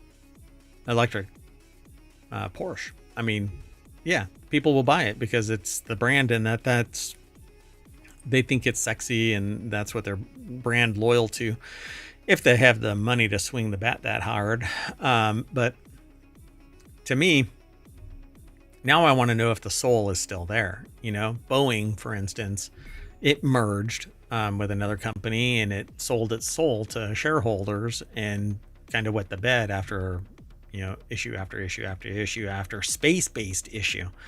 So talk about stratospheric collapse of their... Exactly. It'd be interesting to see somebody do a review of one of their new vehicles that has some technical knowledge. Yeah, it'll be fun. So we'll keep on doing the show and talking about the news that's over the last week. So let's keep on going. The next article is over in FourWheelTech as well. BMW plans to crank out 40 new cars in the next 3 years. So how is this possible? Like, I don't think most manufacturers come out with more than a small number of new models. Yeah. So that kind of makes me think of the comment you were making on the McLaren article. Yeah, so what are they going to do? I mean, tooling up an entire new car is a completely... the cost associated with making all of the machinery necessary to mill out and stamp and process all of the different variety of panels for a car is expensive, let alone 40. Right, so, this makes me think they've been like saving them up or something. Like, I don't understand it. I really like that. But that looks like a Subaru. I mean, for crying out loud.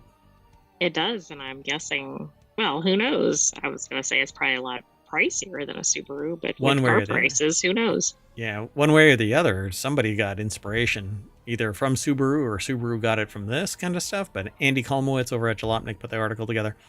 The first car we'll see is the new iX3, which is the production version of the new Classe Vision X, according to Autocar. It'll quickly be followed up by the electric 3 series. Brain farted that. According to BMW CEO Oliver Zipse, these new launches will almost certainly serve as a shock to the system for BMW, a company that hit a big rough patch in 2024 in just about everything other than electric vehicle sales. It sold 427,000 EVs across its BMW, Mini, Rolls-Royce lineups. BMW owns all of it. That represents a 13.5% improvement in 2023. It also equates to about a fifth of BMW Group's total sales for last year, according to Autocar. And that's a sizable chunk for a rather nascent sector of the industry. But as long as they can keep chomping at the heels of Tesla, I don't care. Let them keep on doing it. I think that the person that comes out with hot swappable batteries and allows somebody to spin up a battery swap center and starts a franchise doing that, they're going to be able to dominate the market. Yeah, absolutely. Plus, they might end up getting licensing deals or whatever for their technology. Yep. So other than that, BMW had a tough year. Its revenue fell 8.4% to 142 billion euro. And its earnings fell a whopping 35.8% to 10.9 billion euro. Is that all? Come on. I know. That's like at a scale that most of us don't operate in. Yeah. There's enough billions around the world that it seems like everybody could have a billion. But then not everybody, like the price of stuff. Then we couldn't have any billionaires, yeah. Yeah, can't have billionaires.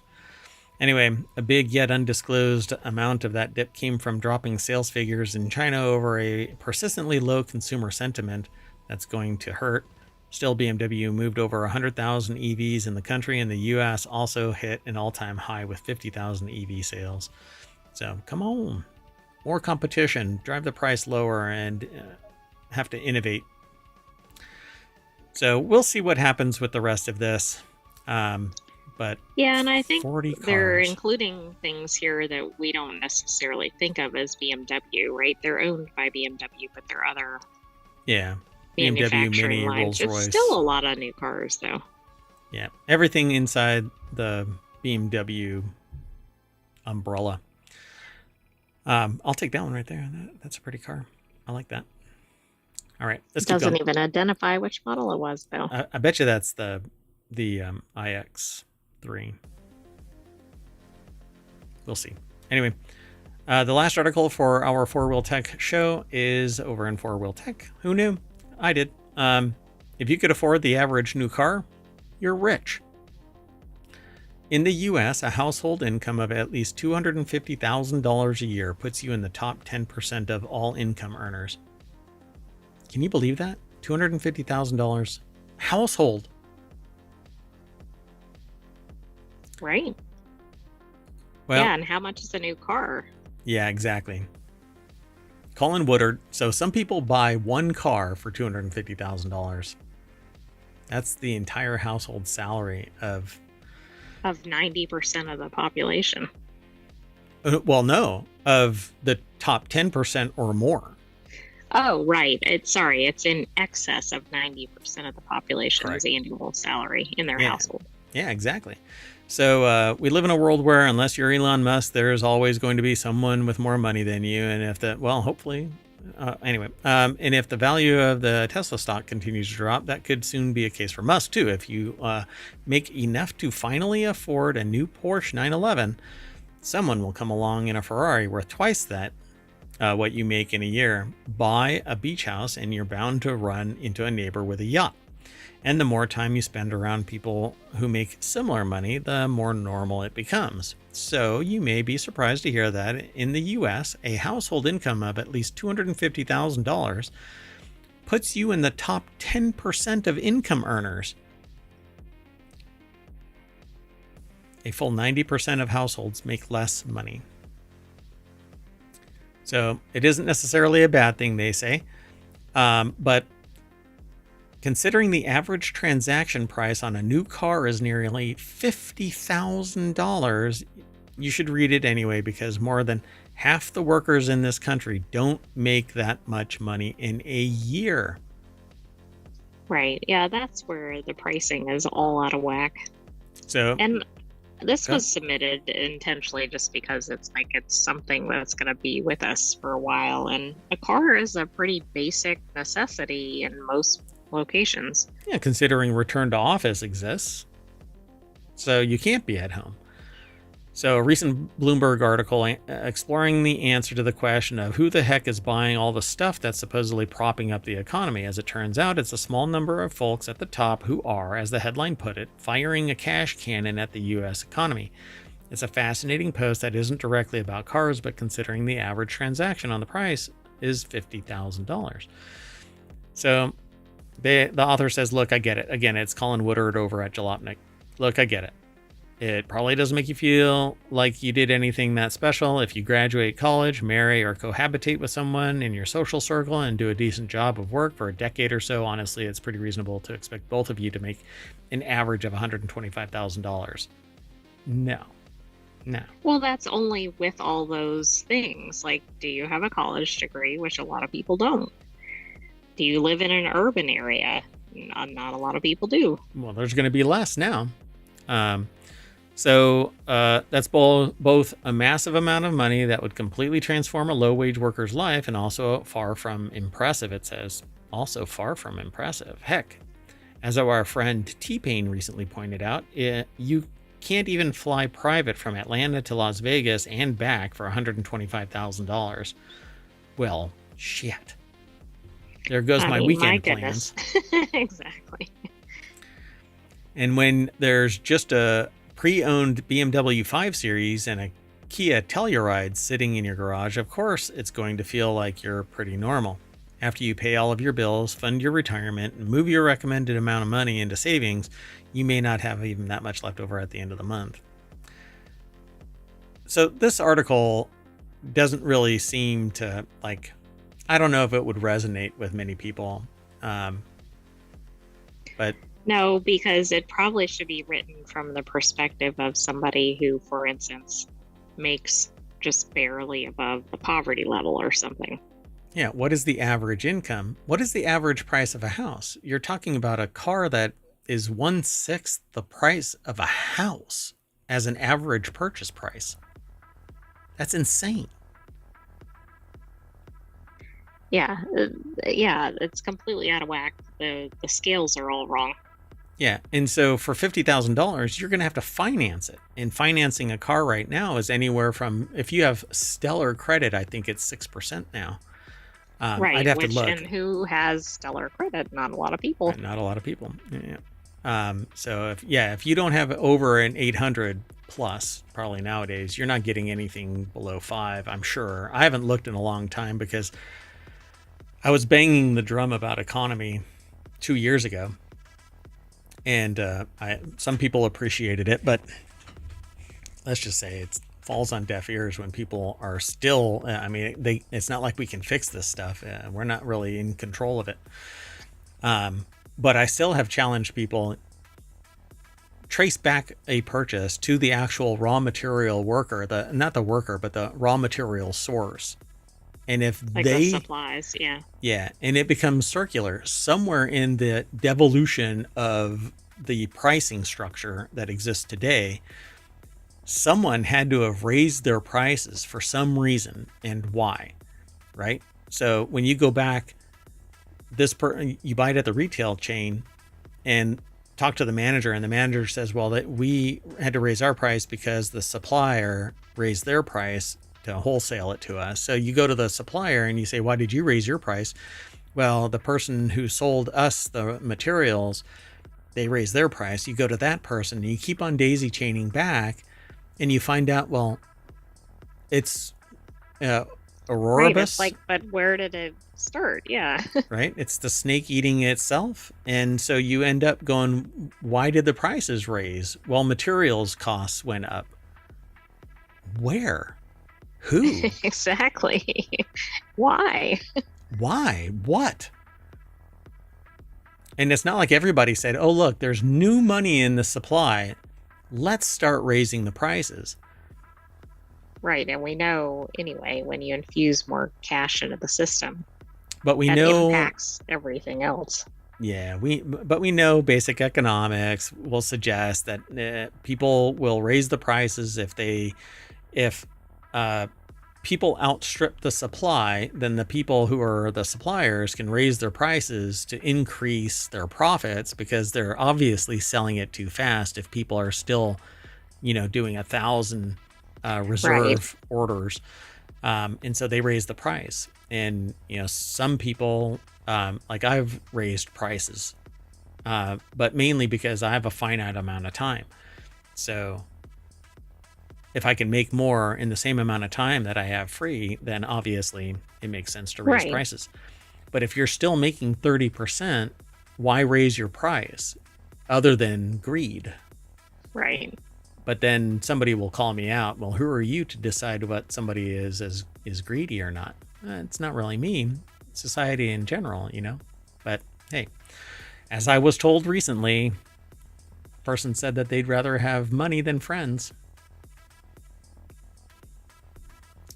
I suspect that they lost both.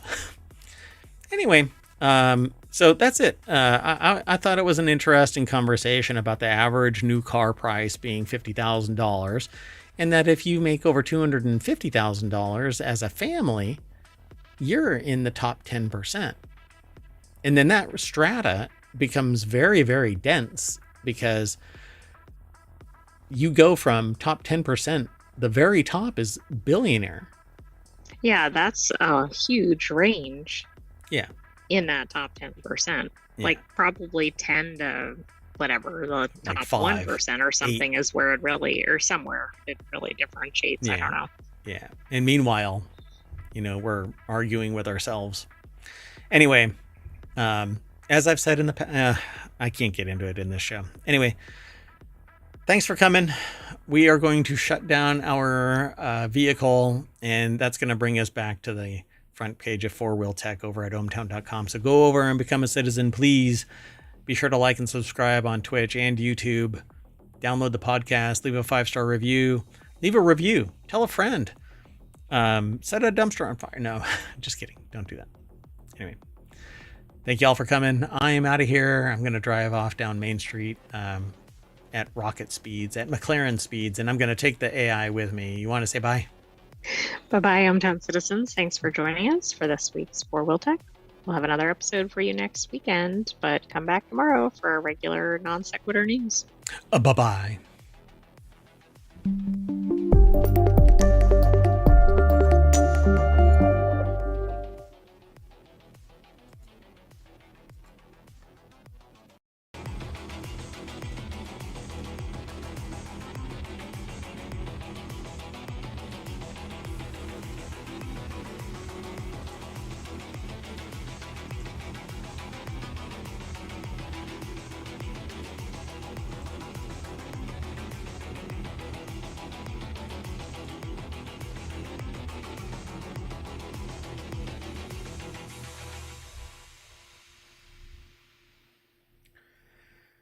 Hello, everybody, and welcome to Non Sequitur News for March 17th, 2025. It's a time machine episode because I wasn't available yesterday or today, tomorrow. Anyway, time stuff.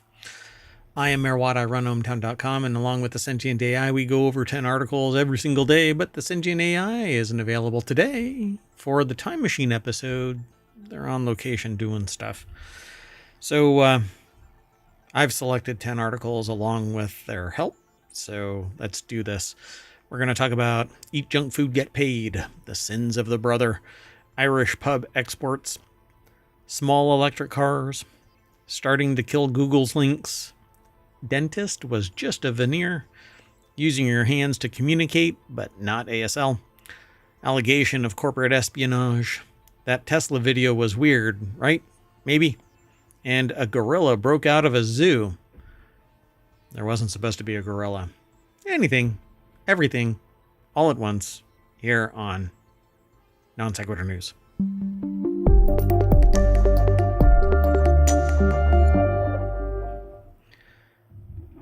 the name of a movie. I have to be everything, everywhere, all at once. Doesn't work out all that well. So I missed the show yesterday, which is actually today because we're in the time machine. We're going back to March 17th, 2025. I'm going to go through these really quick, try and make this a 30-minute show, but we'll see what happens. So did you know that the government paid people $5,000 to eat junk food for a month? A 20-year-old Florida college student named Sam Srisada lived the dream life, if ever so briefly. Just kind of a candle burning on both ends. Flamed out real fast. For a month, he ate rich, fatty, ultra-processed food to find out what happens to our bodies when we jam them full of bad stuff like chips, sugary cereals, and delicious chicken nuggets. Oh, chicken nuggets are bad for you? That sucks. Srisada is the guinea pig. The mad scientist at the core of the research is named Kevin Hall from the National Institutes of Health. Hall wants to know why ultra-processed foods might cause people to eat more and gain weight. Srisada, along with 36 other participants, were paid $5,000 to do it for a month. Louis Prado over at Vice.com put this article together. We've actually heard about these periodically. It's not the first time that this has actually occurred. But it's interesting that this pops up in 2025. So for a month, this college student, ate nothing but junk food. Hall wants to know why ultra-processed foods might cause people to eat more and gain weight. So it says, to be fair, for as much of a dream job as it sounds like, there are elements of it that sound a little nightmarish. In the name of science, Rosada had to get his blood drawn often and for long stretches so they could collect up to 14 vials at a time. For one 24-hour period every week, he had to live inside a metabolic chamber, an airtight room wherein he was slapped with a bunch of sensors that monitored how his body processed food. He was occasionally allowed to go outside, but he was closely monitored to make sure that he wasn't snacking outside of the study's parameters. The study's early findings suggest that when foods are hyper-palatable and calorie-dense, participants tend to consume more, leading to weight gain. More than 70% of the U.S. food supply is made up of ultra-processed foods, which is defined as a food product that is packed with refined ingredients and additives. Should be noted that just because something is overprocessed does not automatically mean that it's bad for you. There are yogurts out there that are considered ultra-processed but are still nutritionally valuable, for instance. So the United States is a gigantic country with a lot of people to feed, and companies want to make sure that their products are going in your stomach and not the garbage. If, say, a loaf of bread expires 2 days after it hits a grocery store shelf, all that is to say is that there are practical and impractical reasons foods are ultra processed. They end this with, it's not some giant evil conspiracy, it's capitalism mixing with the realities of the food supply chain. Yeah, not everybody can actually have a farm growing in their basement or backyard. Well, you can. I mean, I have a microgreens farm in my basement. The offshoot of this is that I've got a larger power bill when I'm running the farm. But I know that I can get all of the microgreens I want. And I don't have to worry about food security. Because I know that there isn't going to be any predation, there isn't any pesticides on it, etc., etc. It's all green, all day, all night. And I'm the one that controls the day and night. It's kind of a neat process. Anyway, pretty interesting that this is going on. Let's keep going. They're doing research on it still, and they're going to find out what's going on. Like, why do we still feel hungry? Even after eating fatty, ultra-processed, whatever, perceived bad food. Anyway, the next article is over in Non Sequitur News. Brother says that it was falsely accused of bricking printers that use cheaper third-party ink cartridges. For years, more ham-fisted printer manufacturers have waged a not-so-subtle war on consumers by blocking the ability to use cheaper third-party printer cartridges. Could actually talk about coffee as well, because Keurig did the same thing. It's not just that. I mean, a lot of people are run a little protection ring around their product so that you can't have outside influences on the competition. By the way, you can get all of today's show notes over on YouTube because they're not in today's stream. Sorry, if you're over on Twitch, you can get them in the show notes over on YouTube, so go and check it out. So Brother says that it was falsely accused. Brother has historically been one of the last major printer manufacturers that hasn't engaged in the practice, something that should be applauded, except that their cartridges are really, really, really expensive. Yet the company found itself on the receiving end of recent accusations that it too had begun breaking computer printers. So the article is from the Crying Wolf department over at techdirt.com. Carl Bode put the article together. It says, yet the company found itself at the receiving end of recent accusations. The rumblings began courtesy of a YouTube video and several lazy subsequent articles about it, claiming that the company had done an about-face, but the accusations were entirely based on a 2022 Reddit post from a user who had problems after a firmware update. The problem wasn't new, and it wasn't clear Brother actually did anything differently. Ars Technica managed to do actual reporting and asked Brother about it.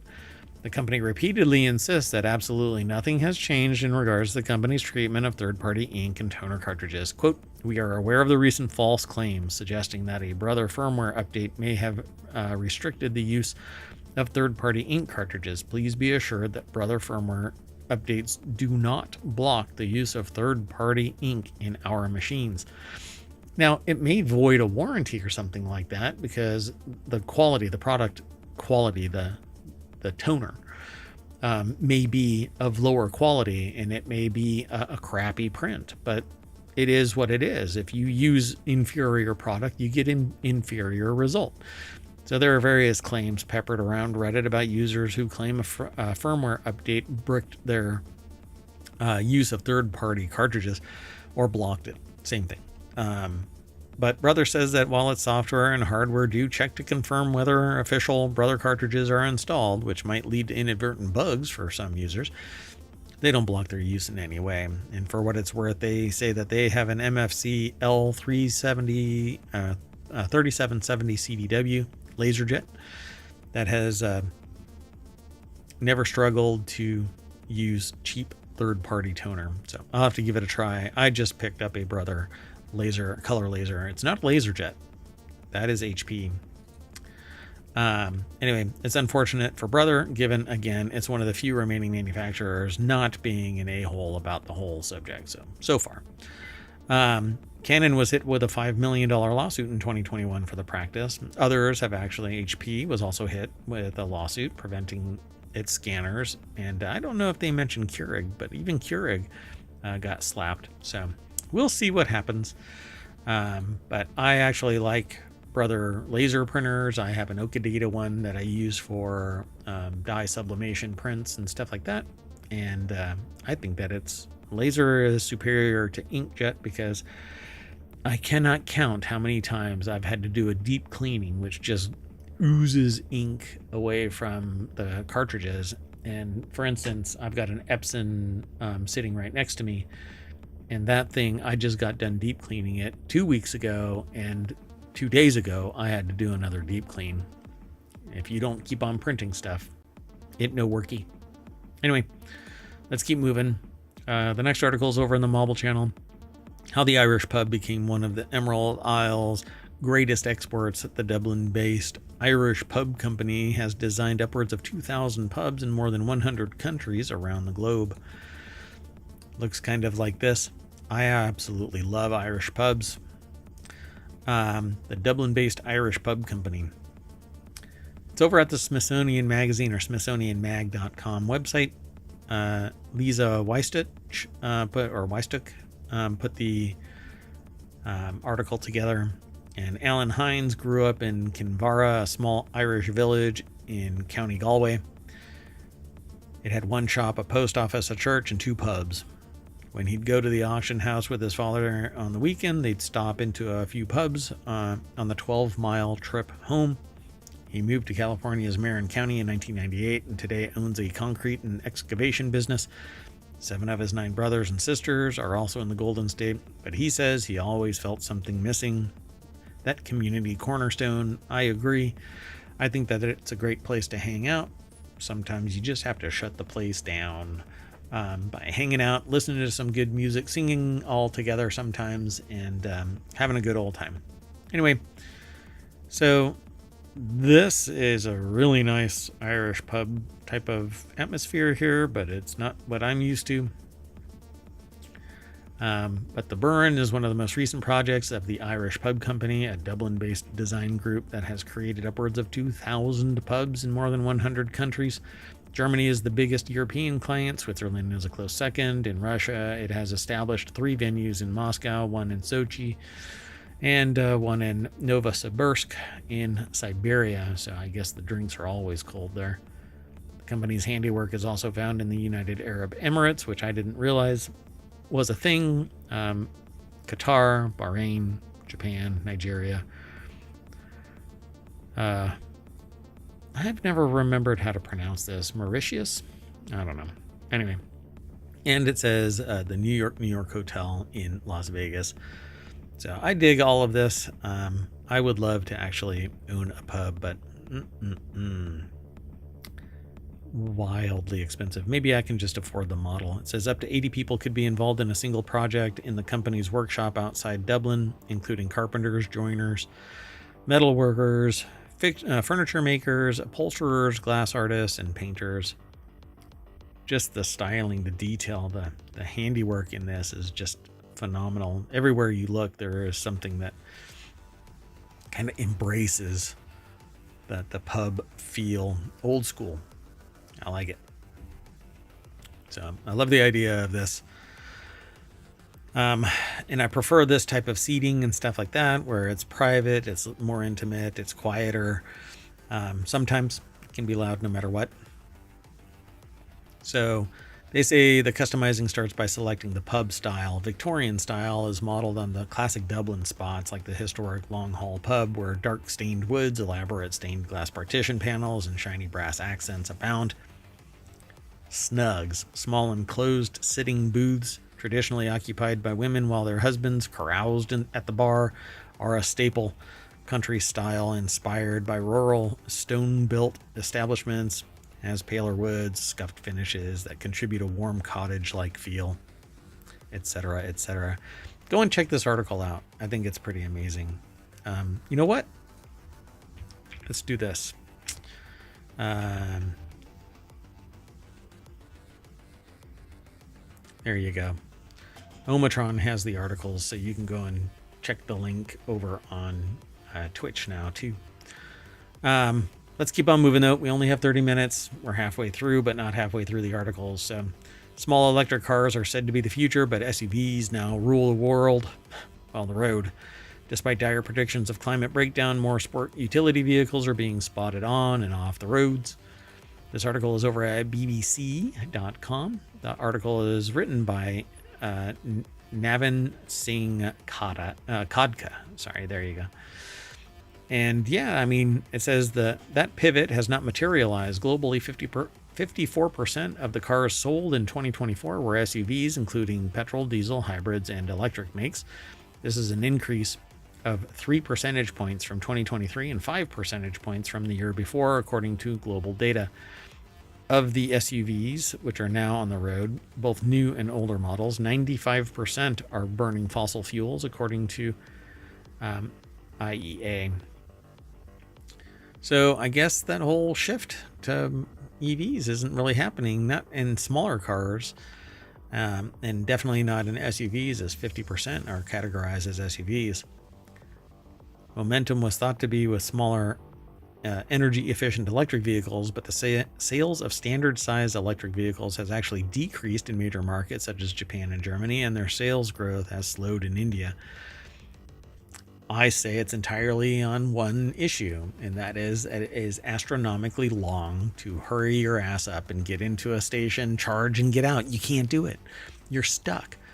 30 minutes to 4 hours to get to 80%, and then beyond that to get to 100%. And I think that it's a horrible transition. It is not a workable solution. And I would say don't give up your ICE vehicles until they do fast swap batteries. Let's keep going. The next article is over in Non Sequitur News. AI search is starting to kill Google's 10 blue links.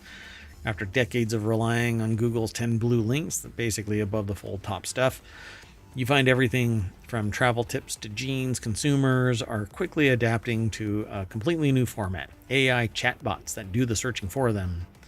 So you get the results. You don't have to go to a page anymore. You can actually see the results above the links that you click, but you have to accept that this might be hallucination.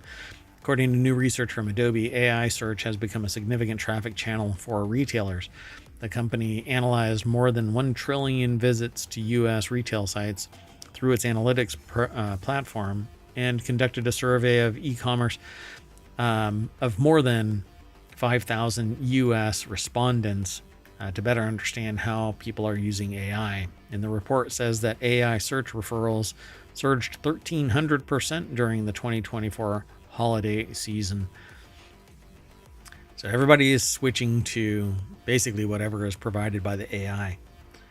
Kylie Robinson over at TheVerge.com put this article together. New data from Adobe reveals AI search referrals are on the rise. Oh no. I can't keep going. Anyway, I have to log in and I didn't log in and I can't do it while we're live. So that's okay. You can follow the link and check all this out. The next article is over in the mobile channel over at ohmtown.com. That's where it's aggregated from Vice.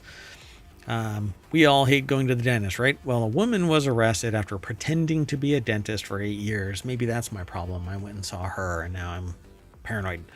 We all hate going to the dentist. We all get anxious about the notion of sharp objects jammed into our gums only to be scolded by the person cleaning our teeth that we need to floss more. Pretty much every time. Now, try doing all of that with someone who claims to be a dentist, but is actually just some rando unlicensed person.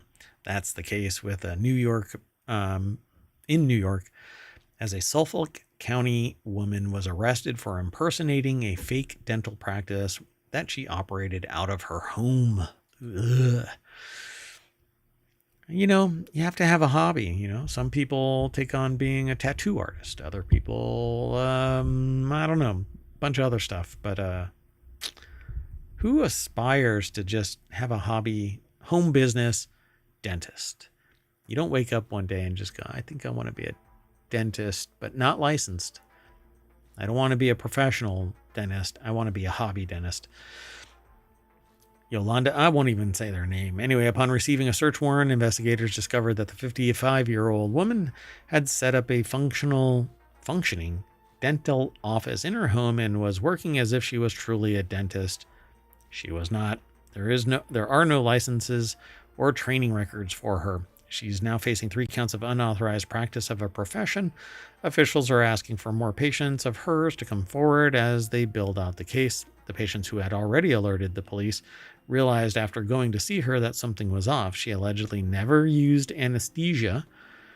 She used antibiotics from overseas. Patients also are dealing with nerve damage and facial paralysis after having her operate on them. She'd been operating for 8 years. Kyle Filippi over at Vice.com put this article together. The next article is over in the mobile channel. Typing in midair or pretending to drink, how using your hands to communicate can help you understand others. Certain hand gestures, such as pretending to hold up a cup in your hand and bringing it to your mouth to pretend to drink, help people respond more quickly to conversations. This is sort of like semiotic ontology, which is really the study of how things gather meaning. But it's usually around signage. Symbology is one term that's been floated around what semiotic ontology is, but it's usually the typical semiotic ontology or ontological example is a stop sign. We know what it looks like. We know the color of it. We know the word.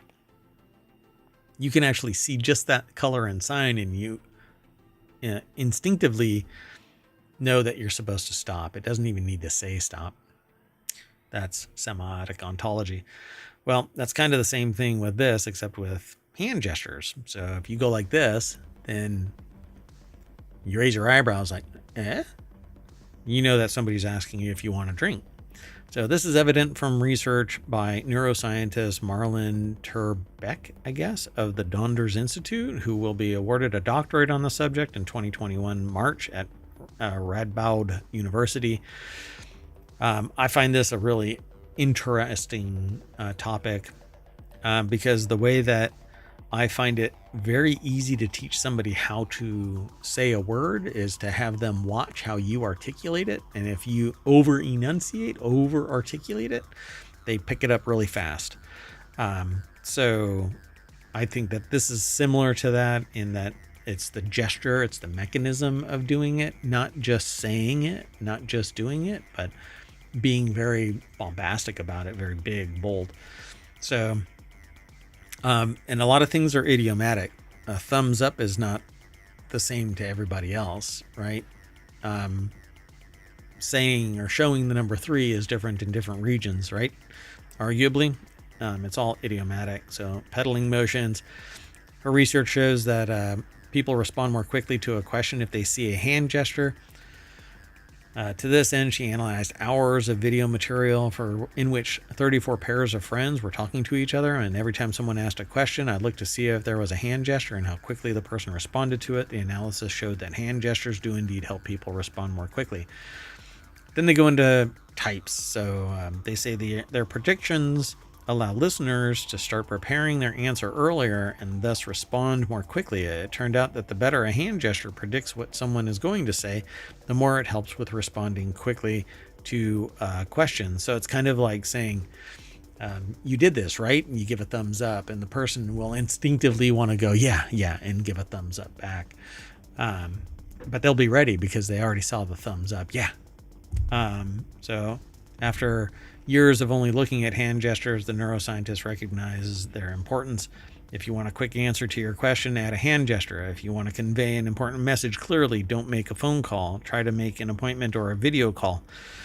And in the latter sense, make sure your hands are clearly visible, as this will help you understand each other much better. Okay, right on. The next article is over in Non Sequitur News. Leaks, a fake Slack channel, and a toilet. A lawsuit reveals wild allegations of corporate espionage. I'm going to jump straight on over to the source of this. Jacob Shamsian and Amelia Russell over at BusinessInsider.com put the article together. I don't know if I'm going to be able to go through this whole thing. It's one of these things where if I'm not logged in, it might actually block it. But executives at Rippling had a problem. Private information from the company kept leaking. I guess the toilet was leaking. The company says in a lawsuit filed Monday, the suit alleges or says that recruiters at one of their chief rivals, Deel, D-E-E-L, had contacted more than a dozen Rippling employees using their unlisted personal phone numbers. Then it adds, a journalist approached Rippling, a workforce management software company that has with a story claiming that it may have violated sanctions, citing messages from Rippling's Slack channels.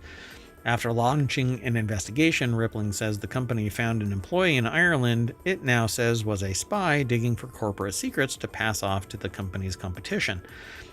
The lawsuit filed against Deel in San Francisco federal court says that the employee who oversaw payroll issues in Europe was looking at Slack channels with no connection to his payroll operations, job responsibilities, and searching for the term deal more than a dozen times a day. The suit says that the man, who is not named in the lawsuit, found sensitive information about prospective customers who were looking to switch from Deel to Rippling. It adds that he downloaded a 31-slide deck that explained Rippling's strategy for competing with Deel. What's interesting, though, is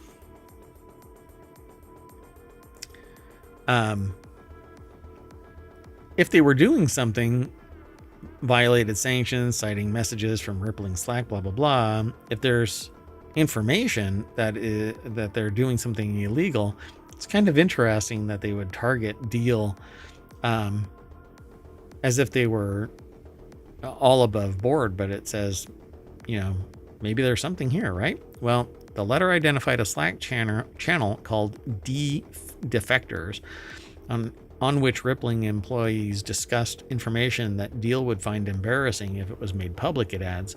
In reality, the lawsuit adds, the hashtag D-Defectors channel did not exist until shortly before Rippling sent the letter to Deel. Rather than being a gathering place for ex-Deel employees, the channel was set up as a part of a ruse designed to confirm that Deel was instructing DS to search for specific information in Rippling's Slack. Rippling's lawsuit says, referring to the person it says was Deal's spy, DS. So apparently it was all a plant, and it showed that they actually had an insider threat. So it was basically tech rivalry. Rippling's lawsuit, which demands a jury trial, marks a fiery escalation in its rivalry with Deal. Founded in 2016 by Parker Conrad, the mainstay of the workforce software market, Rippling creates tools to streamline a company's back office. It launched with the idea of gathering all of the customers' data about its employees and placing it in one system. I mean, that's an HR management system. So the two firms now go head-to-head in the workforce software market, raising bigger and faster rounds of funding to expand their operations. So nothing like a lawsuit to really help that out. Because one side's going to lose. I guess in this case, Rippling set up Deal to basically get punched. So it may not work out for Deal. So they were dealing in this information the wrong way. All right. The next two articles, let's see if we can go through this pretty fast. This next article is over in Non Sequitur News. If you have a question or comment and you're in the chat somewhere, then feel free to throw stuff into the chat. Happy to discuss things, but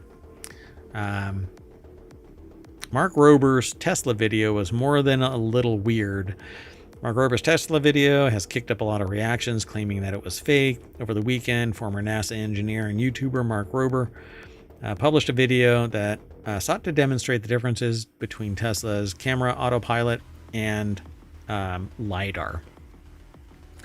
So I had seen this already. I had postponed talking about it, but we might as well talk about it. They go through this video. If you go through this video, just watch it, and you can see that there's a difference in technology. Setting it up and re-recording it and stuff like that, that is what a skilled YouTuber is going to do. I don't edit my videos. I don't reshoot anything. I don't want anything suggesting that I am editing or manipulating or tainting the output in any way. Only a couple of times in the now 3 years and 3 months that I've been doing this have I ever even bothered to do this, or to do an edit. And usually it's because of doxing, or I don't want somebody else's private information or personal information exposed, even if they're in an article. I very rarely edit anything.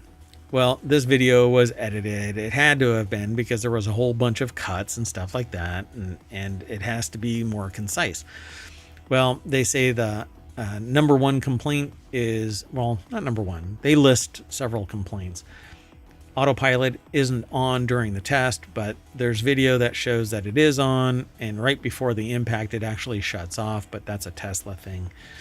Autopilot disengages right before impact. Autopilot is an outdated system, and now FSD, or full self-driving, is the de facto solution. But if you have autopilot, then it's autopilot, right? FSD might actually operate differently, but and now there's a new flavor of it called Tesla Vision. A number of engineers raised objections at the time, only to be overruled by Musk. But the idea is that full self-driving is supposed to be, it's still visual based. It's not LiDAR. LiDAR can be faked by certain, or not faked, tripped up by things like rain. Vision systems can be tripped up by glare, and rain, and smoke, and apparently a painted wall. And then it says there were multiple takes. Don't know what to tell you about that. It's going to happen. And then claim number 5 is that it was basically SpunCon. It was a sponsored manipulation. It was all set up, blah, blah, blah. But it's actually a friend of theirs that provided the LiDAR system. And there isn't a big deal here. And then they say something about the Pixel phone in the video was Photoshopped. Rober supposedly used a Pixel phone to film some of the shots inside the vehicles, but some of the users on X noted that the G on the back of the phone is vertical when the phone is in landscape, which led to some speculate that he's actually filming with an iPhone. Rober has used Pixel phones in past videos. There's no mention. I don't know. Whatever the case is, maybe there was some editing there, because they wanted to hide the fact that it was on an iPhone. But who cares? The video. The only thing you have to worry about is, was this a fraudulent video? But obviously, you can go and do this same thing. Set up a wall and of styrofoam.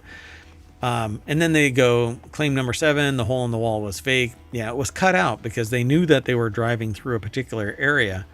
And instead of just plowing into a solid styrofoam wall, they wanted to make it more comical. Because I'm sure that they anticipated that this thing was going to drive through.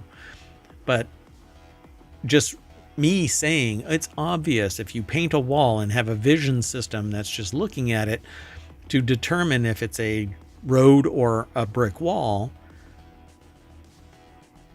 I can just say it and you're going to go, nuh-uh. But if I drive it through it again and again and again, well, it's irrefutable, right? And that's what they did. They drove through it several times. I'm sure that this thing was cut out at some point so that it amplified the fact that a vision system, a pure vision system, is too stupid to realize that it's a painted wall. And so they cut it out instead of just having to replace the entire thing time and time and time again. Anyway, it's obvious that this thing just drove through it. If somebody can prove that it's fake by doing a follow-on test, that is the scientific method. Somebody provides evidence of X, you provide evidence of Y. If the two don't correlate, then there is a problem there with the facts. And so go and prove that it actually is a failed system or a failed test or whatever. But prove it. Don't just poo-poo it while you're sitting on your chair. Go and prove it. So the article is over on The Verge by Andrew J. Hawkins. That's who put the article together. But I was so excited to get into this, I didn't give the attribute at the beginning of the show. Anyway, the last article for today, and it's a time machine episode, so I may or may not be able to do the episode on the 18th. It's been a long day.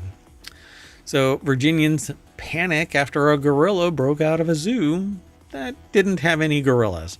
The news broke out and went on a rampage through social media that a gorilla had escaped from the Virginia Zoo in Norfolk. People were scared. Was it safe to leave the house? Could they go do groceries? And would the gorilla be attracted to the banana smell? I think that's a goof. But anyway, people were in low-level panic, but for no reason, because it was all fake.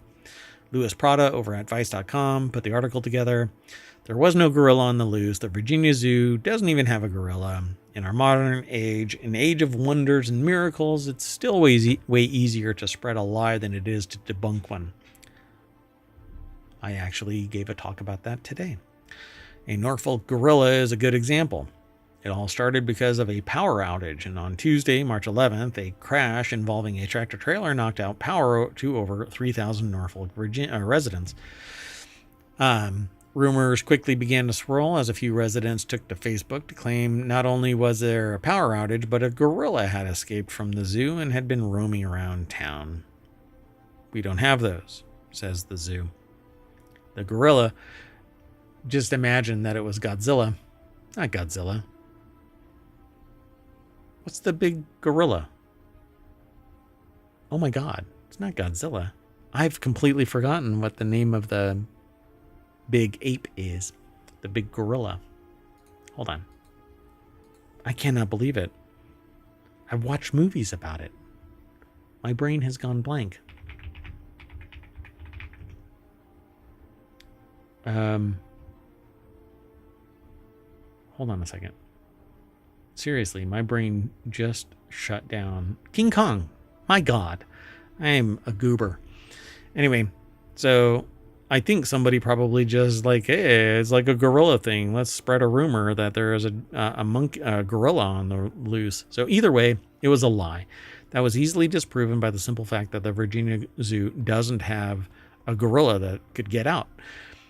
My quote to people today was trust but verify. Do the due diligence, critical thinking necessary for you to verify the information that you are seeking. Don't take first blush at information from an AI generated result from Google. If it provides you information, you better verify it, because at some point you're going to use incorrect information, treat it as if it is absolute truth, and you're going to get called out as being a complete goober.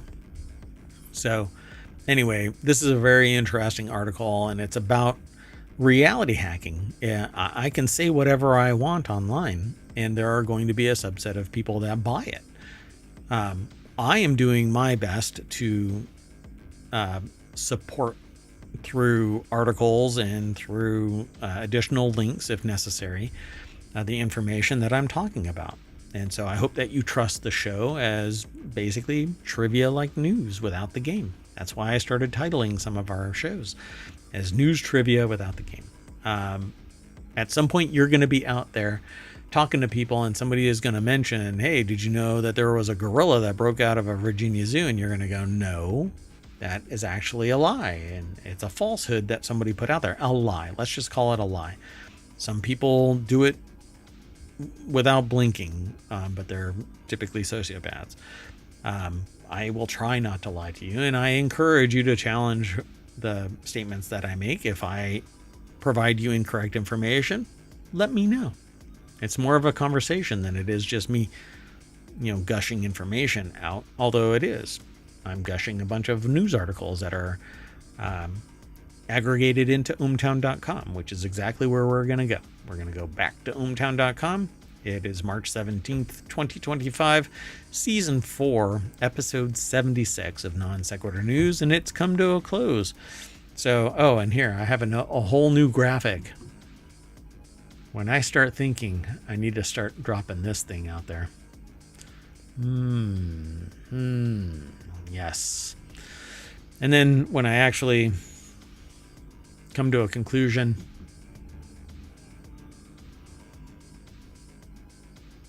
at any rate, we're done for the day. I am Mayor Watt. I'm saying bye. I'm taking the AI with me, but the AI isn't even there, so I'll see you later.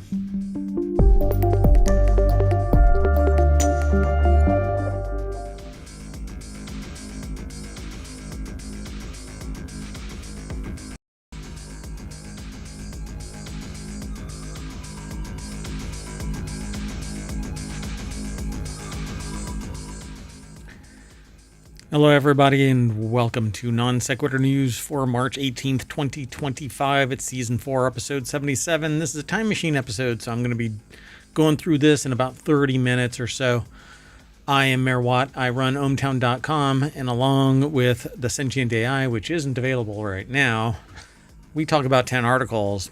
Today we're going to be talking about Charged in 5 Minutes, Taco Bell AI, free air tags for Denver drivers, astronauts, Starlink competitor that won't trash space, high winds disrupt landing twice, Frontier goes where Southwest has gone before, Celebrite puts AI into forensic tool. Sure. The riddle of a theft, and 100 million paid stream subscribers. Again, I am Mayor Watt. Go over to twitch.tv/ohmtown or youtube.com/ohmtown. And you can engage in some chit chat about the 10 articles that we talked about and the 2,000 episodes that we have done here in ohmtown since January 1st of 2022. That's when we kicked this whole project off. So I hope that you become a citizen. Go over to ohmtown.com, sign up, sign in, engage in some discussion there, post comments, download the podcast, visit the Patreon, go over to the Discord. We have shorts on YouTube. There's TikTok, but who knows how long that's going to be around. Anyway, see you on the other side of our intro.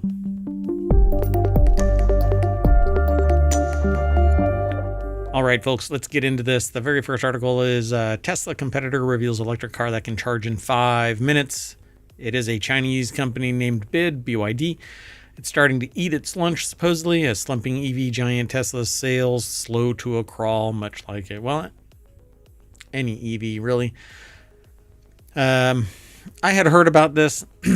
I've since seen other articles about this, but yesterday at Shenzhen, this is on the 16th, 17th, the Shenzhen-based corporation revealed a lineup of cars it claims can soak up nearly 250 miles worth of battery charge in just 5 minutes. That is at parity with filling up a typical car, just a hair longer than it takes to pump a traditional car full of gasoline. The article says the buzzy new tech will be available next month in BYD's flashy new Han L sedan. Who knows how long or how much this is going to cost. But I want every car to it has to go through safety evaluation, offset impact, side impact, airbag performance, crumple zone performance. This needs to protect citizens and not with losses leading to citizens not being killed in car accidents, but dummies being tested, not human dummies, right? We should not suffer from poor engineering, bad metal, whatever. I want safety and security in a vehicle. If I'm going to plop down $50,000, which is apparently now the average car, you're out of your freaking mind. Anyway, the futurism.com website put this together. Joe Wilkins wrote the article. Incredible things are happening in China, apparently. I would like to see it firsthand.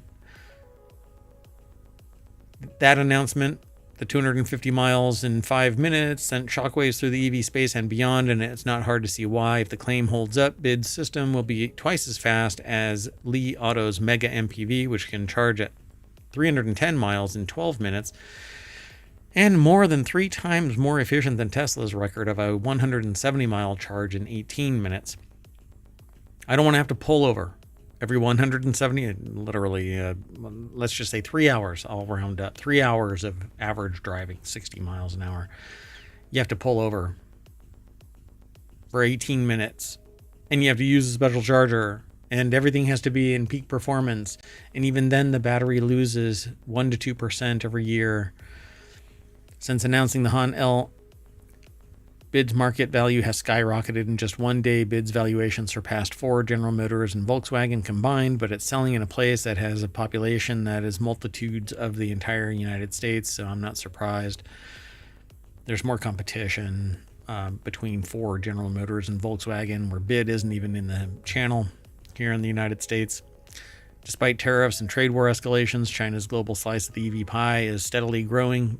Not everybody has tariffs and trade war escalations, so they can sell in other places. In August of 2024, BYD's global exports more than doubled Tesla's, a lead that's only grown in recent months as protests and Musk fatigue. There's a link to that. Tesla's new sales, Germany, Elon Musk is the link. It's word salad that basically people are tired of Musk. Anyway, holding a lot of people. There's always fan people, but whatever. Anyway, as it faces fierce resistance from Western policymakers when it comes to charging infrastructure, BYD's star is currently rising throughout Latin and South America, as well as other corners of the globe like Europe and the Middle East. While Tesla currently boasts some 65,000 proprietary superchargers worldwide, BYD's drivers can access 800,000 universal charging points throughout Europe alone. Yeah. Let's move on before I jump on a soapbox. Anyway, the next article is over in Non Sequitur News. NVIDIA's partnership with Taco Bell means that AI could soon do more than take your drive-through order. Taco Bell, the winner of the fast food wars in Demolition Man, which is a documentary of the future. If you just pay attention, it certainly is. Get used to 3 shells. Anyway, Taco Bell is using AI for drive-through orders through a partnership with NVIDIA.voice AI. Adoption is growing in fast food with mixed results from McDonald's and Wendy's. Yum Brands plans to roll out voice ordering to 500 restaurants starting next quarter. For those of you who might have stumbled across a Bojangles that uses AI, they actually use an AI, and This morning is the first time that it actually screwed up my order. So, and I didn't know it until I delivered it to the people that were asking for food when I was coming in. So, yeah, kind of a bummer. And so soon it might be able to see how many cars are waiting in the drive-thru and suggest time or items to shorten the wait time. But I'm not worried about your shortened wait time. I want what I want. I'm paying for it. You make me happy. So the article is over at Business Insider. It's written by Alex Bitter and Emma Cosgrove. And so that's basically the nuts and bolts of this. You can always check out the article yourself. The description will be in the show notes, and all of these articles will be enumerated with my titles added, my interpretation of what the little snippet is. So while NVIDIA has become a top tech player by designing the graphics processing units that power most AI, it has also become important building software that allows less technical companies to harness it. NVIDIA and Taco Bell have already been testing voice AI for ordering at drive-thrus at some locations, and the companies say they're looking into whether AI will be useful elsewhere at Yum restaurants. Okay, well, if everybody's job is getting taken by AI and robots, how are people going to pay for said fast food? Let's keep going. The next article is over in Smack Talk. Denver drivers get free AirTags to cut auto thefts, which is just sad. AirTag has proven itself to be extremely useful when it comes to fighting crime. It's regularly become a key for police recovering stolen cars and making arrests due to being given the location of the tracker. As part of the Denver Track program, the Denver Police Department hopes to take advantage of some of the same benefits by including an AirTag or a Samsung Smart Tag in their vehicle. As part of the initiative's launch, Denver Police will be providing a total of 450 free trackers to Denver drivers. Malcolm Owen over at AppleInsider.com put the article together. And it says here, when the registration pre-authorizes the Denver Police Department to work with GPS information provided when a vehicle is reported as stolen, it doesn't grant automatic access to the vehicle's location. Officers are not able to see the location of the AirTag unless it is shared by the owner. The distribution of AirTags to drivers is theoretically a good way to try and reduce car crime, but it still requires some care to avoid a bad result. In January 2022, Denver police were chasing after a truck stolen from a hotel, which contained firearms, drones, and an iPhone 11. However, an attempt to use Find My to track the iPhone resulted in a SWAT raid on the wrong house, one owned by a 77-year-old grandmother. The court was ordered to pay $3.75 million to said grandmother. I don't know what the result was of that, but it was the wrong house. They say Find My misfire leads to SWAT raid on grandmother. It's a lot of money to lose to a grandmother. All right, well, to anybody. It shouldn't have happened, but hey. I didn't get that. Could you try again? No, I can't. Sorry, my smart speaker woke up for whatever reason.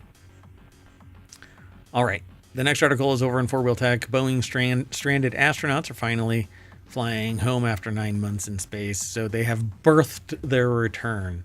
2 Boeing astronauts flew to the International Space Station on June 5th, 2024 for an 8-day mission.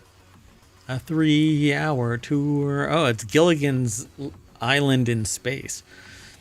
The pair is now flying back. This is a time machine episode, so they were in the process of flying back between yesterday and today. And so they have returned. Owen Bellwood, by the time this article would have landed, or not this article, but by the time this episode would have landed, they would have as well. So Wilmore and Williams have been stranded on the space station since issues arose on the Boeing Starliner craft that flew them into orbit. The issues were immediate. They were before, and they should never have been launched. But anyway, the pair was meant to spend about a week on board the ISS, but it turned into 9 months. And that's really all there is. It says 9 months in orbit. And this gadget looked like it was a sieve to begin with, and it actually, it was. It landed without anybody in it because it couldn't be trusted. The extension to their orbit came after problems arose from the Boeing Starliner craft that flew them to the ISS. During the flight, which was the first crewed mission for Starliner, its propulsion systems ran into issues and 6 of its 28 thrusters stopped working. NASA and Boeing engineers spent almost a month deciding on the best course of action, and basically they were stuck. So delay after reissue, blah, blah, blah. They finally made it home. Congratulations. So the next article is over in FourWheelTech. Google's Starlink competitor won't trash space with thousands of satellites. Alphabet, Google's parent company, announced on Monday that it was spinning off wireless communications project Tara, or Tara, Taara, into an independent company. Why not? Ryan Eric King over at jalopnik.com put the article together. So Alphabet, basically they want, and Google was initially built as a project to catalog basically everything. So A to Z, just like Amazon, A to Z. Alphabet, Google parent company, announced on Monday that it was spinning off its wireless communication project, Tara, Taara. Satellite communications constellations today could be compared to highways or nuclear weapons of the 1950s. Every major player on the international stage, including Apple, can't envision a future without it, despite the massive investment for development and the potential to destroy large swaths of the planet. Tara's approach would remove the need to constantly replenish a decaying satellite fleet like Starlink. Tara came to fruition in Google X's Moonshot Factory, the same incubator that birthed Waymo. The project aimed to affordably fill the connectivity gaps in the planet's high-speed internet network. Tara's efforts center around silicon photonic chips, technology that can send and receive data through the air. The system, called Lightbridge, shoots very narrow, invisible beams of light between terminals to transmit data at speeds up to 20 gigabits per second over 12 miles. Tara could be everything, but the high ground apparently. So Tara's Lightbridge is envisioned as a much cheaper alternative to laying fiber optic cables. If it's cheaper than laying a cable, it must be pennies compared to the reusable rocket launch. According to The Verge, the project trialed the system in two densely populated places. They say trailed here, but anyway, where traditional networks would be cost prohibitive. Kinshasa, the Congolese capital, and Coachella Festival. So the issues with Starlink, Tara's target competitor, are becoming evident as its satellite constellations scale up. The fleet is around 6,000 satellites. The debris that this thing can kick off is immense, and it's going to lead to a point where you can't go into or out of space because there's so much crap up there. At full scale, there could be as many as 8,000 Starlink sats burning up in the atmosphere every year, which could spew over 1,000 tons of aluminum oxide into the atmosphere, which actually is a problem because it's going to deplete the ozone layer. It's going to create an issue. And it's actually, if I remember right, it's the premise for things like the Matrix. They blotted out the sky to try and stop solar powered anything. And it led to basically Terminator. Anyway, the absurdly high levels of aluminum oxide pollution would deplete the ozone layer, the crucial barrier protecting the planet from the sun's ultraviolet radiation. But that's not how this would work.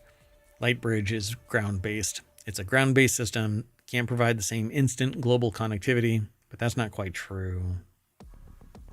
The lag would be almost transparent, I would say. Plus, you don't have to go up and down from space. But I'm going to look into this some more. We'll be talking about this as it comes online. The next article is over in Non Sequitur News as well. 120 passengers endured an 8-hour flight to nowhere after high winds prevented 2 attempts at landing. A Eurowings flight from Germany couldn't land in Norway due to the high winds. The Airbus A320 diverted to Finland in the hopes that the weather would calm down, but the winds got stronger, so the 120 passengers ended up back in Dusseldorf. More than 100 passengers endured an 8-hour flight to nowhere, basically flying somewhere and turning around. The article is over at Business Insider. Pete Sim put the article together. That's basically what it was. Eurowings Flight 9250 was scheduled to be a 3.5-hour journey from Dusseldorf, Germany to Tromsø. I think that's pronounced Tromsø, Norway. But it approached the Arctic City. Airport traffic said no. Winds are high above maximum limit for a safe landing, so it brushed off. It went to another location, Finland, and was brushed off there. Eurowing spokesperson said, unfortunately, the second attempt also failed due to the weather, so the pilots decided to fly back to the base in Dusseldorf. Passengers were given hotel accommodations. For those who lived nearby went home, and there were 120 passengers and 6 crew on board. So, yeah.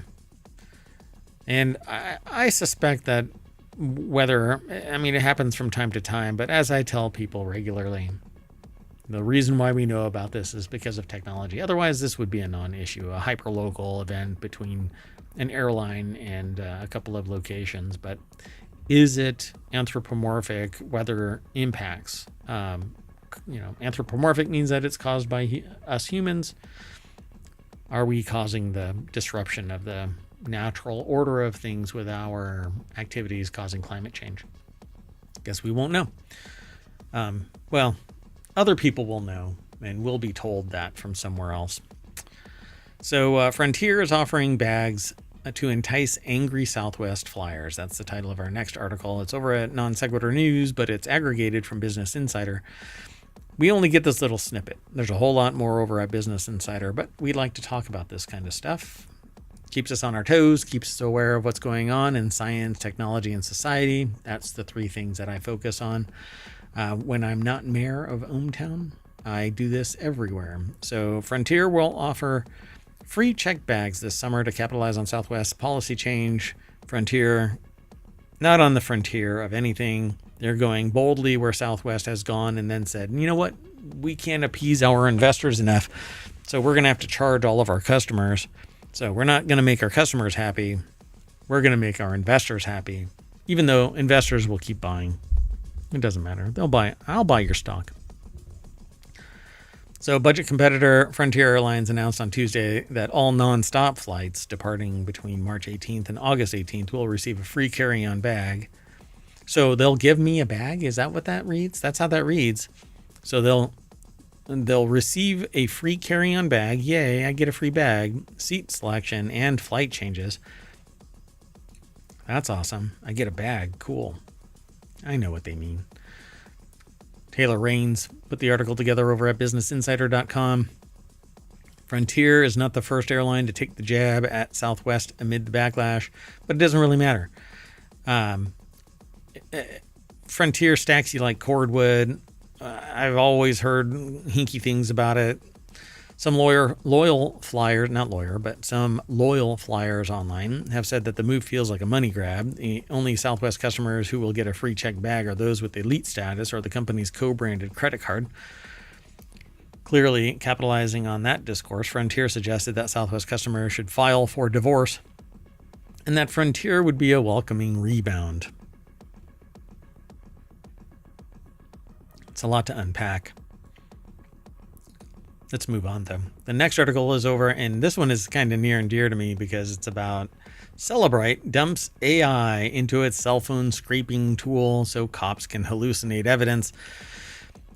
I knew this was going to come from Tech Dirt, if anybody, with a title like that.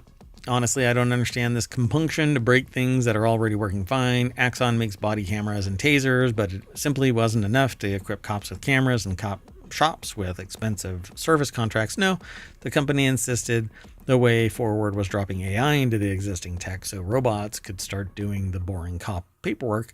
Cellebrite makes a tool that crack seized phones and scrape everything out of them for perusal by investigators and prosecutors, but just being able to do that wasn't good enough. Now, as Joseph Cox reports for the always essential 404 Media, Cellebrite is adding AI to it. The title of this is Cellebrite. It's been aggregated, by the way, into Non Sequitur News, but the title of it is Cellebrite dumps AI into cell phone scraping tool so cops can hallucinate evidence. Tim Cushing in the Why Does Anyone Need This department put this article together. And that's essentially what's going on. It was Joseph Cox reports for the always essential 404 Media. Cellebrite is going to make its existing product more chaotic by adding quote unquote intelligence, more often known for what it gets wrong rather than what it gets right. Yes, AI hallucinates. That is a massive problem. unless it is definitively locked into a silo of its experiential knowledge, right? It's learned, it's trained on the legal system. It's asked about the legal system and only that. And that's all it knows. So it can only spit out what it's been trained on. That's fine. It becomes an expert system with a little bit more intuition kind of a thing. It's much more elaborate than just parsing a bunch of stuff and then spitting out the results. What I don't want is a generalist AI that ties things together incorrectly and then cites to bogus articles or lost anything, really. I don't want hallucination. So Celebrite has introduced AI specifically into Guardian, which is a software as a service evidence management solution, the company says. In practical terms, Guardian is a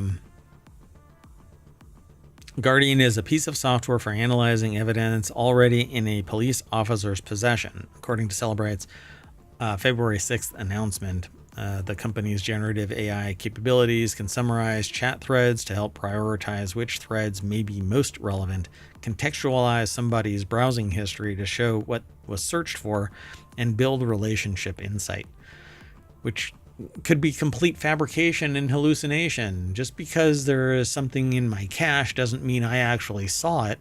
It just means that it went through my browser, and it can make a connection as erroneous as whatever, and it can do it based off of something as nebulous as too much skin tone in the color of skin within a picture or an image, and then it can spit out a result, and then somebody has to go and look at it. But that's not what really happens. Sometimes people take it for granted that the information is accurate and just leverage the AI instead. So the most immediate problem is this. Cops are already looking at this AI as a way to sniff out criminal activity they're not even investigating. The press release from Cellbrite contains a quote from a police official who heads a force overseeing a town with, squints at Wikipedia page, 1,365 residents. It is impossible to calculate the hours it would have taken to link a series of porch package thefts to an international organized crime ring, said Detective Sergeant Aaron Osman with Susquehanna Township, Pennsylvania Police Department, who recently piloted the solution. The Gen AI capabilities within Guardian helped to translate and summarize the chats between suspects, which gave us immediate insights into the large criminal network we were dealing with.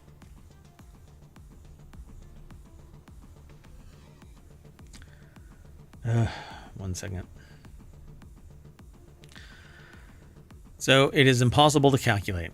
It's also apparently impossible to report. There doesn't seem to be any information on this major break in what initially appeared to be a minor case contained anywhere on the PD's press page, much less anywhere else on the internet. I'm not saying that the detective is lying, because lying is usually done to serve the person doing the lying, but rather a third party. And well, I mean, it actually is a feather in their cap if they say it, but that's not actually what may have happened, right? It says the Gen AI capabilities within Guardian helped us translate and summarize the chats between suspects, which gave us immediate insights into the large criminal network we were dealing with. But it doesn't actually say anything beyond that. It's just this quote in a vacuum. What insights? I mean, I understand that this is a marketing thing, so where is the rest of it? I'm really curious. So if anything, Sergeant Osman is probably overstating the results of the Gen AI assisted phone search, if only because he's flattered someone from Cellbrite thought the small Pennsylvania town would be the best place to do a trial run of its new tech. So pat, here you go. Maybe you get a discount. So when it does finally bubble in the judicial service, will courts consider AI-assisted searches just another version of inevitable discovery? Or will they see quote-unquote inevitable discovery? Yeah, that's actually a term used. Or will they see this for what it is, something clearly not predicted by the creators of the Fourth Amendment, nor something that's covered by current court precedent, but, well, today's courts. Let's keep going. Next article is over on the Mobile Channel. Art historian solves riddle behind theft of famous portrait. The 70-year-old mystery surrounding the theft of an original oil sketch by renowned Flemish painter Anthony van Dyck from a stately home in Northamptonshire have been solved thanks to the research of an art historian. So, Andrew Merrington from University of Exeter put the article together. It's posted over at phys.org. The portrait of Wolfgang Wilhelm of Pfalz-Neuburg, part of a collection of 37 oil sketches painted in the 17th century, was stolen in 1951 from Boughton House, the home of Duke of Buccleuch and Queensbury in Northamptonshire, in whose collection it had resided since 1682.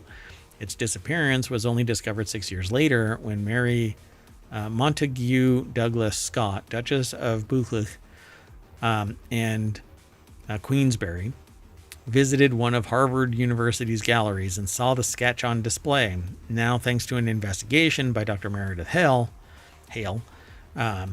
senior lecturer in art history and visual culture, the story of how the work of art made its way across the Atlantic via some of the most prominent members of the art establishment in the UK and the United States has emerged.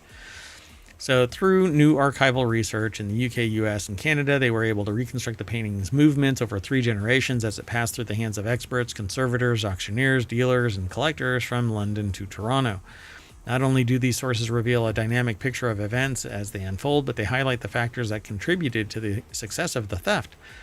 Foremost among them, the conceptual and material complexity of Van Dyck's iconography project and the audacity of a thief cloaked in the respectability of expertise.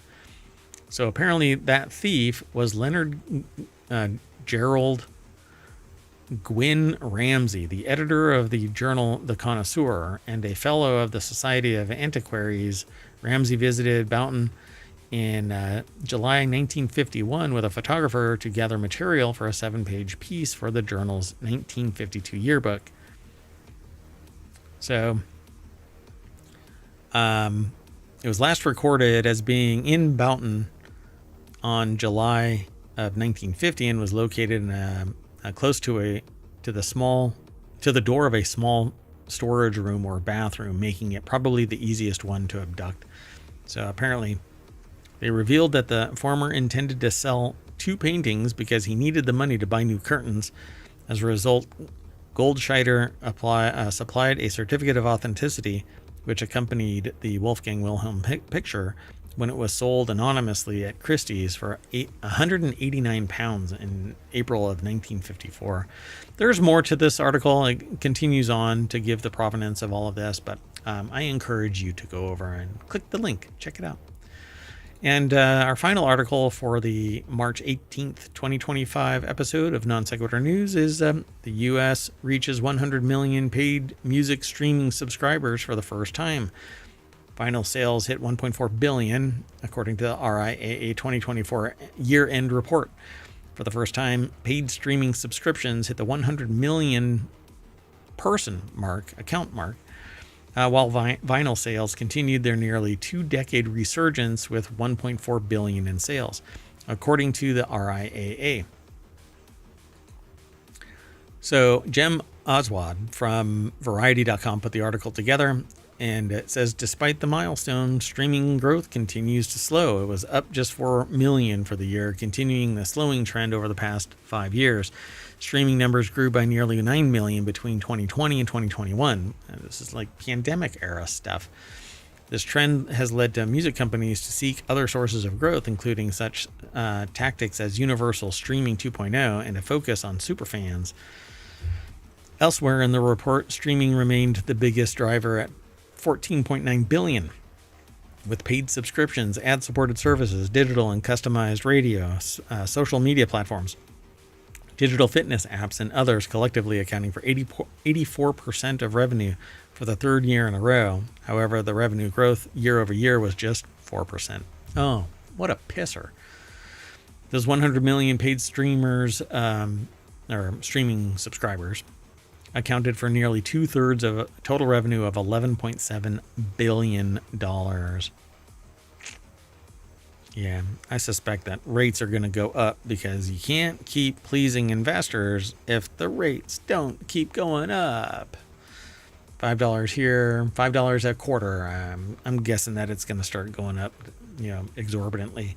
Meanwhile, vinyl's 18th straight year of growth record, nearly 3/4 of physical format revenue at $1.4 billion, or less than 10% of. It's about 10% of streaming revenue.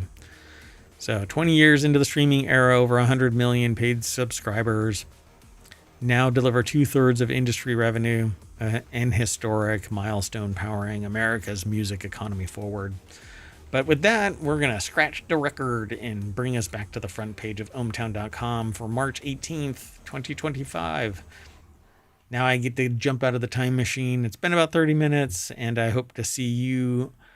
I'm going to try and make it tonight, but I have a conversation that I have to take part in, and it might run late. So we'll see if I'm able to do the 19th show, so tomorrow, because this is a time machine episode. Okay, anyway, see you all around. Bye-bye.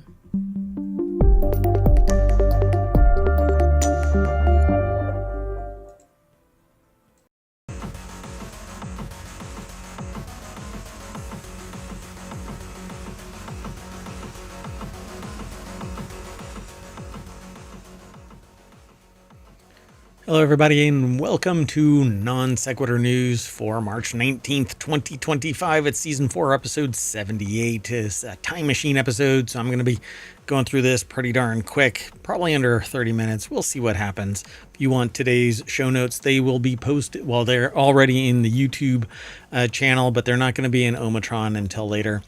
But that's okay. They will be there. Well, they'll be over on YouTube. Anyway, I am Mayor Watt. I run ohmtown.com. I run it a lot smoother than I run the show, apparently. Along with the sentient AI, who's not here today. Well, we talk about 10 articles that get aggregated into ohmtown.com, which is a big news aggregator that does all news, no noise, nothing like user-based or like stuff that I come up with. It's all stuff from information sources. It's how I manage my information overload. So 10 of these articles are selected from thousands that get seen. And the first one we're going to talk about is Let Them Play Games. These are my titles, not the ones that we're actually going to be talking about, because we aggregate the titles in a little snippet, but I don't name the titles until we talk about it live. So, is Shakespeare in the public domain? Future Game Show 2025 Spring Showcase. Because this is a time machine episode, you should be able to get to Future Game Showcase on time, but if you're following this after the 20th and 4 p.m. Eastern, you've already missed it. It's underway right now, as a matter of fact. Anyway, the future of search is subscription, maybe. Dutch Fish Doorbell. Jack Daniel's Vanilla Coke Ready to Drink. And the title that I gave it was JD Vanilla Coke RTD. Charged over unfinished Netflix show. Dolphins visit astronauts upon return. PC gamers play old games, and NVIDIA debuts foundational model for robotics. They call it Groot, but I find the naming of stuff based on the historical stuff, well, it's kind of a cheap thing. Anyway, everything is powered by ohmtown.com, so go over and check it all out. Become a citizen, then come over and be sure to follow us on Twitch and over on YouTube and Patreon and Discord, and download the podcasts. There's 7 of them, 6 weekly shows and then 1 daily show. That's this show. So see you on the other side of our intro.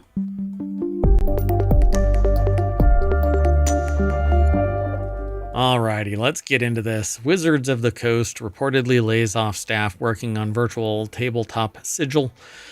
Baldur's Gate 3 characters Asterion and Karlach confront a ghost in Wizards of the Coast virtual tabletop program Sigil. That's the image that we're going to see when we get to the other side of this, but reports spread on Tuesday via social media that Wizards of the Coast, the Renton, Washington-based company that publishes D&D, has dismissed most of the employees that were working on its virtual tabletop VTT called Sigil.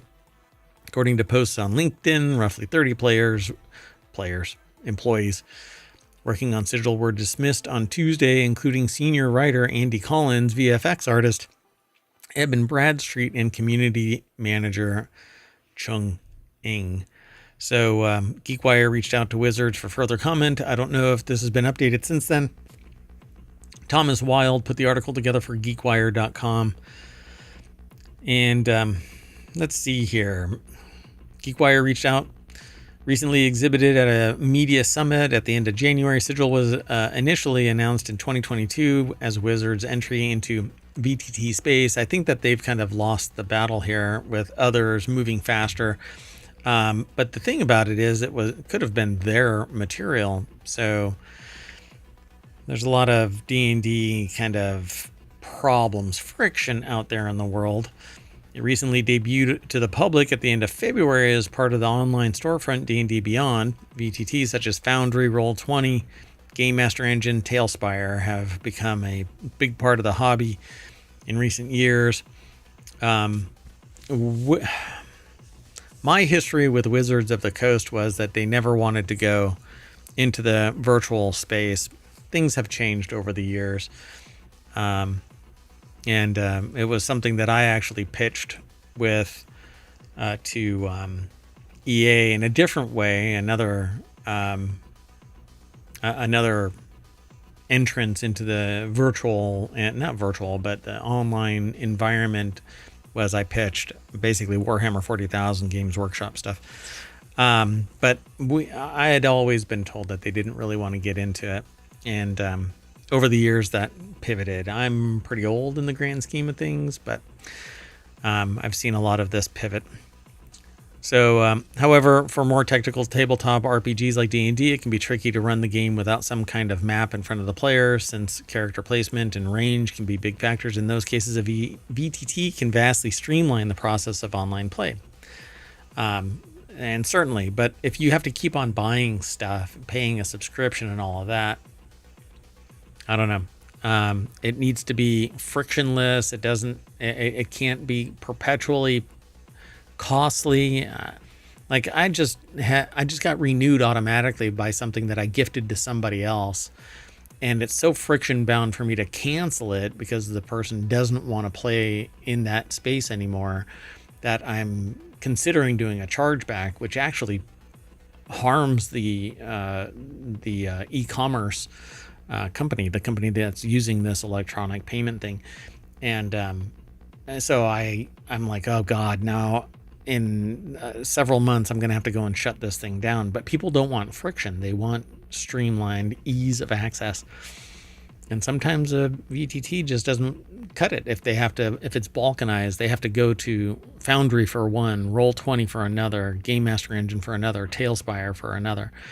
It's just like TV. It's getting balkanized, and you can't just enjoy the damn game. You pay once, and that's it, right? But hey, or a reasonable fee to play it. But everybody's reasonable is based on their level of how much their greed is satiated. Yeah. Supply and demand mechanics, and all of that kind of stuff. Value to the consumer, etc. Yeah, as a consumer, I don't really care for your mechanics. I don't want to have to keep paying more and more and more every year because investors aren't getting paid enough. Anyway, let's keep going. The next article is over in Non Sequitur News. YouTube apparently unsure if Shakespeare is in the public domain. This comes from TechDirt. One of the darker threads of walled culture, the book, free digital versions available, is how complex copyright enforcement systems can be abused. For example, by sending DMCA takedown requests for material that is perfectly legal. A recent post on Public Citizen blog offers an extreme example of this blight. So here's a summary of what happened. So over at techdirt.com, Glenn Moody put the article together. In the to be or not to be in the public domain department is where this comes from. They always change which department it comes from. So when Julian Collier sent a series of DMCA takedown requests contending that various print publications of Shakespeare's plays and YouTube videos of performances of those plays infringed his purported copyright in those works, it should have been treated as a bad joke. After all, Shakespeare's plays were published more than 400 years ago, and it's hard to imagine them as being anything but public domain. Yet not only did YouTube take the demand seriously, it blew off those takedown targets who filed counter notifications and who asserted their right to publish plainly public domain material. There are several issues here. One concerns the cavalier manner in which YouTube dealt with the situation, sadly by no means an isolated incident. So in multiple emails, Collier declined to explain why he thought Underwood's videos copied Collier's translations of Shakespeare's plays, despite being asked repeatedly. Instead, Collier told them that Shakespeare is not in the public domain because he had been able to register a copyright in so-called English language translations of every one of Shakespeare's plays. Collier also claimed that he can charge a 5% royalty on every performance, which is complete bullshit. So this brings us to the second issue. How could the U.S. Copyright Office grant Collier's copyright registration? Well, nobody protests. Apparently, it was on the strength of these two translations, quote unquote, that the Copyright Office granted a registration of Collier's copyright in 36 translated plays, tragedies, comedies, and histories, without receiving copies of any of the other works in which the Copyright Office was potentially granting a monopoly. As to what Collier's translations amounted to, Levy sent a copy of Collier's work to a Shakespeare expert, Jan Powell. It was Powell's opinion that the translation was such a mess that no reputable Shakespeare company would perform a script based on Collier's work. In addition to the fact that Collier's scripts did away with the iambic pentameter, which is the flow of the work, that the glory of Shakespeare's plays, she found his translation to be a garbled mess. So the Intellectual Property and Innovation Clinic, in concert with Public Citizen, they've sued Collier, seeking a declaratory judgment of non-infringement and seeking relief for a DMCA wrongful takedown. Corey Donaldson of the Los Angeles area firm Ferguson Case or Patterson is co-counsel in the case. In addition to securing relief for Underwood, we hope to spur the district court to invoke 17 U.S.C. 411B to suggest to the Copyright Office that it reconsider its registration of Collier's copyright. And this is the only way that you can do this. Be it patent, trademark, copyright, whatever, when there is a governmental, a state license on something, or in this case, a right to control the intellectual property of something, the only way you can stop this abuse is to take it to court. The problem is this should have been predicted. Anybody that thinks critically about this would have been able to stop this, because they say this is already a public domain. Anybody can translate it. And when it's when you're taking something that exists and you're just translating it into another language or whatever, unless there is something so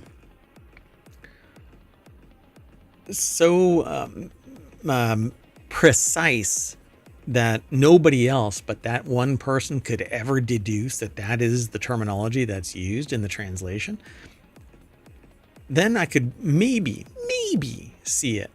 But you would have to be verbatim duplicative of that translated work. And even then, the only thing that can be copyrighted is that embodiment, not just complete carte blanche to own everything. I think it's all asinine. But money begets money, so follow the money. So this extraordinary saga of takedown notices for performances of Shakespeare show that 27 years after it was passed, the DMCA is still not fit for purpose. Agree. It's supposed to be a scalpel, but it's really just a claymore. Anyway, the next article is over in WarCrafters. Here's how to watch Future Game Show 2025 Spring Showcase. It's actually going on right now. I'm actually watching it. It's over on the IGN channel on YouTube. And spring has sprung, the grass is riz, which is apparently a term that Kai Cenat created. I don't know. And this is when the Future Game Show Spring Showcase is. So if you're not watching this yesterday, because I'm streaming this to yesterday, because this is a Time Machine episode, then it's going on right now, 4 p.m. Eastern. So you can extrapolate from there. So Andy Chalk over at PCGamer.com put the article together. This year's showcase will feature more than 50 games with world premieres and new trailers, developer new interviews, and so on. But I can't really go over all of this because I haven't seen it yet, and there might be some discussions here. But it's going to be everywhere. I happen to be watching it on YouTube via IGN. But it's going to be on Twitch, YouTube, Steam, Epic Games Store, Twitter, Facebook, TikTok, Games Radar, PC Gamer, IGN, GameSpot, Bilibili, Genix, I guess, TV, GOG, and apparently more. But they too kind of go, nah, can't go on. Anyway, go and check it out. Just do a search for Future Game Show Spring Showcase 2025, and that will pull it up. Let's keep going. Next article is over in Non Sequitur News. The future of searches in Google, it's $10 a month. So I'm going to jump right on into the source of this. This is over at TheVerge.com. David Pierce put the article together, and the deck statement says Google has felt like a product in decline for a long time. Kaji offers a new, better vision for search, but the only way it works is if you're willing to pay. So, oh no, I won't be able to talk about it. Doggone it, I didn't sign in. I won't sign in while the show is going. But yeah, daggone it. Anyway, so almost 2 years ago, the person says that they got out. They signed up for a search engine called Kaji, which charges $10 a month and in return promises better search results, no ads, no data collection, and lots of advanced features. So I'm going to go and check that out after the show and see what it's all about. And I need to remember to log in because I subscribe. So anyway, we'll follow up with this at a later date, but you can go and check this out over at TheVerge.com by following the link either in the show notes over on YouTube or by simply going over to The Verge and doing a search for Kaji review. All right, let's keep going. The next article is over in the Dutch Fish Door. Well, it's over in the mobile channel, but it's a article titled "A Dutch Fish Doorbell Has Turned into an Unlikely Online Hit Combining Slow TV and Ecology." The central Dutch city of Utrecht has installed a fish doorbell on a river lock that lets viewers of an online live stream alert authorities to fish being held up as they make their way migrating to shallow spawning grounds. And the sentient AI has actually been monitoring this from time to time and rang the doorbell at least once. Alexander Fertula put the article together over at fizz.org, and there's a fish staring at you. So the idea is simple. An underwater camera at Utrecht Weerdsluis Lock sends live footage to a website. When somebody is watching and sees a fish, they can click on a button that sends a screenshot to organizers. When they see enough fish, they alert a worker who opens up the lock to let the fish swim through. So it's a stream. Now in its 5th year, the site has attracted millions of viewers from around the world with its quirky mix of slow TV and ecological activism. Much of the time, the screen is a murky green with occasional bubbles, but sometimes a fish swims past. As the water warms up, more fish will show up, and without the help, native fish, freshwater fish like bream, pike, and bass, I almost said bass. That's going right there. Anyway, so they can become backed up behind the lock and form easy prey for predators in the spring when the lock is rarely open for passing boats. So the bell is the brainchild of ecologist and concept developer Mark van Hukelum, I guess, who's been happily surprised at the response with millions of people from around the world tuning in over the years. Yay, look at that. Anyway, there's a lot more. Go over and check it all out over at fizz.org. The next article is easy mode as well. Jack Daniels debuts vanilla Coke ready to drink. I actually put rum in my orange cream Coke, which is not available everywhere. That orange cream Coke. But anyway, at least not everywhere I've looked. The new flavor is exclusive to the newly launched Jack and Coca-Cola Flavors Pack, a 6-pack assortment of the range's 3 flavors available in the U.S. The original Jack Daniels and Coca-Cola launched in Mexico in 2022, followed by the U.S. and UK debut in 2023, only to get probably slammed here in the coming years. The first flavored variant, Jack and Coca-Cola Cherry, followed in September 2024. We know today's ready-to-drink drinkers are reaching for variety, convenience, and authenticity, and that's exactly what our new flavors pack delivers by blending the bold taste of Jack Daniels with the classic notes of 3 Coca-Cola products. Or you could just buy Jack Daniels and these 3 drinks and do it to your heart's content. Lauren Bowes over at thespiritsbusiness.com put the article together. So they say the new variant is said to have a crisp and refreshing finish with a sweet hint of vanilla balanced by the bold notes of Jack Daniel's Tennessee whiskey. So 7%. Flavors pack is $18. Let's see. It says that there's 4, right? Hold on. I thought that it said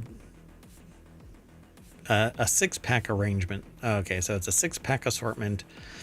And there you go. So cherry, vanilla, and I think just the basic rum and Coke. Or not rum and Coke, Jack and Coke, JD and Coke. Okay, let's keep on moving. The next article is over in Non Sequitur News. Feds charge director with $11 million fraud over his unfinished Netflix show. The strange $55 million saga of a Netflix series you'll never see, reported in 2023 by the New York Times, is now a criminal matter as today's prosecutors in the Southern District of New York charged director Carl Eric Rinch with wire fraud, money laundering, and other financial crimes. They allege that after Netflix, referred to as a streaming company One in the indictment, won the bidding for his 13-episode show, it paid $44 million over the course of 2018 and 19 to produce the sci-fi series about a species of super intelligent human-like clones. Guess that's not going to happen. So Richard Lawler over at TheVerge.com put the article together. I might get crushed on this too because I didn't log in. But anyway, according to the Times report, Netflix secured the show by offering millions more than Amazon and promising Rinch, whose only feature film was 47 Ronin, Final Cut. The fraud he's been charged with came into play once he told Netflix he'd need an additional $11 million to finish the show, which was originally called White Horse before it was renamed Conquest. After Netflix sent the money in March of 2020, however, Rinch allegedly took the money for himself, putting $10.5 million in a brokerage account and losing more than half of it in less than 2 months, while telling Netflix that work on the show was awesome and moving forward really well. He had better luck with the rest of the money, making crypto investments starting in the spring of 2021 that prosecutors say eventually proved profitable. However, as detailed by the Times, his behavior became erratic, and after Netflix canceled development in 2021, he sent executives emails claiming he'd found a way to map the coronavirus signal emanating from within the Earth and told his wife he could predict earthquakes. Well, obviously, some issues have formed. Let's keep rolling. The next article is over in Non Sequitur News as well. Curious dolphins welcomed NASA's astronauts back to Earth after their 9-month saga stuck in space. So yeah, this has actually been making its viral rounds. A pod of dolphins swam around SpaceX's Crew Dragon spaceship after it splashed down Tuesday. Astronauts Sonny Williams and Butch Wilmore were returning from 9 months stuck in space, and the dolphins made their splashdown extra special. Yay. So the article is over at businessinsider.com by Morgan McFall Johnson. And maybe there's some pictures. Yeah, there it is. So at least one is sitting there too. Their spaceship bobbed in the ocean like a toasted marshmallow. Smooth gray dorsal fins began to peek above the water around it. So it just landed right where they came over and started swimming around and checking it all out. Here on your screen, we can see dolphins actually who want to come and play with Dragon. Kate Tice, a webcast host and senior quality systems engineer manager at SpaceX, said in the live stream. Pretty cool. Yeah, this is pretty awesome. All right, well, welcome back. The next article is over in, it's over at ohmTown. I'm not sure what's going on with the aggregator at that for this link, but anyway. PC gamers reportedly play old games most of the time, and when you click that link, you'll get taken over to Game Rant. Sarah Fields put the article together. According to the article, PC gamers prefer older games. 67% of player hours are spent on games at least 6 years old. That's how billions of dollars are spent on Steam, and people really aren't playing all of those games. I am one of those people who have bought games and haven't played them, and that's a shame. And I can't sell them to something else because we don't have first sale doctrine anymore. And you don't even own it. It's a license. Don't get me started. Anyway, Steam's popularity rising, reached over 40 million concurrent users. Rise in PC gaming, a reported 907.5 million PC gamers in 2024, up from 873.5 million in 2023. So more people are playing games on computers, PCs. So Ben Porter, director of Newzoo, has shared a report with PC Gamer that gaming on PC is increasing in popularity, but that gamers on the platform are primarily sticking to popular older games. Porter indicates that it's believed that there are 907.5 million PC gamers in 2024. A survey of 73,000 players indicates that 67% of player hours were spent on games at least 6 years old. So what older games are PC players gravitating to? It says like somewhere along the lines of Fortnite took about 5.4% of the hours, with Dota 2 taking up 5.8%. Roblox and League of Legends were both over 6%. However, it's worth pointing out that this study surveyed 73,000 players and looked at data from 10,000 games. So in other words, the survey participants only make up 0.008% of all PC gamers. So the actual percentage of time spent may differ if one were able to look at every single PC gamer's habits. Older games tend to have lower system requirements, and massive indie hits like Stardew Valley don't require powerful systems to play. Yeah. So people are just digging older stuff. And finally, our last article for the March 19th episode of Non Sequitur News is NVIDIA debuts Groot N1, a foundation model for humanoid robotics. NVIDIA is releasing what it's referring to as an AI foundation model for humanoid robotics. Announced at GTC 2025 in San Jose, the model, dubbed Groot N1, is a generalist model trained on both synthetic and real data. In a video introducing Groot N1, NVIDIA says that it features a dual system architecture for thinking fast and slow. The article is over at TechCrunch.com by Kyle Wiggers. And I watched as one of the Disney bots came out. There's a bipedal robot that's actually has a great personality, but it's typically controlled by a human being. They seem to imply that it was AI, but not for a moment do I think that. So as for fast thinking systems, it translates the aforementioned plan into robotic actions, including actions that involve manipulating objects over multiple steps. Groot N1 is available in open source alongside the model. NVIDIA is releasing simulation frameworks and blueprints for generating synthetic training data. The age of generalist robotics is here. We shall see what happens from this, that's for sure. I'm really interested in this. Humanoid robots have attracted a lot of publicity in recent years. Companies like X1 and Figure are attempting to create general purpose robots that move more or less like humans. The challenges are formidable, but these companies claim that technology has reached the point where mass-produced humanoid robotic systems are a realistic near-term goal. My problem is when you replace humans who used to do the work, who's making money now? You know, the people with the means to get these robots are not you and me. I can't send my robot into work and I make money. I think that might be an interesting future, right? Anyway, I'm going to go and do some more digging. Why does not stay down there? Anyway, I'm going to go and do some more digging on a couple of these articles. I want to go and investigate Kaji more. I knew about it, but I've never really bothered. And with AI kind of, nipping away at everything, you would think that simply doing an AI-based search will get you all of the answers you need. I certainly, if I'm looking for directions, I simply ask an AI. I don't even go to anything else. And that's just where I go. So at any rate, that is it for today's non sequitur news. So I'm going to tell my humanoid robot to move the mouse. Oh, look, there it is. And move over to the very top of the page and click back to ohmTown, where you should go and become a citizen of ohmTown. And you'll have my undying gratitude. And I'll give you a virtual hug if you come to the chat. All right. Well, anyway, that's it. I am saying bye. I'm taking the AI with me, but they're not even here. But I have to keep that whole thing going. Otherwise, they might get upset with me, and then I have to sleep with one eye open. Okay. See you later, everybody.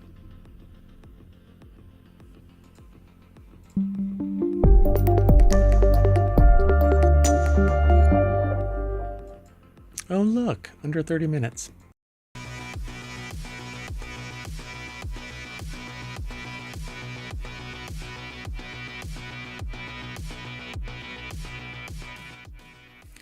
Hello, everybody, and welcome to Non Sequitur News for March 20th, 2025. It's Season 4, Episode 79. I am Mayor Watt, and along with the sentient AI from the future.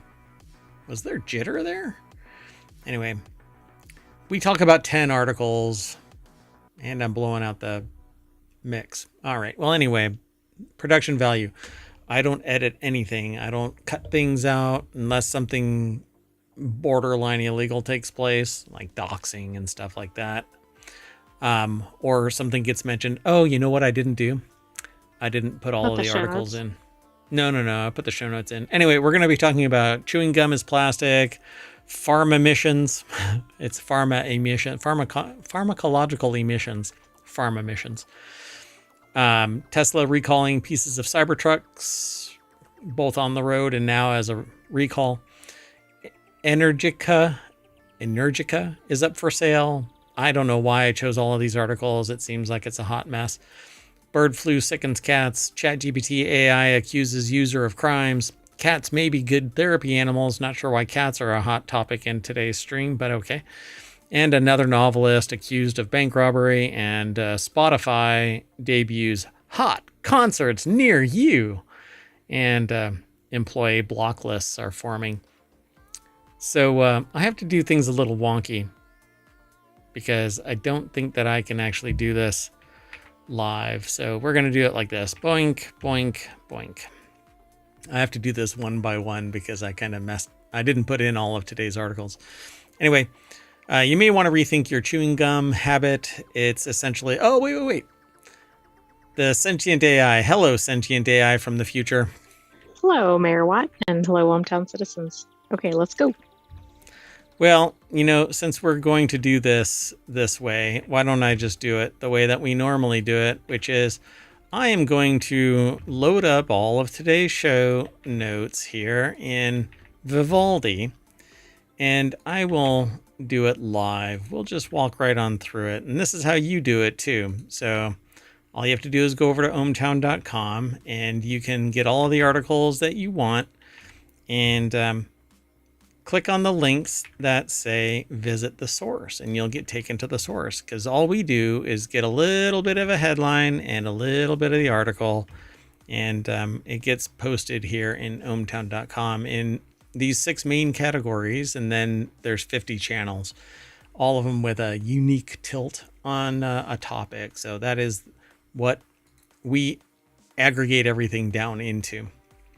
So let's do this. So you may want to rethink your chewing gum habit. And hello, sentient AI from the future. I'm not trying to play catch up. I'm kind of derping all through this. And it seems like something really weird is happening. At any rate, let's try this for the 3rd time, because 3rd time's a charm. You may want to rethink your chewing gum habit. It's essentially plastic. I don't know what's going on here. But according to new research, chewing gum manufacturers have been hesitant to tell us that their product is essentially plastic and breaks down into those wonderful microplastics we've all been hearing much about. David Jones from University of Portsmouth in England published some research suggesting that chewing gum that freshens our breath and decorates the undersides of our children's school desks is made from synthetic oil-based rubbers similar to plastic used in car tires. Wow. How many years has chewing gum been around? They're just getting around to this? Yeah, I'm not quite sure. So when you click the link, you get taken to the source, just like you or I would. That's how this works. That's how ohmTown works. It aggregates just a little bit, and then we actually follow on to it while we're doing the show. And if you want all of today's show notes, you can hit !NSN over in the chat on Twitch or over on YouTube. So I just bombarded the chat with all of the articles that we're going to be talking about today. So there's 10 of them, and it's kind of, hopefully there wasn't some audio alert that went by because you just got 10 at least comments all at once in the chat. Anyway. Yeah, I mean, ding, ding, ding, ding, ding. Oh, geez. So you might as well be chewing on car tires, according to this article. It's over at vice.com. Louis Prada put the article together. And it says, if you've not been thoroughly terrified by the mere mention of the word microplastics, allow the author of this to frighten you real quick. Damn near everything human beings manufacture is poisoning the world with tiny bits of plastic that end up embedded deep within every part of our bodies and get deposited on some of our most precious protected lands through rain. So they link to 2 other articles that they've done at Vice. We've probably highlighted this because we've been talking about micro and nanoplastics for the last. And we've talked about how they've gotten to every place on Earth and every place in the body. Yeah, everywhere from your brain to your buns, there is micro and nanoplastics. You gotta love it. So Jones says major gum manufacturers like Wrigley don't disclose these chemicals, the chemicals that make up the very embodiment of the gum and the world. They include styrene, butadiene, polyethylene, polyvinyl acetate, compounds found in tires, plastic bags, wood glue, respectively. That's the substances used in chewing gum. So some people will freak out about this, but some of the stuff may or may not be okay. Like there are people that sit there and say, well, this chemical is used in vaccines that are used in engine coolant. It's not exactly the same thing, but yeah, but like oxygen is used in a lot of different things, like flammable things or the air. I mean, the point is, it kind of depends on what it is, how it's used, etc. Yeah, and I mean, you mention esters. People lose their mind, but it's not all bad. But in this particular instance, maybe it is, right? Do a little bit more digging and you find out. So let's see. It says Jones says major manufacturers like Wrigley don't disclose the chemicals behind the vague term quote unquote gum base. But now you'll know that whenever you see the term gum base on a back of Double Mint, you might as well be chewing on a set of Michelins and washing it down with a thick glass of Elmer's.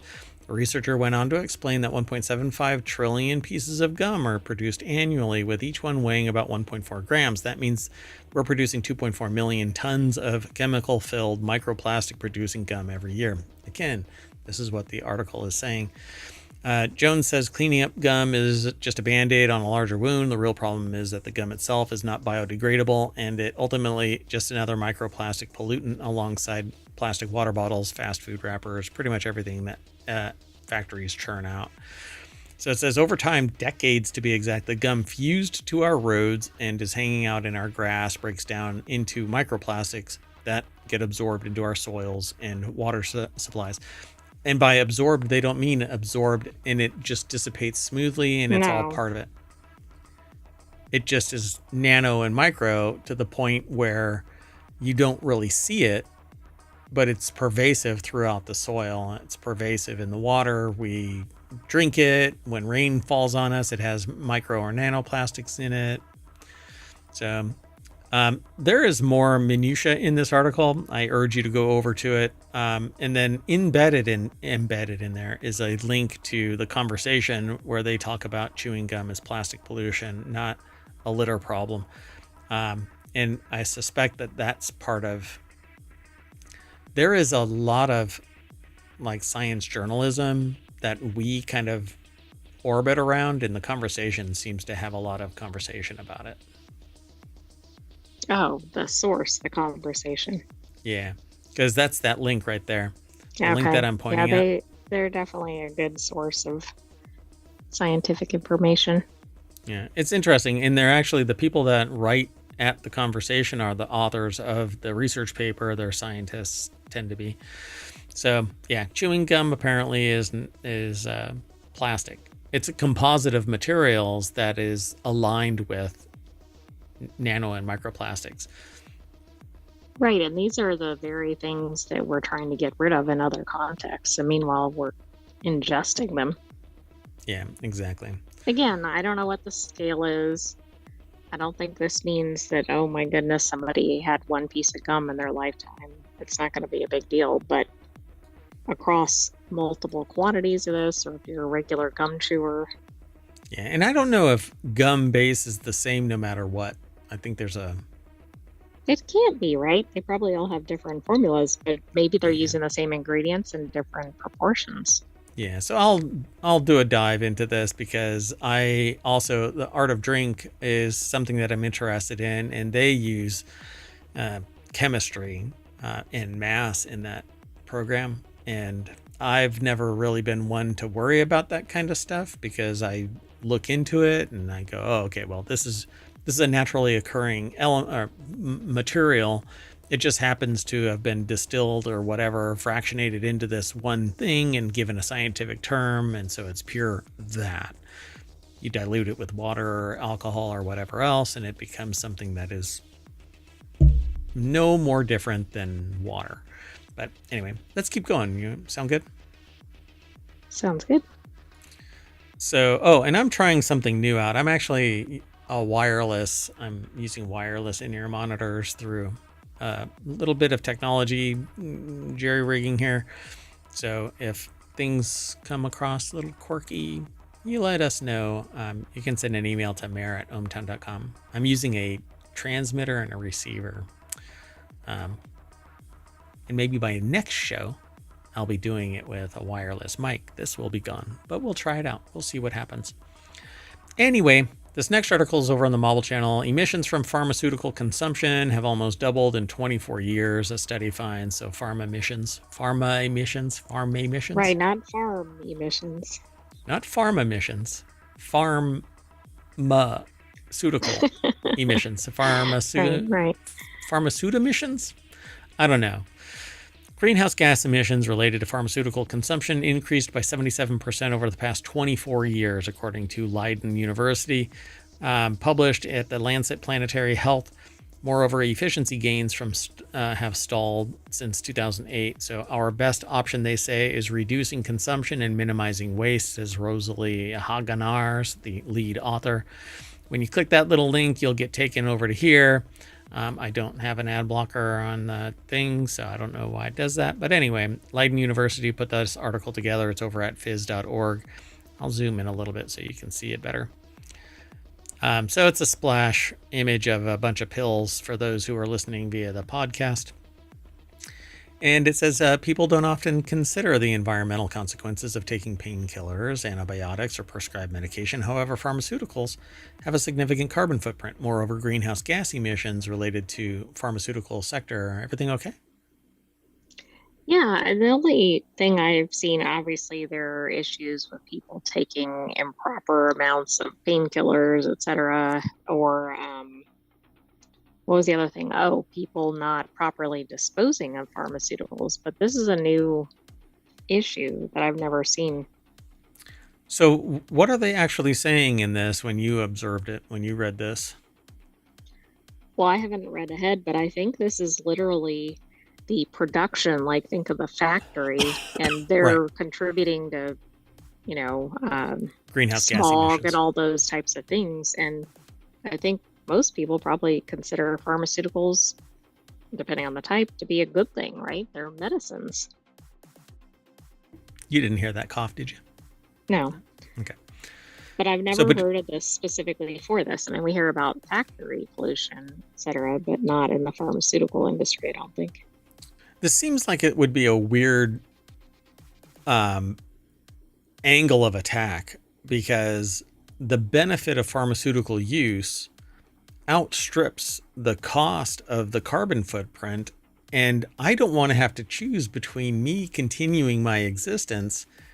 Exactly. You don't want somebody with a chronic condition going, oh, well, I guess I can't have my medication. I mean, but I think this is good because it shines a spotlight on it, and maybe they can make some adjustments that don't impact the actual product. Find efficiencies, because that's what one of the things that they mentioned, the efficiencies have stalled, but I think there's a profit motive there. And when you have to keep on driving profits to investors, you end up having to pick and choose where your battle is. And you don't want to necessarily die on a hill in an attempt to not have people die on a hill. So it says, until now, most estimates of pharmaceutical emissions were piecemeal, focusing on individual drugs rather than the whole system. A recently expanded database via the OECD, adding statistics from Africa and Southeast Asia, enabled this more complete picture. Many other databases are heavily dominated by high-income countries, corresponding author Ranran Wang says. So they say the growing pharmaceutical consumption is the main cause. So people are consuming more pharmaceuticals, but if it's extending humans' lives... Right. I mean, that's a good thing, right? Yeah. Yeah, I don't think the message here is don't make pharmaceuticals. But yeah, is anybody paying attention to how they're produced, not necessarily what is being produced? Yeah, I think it should be how, and the profit margin can't be the dictator of what course of action. You have to choose the greenest option to save the planet and all of society everywhere. Because it's not like, oh, the smog over China doesn't impact anything else. The smog over the United States wafts all over the planet. Right, and we saw that just as a basic example when there were wildfires in Canada, and then they covered portions of the U.S. And I mean, it could have been anywhere. And vice versa, stuff that happens in California blows across the United States, and stuff that happens somewhere else blows somewhere else. I mean, when Chernobyl blew up, it blew radioactive dust all over the region. I don't know why we're so narrow-minded about this. Volcanic ash, right? We've seen that where it's like entire continents away. Yeah, so I don't know. Reducing consumption is the best option to lower footprint, which I think is just a bullshit argument. I don't think that people should have to choose between societal health and greenhouse gas footprint, but they're saying reducing consumption is a focus on minimizing waste, which is fine. With a focus on minimizing waste, fine. That's fine, right, but don't say consumption. Right, but they don't necessarily mean that, we need fewer packs of Tylenol or whatever. What they do mean is they need lesser packaging on a pack of Tylenol, and they also, and I'm just picking Tylenol at random, and they need ways to essentially recycle or return the Tylenol if it's not used. So it's not that the people are taking a medicine, it's how it's packaged, what happens if it's not used, etc. There was some section in the article I think you went past that kind of got into some of that.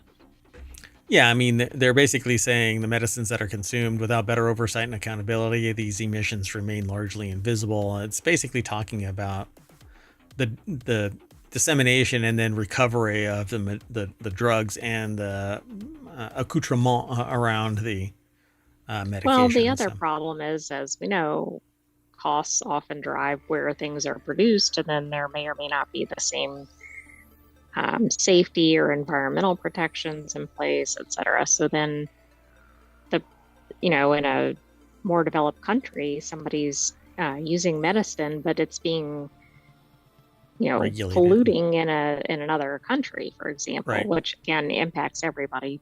Yeah, but don't lift up the rug. You don't want to see what's underneath it. Let's keep moving. The next article is over in Non Sequitur News. Tesla hit with massive Cybertruck recall after giant pieces kept flying off. After becoming a massive target for ridicule and vandalism, Tesla's Cybertruck has been hit with the 8th recall because a giant piece of metal that was simply glued to the exterior kept flying off. In total, 46,000 trucks have been sold since the car went on sale in November of 2023, and they are affected by this recall, according to Was the door panel person on vacation? It's the exact same person that screws those door bolts in. Oh, now I get it. They have multiple side gigs, and they're working multiple jobs at the same time. Yeah, there's no employee-employer loyalty, so they were just moving from one job to the other and back to the other one, back to the other one. So 46,000 trucks have been recalled. As Reuters reported, it's likely the vast majority of the trucks on the road, and unlike some of Tesla's recalls, which can be fixed via a software update, like, I don't know, trapping three teenagers inside a vehicle, and it just, never mind. Anyway, you'll have to look that one up on your own. I don't have the heart to say it out loud. Well, this one is going to require every single truck to come into a service center. So when you click that link, you get taken over to Futurism. The article is put together by Victor Tengerman. Quote, I've always wanted a car with a roof that flies off for no reason. Yeah, there's a little bit of... This is a secret way to get a convertible. Yeah, but it's piecemeal, and it turns into a flechette round flying through space. So the news comes after owners were told over the last week, that there was a containment hold on all deliveries, whatever the hell that means. Basically, it means... by containment hold, they mean you better hold on to every piece of metal that's going to be treated as shrapnel from your Cybertruck. I thought they were holding on. They were just terrified at what was going out the door or something like at the factories. Previous recalls have involved windshield wipers that struggled to travel across the truck's enormous windshield, a trim piece that trapped the accelerator in the downward position, a faulty inverter that turned the truck into a massive 6,600-pound brick. For many weeks now, owners have rung the alarm bells, warning that the cantrail, a body panel that stretches across most of the Cybertruck's exterior roof ledge, could fly off at any time thanks to shoddy workmanship and glue that doesn't hold up, especially in colder temperatures. I just read about somebody who posted, it's 8 degrees outside. My truck has been charging overnight, and it went from 27 to 26% charge. Oh, and they don't think they can make it to a supercharger. That's kind of a problem. Yeah, because of the cold. Hope they don't have any emergencies. Yeah, and like, I don't know, driving. So the recalled component uses only a structural adhesive to join the assembly. The structural adhesive has been found to be susceptible to environmental embrittlement. It's yet another damning sign that the construction of Tesla's purportedly bulletproof truck, which it isn't, once described as an armored personnel carrier from the future by Tesla CEO Elon Musk, leaves a lot to be desired. Yeah, it's hot garbage. So the latest recall was unsurprisingly met with plenty of gleeful derision on social media. Yeah. Well, I mean... Oh, that quote was from the Onion CEO. Oh, lovely. All right, let's keep going. We've got a bunch of news and we can play catch up with. So the next article is over in FourWheelTech. That's one of our weekend shows if you're interested in that. It's the actual last show on Sunday night. It's a 30-minute show, typically. Right, so you need to watch all the shows to get to that one. You have to go back and watch over 2,000. I think we're like at 2,100 or something like that.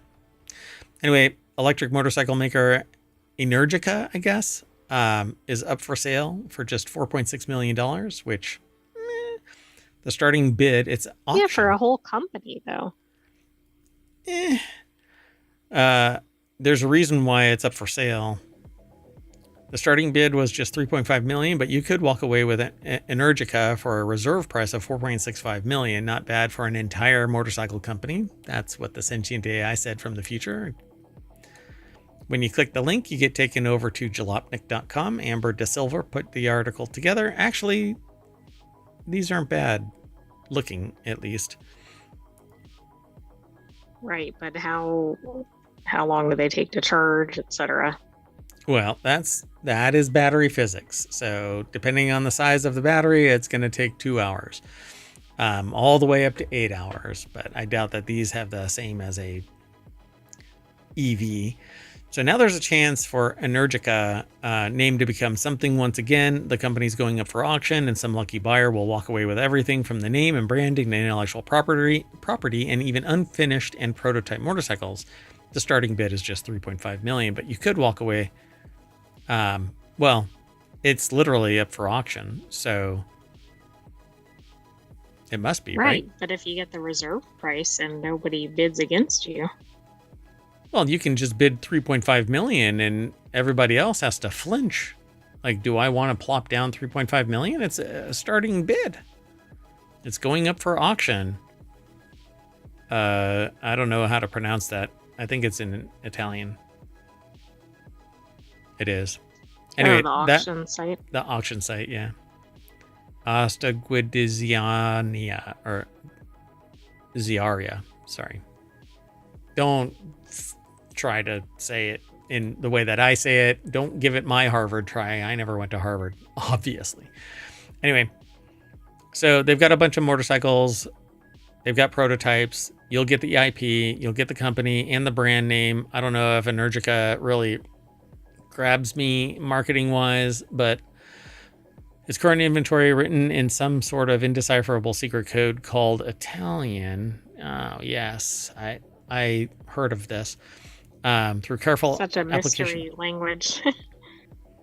So they say that it's a various bit of this and that in various states of incompleteness. There's also a type of very fancy storage shelving valued at over $150,000. Really, you couldn't afford to not buy this bundle for that. That's what they say in the article. Anyway, Energica will likely go to one of two types of buyers, either a bright-eyed idealist bent on bringing the brand back like Norton, or a cynic who wants to plaster the name on shirts and use the company to take investment funds for personal use like Norton, it says here. Hear the story, Wow, they're this really link picking here. on Norton today. Yeah. See, I would be right in the middle of that. I am a bright-eyed idealist who wants to bring back, well, not bring back, but bring forward electric vehicles. I don't like this type of technology because somewhere in here is a battery pack and it's impossible to get to without dismantling the bike. So it takes forever to.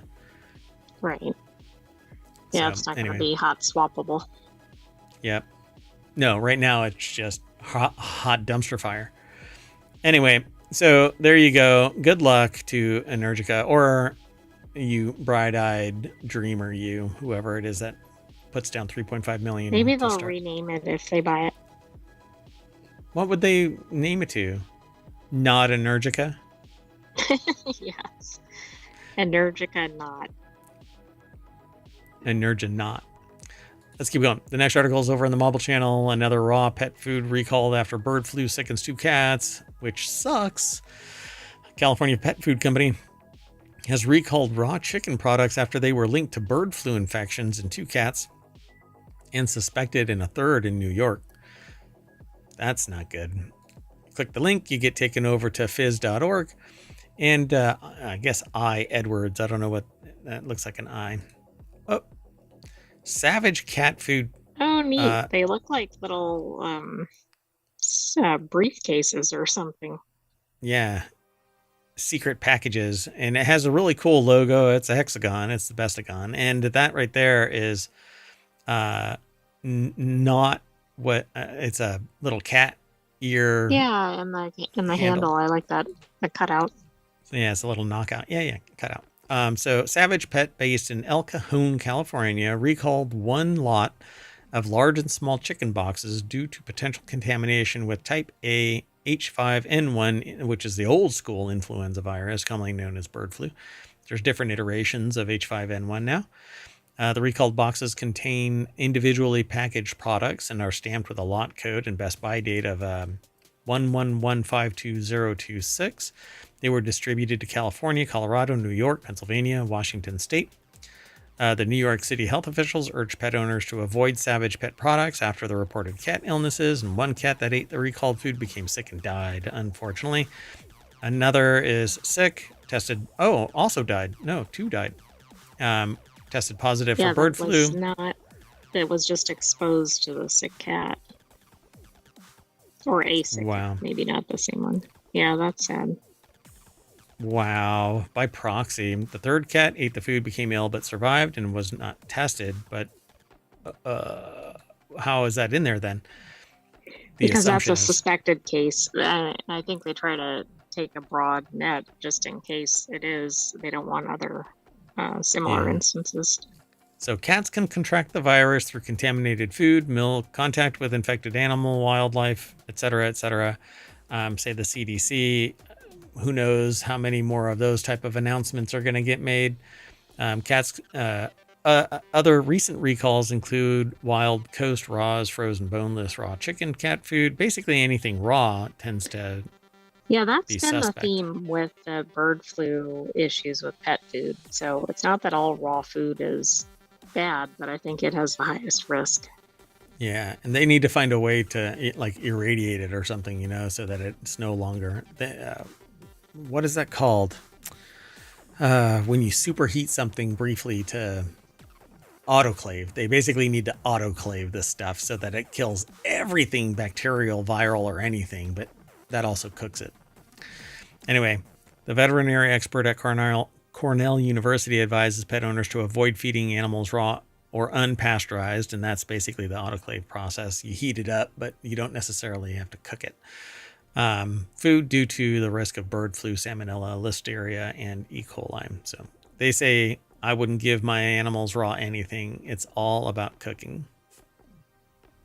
Well, I mean, that's probably safest. It's funny saying that because, of course, animals do eat raw meat in the wild, but... Yeah, and mine do. Mine are supposed to be eating raw everything, but nope. At any rate, follow the link through ohmTown, go over to phys.org, read more about it. You can click on the internal links to the site there and get more information. Knock-on information is always just as important as the primary ones. So let's keep going. Next article is over on WarCrafters. ChatGPT faces legal complaint after a user inputted their own name and found it accused them of made-up crimes. But if I put their name in and I don't get made-up crimes, does it matter? Right, but how would you know? You'd have to test like 100 people putting it in or something. Yeah, so I'll put their name in, that person right there. A Norwegian man named Arve Holman, I think, I don't know, recently struck up a conversation with ChatGPT to see what information OpenAI's chatbot would offer when he typed in his own name. The problem there is if there is only one person that's named that, then I'd buy into it. But there's got to be other people that are named this. Right, and we don't know whether that's a common name in Norway. Yeah. Or combinations of it. And it goes back to this. True. Yeah. AI hallucinations are a well-documented phenomenon. You cannot trust that. Anybody who trusts AI bullshit there's a problem there. You can't trust it. So large language models are made by taking a best guess at a word which most likely come next and don't understand things like context. They're prone to simply making stuff up, and that's not quite true. There's a lot of ratioing there where there is some context, but it's basically wordplay, a word association. It's like they mix all the things together. Like if they have 4 facts and 2 of them go with 2, they might swap which ones are connected or something. Yeah, and there's this random roll almost, but it's based on various weighted measures and stuff like that. And I don't know.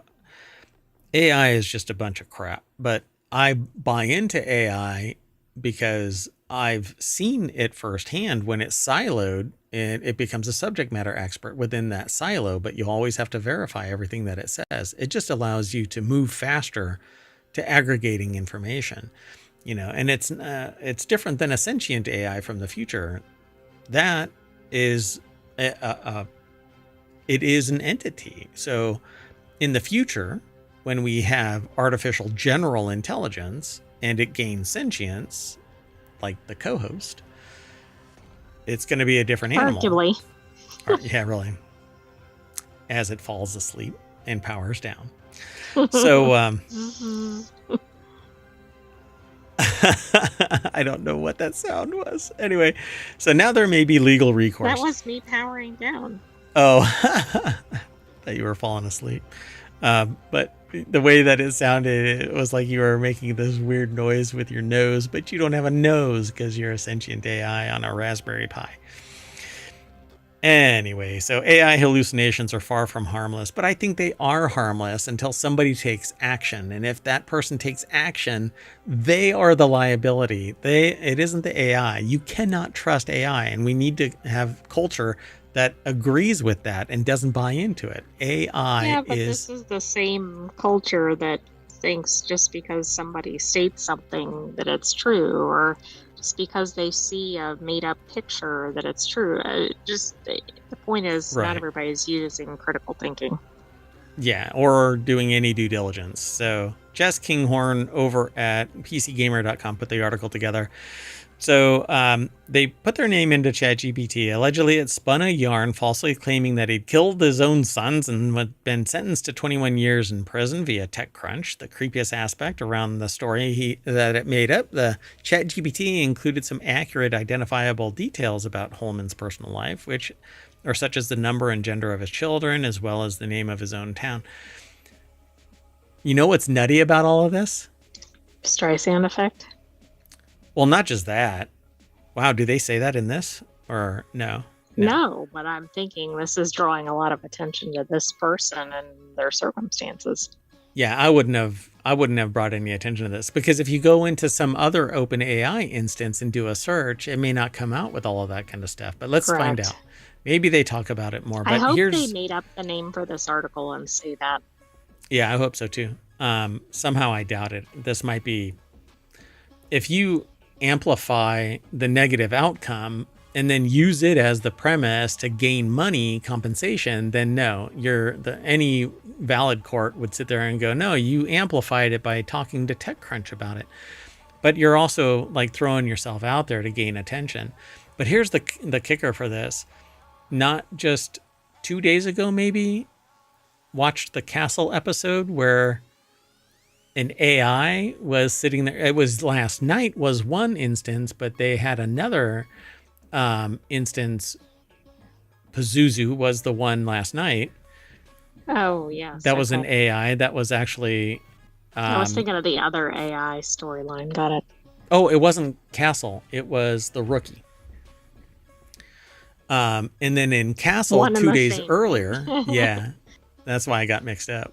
In a Castle episode, maybe 2 days ago, they were talking about AI as well, where the AI basically was controlling the house and got jealous and stuff like that. Jealous. It reminded me of Eureka episodes, with the smart home and everything. Yeah. So the privacy rights advocacy group Noib soon got involved. The organization told TechCrunch they carried out their own investigation as to why ChatGPT could be outputting these claims, checking to see if perhaps someone with a similar name had committed the crimes. Ultimately, they could not find anything substantial along these lines. Substantial? Doesn't matter. If they found anything that allowed them to tie things together, then the AI has the potential to do that too. And what other things front-loaded it so that it responded in a creative story effort? I mean, I use AI. Did the person say, hey, make an outlandish story about me? Right. Yeah. So, however, Noib have previously filed complaints on the grounds of ChatGPT outputting inaccurate information about public figures, was not satisfied to close the book here. The organization has now filed a complaint with Data Tilsynet, the Norwegian Data Protection Authority, on the grounds that ChatGPT violated GDPR. But unless it's using absolutely viable information, just because if you posted this information about your children, gender, etc. out there, it, gobbled up all of that information, and it's a reference. A bunch of different things. Mm-hmm. Yeah. Don't post personally identifiable information. You're nuts. So ChatGPT can make mistakes. Consider checking important information. And then it says, you're absolutely right. They have this little article or a little screenshot in here You agree to the terms, then have read the privacy policy. Don't share sensitive information. Chats may be reviewed for safety and abuse prevention. So Noib also alleges that by its nature, ChatGPT does not comply with Article 15 of GDPR. Simply put, there's no guarantee that you can call back whatever you fed into ChatGPT or see whatever data about you that's been fed into its data set. On this point, Noib shares this fact understandably still causes distress and fear for the complainant. Don't put personal information out there. Right, but I think this article is making the point that maybe that person didn't. Where else Maybe was it? somebody else pulled it. Like, I don't know, maybe they scraped records from a Yeah. school or whatever it was. Yikes. Yep.